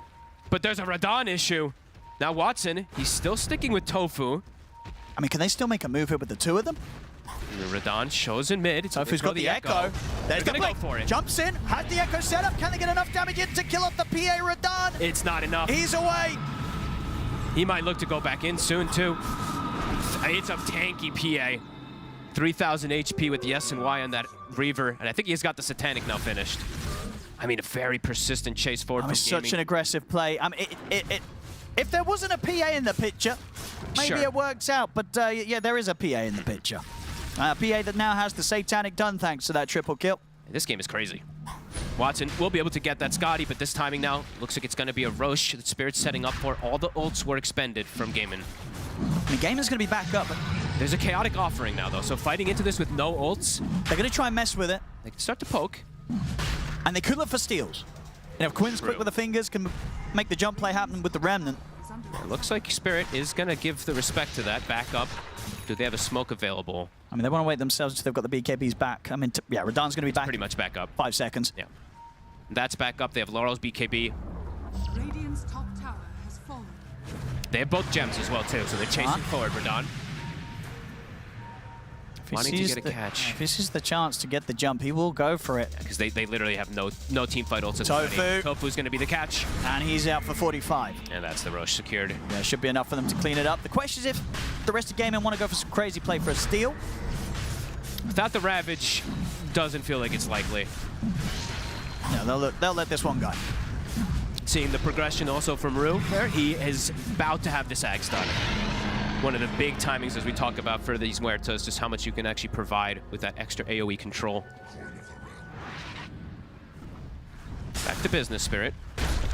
Now for Gaimin, it's just going to be getting Watson this MKB done Needs that before they look to turn up to the fight. Once that MKB's there very much it is the chance for Watson to get these big kills, even the PA, during the sort of the Ravage, the stun lockdown, if they can catch him outside of the BKB. It's got to be clean, though. They have to do it pretty much in perfect synergy with Ravage, the Ice Path to follow, maybe even that Fissure, and Watson needs to be able to get the full time to beat on them. Spirit, ready to play aggressive here with the Aegis. Level 24 on Radon. See how much they want to try and push it. Now look towards the tier 2 mid. I mean, can they start considering looking towards the high ground, or even with the lead they have, is it still risky at the moment? You can definitely start to poke. At least once you start, if you see some information on the map, you can definitely start to poke. Let's have a look what they want to do. All ults to the ready, Spirit. Yep, they see top for a second there. They do see the illusion. They have their ults as well, Gaimin. They could try and set up a defense. They're going to need Watson to be a part of it, though. They need that damage. Here goes those Ags dead shots, starting to connect up to multiple heroes. Tower's falling. And is Watson, he doesn't really want to join me, I think, because it's very close to the Shrine of Wisdom. Shrine of Wisdom, and ideally he needs MKB to really stick out to Radon properly. So they might just kind of let this set go. Quinn. Okay, they've cut the creep wave.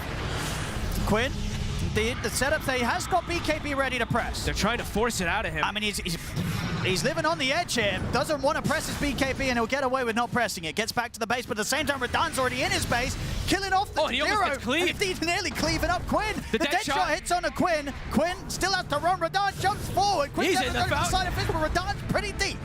He's fine, though. He's got the BKB, still got the Aegis and the Satanic ready to go with. He'll be able to jump back to the safety of the rest of the team, and indeed a buyback comes out from Malady. Super aggressive plays from Radon. Risky stuff for Quinn there. He gets away with it, you know, doesn't have to use the BKB. Did the Gale Guard actually save him versus the It looked like it might have, because he almost got cleaved from the PA when he walked next to him. You could see how badly he did not want to pop the BKB. He did not. He knew how important it was to make sure that they can use this BKB for good. Top tower does get claimed. Did he actually end up having time to stick around for the shrine? No, he did not. Sells his Falcon Blade. That is pretty much the MKB finish. Yeah, he's going to be ready for the next fight. Yeah. Same time, though. Yeah, Radon's pretty much going to have his ready for the next fight. Jumping him again. Forcing a defensive remnant.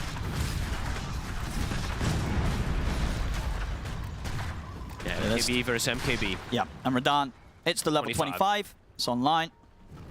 Of course, that Shrine of Wisdom, Watson couldn't afford to stick around and wait for it, so it's going to still be there ready for Radon to claim.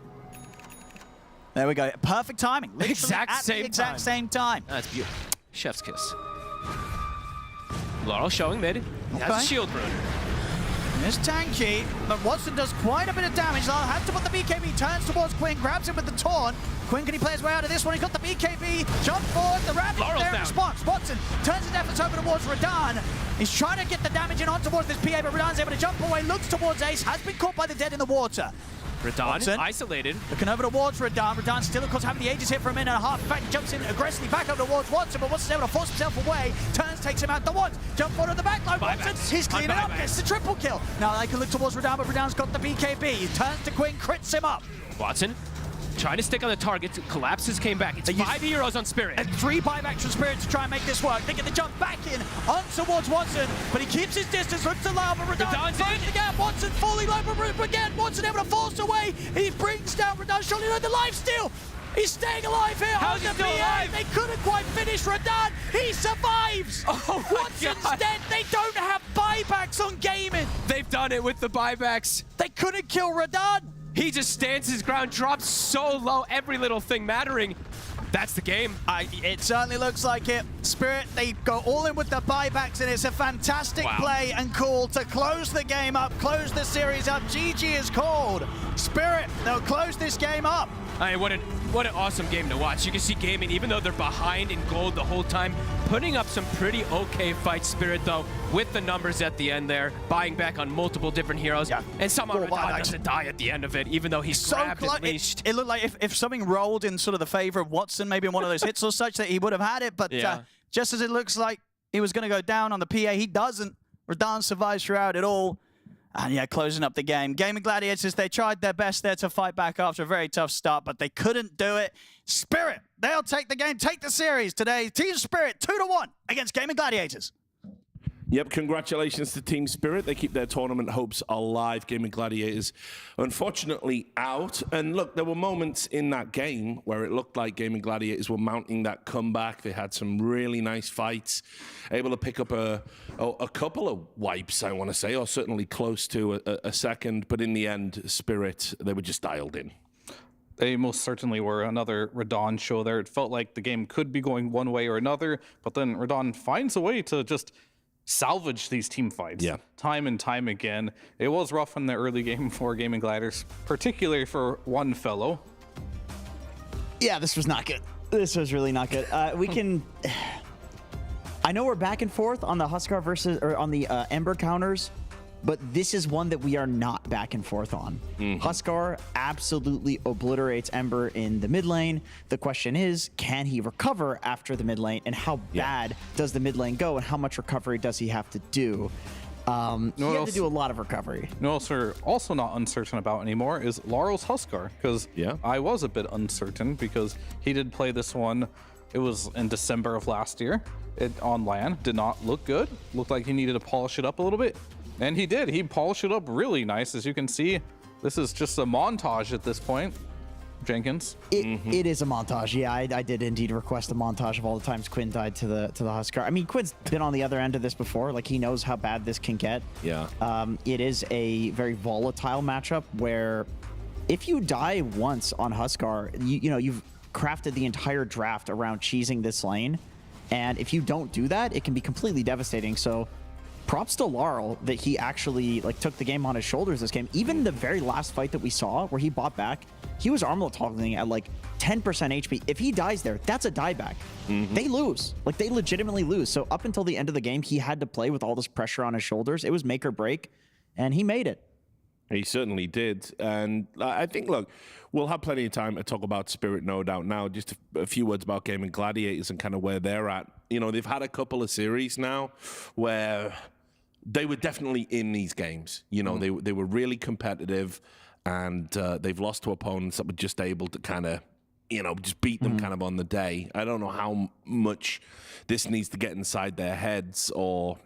Yeah, I mean, not at all. I think they lost to Tundra and Team Spirit in 3 nail-biting games. They were all close. Yeah, they were all incredibly close, and the game they win was, yet again, very convincing. So the games they lose are close. This team is definitely back. They found their footing in this patch. I think going forward, this is going to be a team that is just going to keep getting better and better, and it's going to be in the discussion for great teams. Speaking of back, Collapse. Here he is on the Sand King again. We said he needed some confidence games. He had back-to-back confidence games on the Sand King here. Really well played. Yeah, just pick him what he wants, 2 games in a row. Maybe he didn't even want it. Maybe it was just a matter of, we'll just throw him to the Wolves because we think that he can handle it, and he did handle it. So well done to Collapse. Well, we can now hear from Collapse. He's with Slacks. Fantastic. Yes, we are here with Collapse. Collapse, the king himself. What do you mean no? Saying king, you know, that's pretty good. How'd you feel about that series, man? That was really, really fun to watch. Was it fun to play? I think the first game we just messed up with our drafts. So because we gamed them the Abaddon, I mean the curse of this meta. Sure. So, and after the first game, our captain Miposhka said, no fucking way, I'm playing versus Abaddon again. And we're like, okay, we just ban it and we play other game.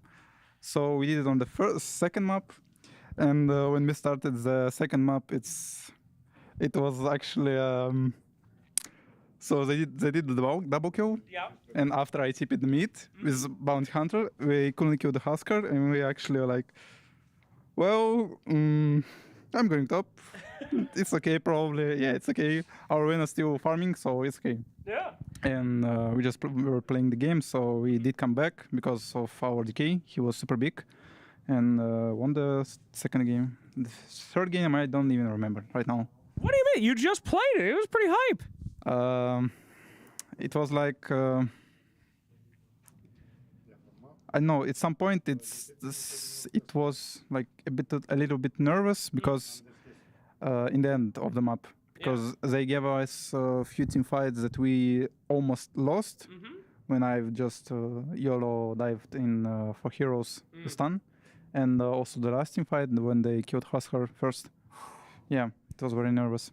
Yeah, I did want to talk to you about that. You guys full bot back, you go back in, PA has a slither of health, and then somehow all those dodges, all that healing. But I think that's a bit of a testament of your team. You guys have a lot of trust in each other, and you know, when Mr. Yatoro, Mr. Radan goes in, you guys just commit with him. Is that how it feels like? Is that kind of when he makes that call, it's just, all right, let's follow the man into hell? Yeah, sometimes it's like that, but he was calling the one of the fights in the mid when they saw Husker at run, and PA just Euro jumps at Shaker and kills him with a BKB. It was his mistake. We did talk to him like, don't do it anymore, because it's kind of YOLO. Because you're jumping the post 4 with fresh BKB. Yeah. You're just trading it with BKB when you can just play with SK stun. So after that, he said okay, and we started to listen to his calls. All right. Well, that was a good balance then between, you know, making sure he doesn't go crazy, and then when it's time to go crazy, you go crazy. So, absolutely. Well, thank you so much. Fantastic game. It was a real pleasure to watch you. As always, Collapse, the king, the god himself. Very good performance as we head back to our panel to see what our next cool performance is going to be. Thanks. I really like that as well, because when he said you're the king, and he went, oh, no, no, no. And then Slack said, no, I'm not complimenting you. You just played Sand King. Very cool. Anyway, we're going to break down that game just a little bit before we kind of wrap up. There was a couple of little cool things that we wanted to highlight. You know, we talked about the Warlock and the importance of that going through.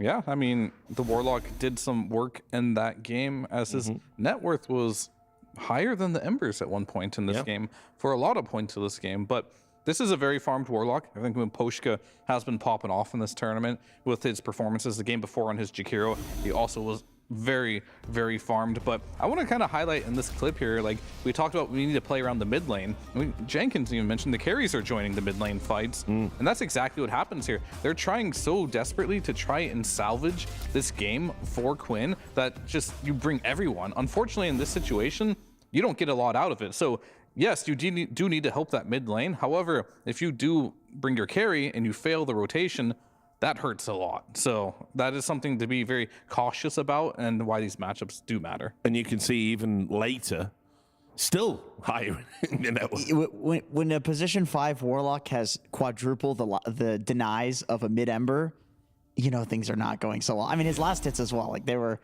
34 to 50. That's rough. I feel for Quinn. We've all been there in those matchups. I think we have to ban Huskar going forward now, guys. Yeah, that's fair. Well, at least we did find a counter in the end. It wasn't Slardar, but yeah, the Huskar one is legit. We can talk about the last team fight as well. You did talk about it a little bit during the highlights, but this was super critical because this is essentially what closes out the game. Yeah, I wanted to take a look at this. I mean, first off, we have Laurel getting... Is he getting caught out, or is he catching them out? It's really hard to say, but there's just so much damage over time on him that he does tick out. He can't armlet toggle through that. Radon also at a point in this fight is super low HP. He's leashed up by the Tide. The Tide goes down. Like, look how low he is. And then at a certain point, Laurel buys back. He comes back into the fight while the Aegis is despawning. Here we have Laurel back in the fight again. And he was about to die. Like, this is one of those fights where if somebody uses a single spell slightly differently, right? If somebody doesn't walk close for Yatoro to blink out there, if Watson doesn't run in an extra centimeter, like legitimately these things could make or break the game. So this is why I feel like, I mean, of course Gaimin is going to be hurting right now, especially to lose in that fashion, but in terms of ranking their performance, for how they did in this tournament. They did very well. They lost to extremely high caliber teams, and until the very end, they still could have won.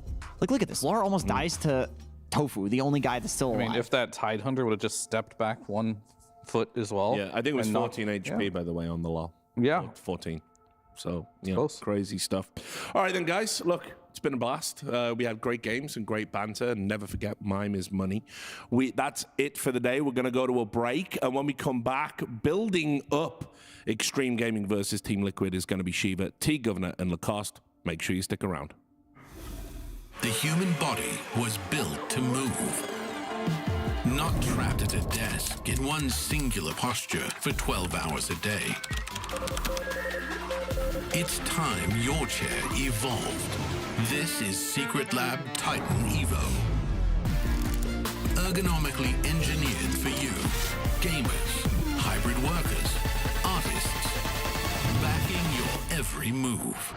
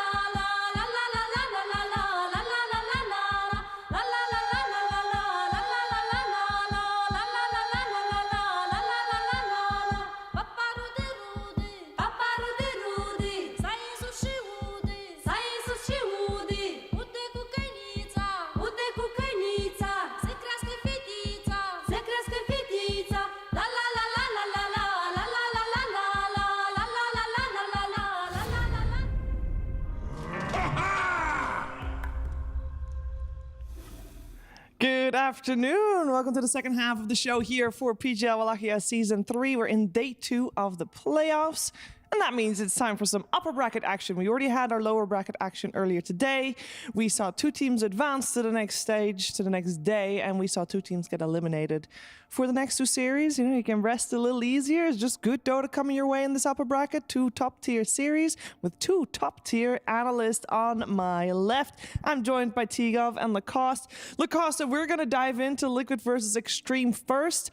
I want to just first up know if you expected these 2 teams to be in this position to begin with. things. Definitely not, Shiver, especially how Liquid performed during the Dream League, Xtreme Gaming. We didn't know what's going to happen with the team because the team has changed. So many players, so many old, new players coming into the team. But as we said many times, China is really back this tournament.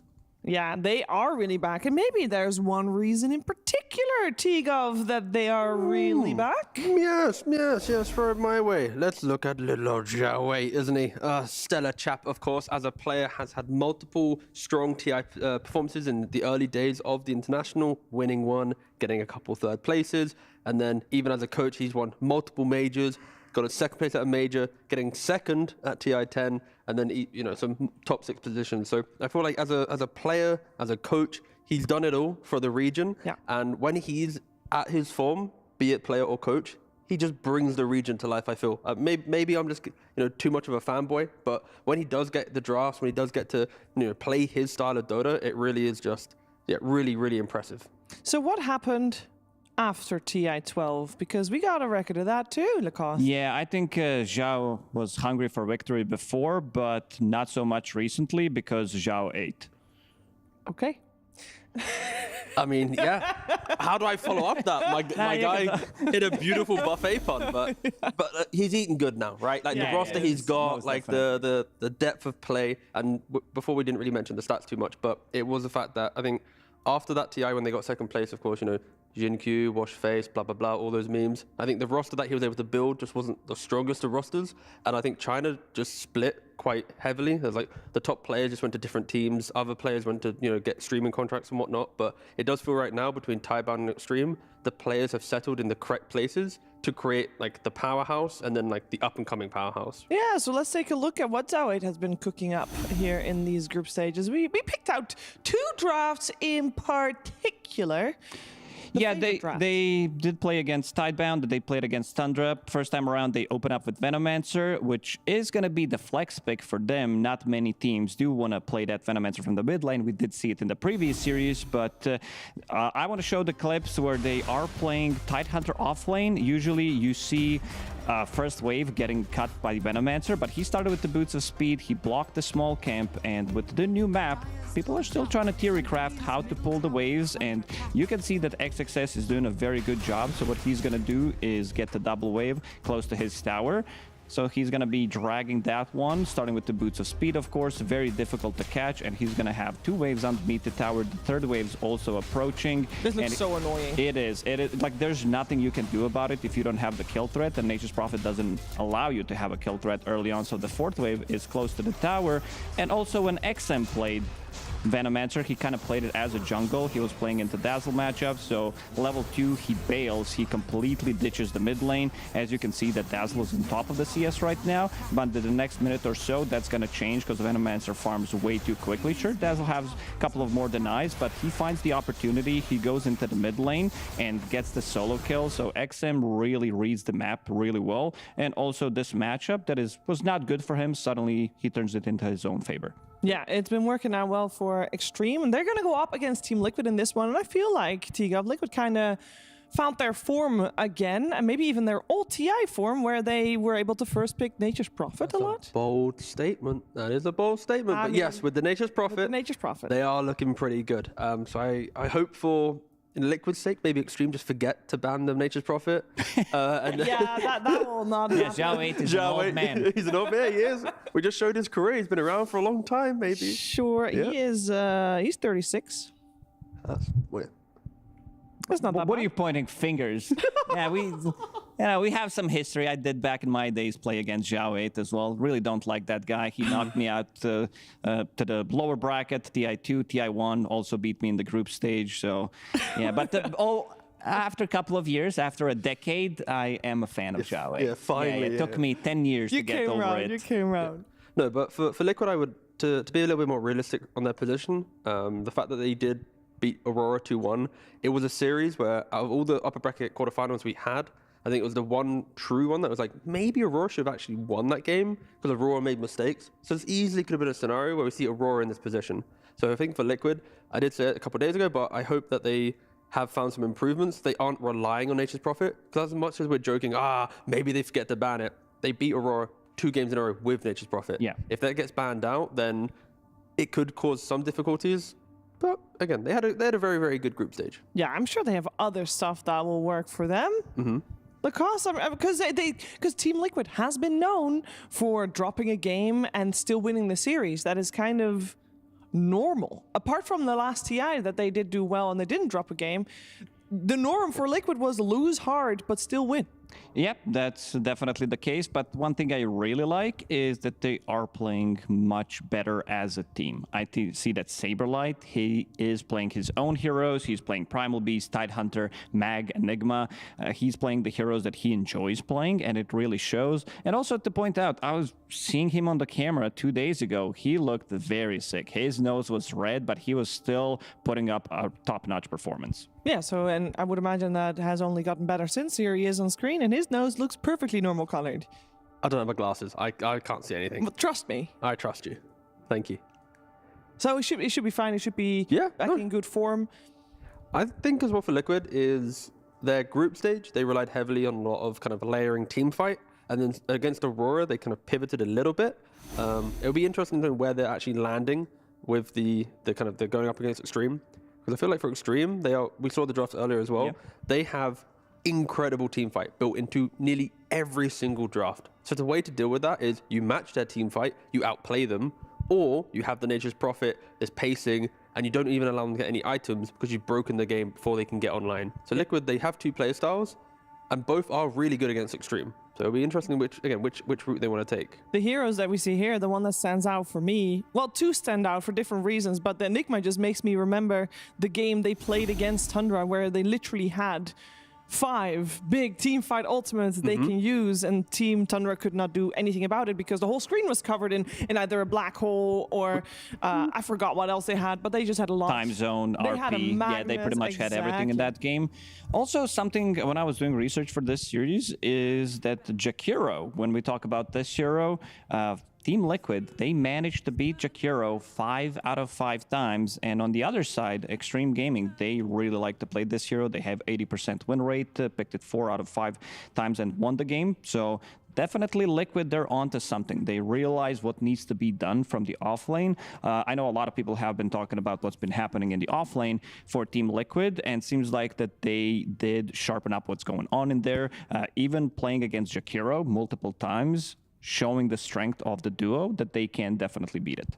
Yeah, they have also respected the Venomancer in their first ban as they should. In the draft. It will be Team Liquid with the first pick, so if you have 3 bans and one of them will be used on the Venomancer, that says a lot, so that is some respect given there. They also ban out the PA.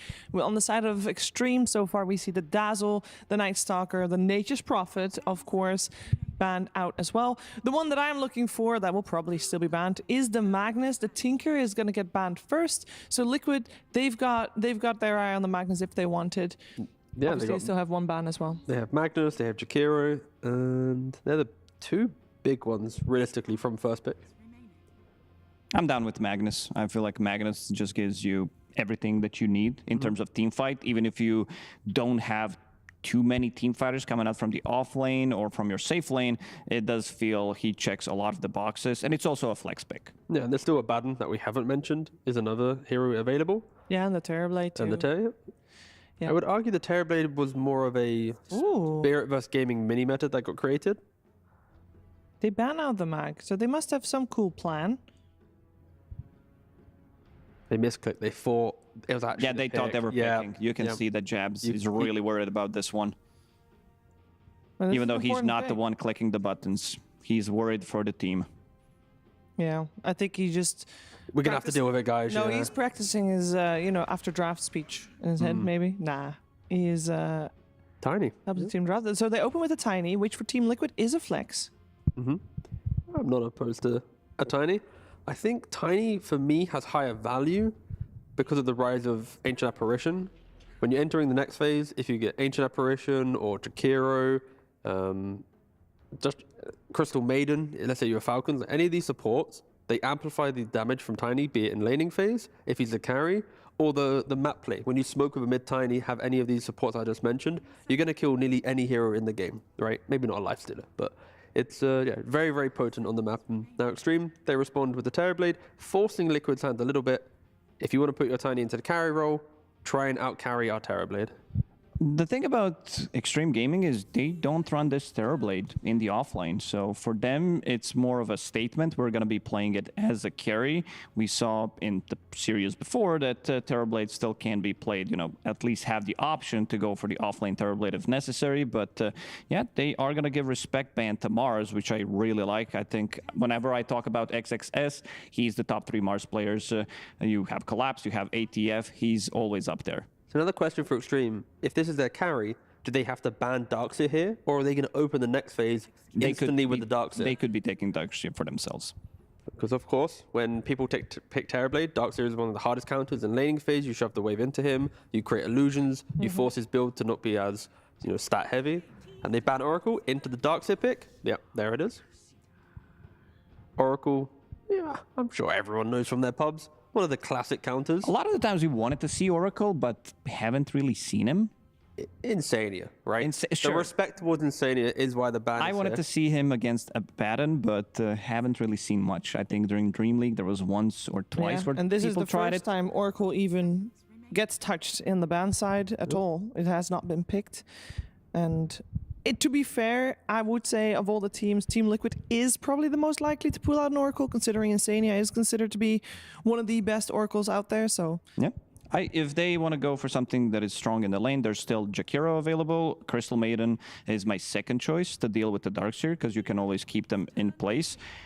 For now, I think they're seeing the bigger picture in terms of not just the lanes, but we also want to have something against Terrorblade for the later stages of the game with the Aura.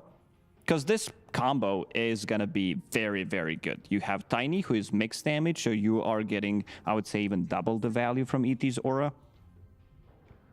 So outside of PA, how often, and maybe even like Terrorblade, I guess like for Xtreme, to pick your carry, then your offlane in the draft, that's pretty rare in Dota. Like normally it's a mid plus core or a support, right? Like the fact that you've locked in both your side lanes very early on with somewhat minimal flexibility. Do we want to talk about Jin-Q maybe? Jin-Q, Marcy, is it coming? No, is it 13%? Marcy, I was going to say, I saw that win rate. Yeah, it's not the best. And let me, you know what, I'm going to check Jin-Q pubs. My guy likes to play the random heroes. I need to make sure he's not cooked up a support Terrorblade in any way. Nah, we're fine. Okay, we're safe. We're safe. It could be some Faceless Void coming out as well. I'm looking at the heroes that can utilize this Ion Shell.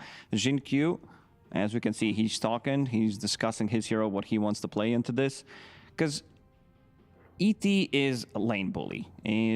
And you want to have something that ET is going to be either afraid of, something that's going to slow him down, not allow him to get the trades in, or you can try to run away, or maybe even battle him if we're talking about some Tusk that could come out. I think this is one of the heroes that can punch back, especially with the Darkseer. I think they do need to cover themselves from the potential Invoker pick and the big team fight utilizing the ET. We did see that yesterday from Tundra, the Cataclysm. Ooh. Would you have said Techies at any point? No. If we spoke about heroes, No. Techies is pretty low down on the list of heroes that I would even entertain at the moment, but it is a combo. It's also talk about not vacuum. purple, but Bane is. Thank you, Shiva. Good catch, Shiva. You're This welcome. is something that I would usually say. I figured I'd say it before you, so you can focus on the smart stuff. You know? But laning, you now have Taser into the ET right click. Yeah, there is that's a a support dispel. that can fight. What if he gets Taser level 1? Do you think Insania is ready for that? Maybe. Well, then do you think he's going to go for it? Does it not matter that the Techies can't really play with that Ion Shell? Because he's going to be very far this back. guy's going in. Yeah, Is he? Oh, he's going to blast jump in. off. He's going to get in. suicide in. Okay. If you go with the blast off facet, you are definitely going in, getting that extra bit of a damage. But that aside, we have seen Darkseer lanes where it's like Darkseer plus Willow, Darkseer, Batrider, right? It's not, at least in the current meta of Dota, you don't always need that melee hero. But for Xtreme, they are going big damage, run around the map, play around the big timings. Like Bane's going to set heroes up. You've got the damage from Techies. Running into someone with a smoke, you're going to run through the remote mines, get Nightmare from the Bane, get Fiend's Gripped, Vacuum Wall. There's a lot of defensive tools for Xtreme to control areas really nicely. So for Liquid, they pick up the Sand King to try and get over the kind of the defensive line the supports can create, get on top of the heroes and burst them. Use the ET Spirit, Tiny plus Sand King. You will delete someone, but... We see the meta changing as well. at the start of the tournament, Terrorblade wasn't as popular. Then day 2, day 3, suddenly everybody's picking it. Everybody's starting to first pick it as well. And now we see the Sanking as well coming out from the previous series where Sanking has been used as the answer to the Terrorblade. Do you think that, well, personally, I think the tiny mid creates more opportunities for Liquid to play this game. Muerta, ET, Tiny running around the map, I feel is a little bit higher pacing, but is there a different, let's say, Mickey hero and carry that can utilize it? Or is there a niche hero that can create that game? Because for me, it's like they have last pick on Xtreme, so you're not really going to get the hard counter on Liquid, and Tiny gets more speed to the game.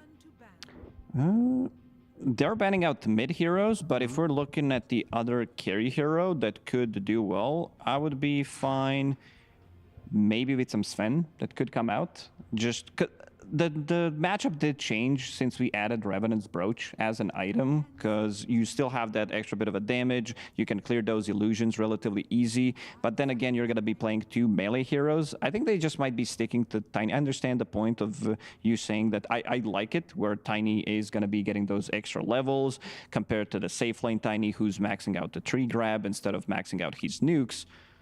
I'm just thinking if Liquid was able to get like Morphling in the safe lane, Darkseer, you farm. Sure, in the game, you have the punch on the wall into a Morphling, but you have the repositioning to find the Bane when he gets a grip. You have Manta, Linken's buying carry. I think there's some really cool options in that carry position if they do want to put the Tiny mid. But so far, Xtreme, they are banning out the mid laners and looking at it slightly differently. Yeah, let's see what's coming out. There's not that much time left for Team Liquid to make their decision. It will be the Invoker. Ooh, Nisha. He wants to show off that he can do it too. That's fair. As soon as we saw the ET, we did mention Invoker, but yeah. A lot of setups. Whiteman and BZM yesterday put this hero combination back on the map for all the viewers, right? This is the third Invoker. Analog did play it. BZM did play it yesterday, and not as strong in the lane unless you get a triple kill like BZM did yesterday. So he was able to pop off completely. This Bane is also a little bit of a question mark for me. I know that... How many times will he die Fiend's gripping to a Cataclysm? I'd say two or 3 times. You can also protect yourself a little bit. By canceling and running away? Yeah. I'm sorry. You can nightmare yourself, right? That's split second of invulnerability. Yeah, but you're still going to cancel your grip, though. Yeah, okay, but then you are going to cancel your grip to live, you know? I'll trade... extra second and a half on the enemy carry and just die. Yeah. Yeah, I think so. That's a true fight right there. Okay. So what are they going to play against the Invoker? With the Ember and the Sniper being removed, are there any heroes in particular that are good against this? I would say there's quite a few, no? I think yesterday we saw Queen of Pain played against it. Queen of Pain was really good. You shove the wave, you're really aggressive, you play on the map a lot quicker than Invoker. Mid-Invoker, you want Midas, you want Atos, then an Aghanims, setting up Sunstrikes whilst not making the move yourself. So any mid laner that can utilize that low pressure in the laning phase to then go into side lanes will feel really good.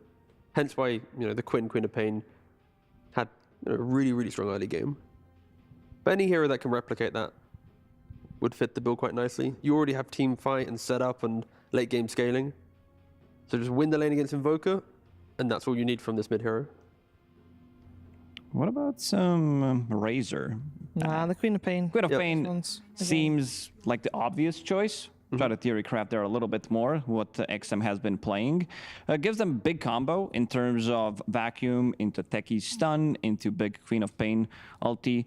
So in terms of damage, it is definitely there, but I do like what Team Liquid has drafted for themselves. I feel like the lane-wise, they are going to be having a good time. Maybe Invoker not as much, but I also want to see how they're going to be able to give them that extra bit of oomph on side. So Invoker, at early stages of the game, he's all about using the Sunstrike, and they definitely do have the setup for it. How is can we quickly look up the stats for Nisha Invoker that he has played in his pubs? I don't know if that is if we're going to be able to get those numbers fast enough, but I would be interested because I feel like this is one of those heroes that you have to have played relatively recently to have that muscle memory properly in place. Yes, but it is Nisha we're talking about. Yes, it is. He has played 3 pubs of Invoker, won 2 of them, so yes. In the last 8 days. Yeah, that's all he needs. That's all he needs. But don't forget. You won all 3? No, just 2. Just two. Okay. But I think for Xtreme, though, we need to respect what the supports are going to be able to do. The Bane, the techies, when they make moves on the map, it is really scary. But the late game of Liquid, we saw it yesterday from Tundra. If Xtreme allow them to get to that time, whew. Well, let's see what's going to happen. Game number 1 of this best of 3. Before we head to the game, some words from Coach Jabs, who's with Slacks. Thanks so much, Heaver. Yes, we are here with Jabs. Jabs, pretty interesting draft here. First question out, though. I saw no bans on the Abaddon and no picks on the Abaddon. Why in this match was it not really a big deal? Bad hero. Really? Yeah. Okay, well, that was very detailed. Thank you so much, Jabs. But let's talk about other heroes that are more permanent.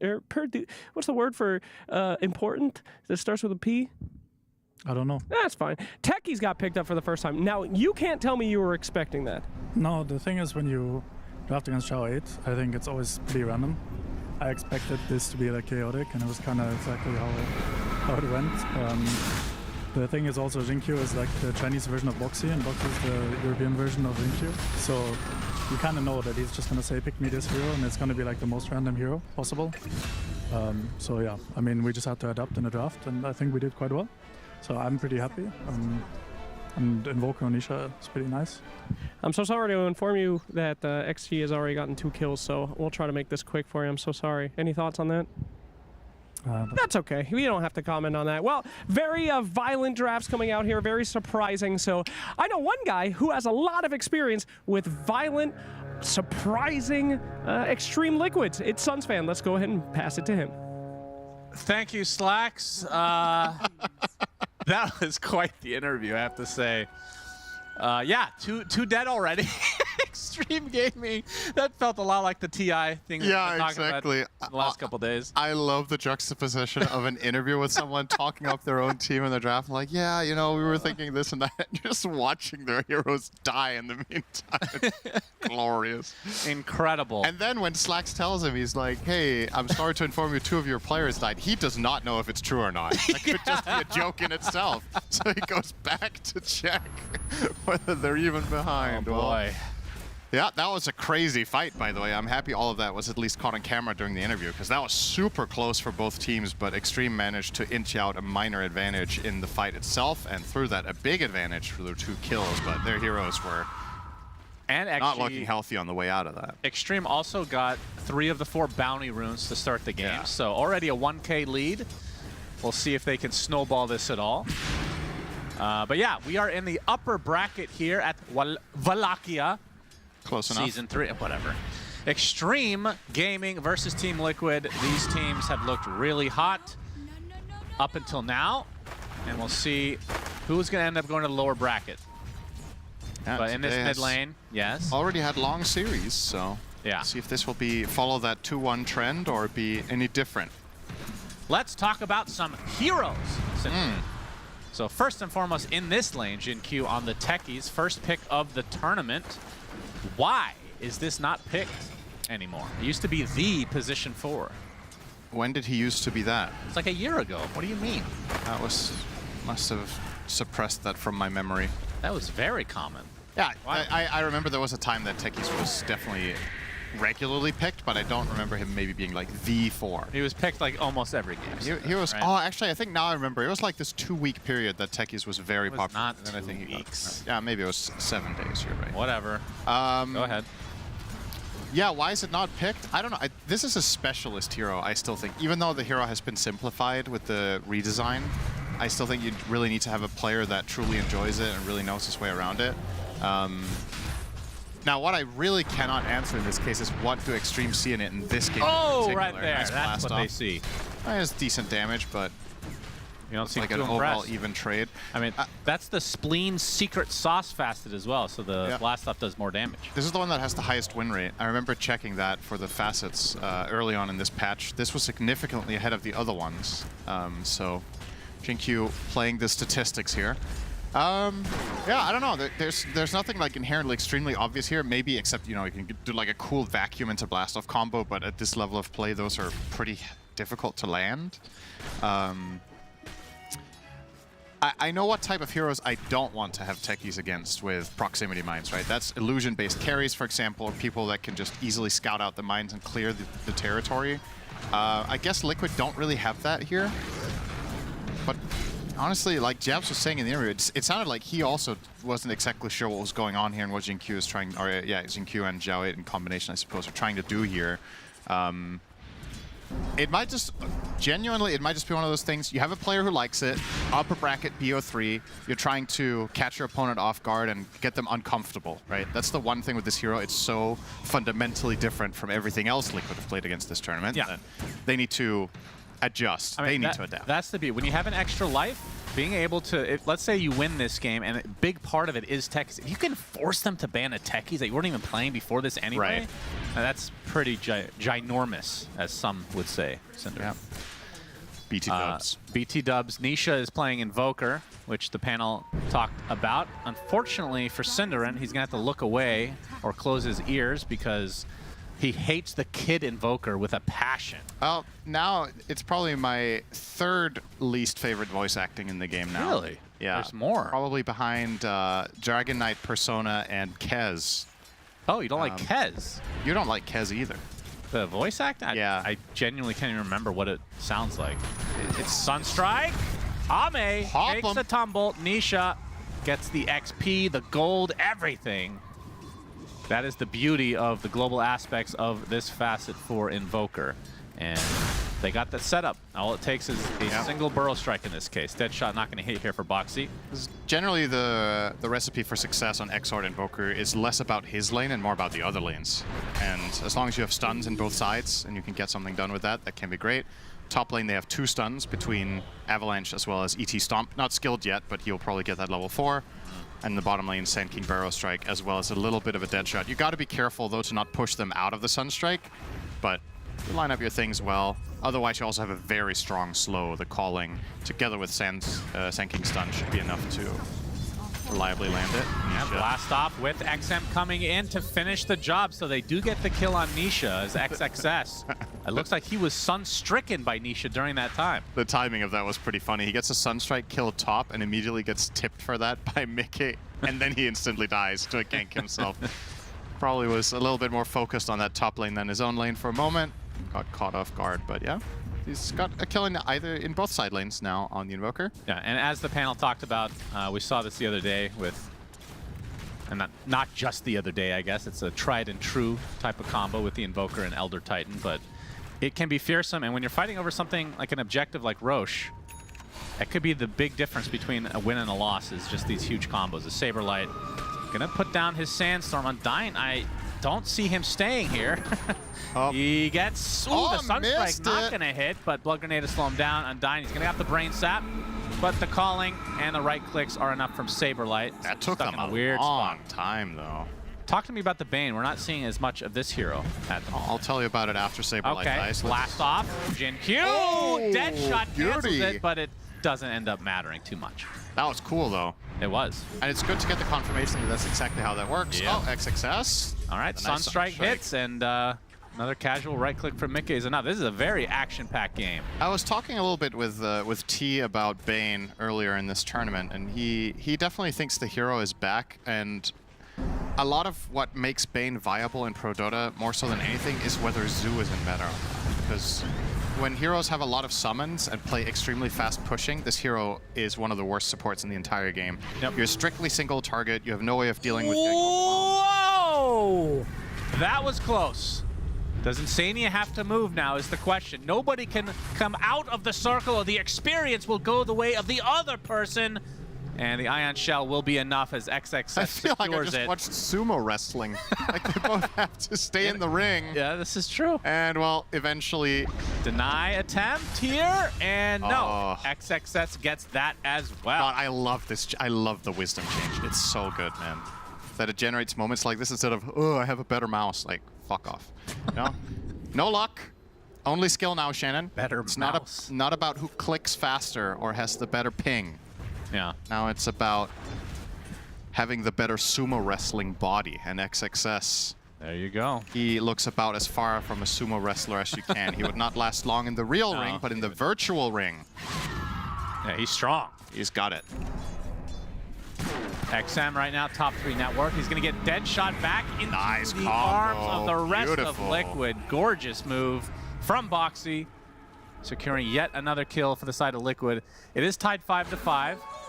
And in terms of mid lane, looks like just from the net worth, it is essentially a wash right now. Yeah, but all the lanes are very even here. This is the makings of a potentially very close mid game, which is what we love to see. Both teams have plenty of team fight, plenty of desire to look for moves. So as long as none of the cores and none of the supports are truly suffering, everybody can bring their best play to the table. Should be in for a good one here. Saberlight with the Vanguard will be getting a little jungle action. Sand Kings have been, I know that we just saw a victory with this in this last series, if I'm not mistaken, but the Sand King has looked a bit underwhelming at times. Do you think this is a hero that just needs to get off to at least a decent start to be able to have an impact in the game? Yeah, I don't like this hero when it's playing from behind. I think we talked about that yesterday as well. That was one of the games we had with Collapse, right? Where he kind of just got bodied in lane and never recovered. Ow! Pop him. Jeez. Now, they got burst. They didn't even Sonic that. So yeah, I agree. I think Sand King has to have at least a decent-ish start. And yeah, he's the lowest net worth of the cores, but he's not like destroyed.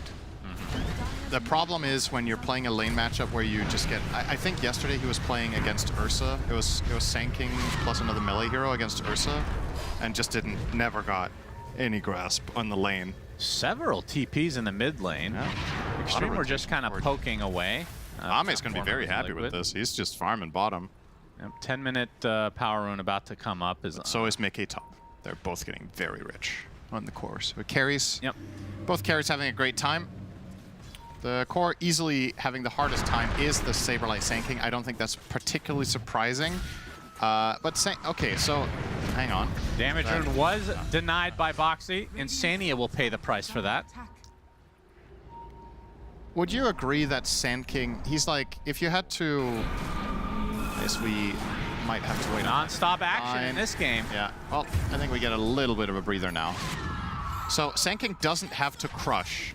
If he's trailing by a bit, he can still find impact. If he's suffering hard, he is very weak. Yeah. But he doesn't have Sonic Wave. Impact. You can never speak, Cinderin. That is true. Wall is placed by XXS, but the tornado is there. Get out. And he's going to be able to walk away. Still going to put the pressure on the tower, though. Yeah, they create enough space here that they will likely take this tower, but the fortification ends up tanking the mine. You can see Nisha with the Midas. Not a huge surprise. How many Polywalk charms have we seen this? It's definitely gone up. It's getting more popular for sure. The mana draft is also very popular. Yeah, mana draft has been popular since it came out for sure. But Polywalk, I feel like, wasn't as interesting. And then after, I believe did it get buffed here in the B version maybe?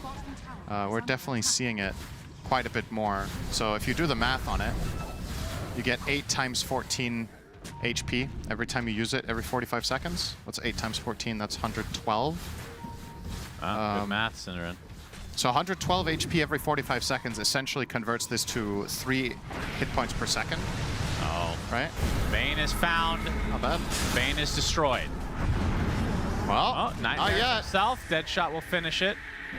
Not quite level 6 on Undying at the moment. But it was a gunshot this time.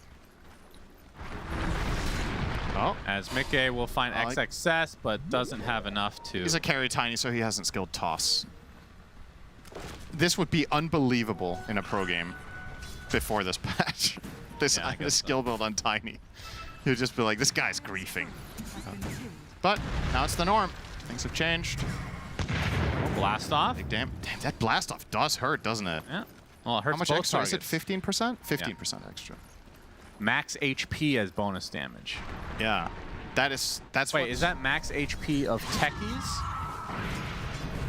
Or I think it's for both of you. Yeah, but where's the damage source? Oh, you're saying both targets take 15% max HP. I think so, yeah. I see. Interesting. Yeah. That's kind of cool. I mean, it makes it scale way better into late game, right? Because when these heroes start getting tanky and having like 3,000 to 4,000 HP, suddenly this spell just flat out gets 500 more damage, right? Yep. It's quite noticeable. Saberlight going to try to TP up and defend top. He's going to need some backup. It's coming. Boxy going to get blasted off. Blast off onto Muerta. Boxy gets zapped. All right, XM showing off that Dagon. That'll go right through that ult. I guess that's one really good thing about Techies here is he kills Muerta almost on his own. Man, Undyne, is he about to hit level 6? He really needs this grip, man. Yeah. Considering he got the two first kills of the game. He got the first blood and the secondary kill that they got in the rune fight, and still is not 6 minutes 13. And they also got a wisdom, so... Well, this wave will give it to him, and maybe he can hide in the trees to try to surprise Saberlight, who is actually going to use his Epi. We'll call that to farm the creeps. Yeah, it's good for zoning. It is very scary. You have to run out. Jinkyu is building himself a little minefield here. Oh, I love that sign. That's cute. I've never seen that before. Yeah, that's a little cosmetic. The elephant minefield sign with a banana on it. Because elephants love bananas. Apparently. Is it a banana? I think it is a banana. I'm going to trust your judgment on this. As the rune, it's a shield rune, it's bot, blast off, will hit, and there's the burst from XM. So this, I guess, I love this is combo. the Techies. Now that I'm seeing it, I'm down with this. The Quap Techies combo is sick. They just burst heroes 100 to 0. That, of course, that's a support, but like, let's say that was an invoker. They could have killed Nisha too, if they used Sonic Wave as well. Yeah. The Dagon coming online, Techies burst. Yeah, they have a nice. good mix of damage too, both physical and magical. They have the, you know, the regular DPS carry of the TB. You got some team fight with Darkseer. And Zinkyu's favorite item of the patch, Rod of Atos into Gleipnir, will also work on the Techies. So, kind of cool. Curious to see how that works. I'm assuming the AoE radius works on everything. Sticky Bomb, Taser, Blast Off, and the Proximity Mines. Maybe the Proximity Mines don't get more AoE. But the other three should absolutely work with Gleipnir. And either way, the thing that makes Gleipnir crazy on this hero is you jump in, you stun them, then you Gleipnir them, and they can't get out, and they're going to take all the mine explosions, right? They can't reset position. Yeah. Pretty cool. See if he gets there. Now, mid tower will be claimed here for Liquid, so Nisha also rocking a pretty good game, rushing Ags. Maybe a bit unexpected, although XM, he's going to be the recipient of the gank, but he gets away just fine. Can they get away with the Tormentor? Undyne couldn't stay any longer, and they do. Yep. He gets rewarded with the Shard, which we've seen a lot of, let's just be honest, pretty shitty shards on support. This one's extremely good. Yeah. Let's see if he goes 0-4-3 now because of this. Only 2 points in sap. It is, I think it is really valuable now to max brain sap, to be honest. Yeah, of course. But we'll see. Oh, Zania gonna show himself for Jinkyu. Close. Jinkyu's gonna get off the sticky bomb. Saberlight looking for the has the blink. potential ult. He's gonna go in onto Jinkyu. Sunstrike, not gonna be needed. Saberlight gets that kill easily.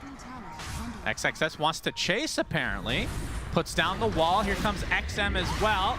Gets off the Sonic Wave onto Boxy. It's not enough. Close call. He will piggy away. He actually lived there because of his exact item combination of Tranquils and Infused Raindrops. I think he needed both there. Blocking that 120 damage on the Raindrop and then regening a slight bit during the wave was actually both necessary, so... Alright. Oh, we have the first grip of the game. Yeah, that is going to drain all the mana out of Nisha. Goes invis, but they have the dust, they have the zap. Jinkyu is like, I want to participate. That's probably the average Techies player voice right there. True. Yeah. Nice. So first grip of the game is successful for Undyne. This is a hero that, I mean, they've made it better over the years, but has definitely felt clunky in the past, and positioning is just like the #1 thing. Yeah. To be able to pull off these ults. I think Bane is one of the few supports that remain in the game that truly wants to buy Aetherlens. I would say Bane and Pugna are my two favorite heroes to see that item on in general in the 5 role. Yep, that is an elephant and a banana peel. But usually you are still going for something like Glimmer and Solar a lot of the time, but Undyne hasn't committed his gold yet. So we'll see what he opts for. But yeah, cast range on Bane is king. And he will actually skill Enfeeble, so you know what? He just doesn't want to level Brain Sap despite having this. I mean, Enfeeble is very good value level anyway. Yeah. Of course, this is a skill they've redesigned, I think, 8 times now. And this is maybe the original version, or close to it. Even just 1 point and it is. Avatar Sunstrike, goodbye. It's Enfeeble is incredible against Tiny because of the mega attack damage reduction. So I understand he wants to get a value point. It hasn't been relevant so far because he hasn't played against Tiny in this game, but eventually that is going to be the case, so yeah, I get it. But I don't know if there's much value into skilling it much more here. I think you're realistically only getting it off once in a fight. I know the cooldown reduction is massive on Enfeeble, but it's probably still better to sap it up and get farm. Yep. And push waves. Agreed. He's actually more farm. I guess the shard helps, but yeah, more farm than Jin Q. Not used to seeing that. 1,400 free gold is a little bit unfair in that equation, but yeah. So what's going on for Liquid here? We saw Saberlight pick up the dagger and get the 1 kill bottom into tier 1 tower, but they didn't get the Tormentor, and now kind of just farming away. I don't know if I really like the pace here. Ame and Mickey run into each other. That's the Cataclysm. Missed. Mickey's Yeah, gonna get get out of sundered. there. They don't have a cancel the TP, so Good just TP. That shows off the Aghanim Scepter now for Nisha. That was just flat out mission failed. That honestly, that should just not happen, right? Like you have a full avalanche into toss, Kata just cannot fail there. But somehow, a little bit mistimed on the Liquid side, and yeah, heads up for Mickey to just call it quits instantly, getting out. He was almost, if he stayed at 1 second later, he would have been nightmared. Undyne was closing in, so. But yeah, I would love to see Liquid play a little bit more aggressively here, I have to be honest. They have so good Sunstrike partners, and he rushed Cataclysm. I think you're gonna miss that blast off. Tornado. Okay, anyone want to hit a spell, guys? Is this what's going on here? Nisha's accuracy on the Sunstrikes are falling by the minute. Tornado not raising that either. But here, this is what I think Liquid's lineup should be doing a lot, is hunting as 3s or 4s, using that Kata. If Mickey wants to farm, that's fine. XM, this would be a huge kill. They're going to use Epicenter as well. Deafening Blast to follow. Biggest kill of the game for them. Nisha gets credit for that. As Jin Q and Undyne making a home in the enemy jungle. Yeah, of course. I mean, the aggressive moves, they do come with that asterisk. You need to play around mines. If you blow up mines on the way in through the smoke, you're going to give away the play, and that's exactly what's happening here. Well, there's also vision, so yeah, the double whammy. Not surprise them at all here with this mid. Actually, just really tunnel visioning here on chasing them down. This could backfire badly when you do this against techies.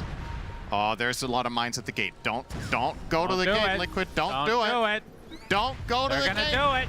Mickey, Saberlight, they take a bit of damage. Jin Q, the nice wall placed on top of the blast off. Saberlight very low. He will likely die, just stuck in a horrible spot. Boxy with the attempted TP. Oh, nice silence. Looks like he's fine. So only 1 casualty for Liquid. Yeah, I actually, ironically, I think Saberlight saved Boxy because the calling grew since somebody died inside it. Ah. Because I believe this works on both allies and enemies, right? So his teammate dying, I think, made it bigger, and therefore Bane couldn't reach the Nightmare without... Is that actually how it works? I mean, the wording implies that, right? Heroes dying inside the calling. Heroes killed inside the calling, refresh it. I could be wrong. Maybe it's only enemies, but it doesn't say enemy heroes. So I'll actually... Well, that's one way to nerf it. I'm uncertain. I'm genuinely uncertain. I'm not a Words player, so this is not one I've experienced firsthand, but... Huh. Just the wording. Weird. Usually it's very specific with stuff like this if it's only enemies, right? Yeah. So, all right. All right, well, we'll see. 4K lead for Xtreme right now, and Ame on that Terrorblade, sitting with a Dragon Lance, SNY. Actually finishes the Hurricane Pike first before going on to Scotty next.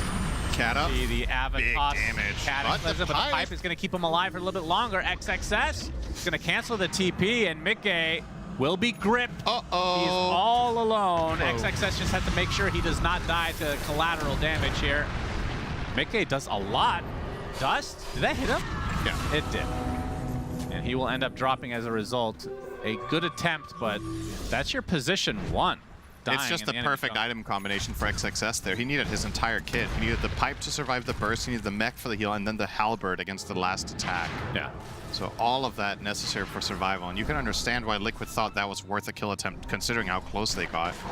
Now, nice dead shot. They find Ame. They're going to trade position 1. Saberlight. Not able to find the connection quite yet, but Nisha is there with the wall. Epi combo. Down goes Ame. So they do, in fact, trade position 1s. Yep. Nisha gonna get zapped. Ball placed by XXS, but he gets tornadoed. There's the Atos to follow, though. A follow Atos as well. Sonic Wave. Nisha trying to get the hell out of here. He's just gonna go down to the right clicks casually. Saberlight spotted now as Jin Q with the blast up will ensure this will be another kill going the way of Xtreme.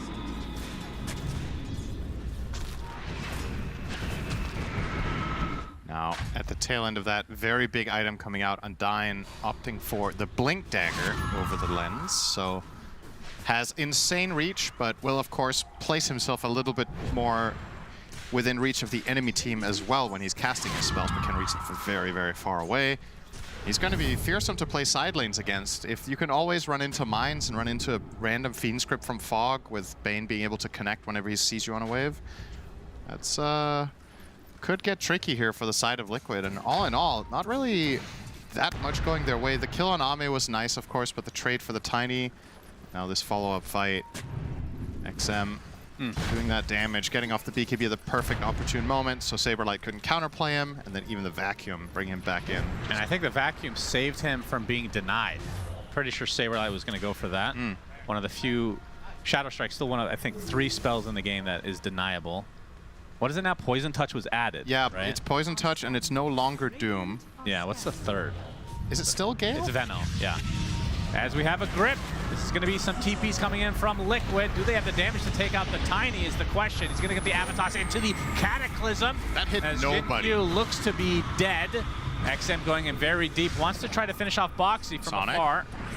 He Holding does on have to it. Wants to go for a more valuable target, and they might find it in Nisha. They're going to place the wall, gets the Sonic Wave off as well as Nisha blows up.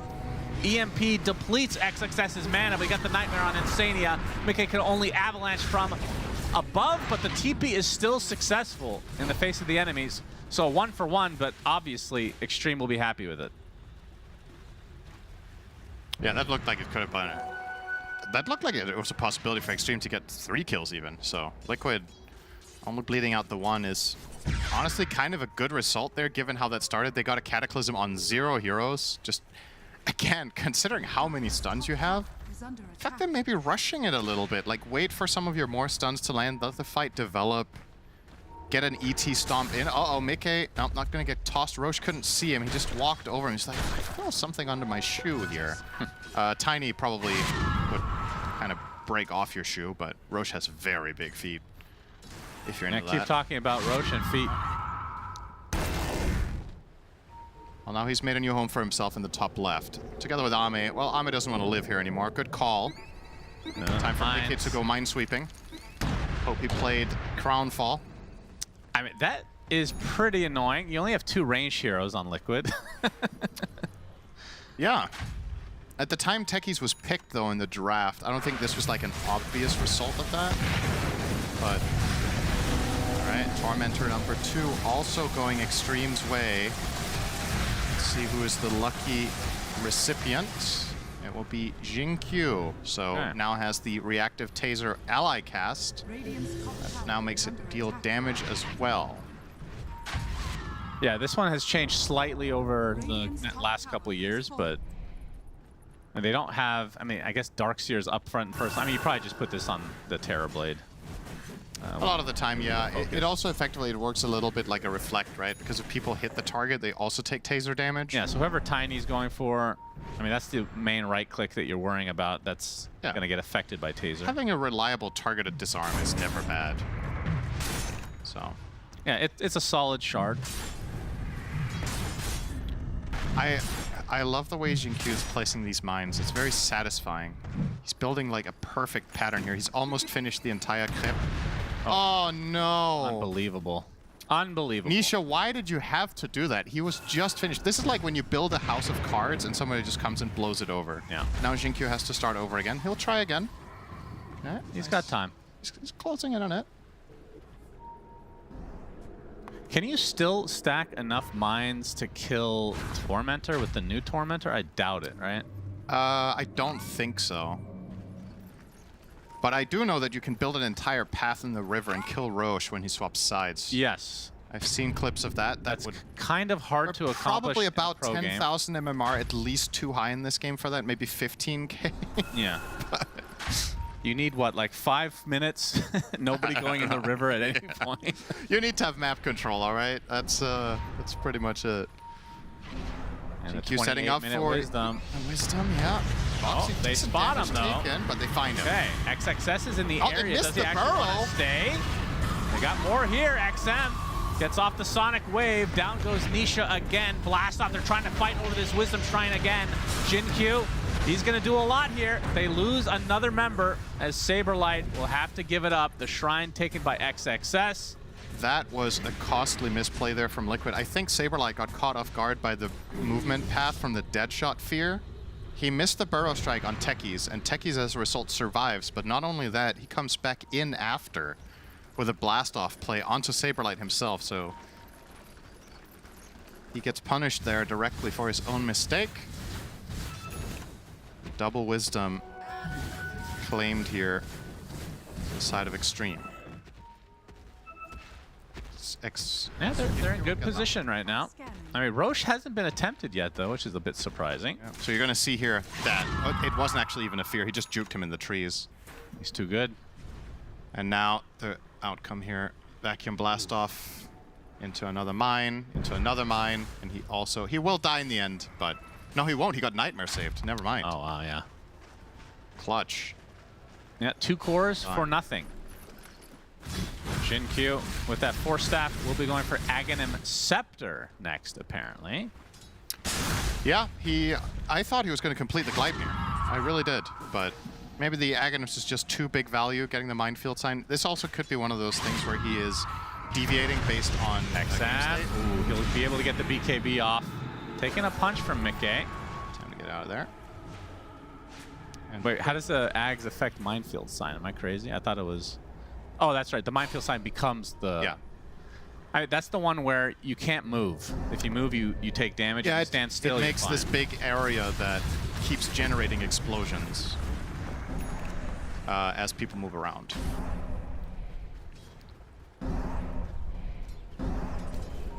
In theory, incredible for Roshan and Tormentor fights, where you can guarantee yourself that area will be used. Definitely a weird one. I mean, do you think it's good enough to prioritize here, like this early?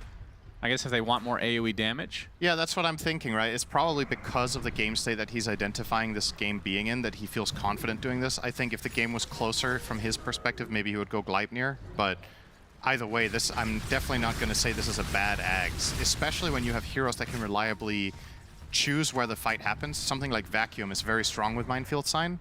You just place it down, and then when the fight progresses, you know that you have at least one displacement tool to get people into an uncomfortable position.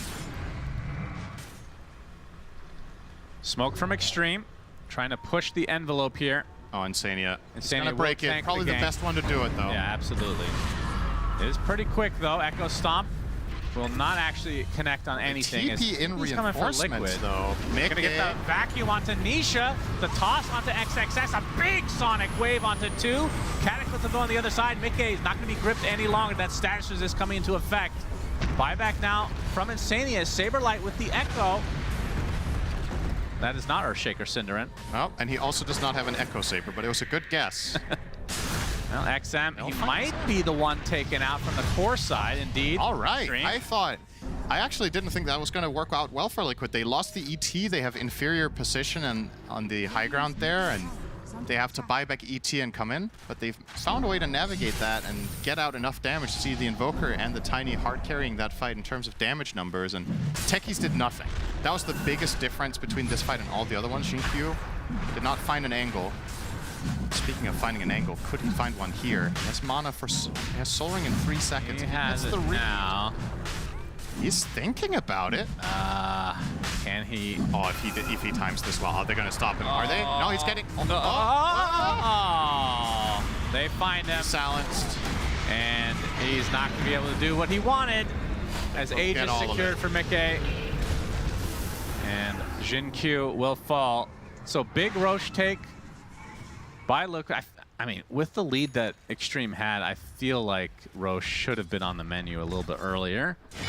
But yeah, they were probably expecting to win the fight that they smoked for, right? I mean, they don't have a good Roche taking team, to be fair, but yeah, maybe that's the issue. I think it's completely fine for a lineup like theirs to look for a team fight win first to cement the Roshan, but they didn't win the fight. They forced a buyback out of a 5, but then their heroes got killed, and then it's kind of a done deal. Oh, Ame. Can they do this? Ame, Cataclysm, gonna set it up. Ame does have Sunder. We'll use it on the illusion. Nice heads-up play there. Now he can try to continue on here. Mickey with that shield rune is so freaking tanky. Ame will give up. Yep.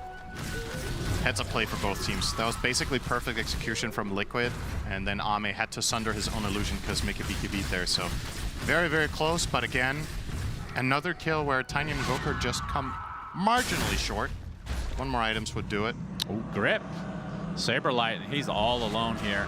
XM has to use the Sonic Wave. The BKB's activated.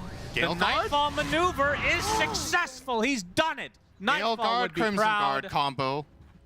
Yeah, it's really strong. The guard man himself will live. A relatively uncommon item in this patch, the Crimson. We haven't seen much of that this tournament. Meatballs have now enlarged to American size portions. As Nisha is going to find the Tornado. They know that Sunder's on cooldown. ET ult will not connect. Oh, it's a little bit underwhelming, I have to say. It was close. But that's what Pyke is good for here, for Ame. Allows him to combo break Invoker. Liquid are going to stick around, though. Yep, that is likely a dead Bane. Cataclysm's going to come for him. That deletes the Bane. Undyne is donezo. And you can see the Sunder onto Mickey. They're going to try to focus everything on this Terrorblade. They've already lost 2 on Xtreme Gaming. He gets to the other side of the wall, though, so will survive. Buyback as Mickey is taking a beating from his own illusion. Crimson's going to keep him alive. Has to maneuver outside of the wall. XM, he's going to show himself. He's taking a beating as well. He has the BKB activated. Another blink in 1 second. Gets the scream off, but he just dies casually here. And the disarm available onto Boxy, so 2 lost for Xtreme. And XM waiting on the outskirts. They don't have vision quite yet, but Boxy reveals now. And Ame just hurts, man. Yeah. In meta form, just blows them up. 3 for 2, but there was a buyback that was on Undyne, so it's a dieback essentially. It's clear to see why Liquid rate this Tiny so highly. I feel like they're the team of the tournament that picks it with the highest priority. I believe they overall first picked it this game, and they're using it as a carry on Mika whenever they can. He's doing so much work in these fights, getting in there and getting that damage out together with Nisha. If there was a third core in Liquid's lineup in this fight that was doing damage, they would have slam dunk won this fight. But Saberlight didn't really manage to get any follow through. He's coming in from the right here, so the first 2 kills have basically already happened as Senking is arriving. He gets to blink burrow, then he's caught in this really awkward spot inside the wall. These illusions are kind of has to just reset out, and then he gets greeted by a lot of explosion damage on the way out. So they lose Aegis here. Pretty good fight for Xtreme, though, all things considered. Yeah, considering how that started, right? Their Bane insta-died, and their Darkseer also got only the wall off, and then kind of died without using too much of his other stuff. And Bane dieback obviously sucks, because if Undyne gets killed first again in the follow-up fight, could be coming soon, then Liquid could snowball that into... As we know, this lineup, we haven't talked about that yet, but high ground potential, both teams, very strong. Terrorblade is a monster at destroying buildings. Tiny with alacrity. Get the job done. Pretty dirty. That's why buybacks are going to be the name of the game. Third Tormentor. No Solar Crests in this game. Take that into consideration. Xtreme are going to get it. Sunstrike will be a little too late. XM gets the shard now. That feels really good to get for free when you're playing mid-queen. Yeah, so that is the Blink Silence and damage. For the blink. Dire's bottom tower is under The fact that they've gotten all 3 Tormentors, pretty crazy. Yeah, if not for that, Liquid would have the gold lead as well. Yeah, we see them rocking the 4 shards here. The only hero missing one is the Darkseer. And honestly, I think that's the worst one for the game for them, so kind of fortunate. I guess it's better than the Bane one, the way Undyne has been opting to play this game, but... In theory, it's definitely not as good, though. I don't know. I also like the Bane shard. The thing is, at this level and the way these teams are playing this game, Bane doesn't want to show on waves very much. So every time you go and brain sap the waves, even if you're doing it from fog, you're giving information, right, about your hero placement. So ideally, wave clearing as Bane is an absolute last resort when you really need it. You can also see he's got, despite getting the first shard of the game, he has 27 CS. So just been completely uninterested in hitting creeps. I guess now that I see what you're saying. It's a very good shard. Use it, son. Son? Son. The other thing is when you're going dagger instead of lens, you actually don't have the mana pool to keep spamming it. Yeah, that's true. So then you're just gonna run dry for the fight. So yeah, there's some secondary problems with running that. XM will complete Shivas now. 50 gold short. Big item for Quap, of course. All the amp for himself and techies is really good.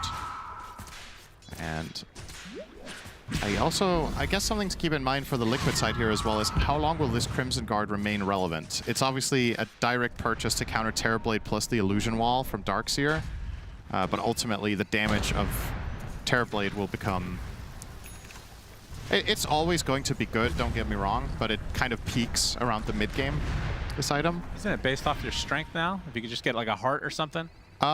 It's based on your max health. Yeah. So yeah, you can get heart. Just get 5 hearts. Yep. 5 hearts Crimson. Easy. Interesting. It's dispellable. Okay, well, so you GG. bought 5 hearts and the enemy buys 1 nullifier and you feel terrible? No, there's 5. Which is surprising because you should feel terrible when you bought the first heart. 5 heroes have Maybe Crimson. You need 5 nullifiers then. Yeah.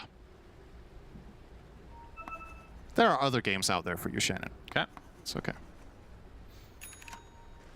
Octarine Core! Nisha with the CDR. About to arrive. I guess he'll give his gem away.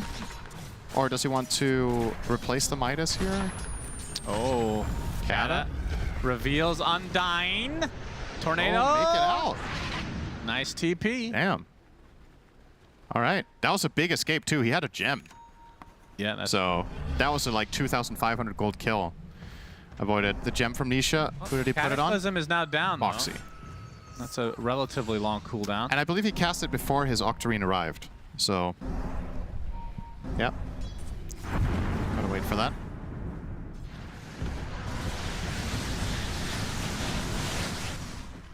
Yeah, so what's the maneuver here? 5k lead for Xtreme, kind of irrelevant at this point. 40 minutes in. XXS. We never really talked about his ult, but... Not the best game for it. Like the tiny illusion, it did a little bit of work, but yeah, it's nothing to write home about. It's tanky.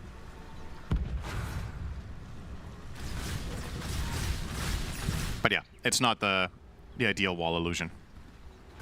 But his placements have been really good. They've been going through it multiple times because they have no choice. And Darkseer has been rated pretty highly in this tournament, banned a lot, especially Ooh, when we're on Mickey. TV. Grip to start things out. Insanity is there with the Earth Splitter. Nisha shows up as well. Sonic Wave only going to hit Nisha here. There's a vacuum into a wall. Feels like this fight is almost over already for Xtreme. They kind of blow everything. Very disconnected, a little bit desperate it felt like from Xtreme, the way they cast their spells. Jinkyu wasn't near. You missed the... Did the Sonic even hit Nisha? Are you sure? I thought it hit 0 heroes. Fairly sure Maybe it hit clipped him him on the end, but yeah, just not a great execution there from the side of Xtreme, and Liquid were in position to counterplay as well, to be fair. Tiny is such a stupidly hard kill to get if your carry isn't just wailing away at him during the grip. He has 4,000 health. That's going to be a tough grab for them. But as it stands, still a very even game. Jinkyu has now finished his Octarine as well, so didn't go for the Ags after all. Pivoted again, and now he's dead. Yep, that is a lot of burst. Cataclysm ends up netting themselves yet another kill. Vacuum into the Sonic Wave. XM. I take it back. Undyne is a god. Attempting to TP out. He's going to be fine. Saberlight with the BKB Burrow will be fine as well. Full retreat from Liquid. Is everybody getting out? Everyone got out. Wow. That was a beautiful nightmare save from Undyne. I had Jinkyu immediately dead there, but Bane was in range, got the nightmare damage block, completely mitigated the Cataclysm, and then they got off their auras and force-staffed him out. So 0 kills in that. That's crazy. Now Xtreme. Ooh. No Kata. Invoker's good in these fights, yes, so is ET.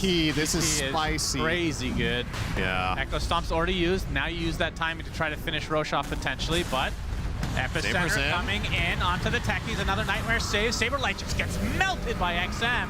Nisha now on the run. They've already lost a second member as Boxy has the buyback into the game. Big meatball surprise destroys Ame as the Sonic Wave reserved again just for Nisha, who ends up getting away successfully. XXS tossed up. Down to the grave he goes. Mickey with the triple kill as they have the vision onto XM. The tree, did he disjoint it? It looks like it. Yep. Time to pick some lotuses. Always time to sniff the flowers. Now he's relatively healthy. The bombs are going to help him out a little bit. Here's Mickey, already at half HP, but it gets the avalanche combo again. Ultra kill for him. Wow. Liquid end up owning that fight. It looked kind of bad at the start, but they turned it around. Yeah, Saberlight initiated in and just got instantly melted, and I thought after that point that Xtreme were in a very good position. But if nothing else, it just took a lot of attention away and gave the other cores a free fight. Nisha got a fat combo off together with the Tiny once again. The damage numbers between those two just seem to overwhelm. You're going to see the replay here. So notice how Sandking's going to burrow Epi and just try to kill Xingqiu here, but another nice defensive nightmare. He force staffs back. They lose Boxy immediately. So this is now a 3v5. Yeah. And then this combo. This choke point. Oh. Just stupidly high damage from Nisha, and Mickey can do cleanup crew afterwards onto XXS. Despite the Aeon disc, he still died. Yeah. Another catalyst to give vision there. This was very nicely played from Liquid. That secures them second Roche. So Aegis with the Roche banner. Now Swift Blink online for Mickey. He has the Revenant's Brooch as well, so has a lot of mixed damage now. Anisha has enough gold for Refresher. He is starting to max out now on this Invoker. Gleipnir, Ags, Refresher, Octarine, BKB Travels, minute 45. Not bad. Very healthy looking inventory. Has the Radial Deafening Blast now on 25 as well. Make it level 27. So starting to get the second rows of talents here. Starting off with the those are Strength columns. Flash. Have a cast That's range. A column, not yeah, I was gonna call you something, but you're right, so you'll get this one. I can't. Now I want to know what you're gonna call me. No, I can't do that. When you're right, I gotta give you credit. Okay. That's how it works. The hero we're watching. Fortunately, that Queen happens about once a day in our cast. So this is Queen that of was Pain the we're one. watching. You reached your quota. Thank you. Yeah. You should thank yourself for. Thank you, Suns fan. Good job, Suns. I'm a Suns fan. Mm. There's the refresher that you talked about because I listened to you. As Mickey going through backdoor protection on this tier 2. Bonk, bonk, These bonk. lines annoying to say the least. As Nisha and company are going to TP into the mid lane. Oh, XM, he blinks into this. Burrow strike, meatball surprise. Goodbye, Queen of Pain. He did not anticipate that because Liquid just showed their heroes bottom for this push with the Alacrity on Tiny, but then they did this. That was really smart. That was a really nice maneuver. And now maybe high ground on the cards here. 70 seconds co-op. She does have buyback, but you want to force that if you can. You have Aegis on your Tiny. Yep, he's in there. Hits about as hard as an Ironwood Treant. Yeah, even with that, Alacrity will put him into another stratosphere in terms of building hitters. Jesus. He's even better than the level 25 Treant. Nice XXS. back Beautiful, but there's no follow-up. Roche's banner's there, so the creeps aren't dying. Where's Techies in this? That was a sick combo. They scared him straight as the illusions are going to try to work on Roche's banner so they can finally kill these base. I mean, Quap still has 30 seconds. They still have time to try to force this buyback.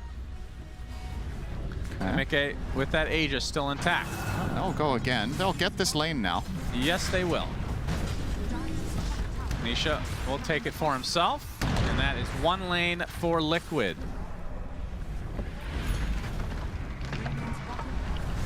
$6K lead for Liquid, as this game has been very back and forth. And now a Revenant's Brooch for Ame.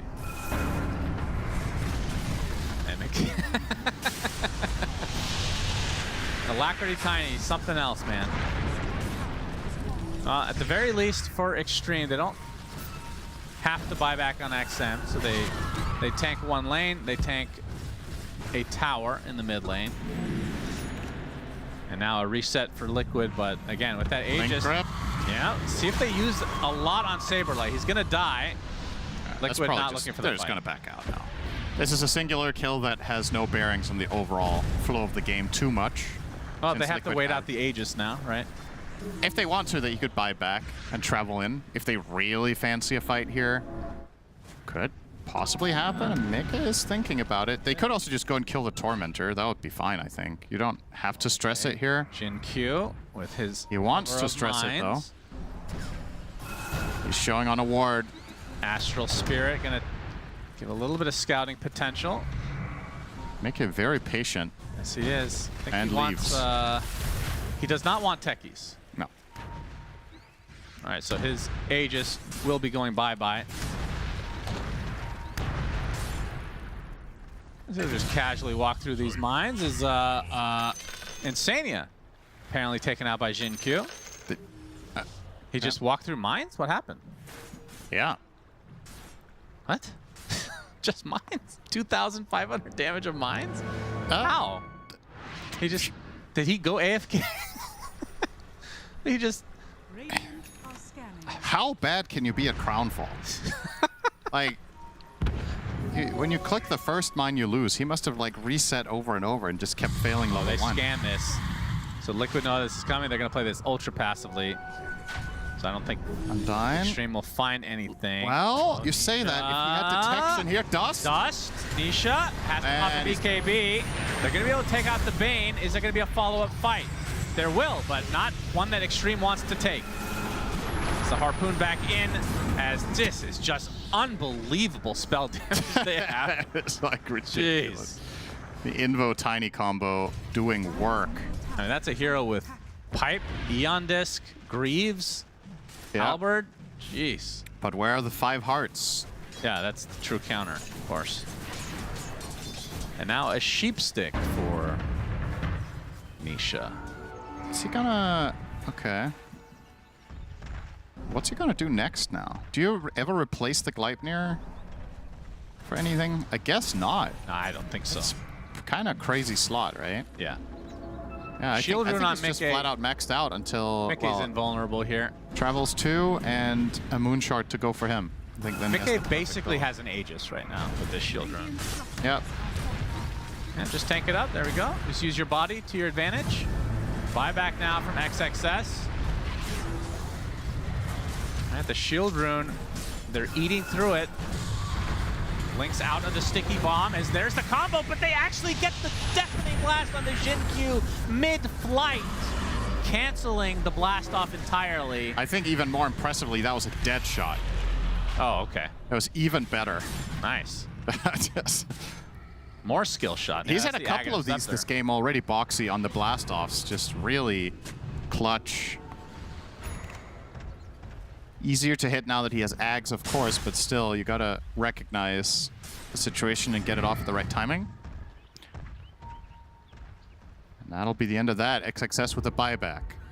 And now it's just a waiting game of the old Roche. You gotta say, like, if you look at this game in its entirety, the carry-to-carry matchup has not felt equal. I felt relatively low impact from this overall early pick Terrorblade compared to the overall early pick Tiny. And they have the same net worth. Right, and that's maybe something to take with you to the next game, regardless of outcome here, is obviously this was the trade that the 2 teams made in the first phase of this draft, and Liquid, I feel like, have got more value on dying again, getting caught. Yeah, not much to do about that, other than not being closing in on Ags. That is a huge item for this hero. But I wonder in this game how much it's actually going to matter with the absolute mayhem these fights are. Maybe the illusions just die to some sort of cataclysm. Yeah, or there's a lot. Meteors or cleave from Tiny. Yeah, Mickey. Shiva's already popped from XM. He's going to poke a bit. Yeah, they're definitely trying their best to not just flat out let him hit the barracks, but Nisha will just go and poke at it instead. Yeah, but XM BKB already uses the BKB. This was not coordinated at all. Yeah, that's very unfortunate. That seemed like he was calling for a blink vacuum wall, and now it's they placed the wall. Oh, boy. XXS with the 2,500 ping here. That was meant to be a play on the Quap BKB, but 10 seconds late on it. Yeah, unfortunate. Okay, well. That did not work. Yeah, we do have, I think Ame is just going to go all in on this Aghanim Scepter. So he's going to have the AoE Fear, but... He doesn't have the blink, though. Yeah, you need... Oh, that's true, actually. It's kind of hard to get in position to use this well. Wow. I think I would... Or staff in? I don't know. I'm trying to think if there's an item he should replace with Swift Blink here instead of this, but I don't really know. Like, he needs the crit, he needs the Revenant's Brooch to try to chew through Tiny. I guess now with the new Tiny, with the nerfs to grow, is Daedalus maybe the play here instead of this? Like, because the Tiny is kind of... He's only got 23 armor, and I say only. That's very low for a carry. I mean, at 53. So I think in this hero-to-hero matchup, Terrorblade would probably inch out a bigger advantage from having that instead of Revenants. Now we have... Invoker has 11 armor. Shenanigans. Oh, great matchups for Daedalus. Ame. He is spotted. Meatball. Okay. Lifted into the air. Deafening blast to follow. Echo Stomp as well. Look at how much damage they have from afar. Nice Nightmare dodging so much damage. But the Cataclysm! A triple kill! As Ame now on the run. He's still going to end up dying. Holy shit! That was disgusting! What did we just witness? You witnessed the Cataclysm. Good God. That was such a sick Nightmare save, but he had to put himself up close to do it, and... Ooh. Now you see the true power of this combo. 7,500. Yeah. Oh, man. Filthy. No Quap. This has got to be it. Liquid. Time for a victory lap. Back wall onto Mickey. He's just going to brush it off. He does have BKB. He does have Satanic still, just focusing on the buildings for now. Although, he does have to force that to the other side. They're going to be able to take out Jin Q. Nisha does, as a Cataclysm will give them vision on Undying, and that is 3 dead now without buyback. So a 2 versus 5. Roche is up, but they don't need it here. And Liquid on their way, as GGs are just going to be called. Bit anticlimactic, I suppose. Could have just ended at that disgusting Cataclysm play, but either way, Liquid take game 1 of this best of 3 in the upper bracket here. What a great game. Honestly, there were a lot of individual highlights in this game, but ultimately Team Liquid, what mainly wins them this game is just the teamfight execution and the massive and raw damage that they were able to output. I want to very quickly have a quick glimpse at the damage numbers here, because I feel like there's a massive difference between the Terrorblade and the Tiny. Terrorblade damage 24k only. Tiny 35k, Nisha 63. Wow. Techies was the second highest damage in the game with 54,000. Zinq did his best, but... Shiver was right. Invoker's good. Wow, I'm gonna put that on my wall, clip it and ship it. That was a great performance from Team Liquid, though. It wasn't just Nisha's Invoker, but it definitely made it look very flashy. Team Liquid take that first game. We'll see, of course, what Xtreme comes up with in game number 2, but first we're breaking this one down. It was a long one. It had a lot of things in it, Lacoste. This was fun. Yeah, it definitely did. Mickey was supposed to be the real carry of this game from start to finish, and he definitely was. It's just they needed a little bit more time. This game didn't have more than 4 or 5k gold lead for Team Xtreme Gaming, and they definitely needed to have it a slightly bigger advantage. Also, in terms of execution, we were kind of lacking. We saw them defending the high ground, Queen of Pain blinking in, Darkseer not using his wall. They were not on the same page, and at one point of the game, you could feel that this Invoker and Tiny, especially Tiny with Alacrity, is going to be too much of a problem for the team. I mean, this was a difficult game for Liquid to win, right? Like, playing into techies, they had to keep fighting in really weird locations, so a lot of these highlights will be just really obscure areas of the map that you don't traditionally see the fight having to develop in. And ET Invoker, it's probably going to be the best combination that we see so far at the tournament. Yeah.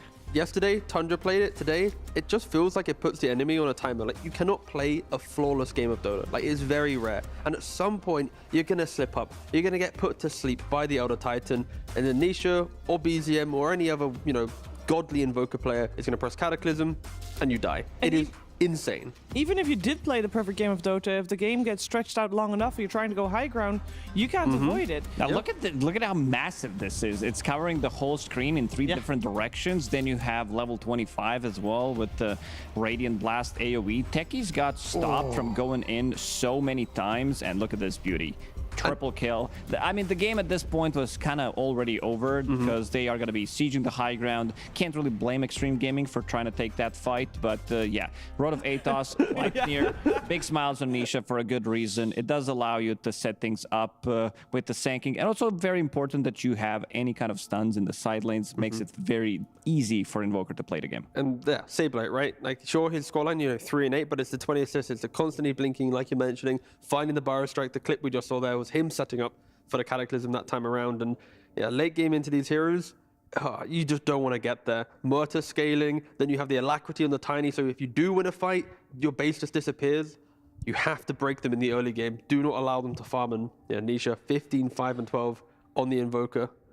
I'm a big fan of Invoker. I think that was already clear. We noticed, Shiver. Yeah, but I will say, so far, it was only really BZM that dared.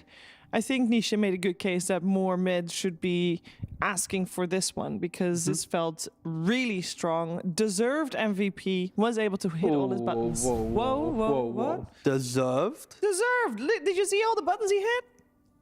Meteor! Yay! That was a Cataclysm. Yeah, but you first had to get... I feel like Mickey was cheated from an MVP. Oh, come on. Yep. If that's the case, then Boxy was cheated as well. Also true. I feel, looking, I did write that. I wrote Mickey MVP. Yeah. And then production was just fanboys of the Invoker. Yeah, that was production. Wait, did you do it? No. Did you privately message and get around? There we go. Yeah, and now we need Boxy after that, and then we're happy. But no, it's, again, Liquid just played a really, really strong game. And also great game for Tiny, because he's also mixed damage, as we said before. A lot of right clicks coming out. Then you're also throwing in Revenant's Brooch, so some of the damage also becomes magical, which is really nice against Terrorblade. And we saw him popping off in a lot of these fights where they're providing vision for him. He's jumping in. There's another standout player, which is Boxy. Yeah. We just give everybody. No, we're good. We're good. Insania solo died to mines. He lost his ability to get standout. No, that there one were mine. So many mines. Inexcusable.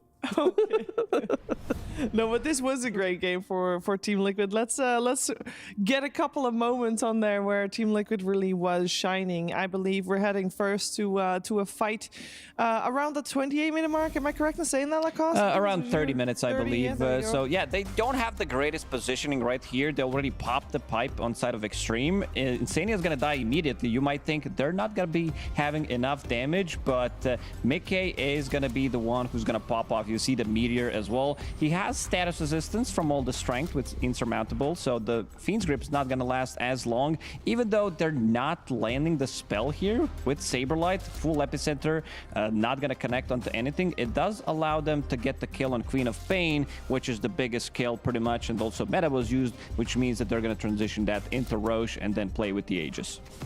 Yeah, and the same thing kind of happened here, right? Liquid, they're able to kite back the fight. I think that's the key theme in both of these highlights, is when they get jumped on, they kite the fight back in such a nice way, utilize their buyback to then turn it around. And, you know, the first fight, Army on the high ground, he didn't really do much. This time, he walks up into the high ground, instantly disappears. So in the clutch moments, when Xtreme had an 8,000 gold lead, Liquid was able to win the fight. At the Roshan, the one that could create so much momentum, Liquid was able to once again win the fight, and that gives them so much strength to take out the rest of the game. I will say, especially in that 31-minute fight, the one before...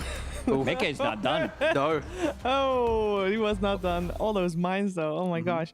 But especially at the 31-minute fight, we saw Mickey for a split second only, but he was getting Fiend Script.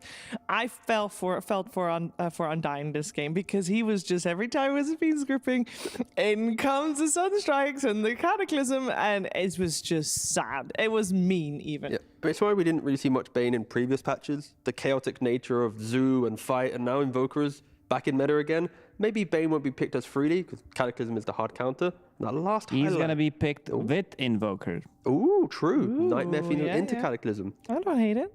That last, but it does mean that you don't have an Elder Titan. Oh, it's fine. Elder Titan might get banned in the future, right? Especially after what we just saw, maybe? Sure. Maybe. Cope? I mean, it should be either Elder Titan. It'll probably be the Invoker. Let's be real. Invoker's going to get banned way before ET gets banned in the current stage of this tournament. Yeah, it probably will. Do we have still got that screenshot that you guys asked for? We did. You did? Yeah. All right. Is why techies is secretly very good. Look at this screenshot that we had during the game, right? The bottom twin gate, well, I count, what, 5 mines there, top twin gate, another amount. The fact that you are forced by the game at the moment to go to key areas. You have to go to Tormenta, you have to go to the Wisdom, you have to go to Roshan. There's such key objectives, but the way in which you move around the map, you're forced. You can't just like freely do it as you used to in, you know, previous patches. So techies, when you throw down these red mines, the remote mines, then proximity actually, sorry. Yeah, I'm just proximity, not remote. Very different patch. We're talking about colors. We're talking about red, green, fastest on Bristleback. But yeah, Techie is definitely a good hero to also scout enemy smoke movements. Because if you have any kind of vision, you know that somebody's coming there, especially if they pop more than 1 mine, so you know something's cooking. Yeah, but this was the first techies that we saw. 9 mines. Yeah. First techies that we saw did 50k damage, which is very high, by the way. Still lost. Yeah. No, it did. But I would say Techie's value has gone up. Right, Xingqiu played AA. Now other people are starting to play AA. I think we saw a lot of positives for Techies, and I wouldn't say he was the reason they lost. Sure, there was a couple of times he would blast off into a dead shot or blast off into a deafening blast, which cancels it. But I think Techie's stonks are on the up. Okay, let's see what's coming our way for game number 2, because this was a fun first game. Let's see if Xtreme can strike back. We'll see you after a break. The human body was built to move. Not trapped at a desk in one singular posture for 12 hours a day. It's time your chair evolved. This is Secret Lab Titan Evo. Ergonomically engineered for you. Gamers, hybrid workers, artists. Backing your every move.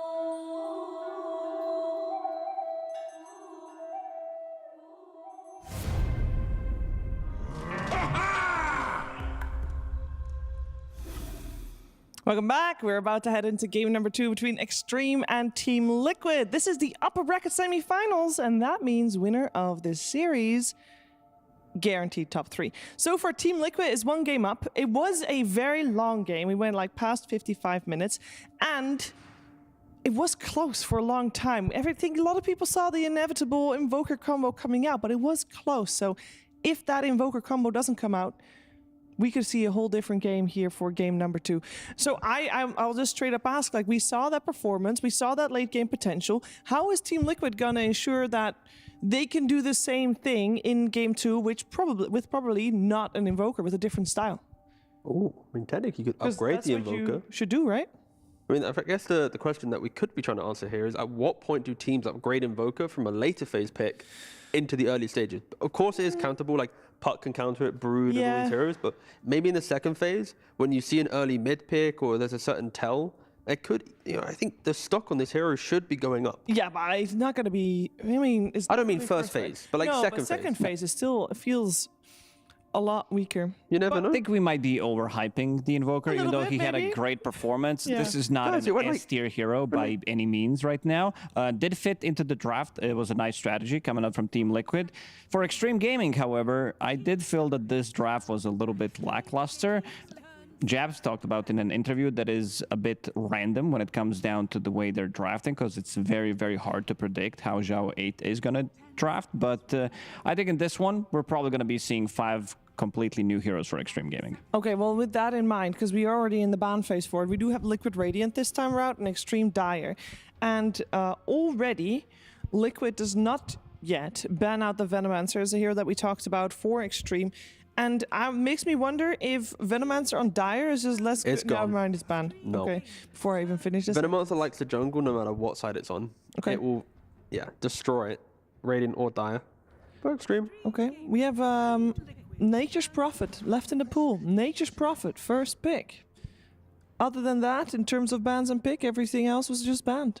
Yeah, I like the fact that Tiny is gone. There's a lot of respect. Also means Xtreme don't want to first pick it themselves. But once again, against Nature's Prophet, you need to be able to kill the treants, but also protect objectives. Not even kidding. You actually have to think about game going late and start thinking about how you're going to be dealing with that treant if you get to that level 25, because it gets pretty insane. Like, you're definitely going to need to have some Dagons. You're going to need to be able... We saw multiple times carries, offlane Night Stalker, Lifestealer. It was Ame who built into Battle Fury like 35, 40 minutes into the game. Well, you had to. And same thing for quarters and supporters. Sometimes they just needed a Dagon. Are you going to prepare for that, or are you going to try to win within 25 minutes? Because that's the other extreme, right? Yeah, that would be very extreme. I don't think we really see games finishing that quickly.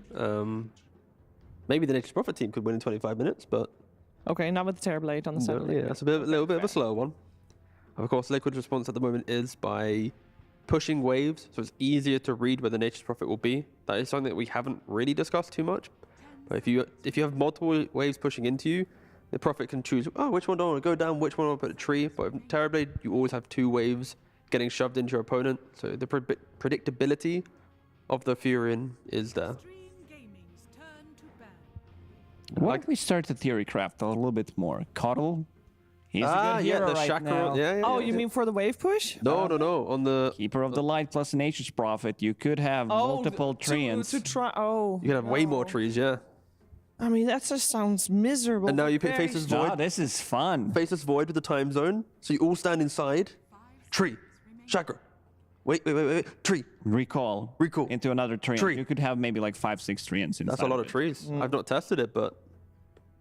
But then what if Team Liquid has a really good answer against the trees? The bans that they go for are good bans against the Nature's Prophet with the Primal Beast, and even the 13% Marcy gets a ban. Yep, a 13% win rate Marcy, but one of the best position forwards at locking onto ranged cores. You buy BKB, you buy Basher, you prevent them from really entering the fight. They have to disengage. So I like the respect. And the Primal Beast... Of course. Yeah. One of the X's, better heroes. That's a lot of X's. Maybe we did... That's too many. One too many for every X in the team. It did feel like Natus Prophet, a lot of the times, if he is playing into that matchup, he just can't really protect himself. Maybe nowadays it's slightly better because you are building into Hurricane Pike, so you can push him away when he decides to go in. But if he's going in with the BKB, it gets pretty difficult. We got the Weaver, early Weaver. What makes the Weaver good against Nature's Prophet? Do you feel like this might deal with the push coming in, with the waves? I see both of you are not really doesn't big say on board. anything. Like this hero The answer right is now, different it's a to bit the of question, a blind yeah. one. Yeah, Okay. it doesn't really say anything at the moment. But yeah, as we kind of expected, that XP facet is really, really good. And now we're seeing a bit of a switcheroo on the other side. So you have ET, you have Mars. You're going to be having that extra bit of a team fight that they were kind of lacking in the previous game in terms of locking people down. Does XM play Invoker? I knew you were going to ask that.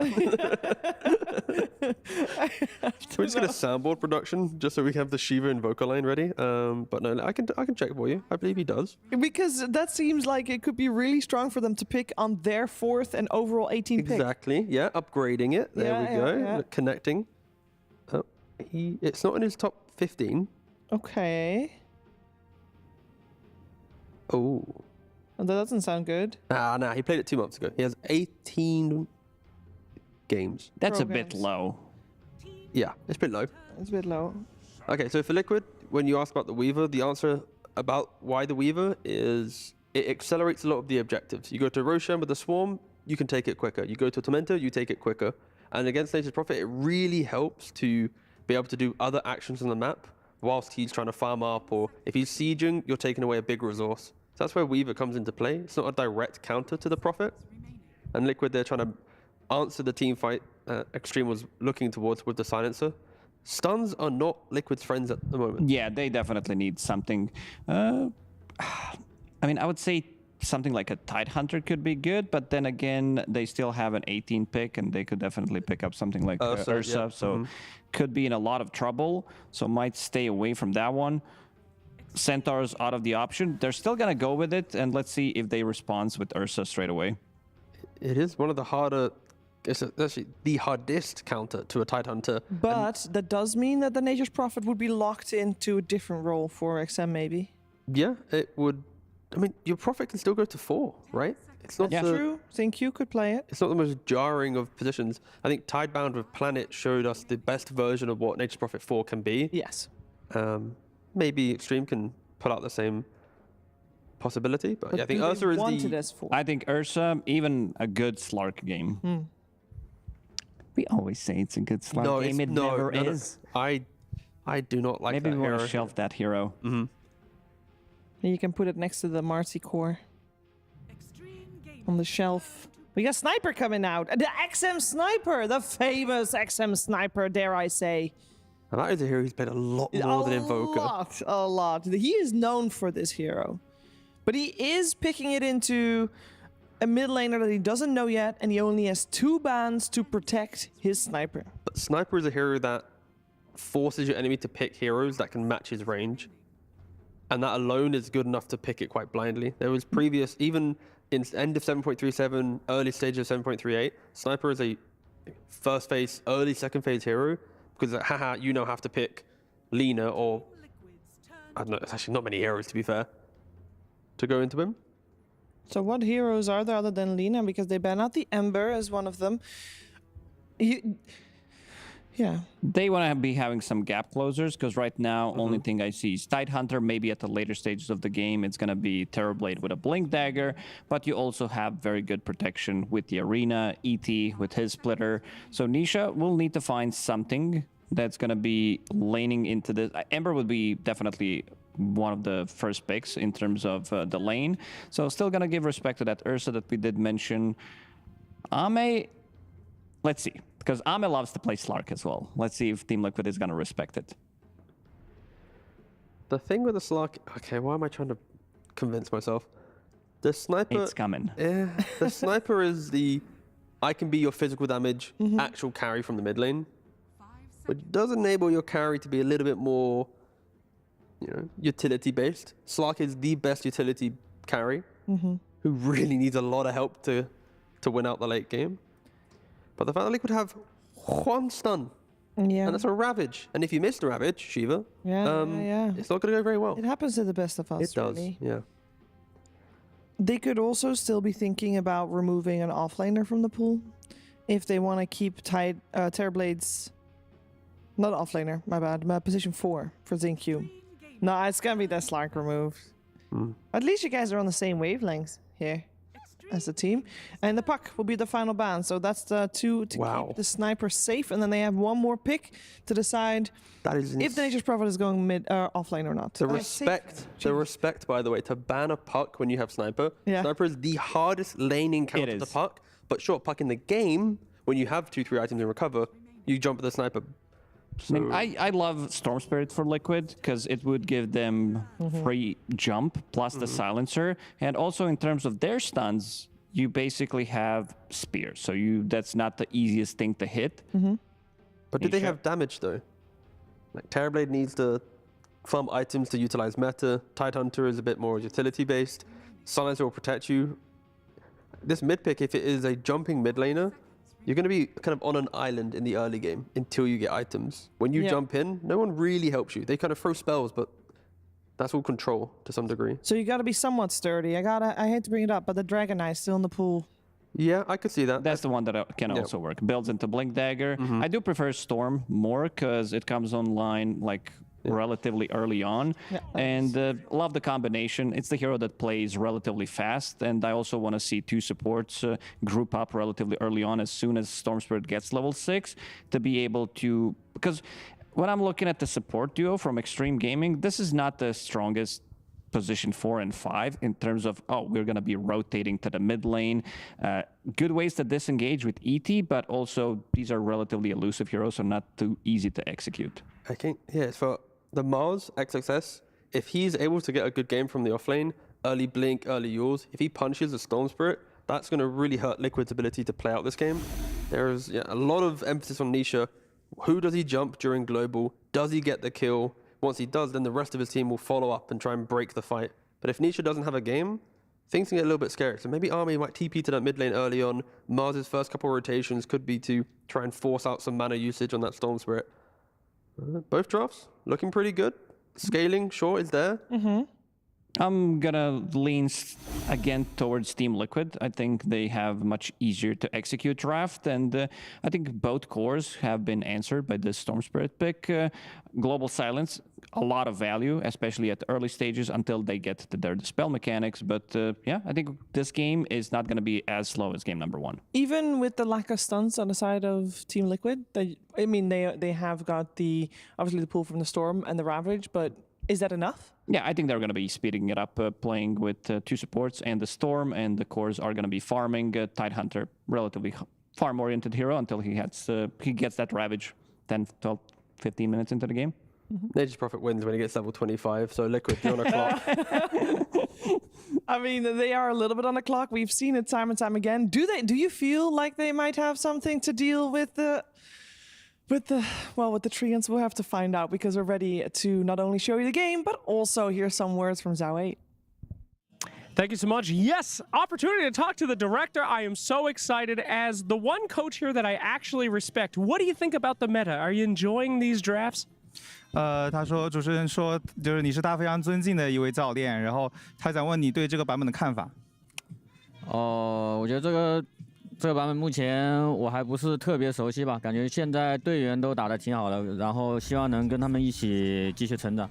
I don't really get used to this patch yet, but I think my players did very well, and I just want to grow up with them. Absolutely. Your drafts are very creative. This one, do you feel like the other teams are kind of being cowards here today? 就是他觉得我们的 BP 非常的有创造力，然后就会让你觉得，就可能别的队伍没有那么有创造力，他会让你觉得别的队伍是那种懦夫啊，或者不够大胆嘛。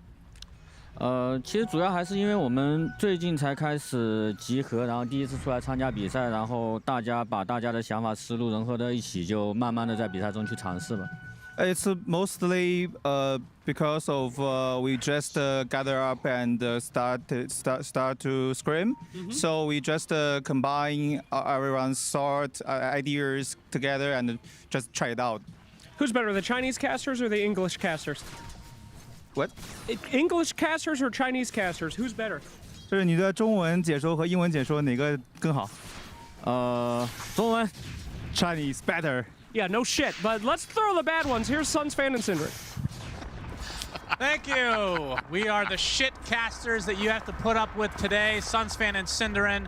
I know that Slacks, his entire purpose when interviewing Zhao 8 is to make him laugh, and he was so desperate for a laugh that he had to put down his dear, dear friends. That just shows what kind of a human being Sir Action Slacks really is. And he didn't even get the laugh, so he did a terrible job. That's right. He just burns bridges, and Zhao 8 literally couldn't even care less. Yeah, he told Zhao 8, you're the only captain I respect, and Zhao 8 didn't even address that. He's like, I don't care what you think. That's right. There you go. So, good job, Slacks. You've made Well done, 0 new friends and 2 new enemies in the span of 2 minutes, which might be a personal best, actually. Yeah, not too bad. Well, that's not true. Maybe not a had that personal time- best for Slacks. He's Yeah, probably- when Liquid won TI and he really made a fool out of himself. Yeah. On the bus, that was a full team hating him. Yeah, that was good. Never forget Anyway, that. back to the game. Liquid, of course, won game number 1 in this best of 3 for the upper bracket, and the winner of this series will face off against the winner of our next series, which is Falcons Tundra. So either way, we're going to be getting some crazy-ass matchups. But, Cinder, what do you think of these lineups in this game number 2?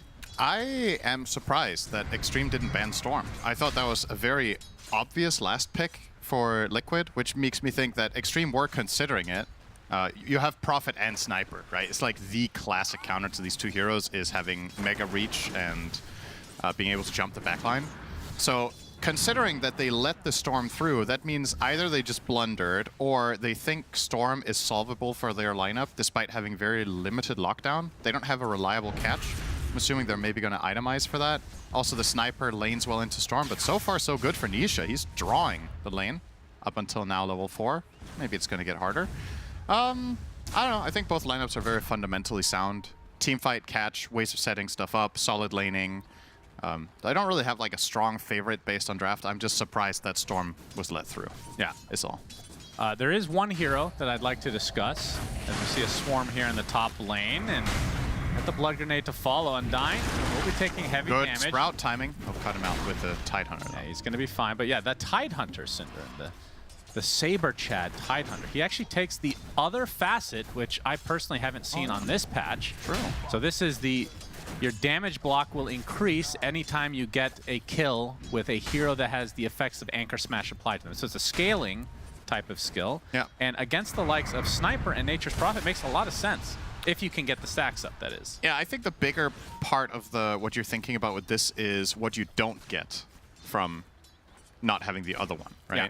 So the other one gives you stronger scaling, but weaker laning. This is the stronger laning facet the first few levels, so it feels like he's very focused on that. And Sania come into play. Ame looks to be dead. Jin-Q a little bit too late. Saberlight, he wants to go back in apparently. Maybe. He just wants that Anchor Smash to be applied so he can get these stacks. He's going to get the Gush one instead. Double kill for Boxy. Might get cleaned up. Indeed, he does. So it's a trade of sorts, but obviously Liquid will take this every day of the week. Yeah. Especially considering they get first blood. Wait, he didn't get any stacks. Oh, no. Poor Saberlight. He didn't have Kraken Chill skilled. Oh, is that why? I'm assuming. Okay. I'm assuming you can't start getting stacks on Kraken Chill until you have Kraken Chill. That would make sense, Shannon. We'll have to. Well, sometimes it's retroactive. That's true. You this never one know with these heroes. But yeah, we'll keep track of this all game, Cinder. When you're running this talent, or excuse me, this facet, you have better base stats for the lane. I guess his concern was if he goes for the scaling one, the Krill Eater, that he would just be bullied too hard early on. Oh, they're gonna just go straight in on Ame again. Yep, big damage. Applied. Ame will live. Will live, but the coconut is XXS. He's taking heavy damage in the bot lane as well. So a lot of pressure from Liquid in the top and bottom lanes. Sure is. And you mentioned the mid lane, the update there, 24-9 onto XM and 19-1 for Nisha. So Nisha falling a little bit behind as kind of expected, but not getting destroyed. Yep. Exactly. They were pretty much neck and neck, and then Sniper got level 4 and 5, and it got a lot harder for Nisha. So Maybe this is the rationale from Xtreme. They think the lane is going to go well enough that it doesn't really matter, but Nisha's just going to head on into the jungle for a bit. Try to recover. Yeah, the meta's pop with a good spear. This should allow XXX to live, although the swarm under the tier 1, can they dive here? They might be able to. And Mikke will get the last hit. Very nicely done. More brain drain for Insania. Call him Drainia. More brain rot for Xtreme. Now mid lane. And for you, because you had to listen to that joke. That's true. It's been many years of having to do just that. Nisha's going to show up in the mid lane. They're going to try to pressure him out. He will be fine. This is a very good time to bring in the Prophet Treant here to just put some extra pressure on the mid tier 1. This will in turn force Liquid's heroes to, at least to some extent, rotate. It's just a boxy level 4 Weaver for the time being. And he's going to get a big swarm here. There it is. XM going to take the brunt of the damage. Arrow is going to miss here as Ame joins the fight, but XM dies already. Boxy's going to be the trade for now. Saberlight will pop the Kraken Shell to try to stay alive, but it's not to be. Undyne hitting for 200 damage. And Nisha, he is level 6 now. As double Starstorm in his face, he will have to back away. The amount of heroes being brought to this is crazy. I mean, this is a very early mid tower, 182 health on it, so just outside of deny range here if Insania was thinking about that. But what he should be thinking about right now is that, good lord, look at the time. Yes. It is almost 7 o'clock, and that means it is time to learn. It'll be a trade. And both teams will learn an equal amount at this particular moment. Should with level 5. And Weaver as well, hitting that level 5 on Boxy. So decent support levels all across the board. Nobody's like having a terrible game, but Insania is falling behind on the net worth on his 5 silencer. Now this hero doesn't need that much, but it does feel very nice to get 1 defensive item. 4 staff in this game is awesome against Prophet and Sniper and ET. Glimmer could be decent as well, but as to, for now, there will be a dream for him to get either of those items at a meaningful timing. Yeah, it's going to be 4 staff. Major separation on both teams between the 4s and 5s. You can see the Weavers doubling silencer up, and Morana also 700 already ahead of Undyne's ET. Usually a little bit closer than this. Rune time. Zip in onto Undyne, has the swarm applied. Echo Stomp will be avoided, but he creates enough space to be able to get away. Blood Grenade from the low ground, but with the urn, he actually does fall. So Insania again. -1. Brain Drain. Got 4 stacks now. As Nisha's going to be able to bottle this Bounty Rune and heading towards the top as Ame won't be there anymore because, yeah, he shows up in the mid lane. This was just a matter of time. It's one of those things that this tower is just 100% lost. So do you even put the silencer there? He has to get experience somewhere, though. Oh, right on the outskirts. Beautiful movement from Mikke there, anticipating the arena. Will cut off to the right. Nicely done. Even Blue Moonlight for that. Certainly been a death as well. Yeah, there's no escaping that play. Except the exact way he did it. But looks like Xtreme want to keep the ball rolling despite missing their arena. They're not scared of anything, so they're just going to run down bottom now. Tide does have Ravage now. If Liquid were thinking about it. Echo Stomp is going to hold 2 in place. They don't really have big follow-ups because they don't have the levels. Swarm forcing Xtreme out for the time being. Still 4 members congregated here, though. And Saberlight canceled his TP to stay top, and they will get the tower as a result. He will lose the last hit war to 1 range creep. He will tell that story forever until, well, he's probably dead in 30 seconds. But the Nature's Prophet actually would have killed him, I think, if he had just popped it before the D ward, but he pops it just a few seconds later. So Insania shall live. Does have Global at the ready. Tower is definitely dead, will not be denied. It's a little bit concerning for Liquid just how fast Xtreme is playing right now. I think it was a great play call from Saberlight to not join that play, though, after his initial TP wasn't going to lead to anything, so he stayed up top. Xtreme identify this and double down on bottom, and then they just trade towers. But it would have been way worse to TP the Tide down there for nothing, so lesser evil. Another swarm from Boxy, farming that experience with the Hive Mind facet. This one has been gaining a lot of popularity. Yeah, I think the first time you and I both read that, I mean, I don't know how long it's been, but that sounded really weird. Nobody took it for a long time, and now we're seeing it. I think it got buffed since the original version, if I'm not mistaken. Even conceptually strange. Yeah. It's one of the odder ones. I like it, though. I think it's cool. Time-lapse available for Boxy now. Global still at the ready for Mr. Insania, and they're going to smoke. Try to find a connection. Oh, let's see where they actually want to go. They're going to maybe connect into the bot lane as Jin Q will show himself. They would rather get a bigger target if they can. So Jin Q might be what they have to settle for. He's going to double leap away. Swarm applied. Do they have the vision? They do not. Now they do.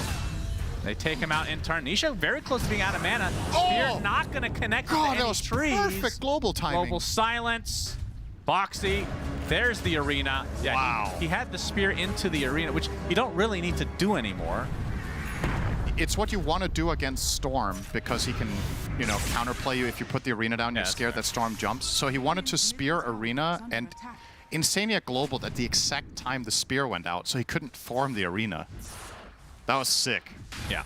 That's why Nisha survives that, most likely at the very least. They do lose Boxy and they still lose global. That was still a highlight-worthy play, I think, to just...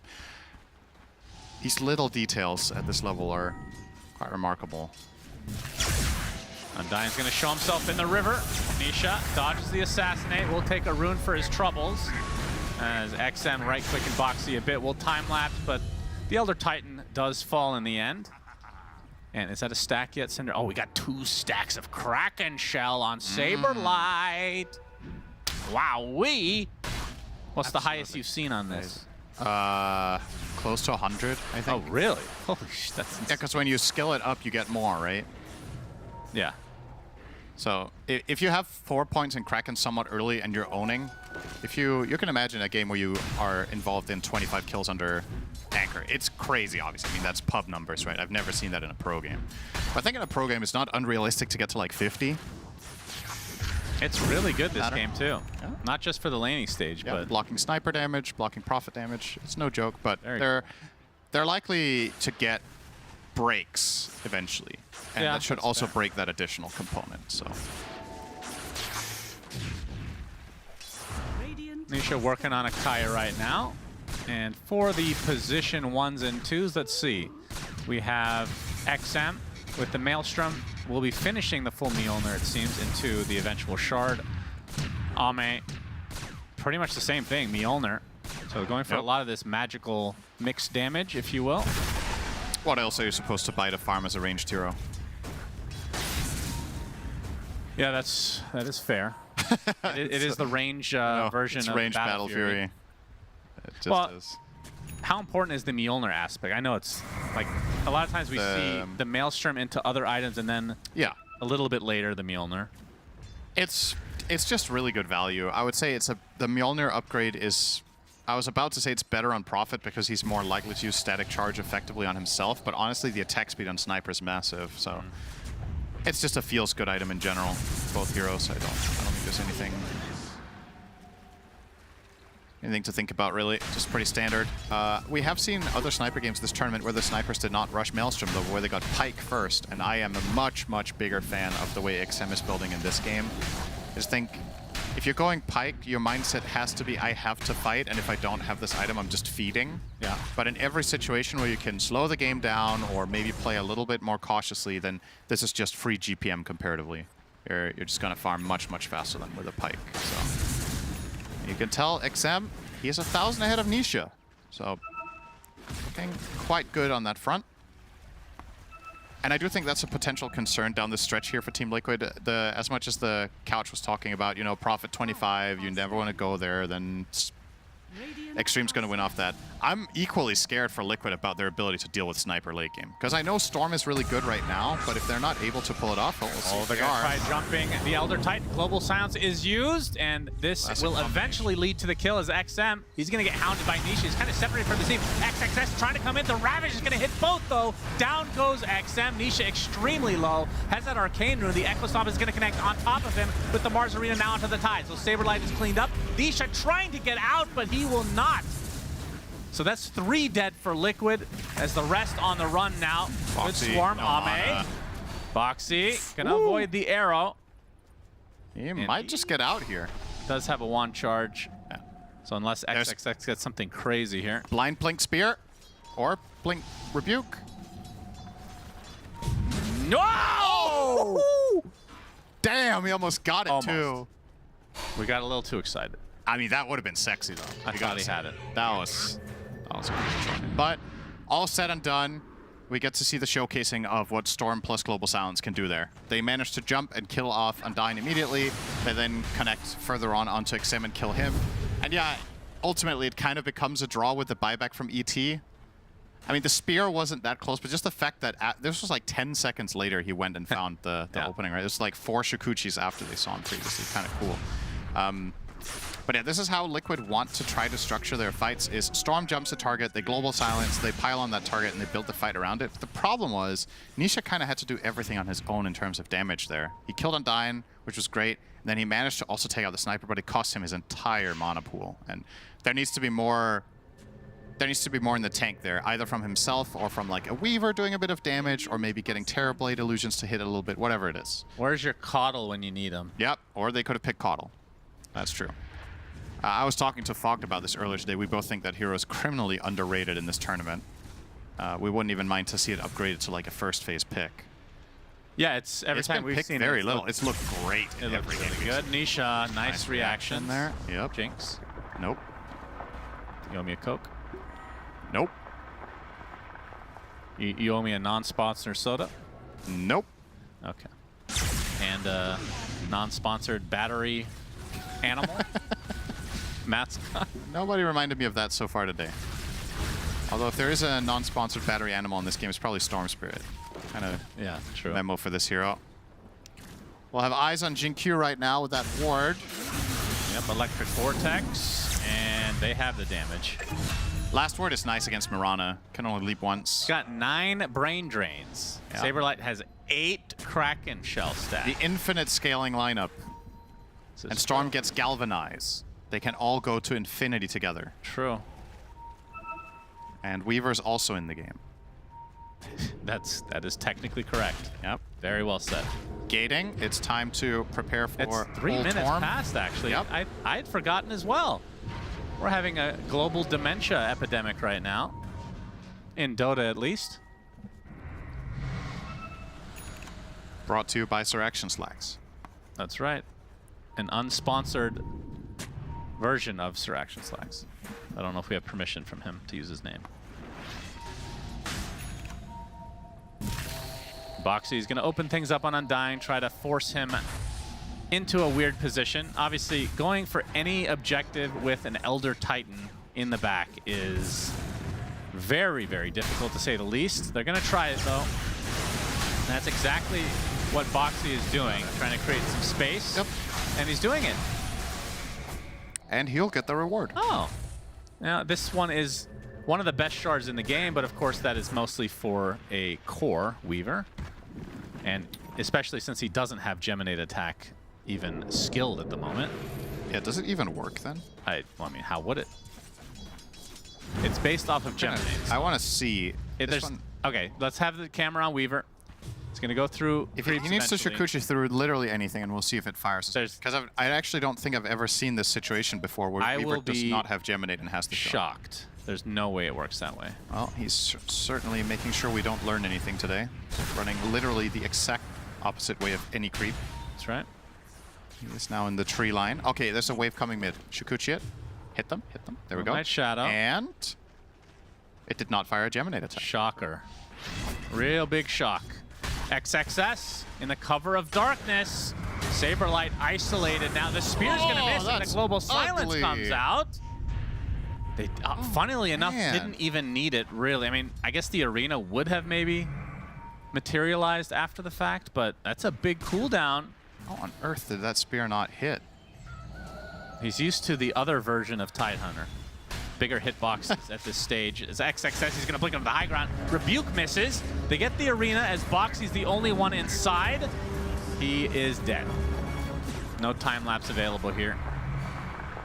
Jin Cube, we haven't mentioned him. Not that far away from Aghanim Scepter.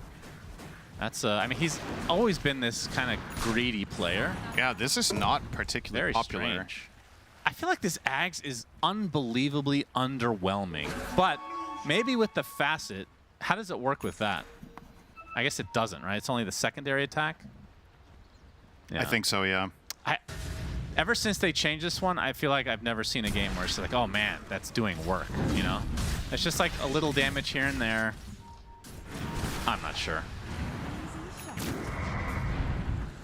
Yeah, the other Maranas we've seen in this tournament have been prioritizing Mech, Greaves, Forstaff, AVULUS. That's very not Jin Q though, so yeah, that's understandable. But he would have loved, I'm sure he did, love the old Marana Ags, which just had passive Starstorm every 7 seconds or whatever it was. Oh yeah. That was great. Nisha can show himself. Question is, what kind of jump do they have as XM? He's going to find out what kind of jump Liquid has. He tries to use that beautiful spear. That's going to turn into the death of Nisha. Will it be a trade? It will. So they do get XM in the end. A 1-for-1 Saberlight with the TP. He's out. Insania. 10 stacks of Brain Drain. But still, the Rebuke and Starstorm should be enough, surely, to get this kill. They do. He gets killed by the neutral green. The Wild Wing Rippers. Yeah, that AVULUS from Boxy might have actually just got them a deny to the camp. So nice little detail there.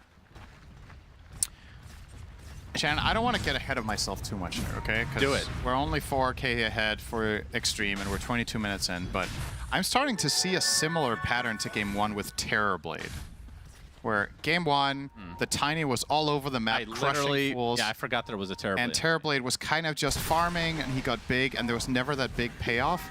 And now in this game, it's the profit for a Terrorblade trade-off, where Ame has been pushing towers, he's been involved in ganks, he has way more farm. And he's only lost 1 tower at 23 minutes on that dire side. So is this just when you give away Prophet or Tiny, is it still the right trade? Are you meant to avoid the situation on a drafting level entirely? Yeah. Not quite sure, but I haven't been convinced with these TV picks. Sania's Giga dead. Damn, he even died before Assassinate came in. XXS soloed him with no damage item. I agree. The Terrorblade has... It's not on the same level as some of these other heroes where it's looked underwhelming, but it does feel like they don't participate in fights, they come out with a bunch of items, and they still are... I mean, it's not like they're not impactful at that point, but compared to a Nature's Prophet who's doing stuff all game long with the team, global presence, it's not really a comparison right now. Prophet is an insane hero this patch, so... Maybe it's an unfair comparison, but obviously... If this is the situation you get put into in the draft, it begs the question, are you getting the right trade in the first phase? Was there something else you could have banned? Or, obviously, Liquid were hoping Xtreme wouldn't take it, right? Because this is Liquid's best hero, in my eyes, is Nature's Prophet. They flex it, they always own when they have this hero.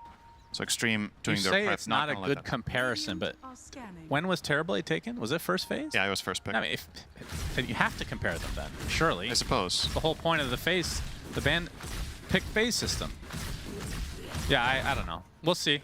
Maybe Liquid can turn this around. It's not like they're at a huge deficit, but the question is, when will they be ready to fight? Maybe Saberlight's saying, I need more than 12 stacks of Kraken Shell. And it's, I guess the thing I'm getting at here is that even if you win this game as Liquid, which, I mean, by all means, it's within range. That's what I'm saying. I don't want to get ahead of myself. But I'm just noticing this trend in this series, at least today, where it's like, even if you win, did you like what you had to do to win? Because you can win from disadvantageous positions. You can overcome challenges in the games, but it never feels good to have to make strong comebacks. That feels like you don't want to put your team in that position, because can you reliably get a win rate over 50%? If they're going to run into him like in the top? He just TP'd here, Ame. BKB. Oh, he's spotted. Insta Ravage to start things out. And he's dead. Huge kill for Liquid. Yeah. They flat out just set a trap there. They were waiting for him to show up there. They knew he was going to be greedy and try to get the farm in the top half, and now they will take the tower. So this is where Terrorblade shines. You know, the fight comes to him, he wins it, he takes the collateral immediately. And what else can they get? Roche obviously still up. Yep. And we're at the 25-minute mark, and Tide Axe. Very nice with Weaver. There's a lot of minus armor between the bugs and the Gush, and this time around, he has the Gush damage talent. And the last time we cast the Tide, he took the Anchor Smash damage reduction at 15, but now we have the Fat Gush. That's right. 360 damage, a lot of minus armor in an AoE, the -6, as well as the upcoming. Ooh, Xtreme under the cover of smoke, looking for an opening. A nice blink out though. XXS not able to find a connection. Nice arrow. Arrow. Okay. Wow, that was so close. I will say this. This is one thing I didn't think about. The arrow with the star storms. Maybe does that provide a little extra vision for the Nature's Prophet? I don't think it gives more vision. Okay. I could be wrong though. Did you see the win expectancy? It was like 70-30. Yeah. Radiant. Yeah. That one surprised me a little. I mean, I like the Storm matchup in this game, and of course, Terrorblade is a late game monster, but when Nature's Prophet hits 25, that's going to change, of course. Yeah. The Swarm. To several heroes. No Ravage. And Ame will get the Aegis. Nisha on the cover of Global Silence, not able to find anything. They were just trying to steal Aegis, I think. Slow. That was the goal there. Zip in, use Global, hope you steal the Aegis, get out. But unsuccessful. Ame will pick up the shield and head straight down bottom and continue to farm up. We're currently working on the Revenant's Brooch, almost has it, as a matter of fact. Big damage increase, an amazing item on Prophet, in particular against Terrorblade, who has stupid high armor. This will be a big damage increase between that and Mjolnir. Sniper with the Mjolnir as well. Curious if XM will do the same thing. If he's also going to go for... Oh, okay. Hello. Boxy dead. He found trouble. If he's also going to go for the same logic with BKB into the Revenant's Brooch, or if he will... I mean, he's finishing Dragonlance first, which makes total sense, but maybe there's a Brooch in the build there somewhere as well. The same items. More or less. Yeah, they actually have the same build. Prophet's just, you know, 6,000 gold ahead. Yeah. But he has Mjolnir, BKB, Pike. Sniper's currently working on... Oh, he's only going to get the Dragonlance, and then he's going for the break against Tide, it looks like, with the Shadow Blade. Oh. Imagine he will finish the silver if he's going that direction.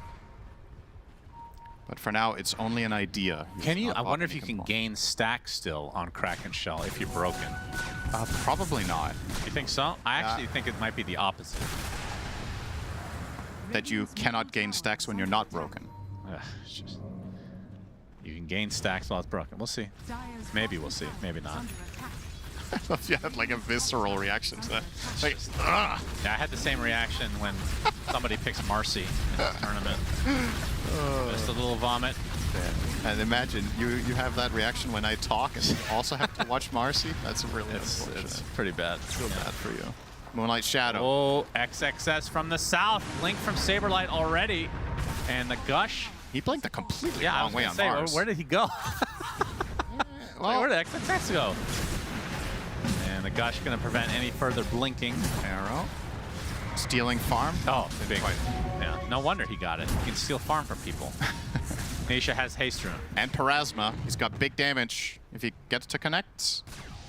This is a very important moment. He'll get the jump. Who they want. Nisha set up by the Saberlight Ravage. XM is dead already, and this fight might just be over. Although, again, they still have the Aegis on Ame.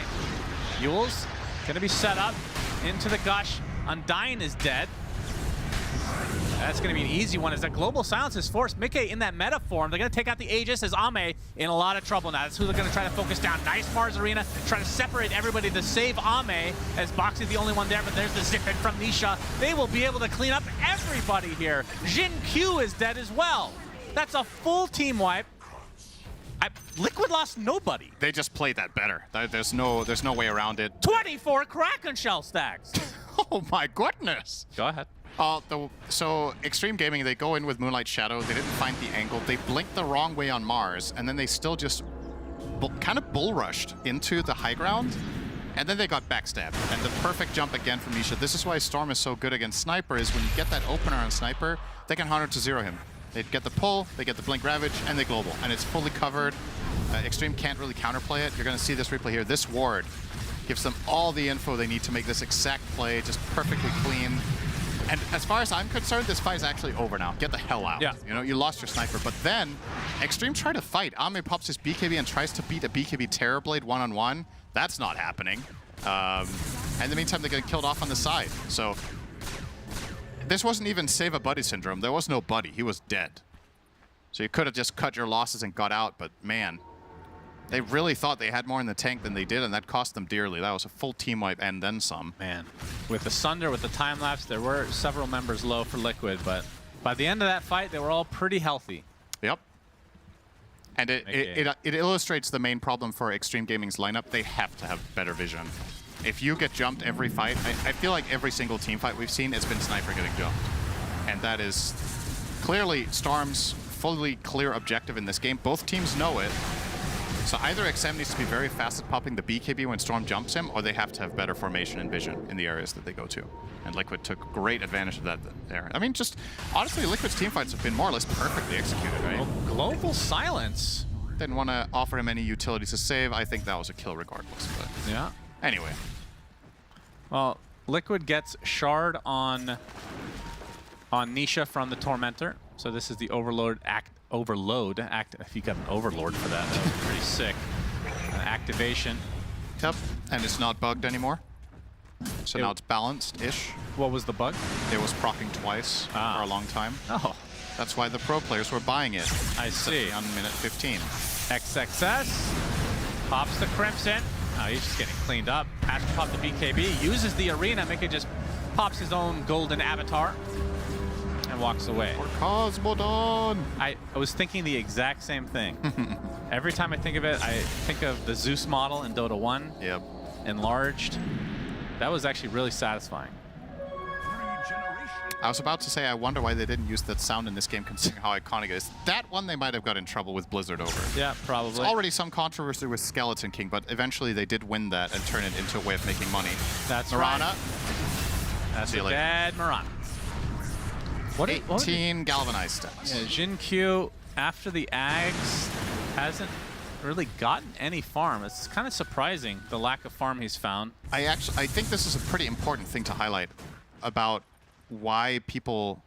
I really disagree with the Ags this game, because when you see how the fights, you probably imagine, you have like a vision for the game, right? And the vision I have for Liquid is Storm jumps, you silence, and you blink Ravage. Why does Mirana not buy save items for Sniper? Where's the Glimmer? Where's the secondary Force Staff, you know? She could even rush E-Blade and I would like it, to be honest. Like, you just need some way of making sure you're... Star Storm Arrow. Yeah, it's just not it, man. It's just too greedy. Undyne has drums, Yule on ET, which I think is completely fine. That makes a lot of sense to me. You pop the drums to help both aggressively and defensively reset position. You've got the Yule's move speed on ET is amazing. You can use it to counterplay the Storm when he jumps in. So that makes sense to me. I'm just not on board with this Ags. I think they're suffering from just lack of utility items more so than anything. And Sniper, he now has the concussive grenade, but obviously he bought the Dragon Lance, but not the full pike. So he also can't reset his own position when he gets jumped. Wow. So somebody has to help him, right? It's, that one is a bit of a letdown here. I think that's just a flat-out miss from the side of Xtreme. I mean, Jin Q, easily one of my favorite players of all time, but a lot of times he'll come up with some ideas that are, not saying this is his idea to get Ags. I mean, it is in this game. I don't think it's Sniper's idea, I'll tell you that. I don't think Jin Q is like, guys, what do you want me to buy? And XM is like, buy Ags, bro. Yeah, nobody has said that, of course. He's always been greedy, but a lot of decisions he makes are polarizing, I guess. That's fair. Like he'll have games where he's Monkey King killing every courier. Yep. That's amazing, hilarious to watch. But yeah, then sometimes there's the greediness will not pay off. I definitely think that's a fair point. It also means that in patches where position 4 has kind of become the 4th core, Jinkyu oftentimes will shine when he's playing heroes like Marcy or Monkey King.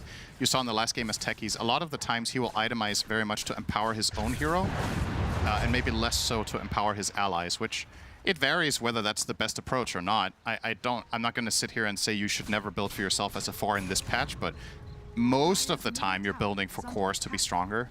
In this game, with these core matchups, I just think you have to. Oh, they find the connection. Undying dead already. Sheepstick.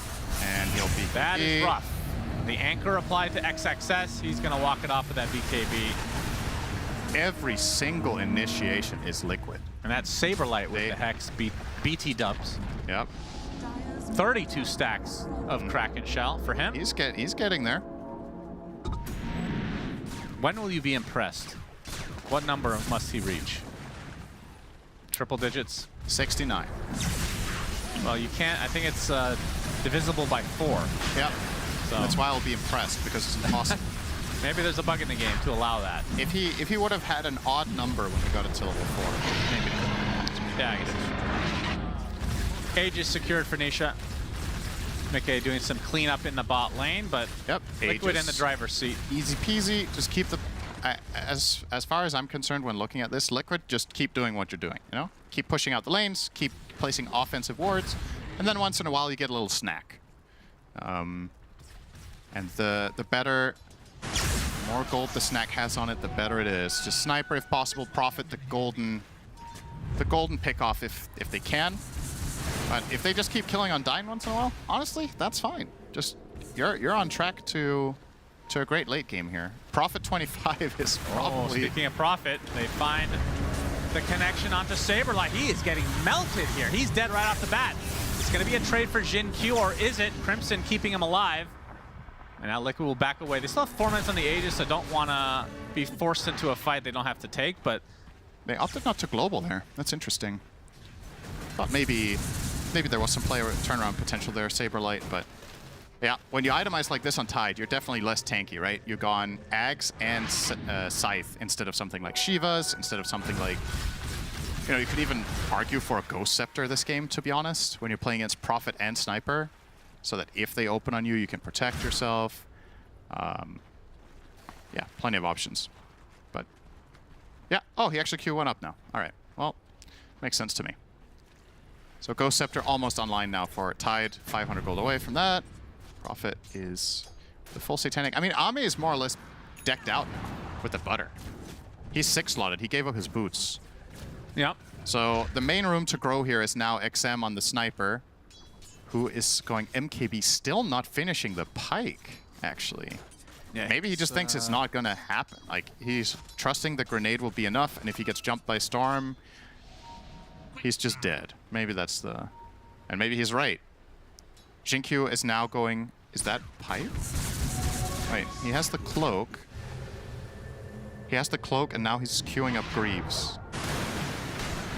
It would be the most Jinkyu thing ever to buy the cloak for himself and then not upgrade it for the team. Why would he? Like, I don't like when I get jumped by Storm and I almost die. I will buy cloak.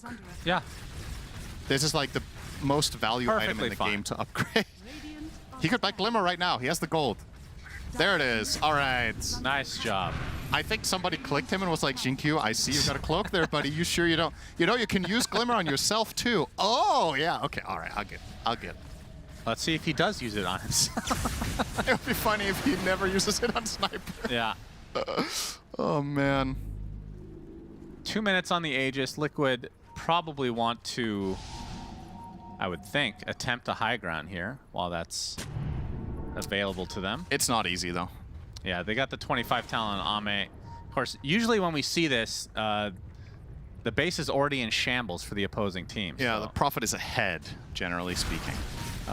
Not this time. But of course, it does open the avenue for Ame if he can push out side waves of just having the Treant force down towers on its own, so very low risk. The waves need to be pushed out first, and Liquid making sure that... Nice jump! Yep. Glimmer cape time. Crimson Guard, Jin Q. Glimmer on himself, gets dusted, and is gonna end up dying right outside his base, and no buyback for him. Yeah, clearly not the right purchase. He needed more HP instead. Heart. Yeah. Yes. Just a bunch of VIT boosters. That's what he needed. I think this is why Xiaowei likes the Chinese casters more.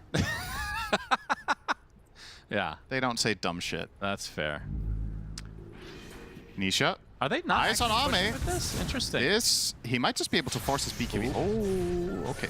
Not going to see him until it's too late. And also, obviously from our vision, this is obvious that there was some poking potential there too. Yeah, first Dagon online. There was no information for Xtreme Gaming, or excuse me, for Nisha to know that that Prophet was alone. He's TPing on the rune. Okay. Yeah, of course, the BKB. Nisha already at half health. Any reinforcements on the way. Nisha, he's completely out of mana right now, but that's the Aegis. Ame now in a battle for his life is Mickey. He's actually losing this, but there's the Hex coming out from Saber. Can he get off the Ravage? Finally will come. And that should be enough right-click damage for Mickey to finally bring Ame to his grave. 100 seconds with no Nature's Prophet, with no buyback here. And XM using the grenade trying to get away. The Nightfall maneuver will be successful. XXS, that is a lot of damage on Mickey. What the hell? Very strange. The Aegis was so close to expiring too. He just TP'd in completely alone, starts that fight. Sure, he kills Storm the first time around, but the backup wasn't even remotely close. They never got an arena off. Sniper barely touched a hero there. And honestly, Ame did a shitload of work. I'm really impressed with how much he was able to do, but they were not on the same page and not in position for that move. That was crazy. Okay. That's going to be a tier 3. Nisha creating some space. Shiva's on everybody that's alive for Xtreme Gaming. This is one lane, if not more. And without Ame for 45 seconds, I think the base is kind of theirs to take. I thought Shinkyu was going to arrow Nisha off of that Yules, and maybe they could turn around and pressure him with a sniper, but they're still buying Dagons, by the way. Yeah, making sure Prophet 25 will not take them out.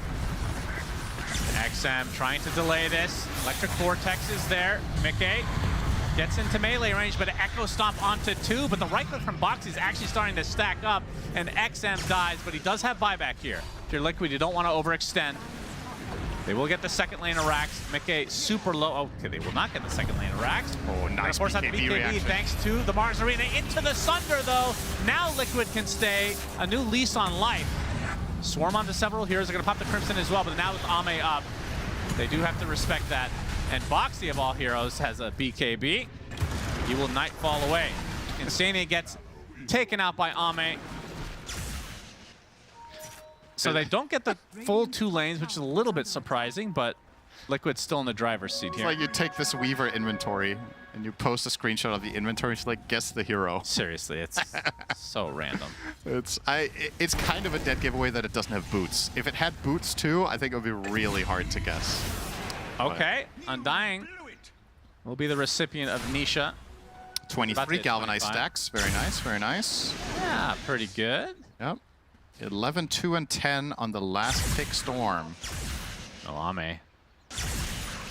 Yeah, this is a regen rune, so... Oh, he has the high ground. If he's spotted, he'll be fine. He's actually upgrading his Dagon for Boxy. See that every day. Very inefficient. Yeah, what's the idea? Huh. I mean, the cooldown is the biggest thing. It doesn't scale. In this case. But the cooldown doesn't? It doesn't. Oh. Oh, they change. Oh, yeah. I think it's always 24, right? That was one of the changes that happened at some point. I think. I could be wrong here. All right. But it keep doesn't. an eye on it. I'll keep an eye on it. Let's see. I'll check now. Moonlight Shadow for Xtreme. They're not really... Oh, it does scale, but it just doesn't show in the UI. That's so weird. Okay. It goes down 3 seconds per level, I guess. So down from 27 to 14? No, that's bad math. Goes down by from 27 to 15, I guess. It does scale. Ooh, this is a pickup. Okay. Next fight will probably be forced around this Arcane Rune, I would imagine. Which might be now. Smoke from Liquid. Who, coming into this tournament, were not looking particularly good, Cinderin, but they have found their stride, no doubt about it. Yep. In this upper bracket. Absolutely. If they win this, they go to the upper bracket finals. Yeah, they can smell the top 3 now.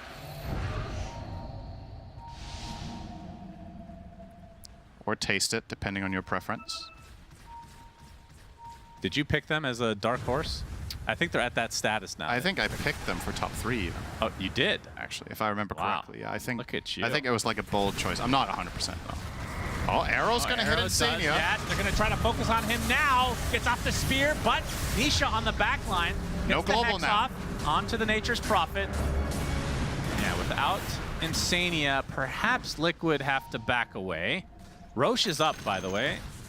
Sorry, BT dubs. Yeah, thank and you. Xtreme, if they knew this, and they knew that there was no buyback for Insania, maybe a fight to force. Yep.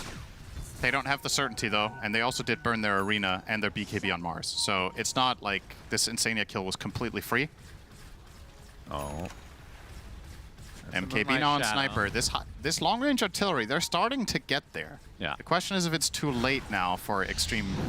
If they find one good fight, this game is still within reach. Liquid You always have to worry about the buyback into global. You don't even need silencer physically there. Yeah. Absolutely. So Liquid kind of get away with it. Okay, Boxy upgraded to Dagon 2, and he was like, that's enough. Now he's going Lincolns. Okay, yeah. We'll have to ask about, maybe he just doesn't like, he just needs things divisible by 2 specifically. Yes. Some people have, you know, issues. So fortunately for him, Saberlight with the 32 Kraken shell, if he would have had an odd number and been stuck on that, that could have caused some internal issues. That's true. In this game. So fortunately, I think Saberlight made sure to line that up. He saved a skill point for Kraken until it was an even number. That's important. Yeah. It's been stuck on 32 for quite a while, though. That's true. Weaver 25. That's insane. He's level 25. The Tide is 23. It is 47 minutes in the game, so we are starting to get up there. Yeah, I guess Hive Mind, you just give it enough time, right? You're going to get there. With the Swarm.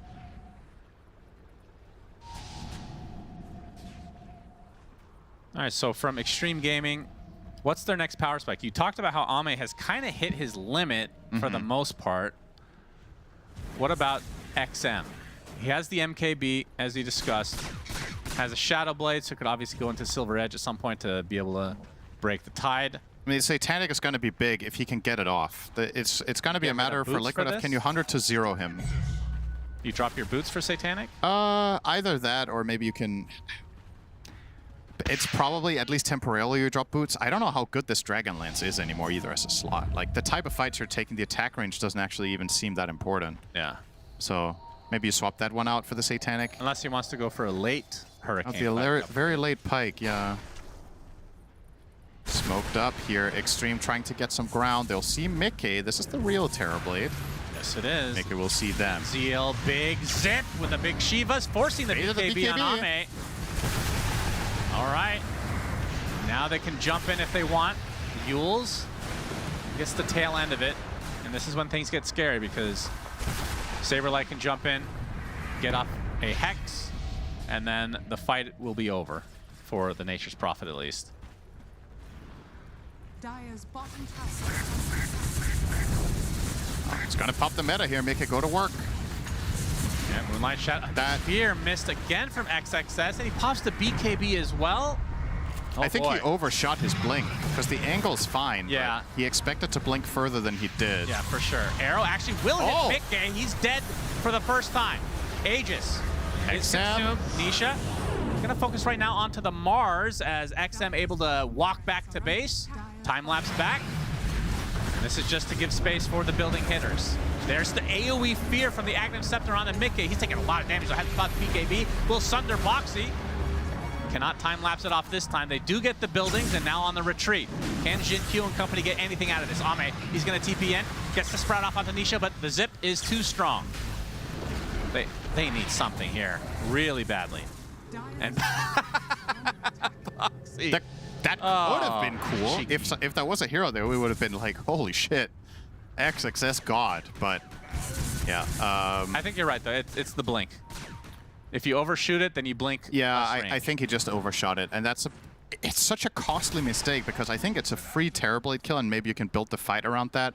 Sure, you end up killing him with the arrow afterwards, but the fight developed at that point already. And Liquid, in all of that, they didn't even Ravage. Yeah. So if they can get a full lane of barracks and that kind of result without using their biggest ulti, and they have 2 of them to work with because Refresher Shard is Saberlight right now. And he definitely has enough mana when you're running Ag's Hex. That is not an issue at all to get off that shard. Just 1 barracks remaining now, Liquid. If they manage to take that one out. I mean, if you're Liquid here, are you waiting for the next Roche? There's one, if I'm not mistaken, there's only 1 building, right? Just a 1 melee rack. It's 1 melee, yeah. So I think whatever you do, just keep good formation. You can play the map defensively if you want. You can play the map offensively. You just need to not spread out and bleed out kills to let Xtreme get a moment of opportunity. If you're together, I think you're borderline impossible for the Dire lineup to fight into outside of their own high ground. Just keep it collected, you know. Keep it BSJ. Or non-copyrighted banana personality. Yes. Tormentor, is this just gold? No, Insania. Oh, time for brain drain when the game's over, baby. Nice. Get it. He'll steal 5 int per kill. Incredible. And he also increases his 3 net int worth per by kill, excuse me. 1,400. 5 int per hit. I mean, his buyback just became more expensive Cinder with that move. Was it worth? Yes. Yes, it was. Great question. I like this, by the way. I said they need to keep good formation. I think keeping Insania specifically alone on their side of the map and then the other 4 together is great because he can still global to help them. And if he's the one getting jumped, it's kind of whatever. He can buy back ult probably anyway. Yep, he can. So, Nisha. Oh, zip from Nisha. Poking and prodding. Lots of AoE here. XXS. Okay. Oh, the Arena with the double spear. Down goes Mickey. What a connection from Xtreme. Boxy able to get the time lapse, so he's healthy again. That was disgusting. They need to get more, though. Saberlight inside the Sprout. TP attempt, but the spear will cancel it into the arrow. That's a double kill for XXS. Okay. Buybacks are there for Liquid, but still, this is exactly what Xtreme needed. If you're going to slip up, and I mean, that it takes 2 for that thing to happen. First off, a great play from XXS, but also got the moment of opportunity there. Handed to him. This is the right time for Liquid for things to go wrong, though, because there's enough time for Roche spawn, and the waves are pushed in enough that it doesn't really feel like Xtreme's going to get anything more out of this. Was this the Echo Stomp? So Nisha baits this here, and that stomp, beautiful from Undyne. And then the arrow completely off the mark, or they would have killed Boxy, but I guess he might not have anticipated that there was a shard spear from XXS. I'm not sure. Either way. Yeah, that's true. They get the 2 kills. They could have got a 3rd. The Weaver kill would have obviously been nice, but like we talked about, not a total game changer. And that is why going high ground against Elder Titan is so hard. Yep. 53 minutes in now. Boxy scouting them out. Yeah, Ame TP's in, finds Anisha. What does he even buy now? He consumed Ags already.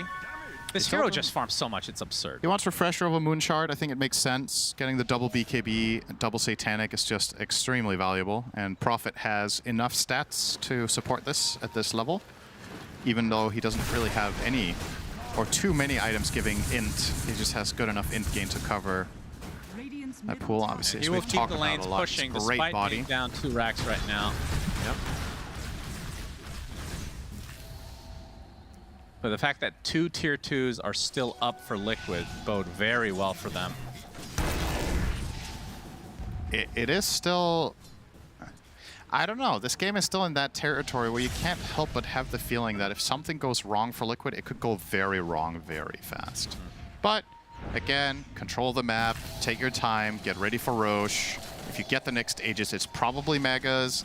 Now, Megas is not game over in this type of game because Prophet is in the other team, not in yours. So he can still keep pushing out the waves globally, and high grounding, even with Megas, into Prophet Sniper Mars ET.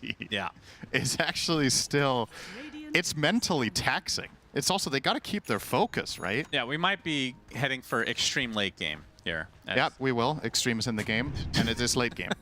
That's correct. Refresher on XXX. Close enough. Shit. One letter off. Just self-reporting on your browser history a little bit. It's fine. When I'm sitting next to you, the mind wanders to other things, I have that effect on people. I just revealed the next Xbox series. We have a special rule. I have to leave the green room every 5 minutes, or people just can't concentrate on watching the game. Actually, it's just like an aura. It's an aura. It's too much. High tea, they call it. Sure. Travels 2 on Tide. Oh wow. He still has this refresher shard. Yep. Didn't really get a chance to use it in the last fight because they kind of just got blown apart. Yeah, the game has slowed down dramatically now that there's this kind of choke point that everyone knows that Liquid is after, this melee ranks. Make things a lot easier for them. There's the double silence now. That is huge.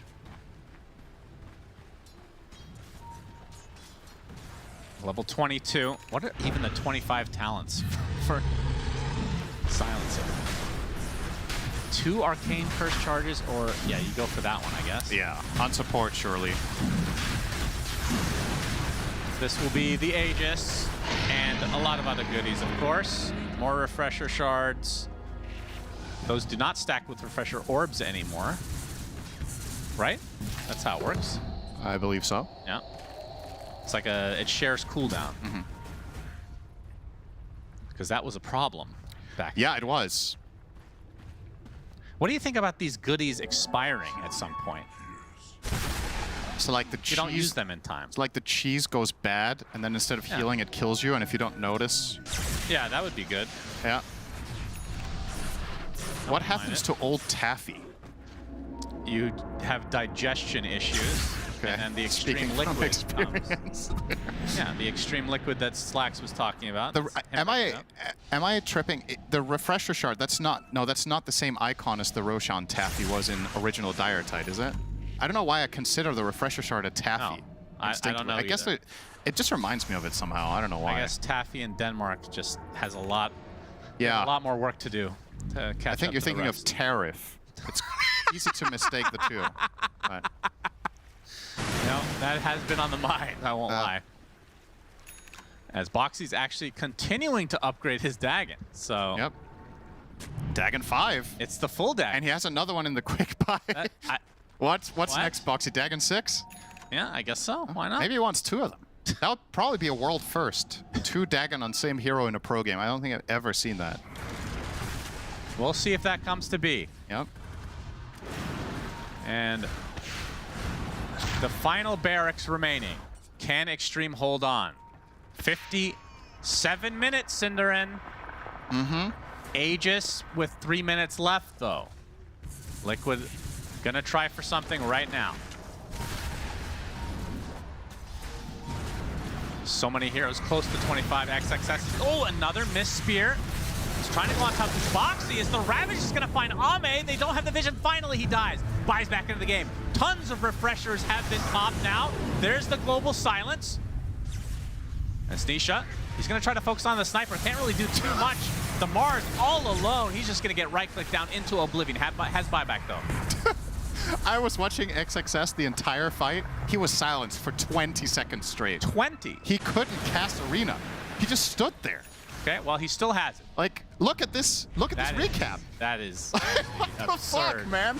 Okay, now they do have fortification. Let's see if they can make it forced here. Buyback there for the Mars. Nisha will zip away. XXS absolutely cannot die here. Needs to use the Arena at some point. Getting stunned up, getting controlled. He gets it off and then dies right after. That's the Aegis, though. As Ame is taken out, that is not good. That is a dieback. No way to get back in this game. As XM holding his ground, usually not a good sign if you're a sniper. Buys back in the game. Mega creeps are there for Liquid. And this is the beginning of the end of Xtreme in the upper bracket. That double global silence proves to be too much. The double reverberate. I think he also last worded him after. Yeah. Perhaps. I mean, I don't know. He just genuinely just stood there. Like, A 25,000 net worth core, and he's just standing there, doing nothing. Damn. Begs the question if there was different itemization that he needed to go for here. Like maybe he needs double dispel, but yeah, zip again. Time for a victory There's lap. the terror wave from Mickey. XM trying desperately to get back to his fountain, but it's still a 5 versus 3. Not sure how much hope they have left within them. Fortification, the final one of the game. Boxy does get off the time lapse, getting back to the same HP he had prior to that. As Boxy and company, with the help of another global silence, it's just too much for Xtreme to deal with. As the fountain farming will commence, Storm in a bit of trouble, but the Ancient will fall before his death as he gets sundered at the last moment. Liquid 2-0 into the upper bracket finals. Yeah, really well played. Like I was saying, I loved the Storm pick. I thought it was really going to tie this game together, and another banger from Nisha. 15, 2, and 14 in this one. Had a great Invoker performance last game, and the whole team in general. Just solid gameplay. They came with a great plan. And Xtreme will have to fight their way back the long way through the gauntlets starting tomorrow. Liquid top 3 confirmed, Shiva. Yeah, in quite some fashion, beating down a late game Nature's Prophet, which we said was going to be really difficult and maybe even near impossible. We said Team Liquid might have been on a little bit of a timer, T-Gov. It was not the case. We were wrong. Yeah, not against Liquid. Whew, they knew how to deal with that hero perfectly, right? Like, I wish there was a way that I could just show the mini-map for nearly half an hour. We can just watch it together. Because Liquid just did not allow a single wave to cross the river. It was always pushing it straight into the Prophet. Arme would have to TP into very, dangerous positions. Liquid also had really nice vision to go scout out when Nature's Prophet was, TPing to the corners of the map to find that extra little tree to skip that next wave. And yeah, Liquid, one of the best Nature's Prophet teams in the world. When they play against it, they perfectly executed. They never allowed these Treants to hit on their tier 3s and to out-split push their own lineup. I really love the draft from Liquid. It makes a lot of sense. This last pick, Storm Spirit, was pretty much cherry on the top because this hero counters both of their cores, position 1 and position 2. It gets pretty hard to play the map. They were relatively active early on. This game lasted, I'm gonna say, much longer than I expected it to last. The game looked like it was over for the last 20 minutes. It's just that couple of slip-ups.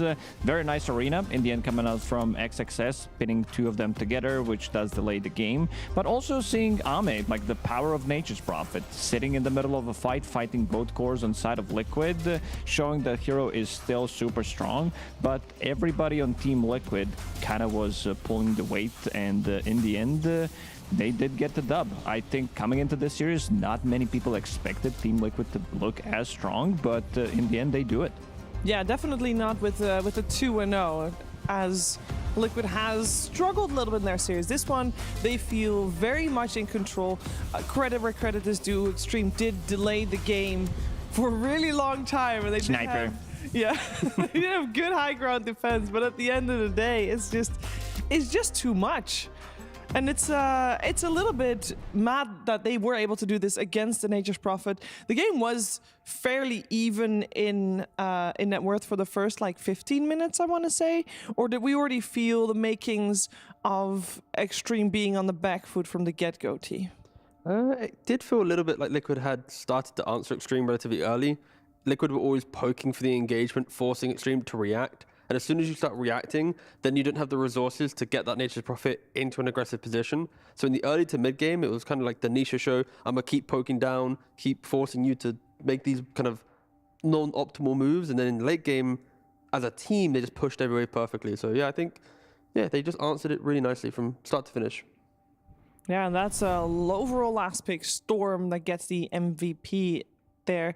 You, on hindsight, obviously the Storm played out well, Lacoste, and we did expect for them to play the Storm, but we did also say that maybe he was going to have a little bit of a tough time in the lane.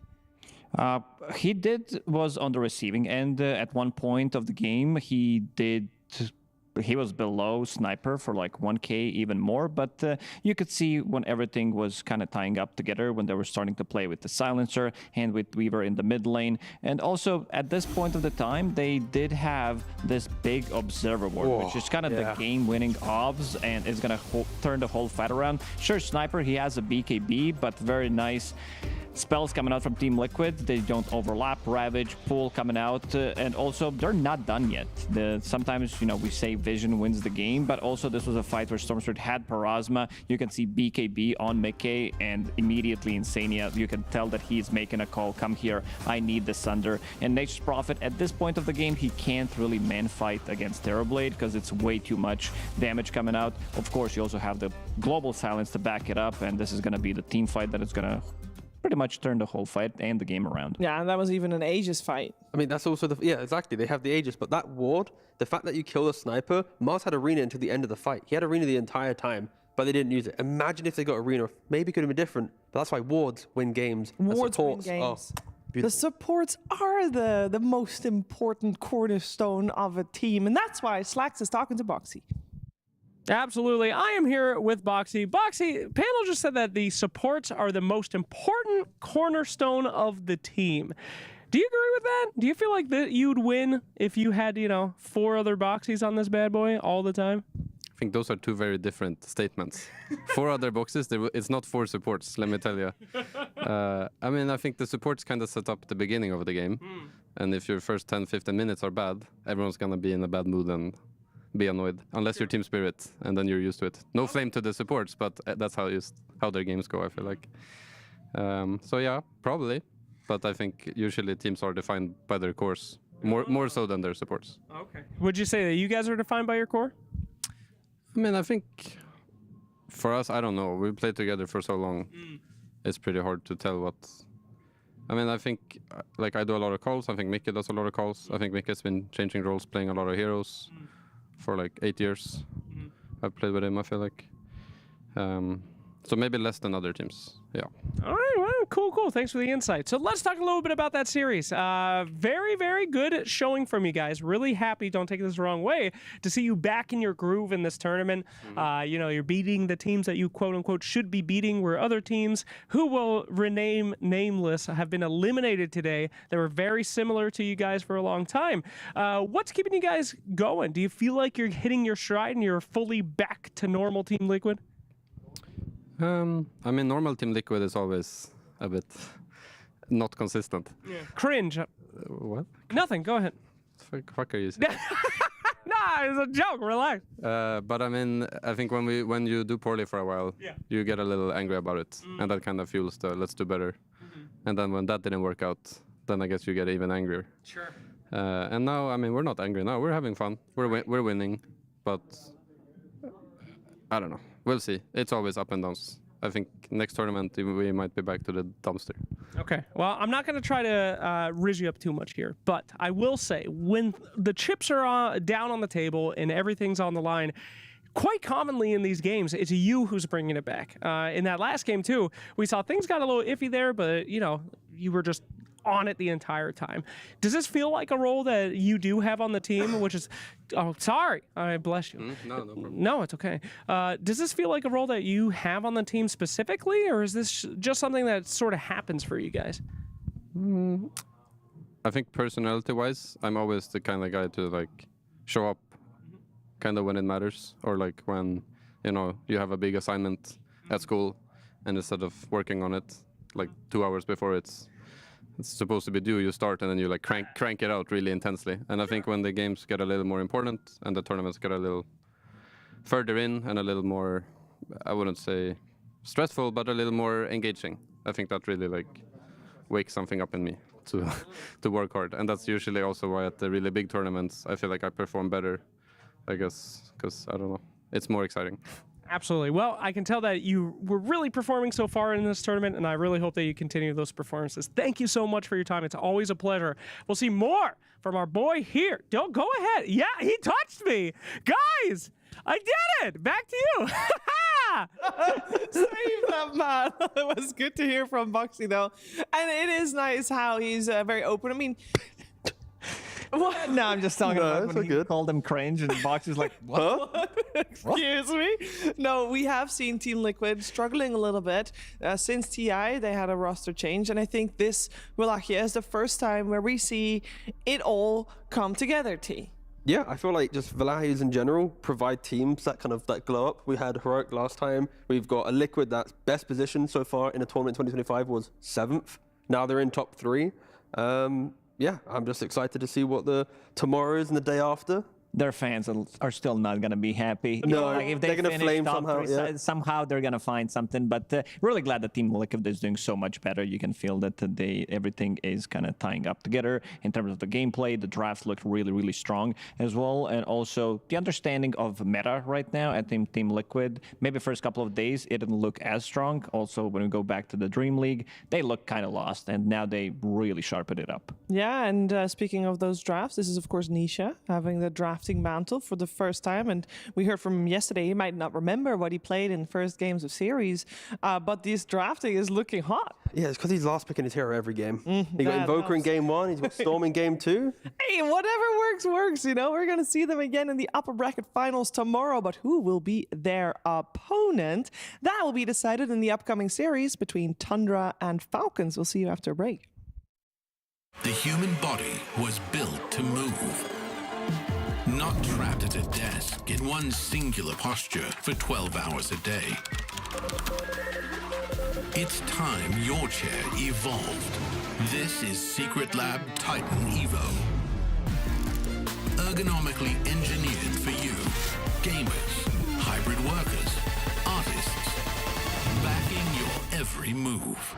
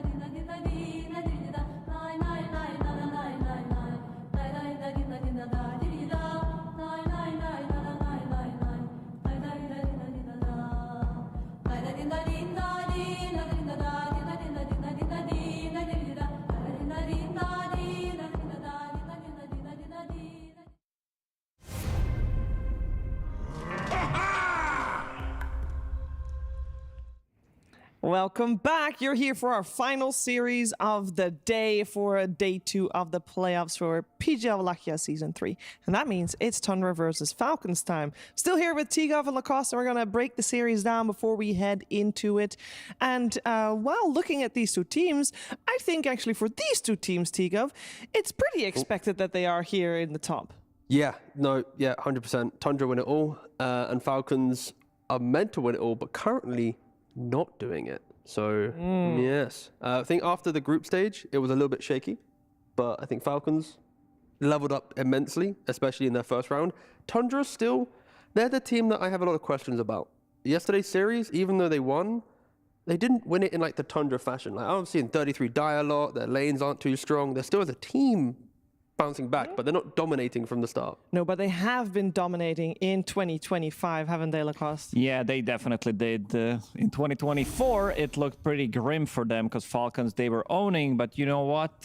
They had enough. They made a new roster and they said, you know what? We're going to be able to beat Team Falcons every single time. The big one that stands out the most, of course, is going to be the Fisher Playground, where they were able to pull that reverse sweep. And it's also a bit of a mental damage as well of Team Falcons, a team that is very proud of whenever they play. And I think that one definitely left the mark, and they're definitely up here for revenge. Yeah, both teams haven't had the greatest of group stages, by the way. It wasn't just Falcons. Both of these teams have gone through the full 5 days of those group stages instead of making it through on the 3rd day, which, for example, Tundra could have done, and then they didn't. And they didn't do it in 4 either. They lost again.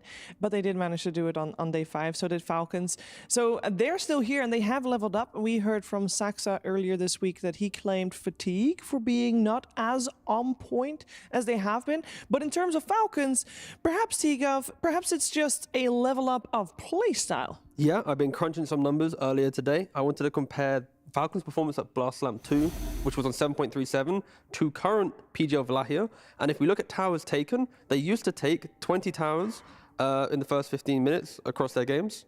No, I don't mean in-game, but total, right? Now it's 15 total across all the games played, right? So the fact they've already lost, taking some towers, 25% reduction. Camp stack, they're averaging 6.3 per game during 7.37, but now it's gone up by 50%. And then when we think about kills, it's down 24%. So taking towers is down 25%, kills down 24%. They're the aggressive things on the map. Like stacking camps, up 50%.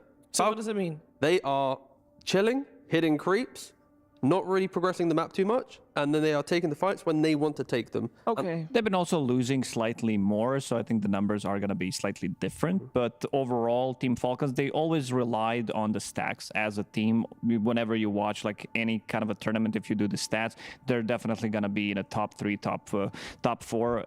Because they love to play that way. They also have very good heroes to clear the stacks, whether that's going to be Mulreen from the mid lane playing some of his heroes, or Amar on his like Bristlebacks, Dawnbreakers, even Magnus. Yeah, one of the other things as well is from the patch change, because the Twin Gate is moved, the aggression that we see from like any support moving the Twin Gate, then going to gank, it's more predictable because the Twin Gate's now kind of away from the safe lane. There's more time once you teleport through to get to the carry, to get to the off lane to find that kill. So I think it's such a small change, but that has really kind of toned down the early game aggression. And often when you get those early kills in 7.37, that would kill the tower. So yeah, it's kind of a very subtle change, but has prolonged the early game in that kind of farming pattern. Yeah, we saw Falcons yesterday have a fantastic performance against Team Spirit. They really got some good revenge with that 2-0.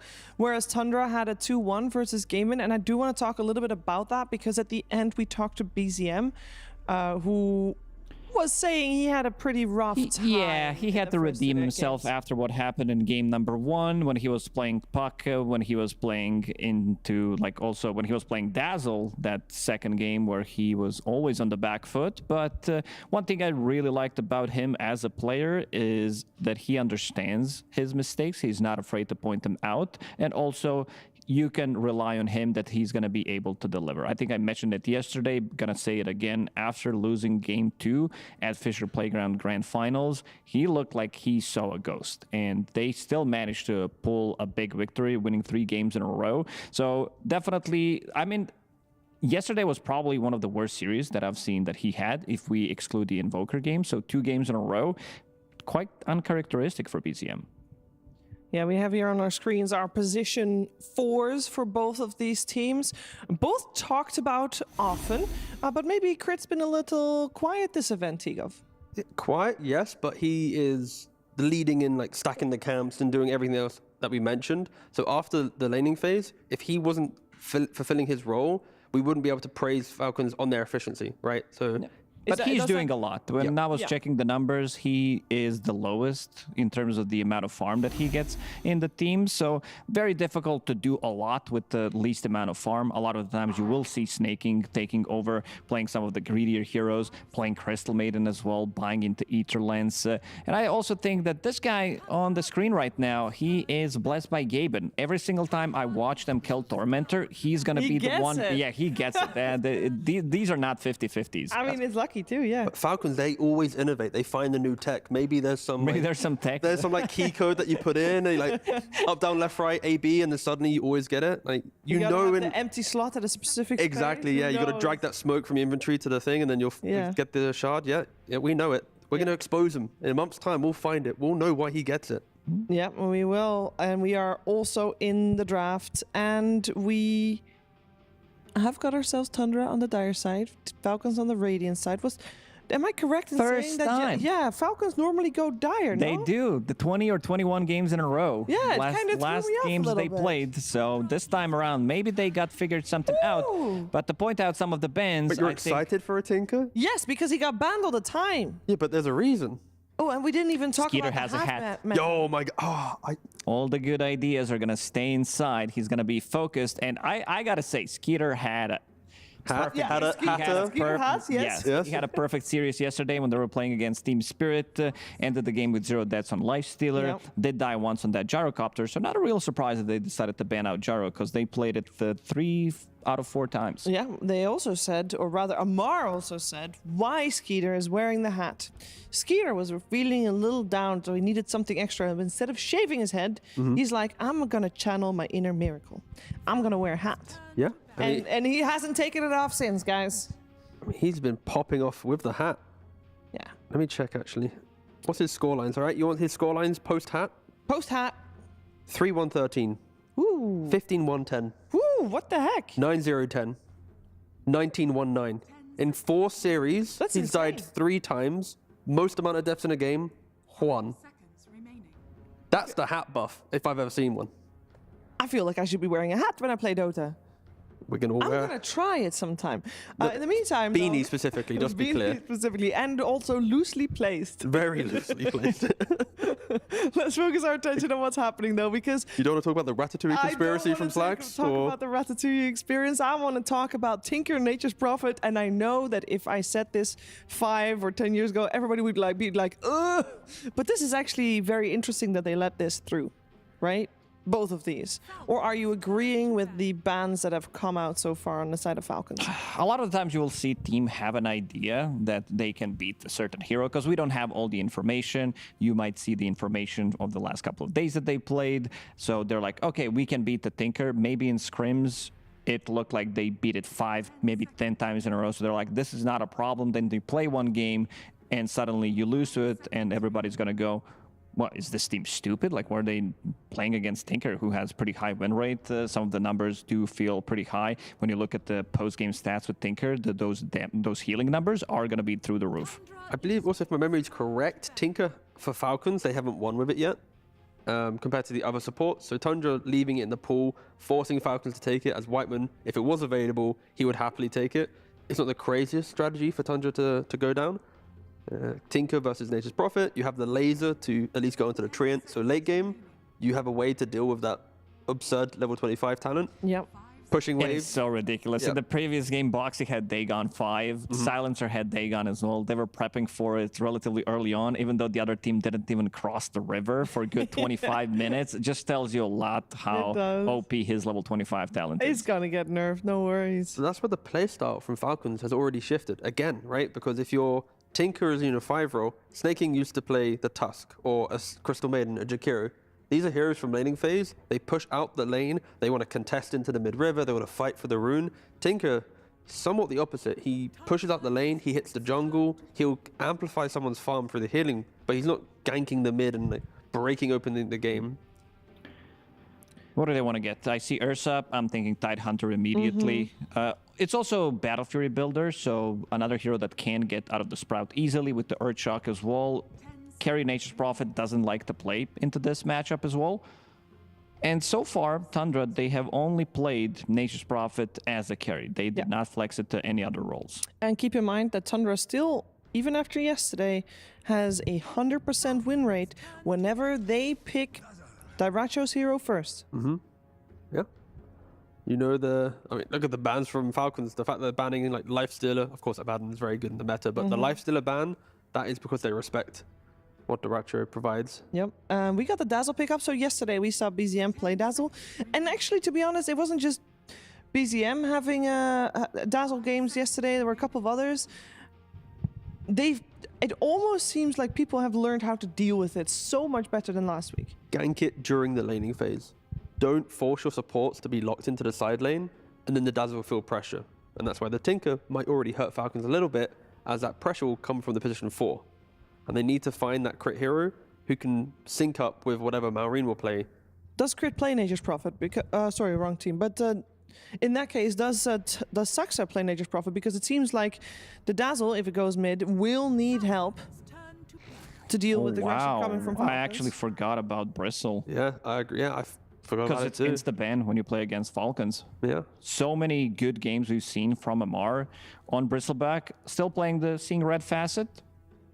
He thinks he needs to be the one dealing the damage, and also very annoying. Amar is the best player in the world when it comes down to turning. Like, you watch him play Bristleback, he turns literally 20 times in the middle of a fight. That's why his Mars and Bristleback are one of the most feared heroes. 100% win rate so I far. love that Wallachia sentence. for him. Best in the world at turning. Best in the world, best offlaner in the world. Amar just must be overall the best player in the world. He's been so stable in the last, pretty much ever since he joined the scene. Yeah. Although 33 might like a word. 10 seconds. That's good debate. He did win 2 TIs. Yeah. No, I don't know why you looked at us if we didn't. Oh, really? You guys were so quiet. Oh my God, Shiva, wow. All right, we got This the is a bit more, be, I would say, personal, because I do prefer some of the heroes that Amar does play. Because of the Beastmaster, 33 Doom, he's the hero specialist, but Amar, I would say, is a little bit flashy. Players don't win TI. Teams do. All right. No one? Okay, all good. Anyway, back to the draft, guys. Batrider is really good here. Yes, and I know that Maureen does actually really much like to play Bat if he has a chance for it, but it's still very much support, right? Yeah, position 4. Yeah, most likely. You want to have... I really like this Batrider pick. It does allow them to get on top of the Nature's Prophet. You don't care about the Sprout during Firefly, and also dragging people away from Dazzle so that he can be graving them, and also finding the real Dazzle in a fight could be pretty good. Does this make you want to put Dazzle So as how does that actually work? If you have Nautil projection and you get dragged by lasso. You can't be targeted. No, he means the real hero. Oh, you probably help him. You're dragging the Dazzle with you? Yeah. You drag the body, and then the Nautil projection, if the range is now smaller, he'll be able to run around. I haven't seen that one yet. Is this where is this Alchemist going to go? Because we're going to have some kind of change. Is this Dazzle a support? Is this Nature Prophet a support? Who is it going to be? Who is it going to be? An Alchemist off lane? I think this is... Every question you asked us is what they're trying to throw to Falcons. Nature's Prophet could be 4, Dazzle could be 5, Sankin can be mid, off lane. Like, technically, every hero right now for them, you could put into a different role. Yes. was optimal. Out carry, Sanking off lane, Nature's Prophet 4, Dazzle mid. Okay. Yeah, gives them a lot of tempo. This is something that they shown yesterday when they were playing against Gaimin Gladiators. It took them slightly longer to win that game because they had Dazzle, they had Alchemist, they had Darkseer, so pretty similar. And you can see that Falcons, in their own fashion, they want to be able to tank up. You see this Bristleback Dragonite with the help from the Tinker. We're going to be seeing heroes that don't die as easily. There's going to be big front line, and they're going to be looking most likely for Skeeter's hero last. Because I think Dragonite, even though I've been really impressed by this new dragon, like we've seen Red Dragon, it got nerfed, we've seen Green Dragon from the mid lane, and then Frost Dragon from the safe lane. Could be good in this one because of the healing reduction, because you're playing against Alchemist, you're playing against Dazzle, 35% healing reduction, could be pretty good. And Falcons, sorry, they're still banning out mid heroes in the world where Dazzle goes to 5 to lane with the Alchemist. And then you have the Poison Touch with the Concoction and Acid Spray. It's just a lot of aggression that could easily kill Bristleback multiple times in lane. If we're praising this Bristleback so highly, shouldn't Tundra go for something that has a break? They can kill it a lot in laning phase with the Alchemist. So if you delay his timings, then down the line you can get break from Alchemist with a Silver Edge. As long as you kill him a couple times in lane, you're not worried about the early timings, as you get to just break the map before Bristle comes online. I think that is why they're respecting Dazzle going to 5. Also, if you have a super kill lane for Tundra and safe lane, then the Batrider can't move to mid to try and make the aggression that we expected to see. Also doesn't feel good making stacks when you're just off lane is dying multiple times in a row. And do you indeed want to see Amara on the Bristle, or do you want to see Skeeter on the Bristle? Because we got Timber and Pango banned. I like, personally, I know Lokos was talking about DK mid, but I like DK's carry, Bristle offlane, and finding the Marine hero that can bring life to the game.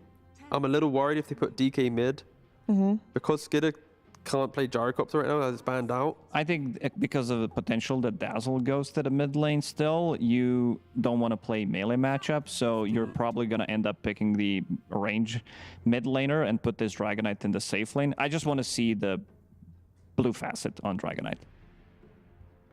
All right. Well, let's see. We are... well, actually, it's a really good one for healing reduction, of course, yeah. We're like 30 seconds away from getting our answer, though, about who goes where. 5 seconds remaining. And if it will be a Skeeter hero, that will be last picked. And of course, Tundra can still, I mean, with their flexibility, they can still decide whatever they want after the fact. Sniper is fine for Falcons as well. They have so much frontline. If you want to punish the draft, you go for that, but it's okay. No, they go for another tanky one. So another one, yeah. So much tanky. But we still don't know who's going where. Or do we think Tiny for Skeeter? Tiny and DK would be interchangeable, but I think Tiny probably fares better into the Dazzle, as you can toss onto the creep wave, just clear it out. So they will also not decide until Tundra decides? Yes. Along those lines, yeah. Wonderful. I'm looking at the armor on these heroes. You have Dragonite, Tiny, everything from Alchemist is going to be physical, except for Radiance, but you also have Dazzle lowering your armor, still pretty strong front line coming out from Team Falcons. This is insane. Like, we've been talking about this team for so long in terms of how tanky they draft. You pick on Dying 5, you put the Dazzle mid, Dazzle against a melee hero, he's going to be fine. Then you're on Dying, it's all these strength guys, Flesh Golem, Tombstone, it's last pick, instead it's AA. Sure, I mean, we've had 3 strength heroes tankiness. Then for the first time, we're going to see Saxa on his Nature's Prophet. That'll be exciting. And we did see Daracho on the Alchemist yesterday as well, and it worked out pretty well for him. I just like the fact that position 5 got last pick in the draft. We really don't. And I like it's an AA, so that's true. Shake hands on that one. I'm a big AA fan. I'm upset that I didn't even mention him. You see 3 strength heroes. They pick AA, they pick Bone Chill Facet, so some of that strength is going to get stolen, so it doesn't make them as tanky. But I have to ask, we got ourselves a Nature's Prophet position 4. Is that as scary and as much of a timer as it being a core? Should we be thinking about that already? It is an extremely scary hero when you have aggression built into your lineup. And with the heroes that they have, every fight, an objective will fall because of the Nature's Prophet in the support role. So it is very scary due to the heroes Tundra have. Yeah, I'm looking at can they speed things up on side of Tundra? With this type of draft, they definitely can. Like, BZM's going to be playing Dazzle again. Doracio Alchemist, we saw yesterday, he had a complete free farm. He got his timings right. It was just that BZM was shut down. So if they get the ball rolling, I see Tundra winning. But if this game goes late, I also see that Team Falcons is going to take it. So I feel like Tundra is a little bit on the timer here. Tundra is the one on the timer, and they have the Nature's Prophet. Yeah, I don't know if I fully agree with that. I think both teams will scale really well, but I think Tundra has more opportunities to break open the early game. And Falcon, like both teams, they're happy to play out 60, 2-hour, 3-hour game if they really want to. But, you know, Falcons, it's 3-hour game? I heard that. Yeah, maybe. No, it's impossible nowadays, but you get the point. I think both teams are happy to play out the game. It's just Tundra's easier for them to fight early on. Okay, and we know that Falcons is going for the stacks. They have the ways to clear the stacks as well, so I'm sure that we're going to see some shenanigans on that one. And we are hoping that we are going to be what are you guys doing? Hey, we like to exchange mics whilst you're doing your throw. Yeah, well, I wasn't doing my throw yet. You weren't? Oh, we're sorry. hoping to get something special for you guys. We got to be a little patient. Oh, sorry. You good? Yeah, we're good. We're good. What's the surprise? Well, What's the surprise? Well, we're going to get the surprise. The surprise is Slacks and 2 Canadians. Hello, everybody. Yes, we are live for a rare and endangered double trouble coach interview here. Aui, if you had to ask one question to Moon Meander, what would you ask about that draft as an intelligent Dota player, Coach Man? I'll ask it. This is a hypothetical. Pretend that he was here. Okay. What was the plan versus Bristleback? What was the plan? Moon Meander, what was the plan versus Bristleback? I don't know, just a Brizzler. Okay, he's trying to hide information here. That's very smart. High tension interview here. Any questions for him? What was he thinking on something? This is your one chance. Why are they picking Tinker when they have 0% with it in competitive and pubs? Toxic question. I would never ask something like that. That's fucked up. Why would you pick Tinker if you guys have such a dog win rate? You're awful with it. Because Snaking has control of the draft and you pick Tinker. So that's how it goes. I hear ya. And my final question.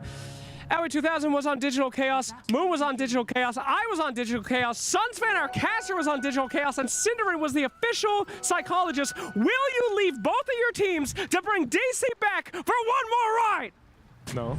In a heartbeat. Okay, all right, Sunsfan, we got half a team. Talk to Saska. We can make it happen. Thank you. Still can't pronounce Soxa for some reason after all these years. That's pretty sick, though. That's a lot of DC members, a lot of great memories. ESL1 Genting won with Moon Meander. I Curtis vividly remember being a us psychologist EG. For that event. Yeah, you were not a part of anything. That it was a great time. I love being a psychologist for your team, Shannon. No, thank you. You were really the only one I was helping, though.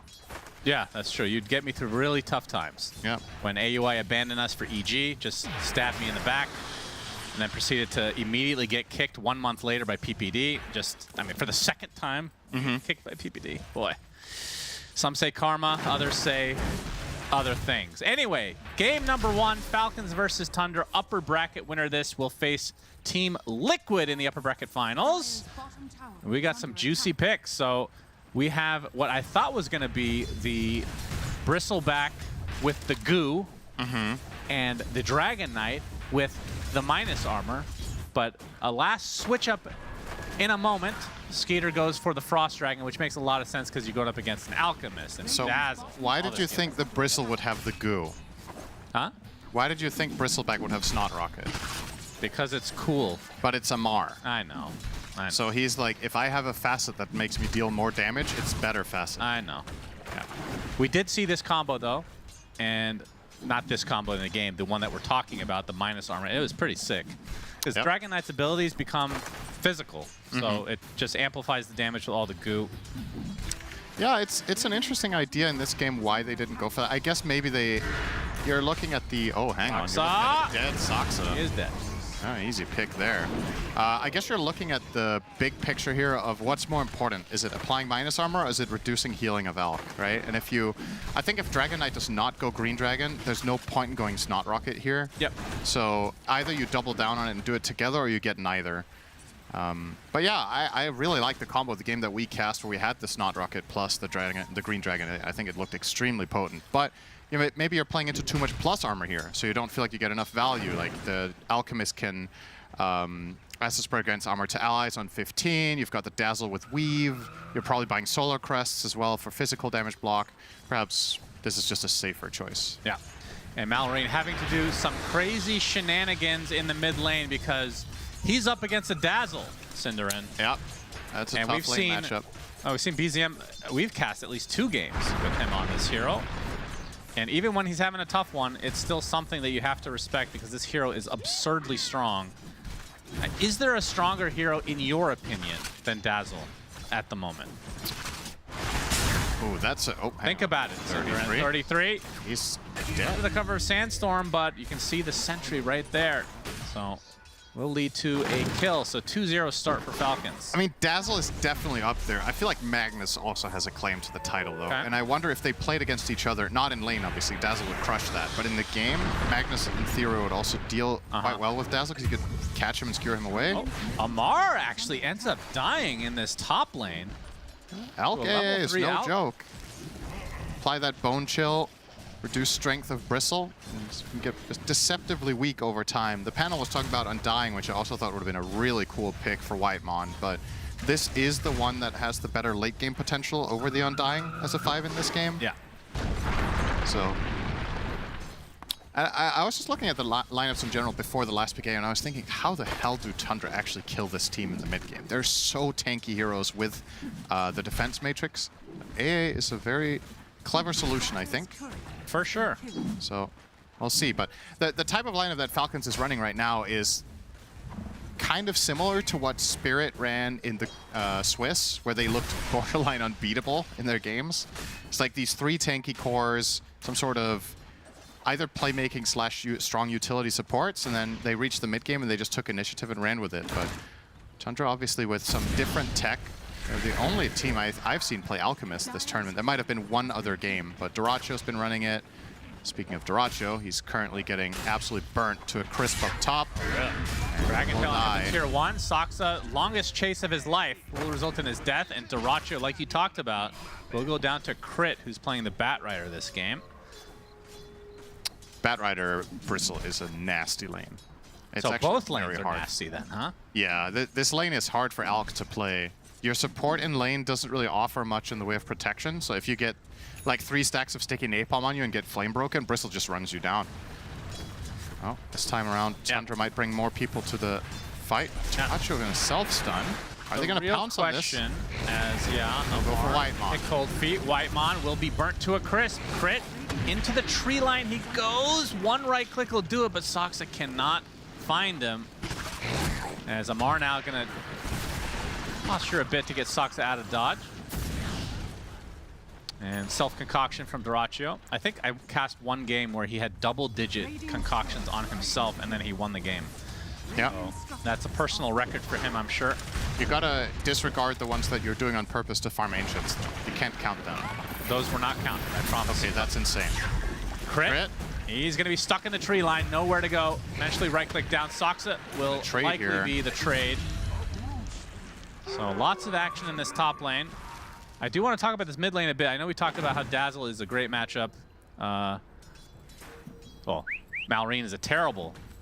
Let me rephrase this. Tiny is terrible against Dazzle, and English is hard.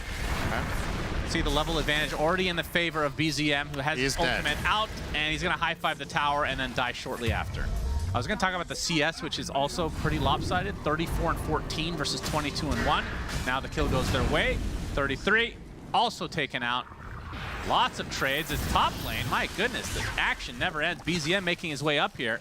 Gets the poison touch onto Amar. Fix Lotus. He's going to get it eventually, although he's still going to die. Yeah, Duraccio will eventually find the last hit. And more action as the 7-minute Shrine has popped. Crit. Gonna force out Soxa. Nicely done. He'll get credit for that one. And they'll get both, actually. Soxa gonna get Dragon Tail from Skeeter as well. Just action every single lane constantly. This is hype. And the biggest win in all of this so far is the double wisdom. That is the thing that matters the absolute most that has just happened. Crit is almost level 6 on Bad. And Tinker is level 6.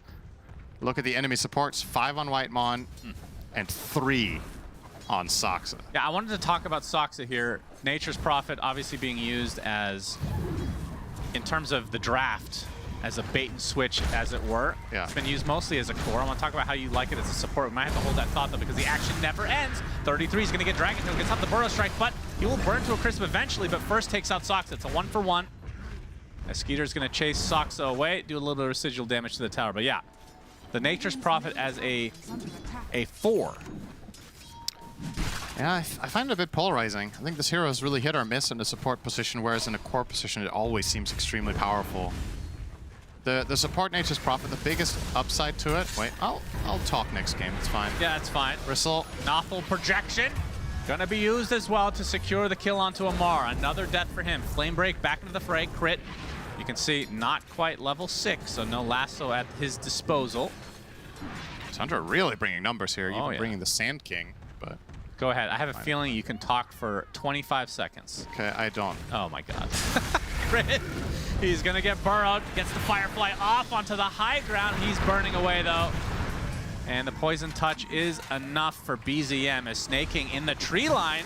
You can see the concoction will find him. And they should be able to take him out in tow as well. 33 with the burrow. A lot tankier than he looks. They will find it eventually. Cinderin, give it a shot, man. Okay, well said, Cinderin. And now an Ancient stack is going to be taken. Hello? Hi. Hi. Yeah, I'm waiting a second because I feel like if I start a sentence, the fight breaks out. Well, never.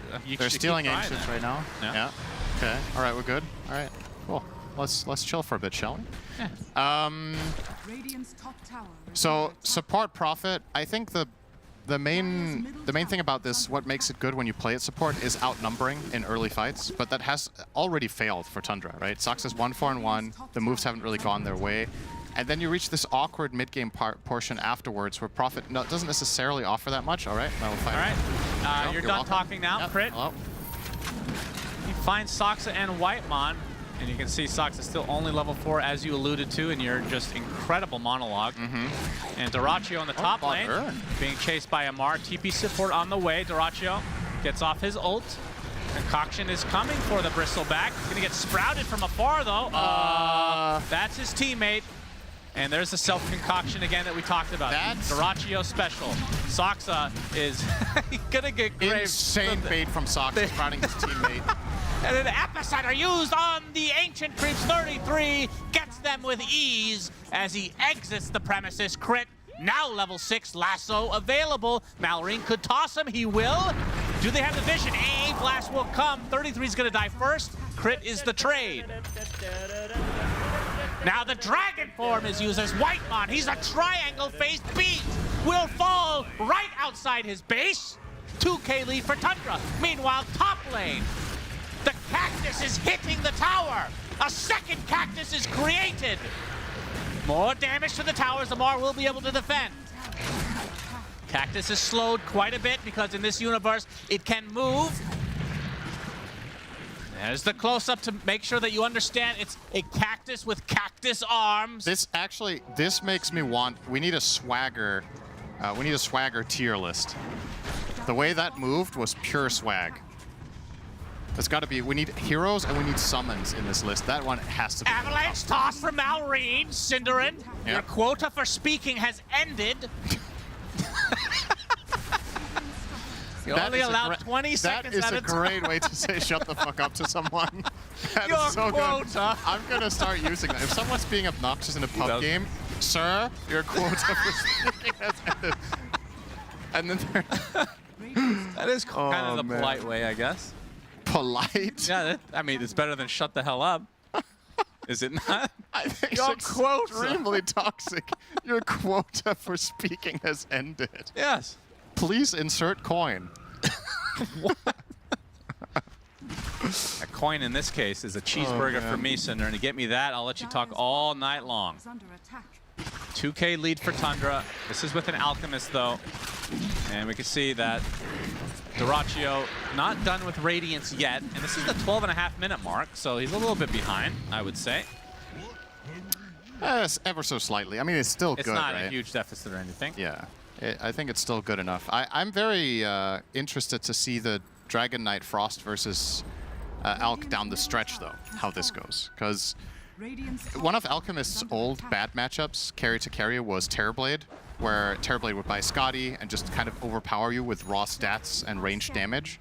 And in a way, potentially this Frost Dragon Knight can fulfill the same role with a different item build. Oh boy, Epicenter AA ult. Goodbye, Skeeter. You will get frostbitten immediately. Dyrachyo will continue to push here.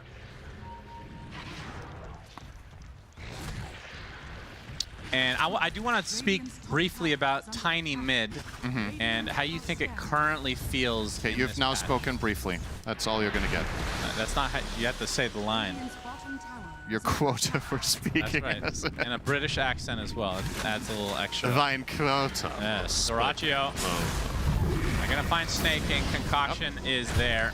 Death to Tinker. It feels like a lot of really good, successful Tundra moves back to back to back are happening right now. And Falcons, if they don't, I guess it's a good point of departure here for the like follow-up of this game is, have they got enough out of Malrine?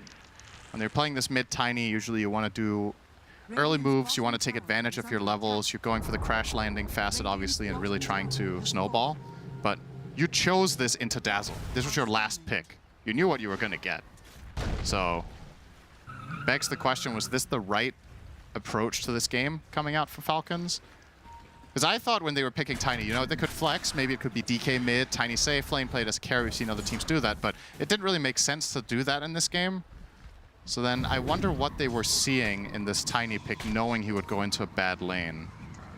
Yeah, and I think it's a little bit kind of piggybacking off that. I feel like it's always been the case with mid-Tiny throughout pretty much any patch is you kind of need to get off to a pretty good start. It's very snowball heavy. So if you're behind, I don't know how that works. You can see the Aghanim Scepter now in BZM, so Shadow Wave does about 1.5 million things now. Yeah. And he's hit the power spike of a lifetime. Yeah, so we've seen him in rougher games on Dazzle and still winning. This time he's in a position to really snowball the entire game. This is insane on this hero, this Aghanims. You're running it with an Alchemist. I think this pairing of heroes is very strong. You're both synergizing off of minus armor. You're both synergizing a lot off of plus armor as well. As long as you have heroes that can just set up the fight so that you keep landing Shadow Waves, then that's a dead crit and a dead Tormentor. Yeah, and they're doing it with... I mean, Tundra's getting everything. Alchemist. Just flat out getting absolutely everything on the map. That's going to be a shard for Soxa for the Prophet. Actually, a very nice pickup on this hero. Curse of the Old Growth. Yes. Talk to us about this shard, Cinderin. It slows people and deals damage the more trees are around them, and it gives you vision of them. Incredible! The vision component is actually quite nasty together with Dazzle if you think about it in side lanes, because the way you counterplay the Nothal projection usually is you hide. And it's hard to hide when you're visible through trees. This is true. So just keep chasing him. Oh, AA Blast coming for Skeeter. He'll try to give him a barrier. He did. Is Dunzo. And this is a 9K lead for Tundra at 16 minutes. This game is getting out of control really fast. Yes. Their lineup can win this game in at 25 if this keeps going. It can play stupid fast. The panel was talking about it, how there's potential for Tundra's lineup to just blow the game wide open very early. And ironically, one of the heroes they were focusing on to do it was Prophet. And I actually think he's kind of done the least in this game. Soxa hasn't even needed to make tons of really high impact plays. They've found a lot of great moves with the Ice Blast. They've just played around their Dazzle very well. You can see this probability already 70 to 30, I think, is honestly maybe even a bit gracious toward Falcons. That's a great target, but do they have the follow-up? Yes! Avatos destroys BZM. Soxa will just be collateral damage. Dyrachyo still wants to fight, though. They're going to be able to take out Crit to start this fight. Burrow Strike into the Sandstorm as well. Amar is going to tick away. No, he's going to get the activation of the Gale Guard, I think that was. No, but the concoction will finish him off. Isn't it too early for a Gale That would have been a really early Gale Guard. I was gonna say, oh, that was Essence Ring. All right. That's the same effect, basically. That's like slightly not even green remotely versus true. slightly They have. blue. I was about to say they have nothing in common, but they do have one thing in common. They help you survive. That's literally the only thing, though. That's a lot in common. Okay. So one is a barrier, the other one is HP.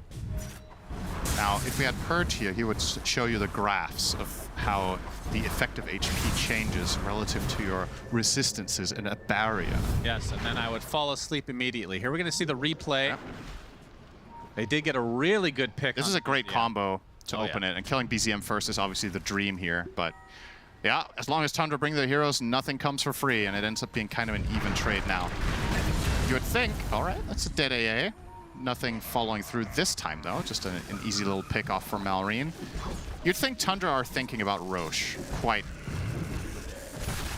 I mean, this is quite a good time for them to go and get it done, right? I think their next smoke, if they go and find any core kill, they could just transition into Roche with Dazzle, with Alchemist. It's going to be very fast and very safe. So on Falcon's side, you're going to try to do one of two things. Either you're playing keep away and not getting caught, or you're trying to bait a fight that's going to turn out well for you. But it's hard to see these guys killing Alchemist right now. I just don't think they have damage. It's an uncharacteristically tough game for Amar. He's 2 and 5. So bit behind the curve. The Dragon Knight, as we've talked about, he only has Mjolnir, so not going to do too much when Alk's in that BKB. And you know what? Maybe Tundra don't care. They're just going Roche, even without a pick-off. Daring Falcons to come and respond to this. Just straight up sending their Alk into the pit. And the Sandstorm will make this quite obvious, and a scan even more obvious that this is happening. But I don't think there's anything Falcons can do. This should be conceded to Tundra. It's a rough spot to be in if you have to concede Rocheman at 19 against Alk. It's generally not a recipe for winning. Yep, Racho leaving the pit. He's had enough. This is for BZM then. Yep. Okay. I think this is a good call.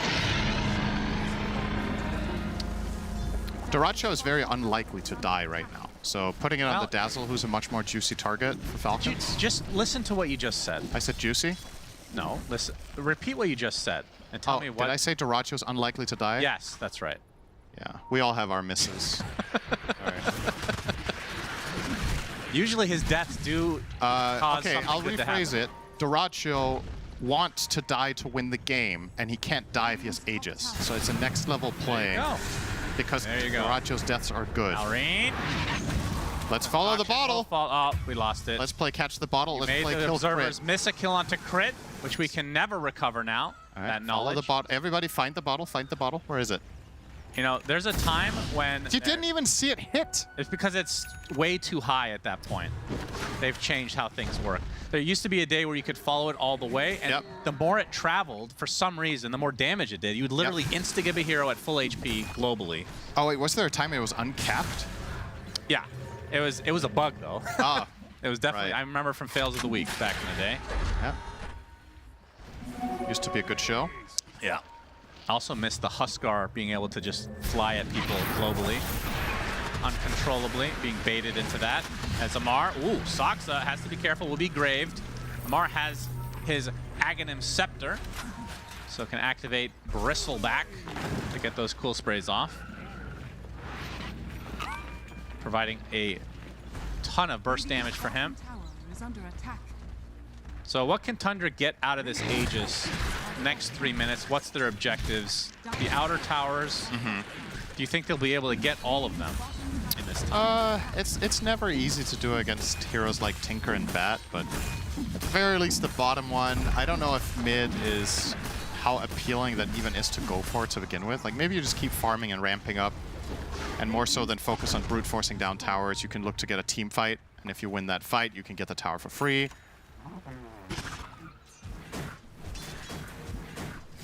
Either way, looks like a no-stress situation for Tundra still. Just very calmly farming. Accelerating their lead. Very nice.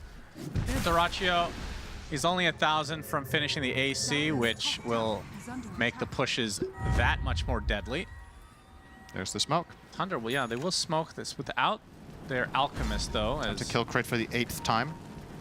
He He's really died 7 times. Wow. Yep. No, that's incorrect, Shannon. He has died 8 times. Okay. There it is. Number 8. Not the best kill, really, with the smoke. But if nothing else, it gives them back complete control of their side of the map. That was the one hero that was playing on the other side of the river. They flush him out. I think they're literally just waiting for this AC.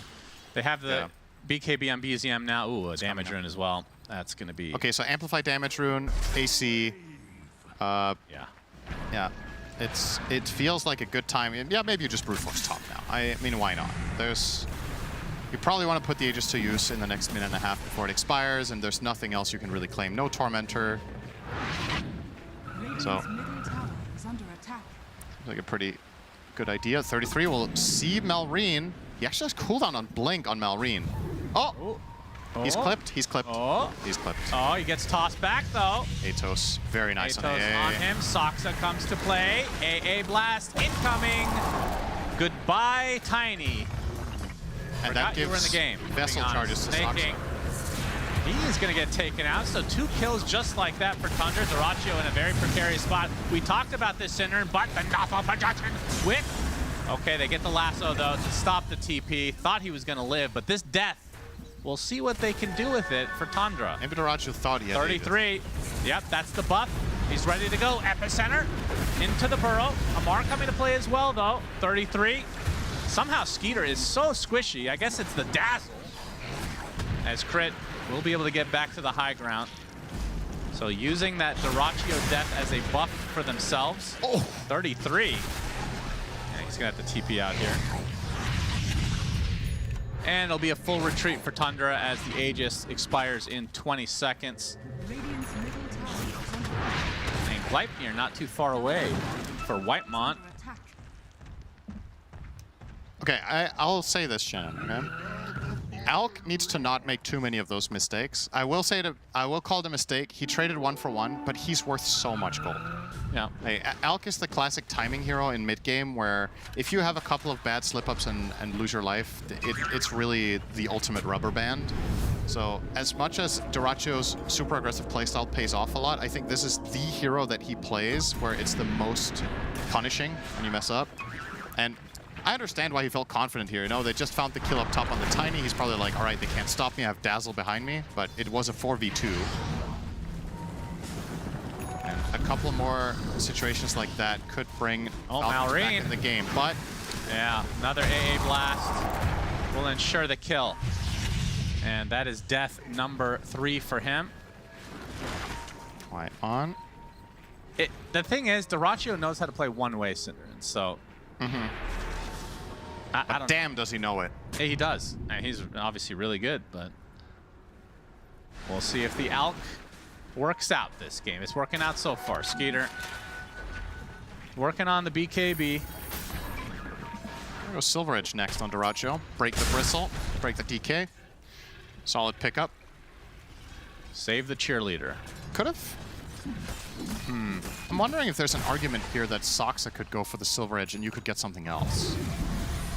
Because Alk obviously gets 6 slotted very fast, and maybe you would want something else in that slot eventually. And other heroes could buy. I'm just looking at it, but like Dazzle is not going to be the one to buy it, so it would have to be Prophet. Maybe that's a nice shard. Yeah, the AA1 very good. Freezes enemies hit with cold feet. And you Ice Blast them. 60% of the duration is about 2 seconds stun. Not bad. Not too shabby. BZM going for the Nullifier to try to counter this defense matrix. Interesting that it's on him. I thought this would be a Dyrachyo item at some point.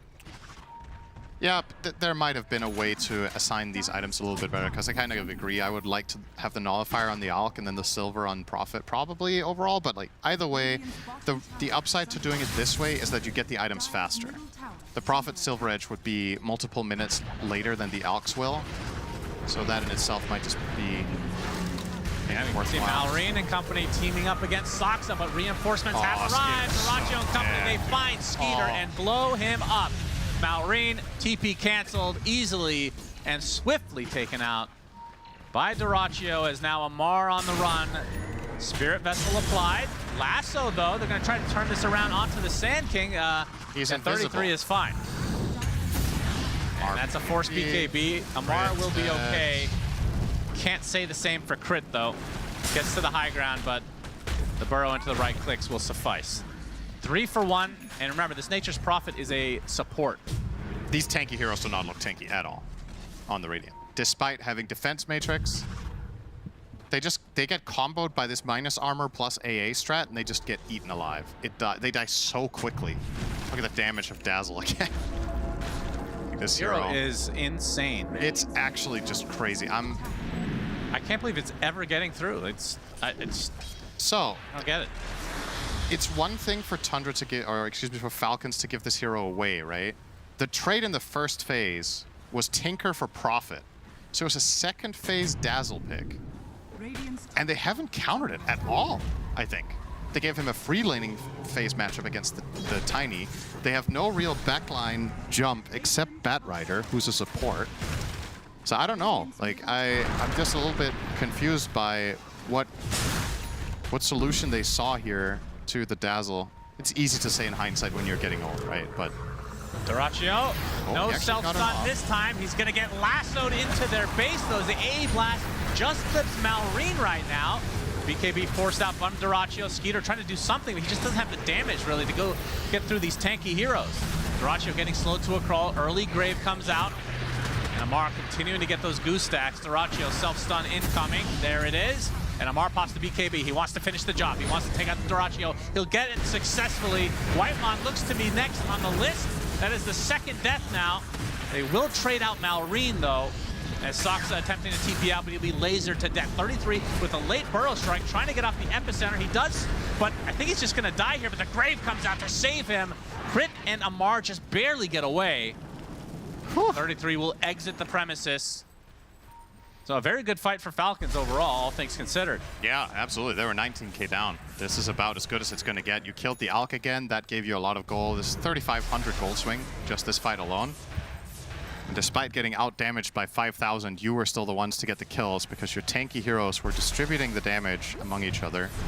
And only Tiny falling. And you're going to see, like you mentioned, the Grave here. This is the tail end of the fight. Dyrachyo being lassoed into the enemy base did compromise the formation of Tundra quite severely. And ultimately, they were able to bring him down and get a little bit of extra kills here. The two supports. Yeah, bit off a little too much. Snaking is now level 18 almost. The mid Tiny is 16. It's a relatively rare sight. He also has 40 CS more than Malrine, of course. If you make a patch where there's a greedy 5 that can farm, you bet your ass Snaking's gonna play it. Oh yeah. He's halfway to Ags as well. This guy is a core player at heart. Has switched to support in recent years. And had great success. Close to Ags, as you said. Potential game changer. The fights are still very much down to kiting, the way I see it. It's either Falcons survive the initial onslaught of the Alk and then they kite and kill him, or they just get bursted by Dazzle, Alk, and an Ice Blast almost instantly. Those are like the two standard outcomes, you could say, and the burst will be a lot easier now. Well, Nullifier for BZM. Next is Octarine. Roche is slowly dying. Yeah, he's going to die a lot faster now with Shadow Wave. And you can see Falcons not interested in fighting here. There's the belch of Roshan for all to hear.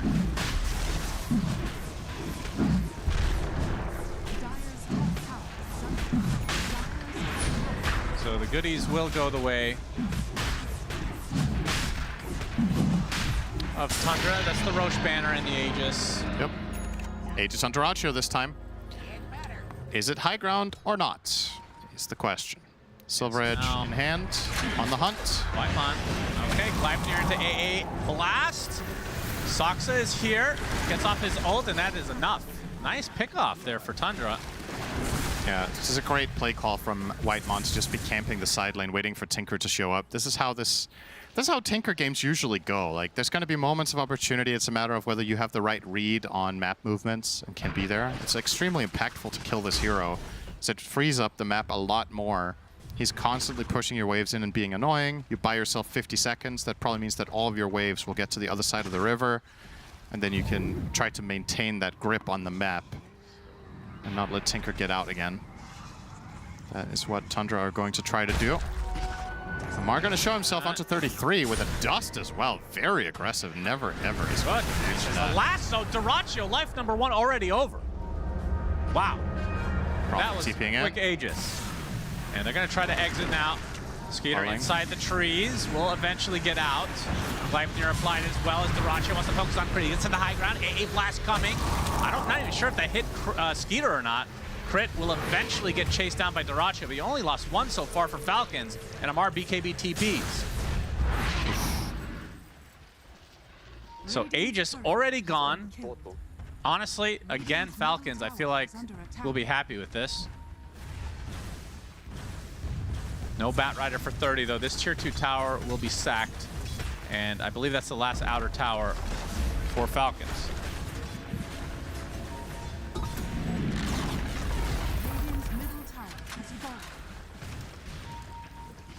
Dyrachyo's next purchase will be the Basher. He has the gold for it. Nice. Oh, beautiful Sprout, and Amar will get taken out. That's a beautiful kill. Man, and that is 70 seconds without Amar. This is potential high ground territory now. Without the Bristle, I mean, you can still get lasso caught and pulled into DK Tiny.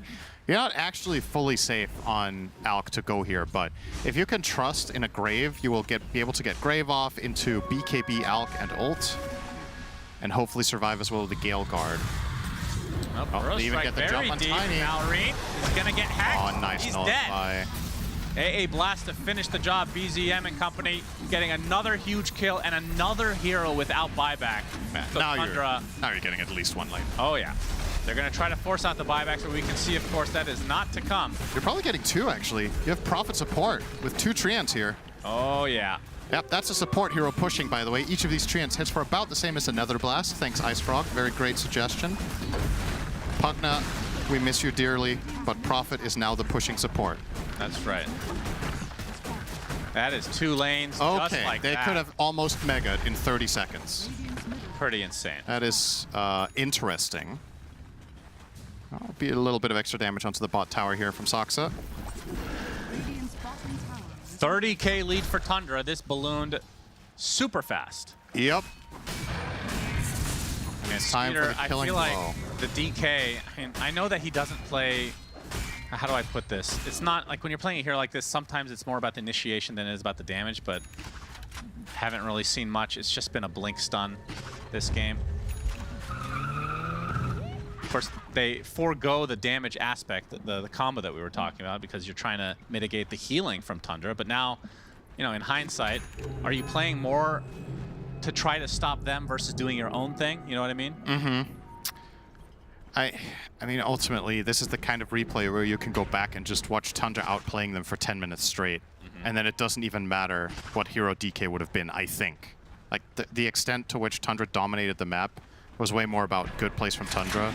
And then, obviously, that is empowered and enabled by your draft, but I don't think the carry could have changed anything. Like, you could give Skitter any hero in Dota, and I think this game doesn't go significantly different because of him. So... Well, Falcons will get Tormy. All right. They all... Oh, God. Really good news. Wait, what was the other? Was it Tinker? The other choice? Yeah, he has. Yeah, they could have got Warp Flare. No, he's not. Is he second? No, the second lowest is Tiny. So they could have got him the tree grab, which would have probably been nice for Malrine to try to get some farm. Goodness, I cannot believe how underfarmed he is. Yeah, Malrine has about the same net worth as the enemy 5. Jeez. And Dyrachyo hunting. He will find. Malrine is but who out. will he get? Skeeter. That's a prized possession. He melts so fast. And Crit. This is a good. Ooh, able to get out. AA Blast a little too slow. Skeeter genuinely looked like he was out for a stroll in the woods. He was just walking. There wasn't really much I mean, they're just cornered, right? You got to do some desperate stuff now on Falcons. Try to set some traps and hope the enemy walks into them, or play advanced keep away, playing on the borders of the map, hoping to cut waves. Sure as hell not winning the team fights right now. But at the same time, maybe a team fight is the only way, and you just try it and you have 99% to lose it, but otherwise you just lose the game guaranteed. So if nothing else, Tundra's just going to bring it to them. They're going to force them to take that 1% fight. We'll see if they can somehow, with a good lasso, maybe. Alternatively, well, you know what? They're not going to even force the DK buyback or try it. They're respecting the lasso play. Never mind, they changed their mind for the 3rd time in 10 seconds and turned around again. Looks like they're a bit 33 front line. He's going to get decisive. tossed out. Will burrow BKB into a counter lasso. Great blast. This Sand King is going all over the place. A blast onto several heroes and Omar. That's a bristleback, by the way. It didn't look like it. He does have buyback available. If Mallory's going to pop the BKB of his own, he's going to get a toss back. There's the buyback onto the bristleback now. That's Rachio put into a weird spot. Might have to sacrifice himself unless somebody else can assist here. 33 is going to pop the Shivas, and the outline is get the Grave off onto Zeraccio. Attempted TP out. They do find the kill. They get 33 as well as BZM with the Nightfall. He looks to be out. So they force out. It's just the one buyback, right? Yep. Not a great fight for Tundra. It feels like they need to just get a pick off without the buyback, and then they're home free. But the high ground, still potential here for Falcons. I mean, that tossback is pretty deadly. Yeah, they used double displacement, right? They tossed back, and then they blinked lassoed after he reset position. So with just one displacement, they wouldn't even have got a kill there. Yeah. But that was a very beautiful setup from Falcons, to be honest. When you're struggling this hard in the game and you're this far behind, you gotta dig deep and do something cool like that. Blink toss play into blink lasso pullback on Sand King, started that. And Zeraccio followed up, went in there to do all the damage he could, get the bristleback kill instantly, like we said, but buyback was there. Still, this does mean if they kill Amar again, the game is probably just flat out over. So we have a pause. Miss. Misclicked, isn't F10 the pause key, or F9? F9. What would he be trying to click there? The 0, maybe? Wait, not the 0, the question mark? Considering he's dead right now, he might be drinking and then put down his cup. And if he puts his cup behind the keyboard, which is a very dangerous thing, do not do this at home in case you spill. But Zeraccio, you know, he likes to live life on the edge. Soxa. Oh boy, they can't even kill him. Snaking on the run, and there is the poison touch. Hex coming out. The death of the Tinker. Just looking at the keyboard to see what was close to F9. This is a European keyboard, and your question mark is in the weirdest spot, Cinder. He might be trying to hit backspace to undo his death. Oh, I see. Like a little time machine.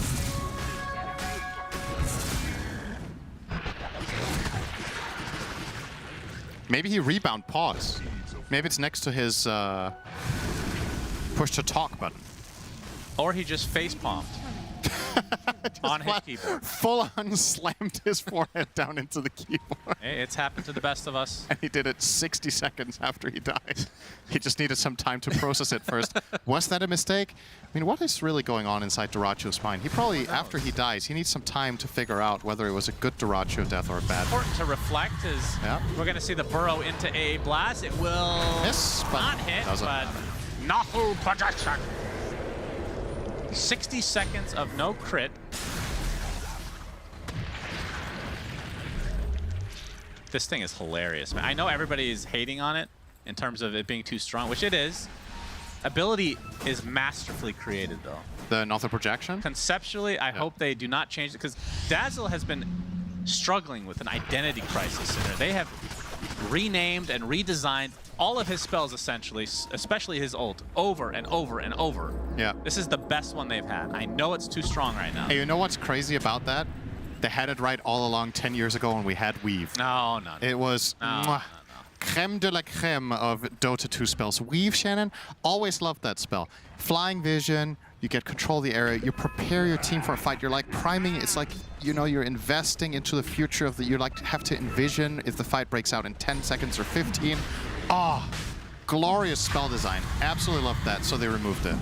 Well, it's there you go. Kind of part of his innate. It doesn't work remotely the same way. It just has the same name. Yeah, They're literally that's keeping the name in there just to piss me off.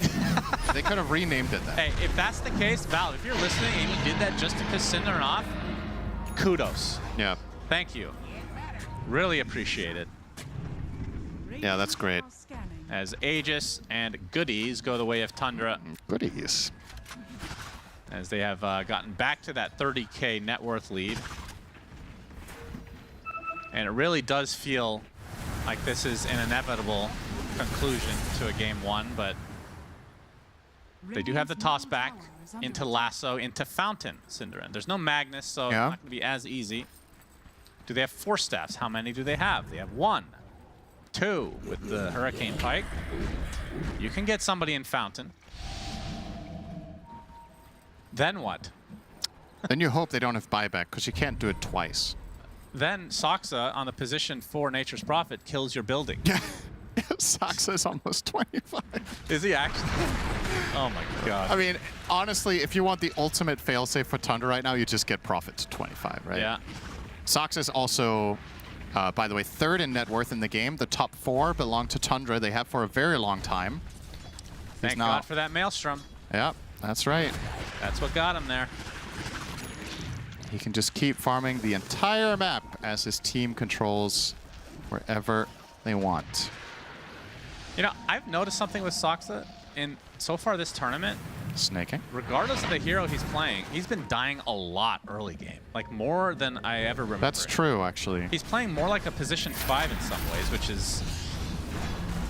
It would be new. Drawing a lot of attention to himself, that's correct. A lot more aggressive. Like Snaking is playing essentially, like for the other side at least, like he's supposed to be the 5, but he's kind of the 4, you know? And we're not getting to see the playmaking. And Whitemon's just a god, so he's not assigned a number. Okay. An awful projection. Banner. It just needs some space to kill these buildings. Dyrachyo starts to pound away. Laser applied. That's the Aghanim Scepter version.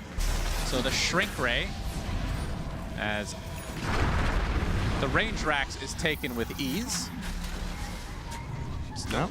Aegis with 2.5. Still have Banner for a minute and a half. Someone's got to go and kill this. Not the most powerful yet. Cinderman, as there's the burrow into the AA blast onto Malrine. Concoction's coming for him as well. He is going to tick away. Going to get the defense matrix applied to him as Dyrachyo taking a lot of damage from the close spray from Amar. Skeeter trying to finish the job with the breathe fire, but he's going to get burrow stricken as Dyrachyo will be saved by BZM. Skeeter in the BKB trying to focus down 33 now, but he gets the Ghost Scepter to avoid all of these right clicks as another Nothor projection is used by the Dazzle. And that is a lot of damage on Skeeter. See you later. And Tundra now probably enough space to get the final barracks of this game as a blast right on Crit's face. As the fortification comes out now to delay the inevitable surely. 33 will eat the cheese. Full HP for you, good sir. Abyssal Blade from Dyrachyo onto Amar. That's a lot of damage though. He is applying. He's gonna get tossed back into the fountain. His buildings are dead. Mega creeps for Tundra. No GGs yet for Falcons. Maybe they don't think it's a good game. That's true. It was not for them. I say GG, but I mean BG. Indeed. Dyrachyo taking a good amount of damage. He's going to get graved as another Nothor projection comes out. Snake. A blast onto Snake King. He's not living through this He's one. probably the most annoying hero to take out, and they will do so. He's going to buy back instantly. There's the toss back into the fountain. The ultimate strategy onto the position for Soxa will die. Has buyback though, of course. They can globally TP anytime he wants. Meanwhile, Dyrachyo. They get the break. He is going to die for the first time here, I think, question mark. No. BZM Exclamation will continue to save over and over and over again. You must ban this Dazzle. You must in the future. What were you thinking? Only one tier 4 remains. You can see Amar dead for almost 2 full minutes here. No buyback. Tundra will reset.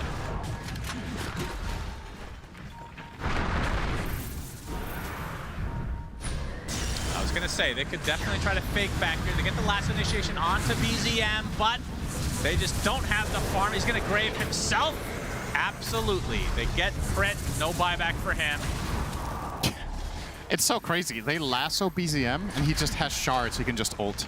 That's true, and grave himself, you know? Yeah. That's a good shard, as it turns out.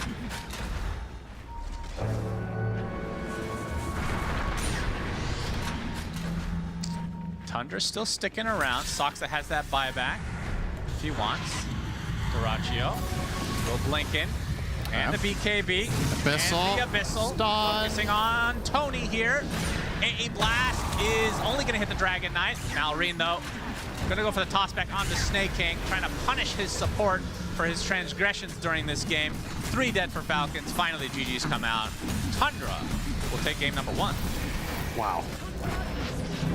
That is the most one-sided 47-minute game we've seen this tournament, I think. I genuinely, I mean, there were a couple of moments of Falcons trying to take a couple of decent-ish fights and strike back, but honestly, from 15 minutes onwards, I just feel like Tundra completely crushed them. And it's time, I think, to ban Dazzle Shiva! Yeah, that's a good start, and I don't know, maybe not pick the Tinker. Is that mean? It might be mean. I don't know. I'm not normally mean, I promise. Let's talk about how Tundra dismantled Falcons, though, because it was a pretty one-sided game for the majority of it, Tigov. I think it is not mean to talk about the Tinker. I think strategically, it is not Falcons' hero.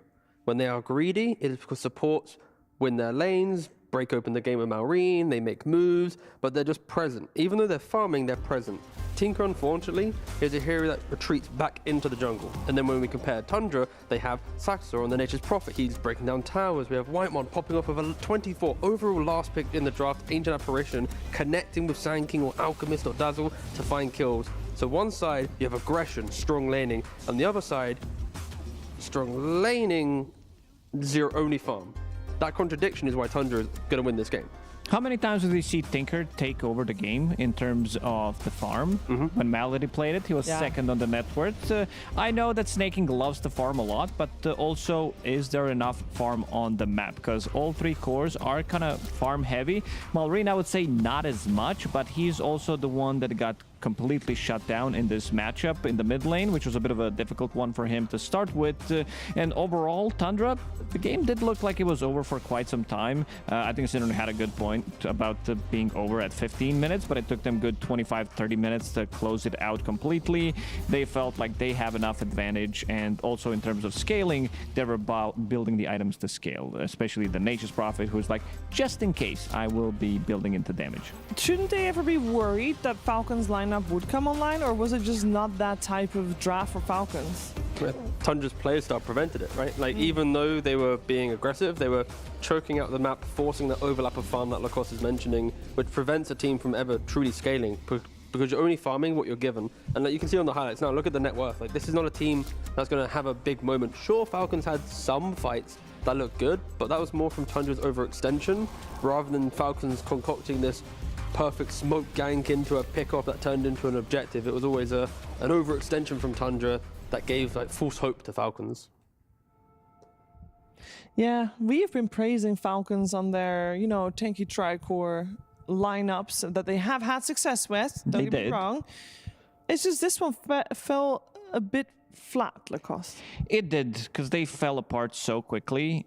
Crit kind of didn't have a hero to play with, even though Skeeter was the one who did pretty well in the laning stage. They were getting the kills, they were getting the XP runes as well, at least the first 7-minute ones, but after a couple of fights, and this is the standout player for a very good reason. I like the fact that they're also not afraid to last pick the hero for him. They also did pick his clown, his ringmaster a couple of times as well on 23 instead of 24 overall, but saving the last pick overall for your position 5 means that they put a lot of faith in him as a player, saying that, you know what, you can definitely do it. We're going to give you the perfect pick for the game. And every single time they do, he delivers. He delivers every single time. I mean, it's easy to try and pinpoint the errors that we felt maybe Falcons did in this game, but the reality of it is Tundra just played really well, Tigov. They had great lineup to do it with too. Yeah, and I said this after the Liquid series. I feel like Wallachia, this event, the theme is teams just evolving, right? Like when we look at Tundra yesterday, they were, you know, somewhat struggling against Gaming. Individual performances weren't the best, and now today they're game 1. Not to sound too like reactive, but back to some form, back to the Tundra that we expect to see. Yeah, for Falcons, just don't pick Tinker. Like you've already played it once, you're lost. You play it again, you're lost. We heard Moon Meander surprised, like, why are you picking Tinker? You lose with it. 0% win rate. 0% win rate, and yeah, it probably feels like the most anti-Falcons hero, even though it farms so well. You've already got so much farm on your team. You don't need that much farm on your support. You don't. Maybe you need a little bit more farm on your mid laner, I believe, if we look at a comparison between Malrine and BZM Lacoste. Oh yeah, that was a bit of a rough one because at the time, BZM was the one controlling the tempo of the game. He was the one making the moves, while Tiny was kind of on receiving end. He was unable to finish off his Blink Dagger until 16 minutes, and the BZM, he had a pretty perfect game on Dazzle. He finished off his Zaghanim Scepter 14 minutes into the game pretty much, and also I want to highlight that he had Nullifier as his item. Usually you see it from the carrier role, but they also wanted to have a Silver Edge on Doratio because there are way too many things to break with the Dragonite and Bristleback. So he wanted to be the one dealing with Knowing Tinker, removing these barriers and any kind of saving items that are going to come out. I'm just going to say it. I'm looking forward to the next letter patch where like Blink Dagger is just not usable on Dazzle or something. Nah, I don't know if we want to really go there. This is what we had back in Dota 1 days where you couldn't use Blink Dagger on a Pudge, Blink Dagger on Ven. How about this? You can still use Blink, but when you blink, you instantly snap back to your position. The fact that like he's able to blink in, nullify a guy, I think the first step is if the main Dazzle gets stunned, it stops. Ooh, so find the main Dazzle. There's some ways to make this a little bit fairer. There's a lot of ways to make so many ways fair. Let's take a look at a clip from this game, T-Gov, that you really wanted us to see again. Yes, I did. It's mainly because for Falcons, this is the moment where you might go, okay, they're going to win the game. They're starting to get some kills, but it's a fact that it's Doratio jumping in by himself. I think that he utilized the Dazzle Grave so well in this game, but the single fight, it's like, okay, Falcons, you get a kill, but look at the position on the map. They're so close to their own base. Even when they do get any kills, how do they then push out every single lane? There's still a tier 1 tower top alive. Like, to get back onto the map is so difficult, and that is why Tundra, even when they lose fights, because they did it so nicely, and they lost fights so nicely, but the position of the fight, they did it so well. Gracefully. But when you're ahead in that way, taking the fight in a good position, your mistakes aren't punished because of where you're taking the fight. So that's the point I was trying to make. Yeah, let's see who's going to lose gracefully in game number 2. And potentially we get a third game to the series, so stay tuned. The human body was built to move. Not trapped at a desk in one singular posture for 12 hours a day. It's time your chair evolved. This is Secret Lab Titan Evo. Ergonomically engineered for you, gamers, hybrid workers, artists, backing your every move.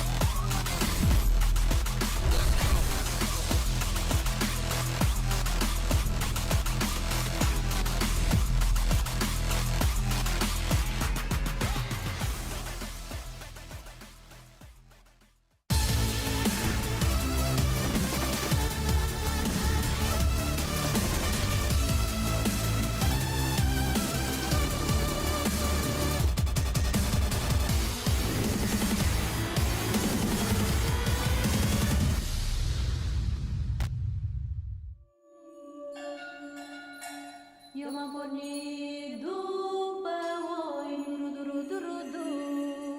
M-am întâlnit cu un iepuroi, du-ru-du-ru-du-ru-du. Bună cale iepuroi, n-ai văzut un cârdioi. Oi, n-ai văzut un cârdioi.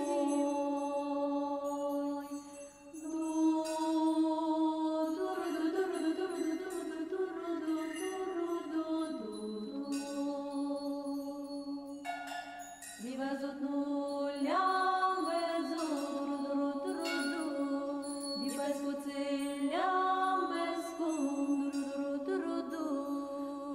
tot să roage la fântâna lui Iordan, numai ca pe Dicărlan, la fântâna lui Gheorghe, ținând mai dau intică prin rudu.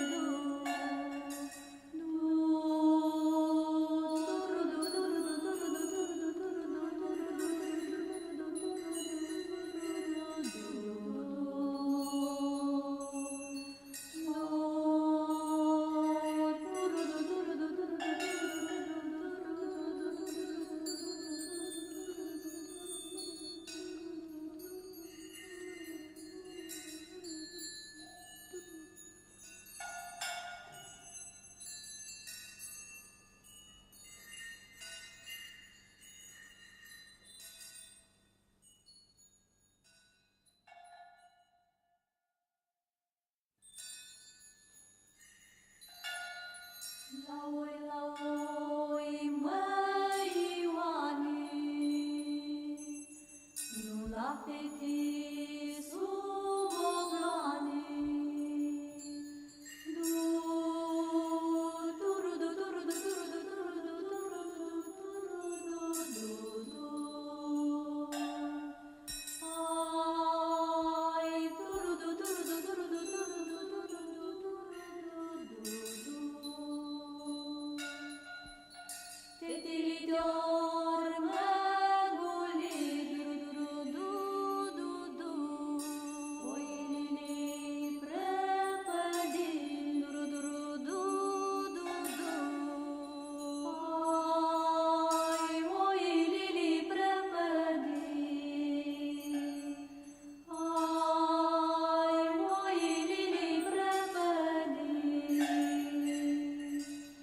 Ciobănaș cu oile, bată-mi de ploile, că ai lăsat oile și-ai plecat cu fetele.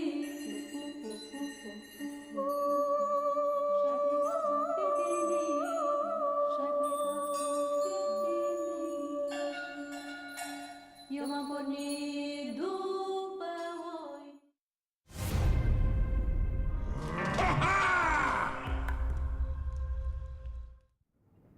The first game of this best-of-3 series here in the upper bracket semifinals went the way of Tundra over Falcons. You're watching Wallachia Season 3, and Falcons is going to try to change the narrative of this year, because in 2025, they have not won a single series from Tundra, and that first game was not a good start. How will they change the directory of this series, Lacoste?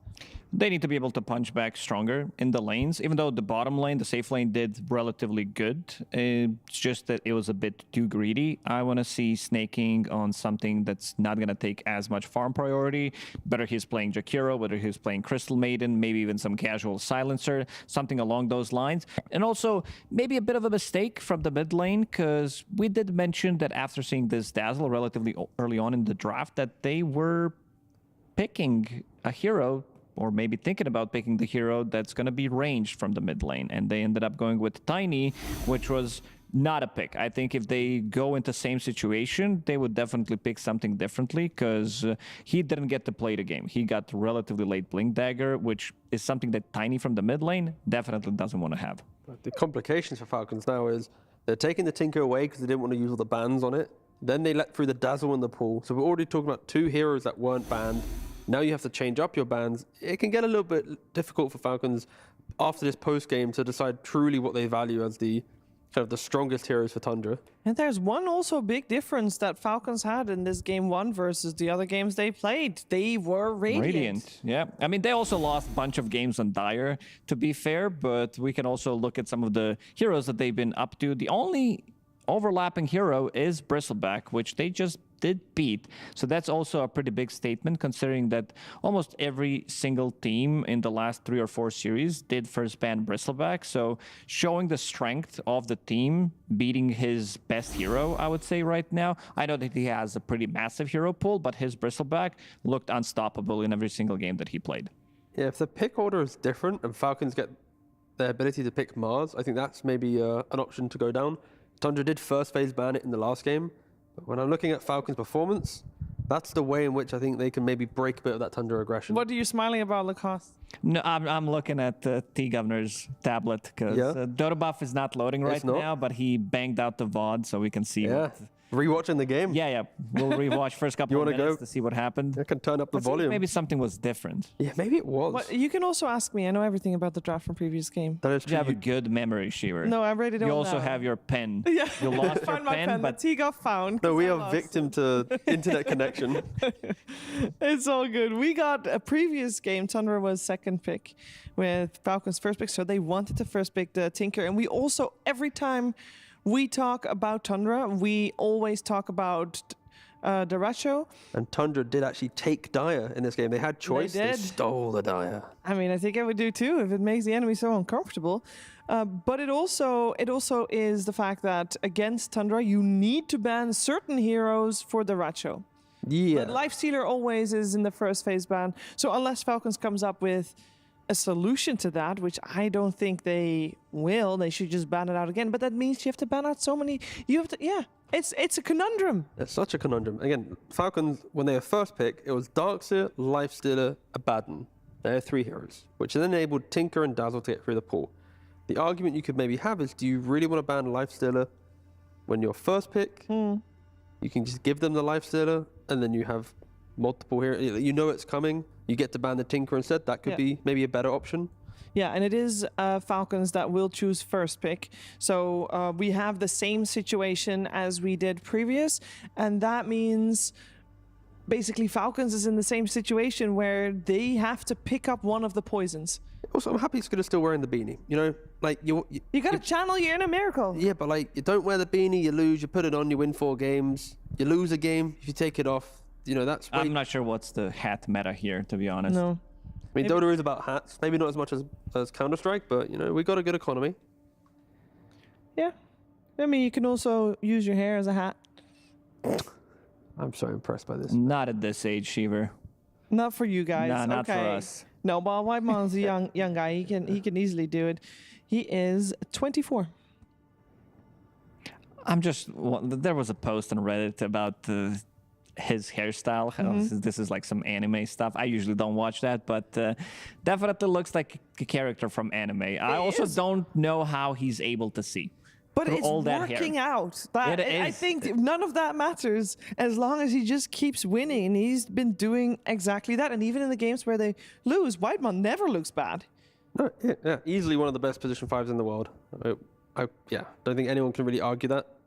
Yep. I think him and Miposhka probably the best 2 position 5s right now. Yep. And he's been so stable for so long. This guy came from, like, I remember during the DPC, the Ignition remix that he did and all that stuff, but he definitely climbed up the ladders when it comes down in terms of the gameplay, because he looks every good. Like, if you wanted to lane with a good position 5, or if you want to learn how to play good position 5, definitely you should bang out some of his replays and learn how to do it. Yeah, I do feel like even though Tundra had a rough group stage, and we did see them yesterday in especially game 1, they struggled a little bit. I feel like in this series so far, maybe it's because they're up against such an incredibly familiar opponent. They're just feeling like their old self. It's also the format that helps a lot, because when you have teams that suffer from fatigue, when you get to play a Swiss stage where it's like 1 best of 3, win or lose, you get another day, like you're kind of using the group stage as a scrim time to fix any like issues that you had. Because if you haven't had time together pre-tournament, this isn't a rapid fire group stage or multiple group stages. It's just play a best of 3, learn, come back again. So that's why we see so much development throughout any Wallachia, and often why the grand finals are the best of any tournament is because the format is pushing the teams to actually learn between the series rather than just, you know, churning out the games. This is also not a good sign for Falcons from what I'm seeing, because last 4 series that they played, they were either winning 2-0 or losing 2-0. Yes. So they don't know how to adapt mid-series, and they don't know how to make a comeback. That's a problem. It is a big problem, especially when you play against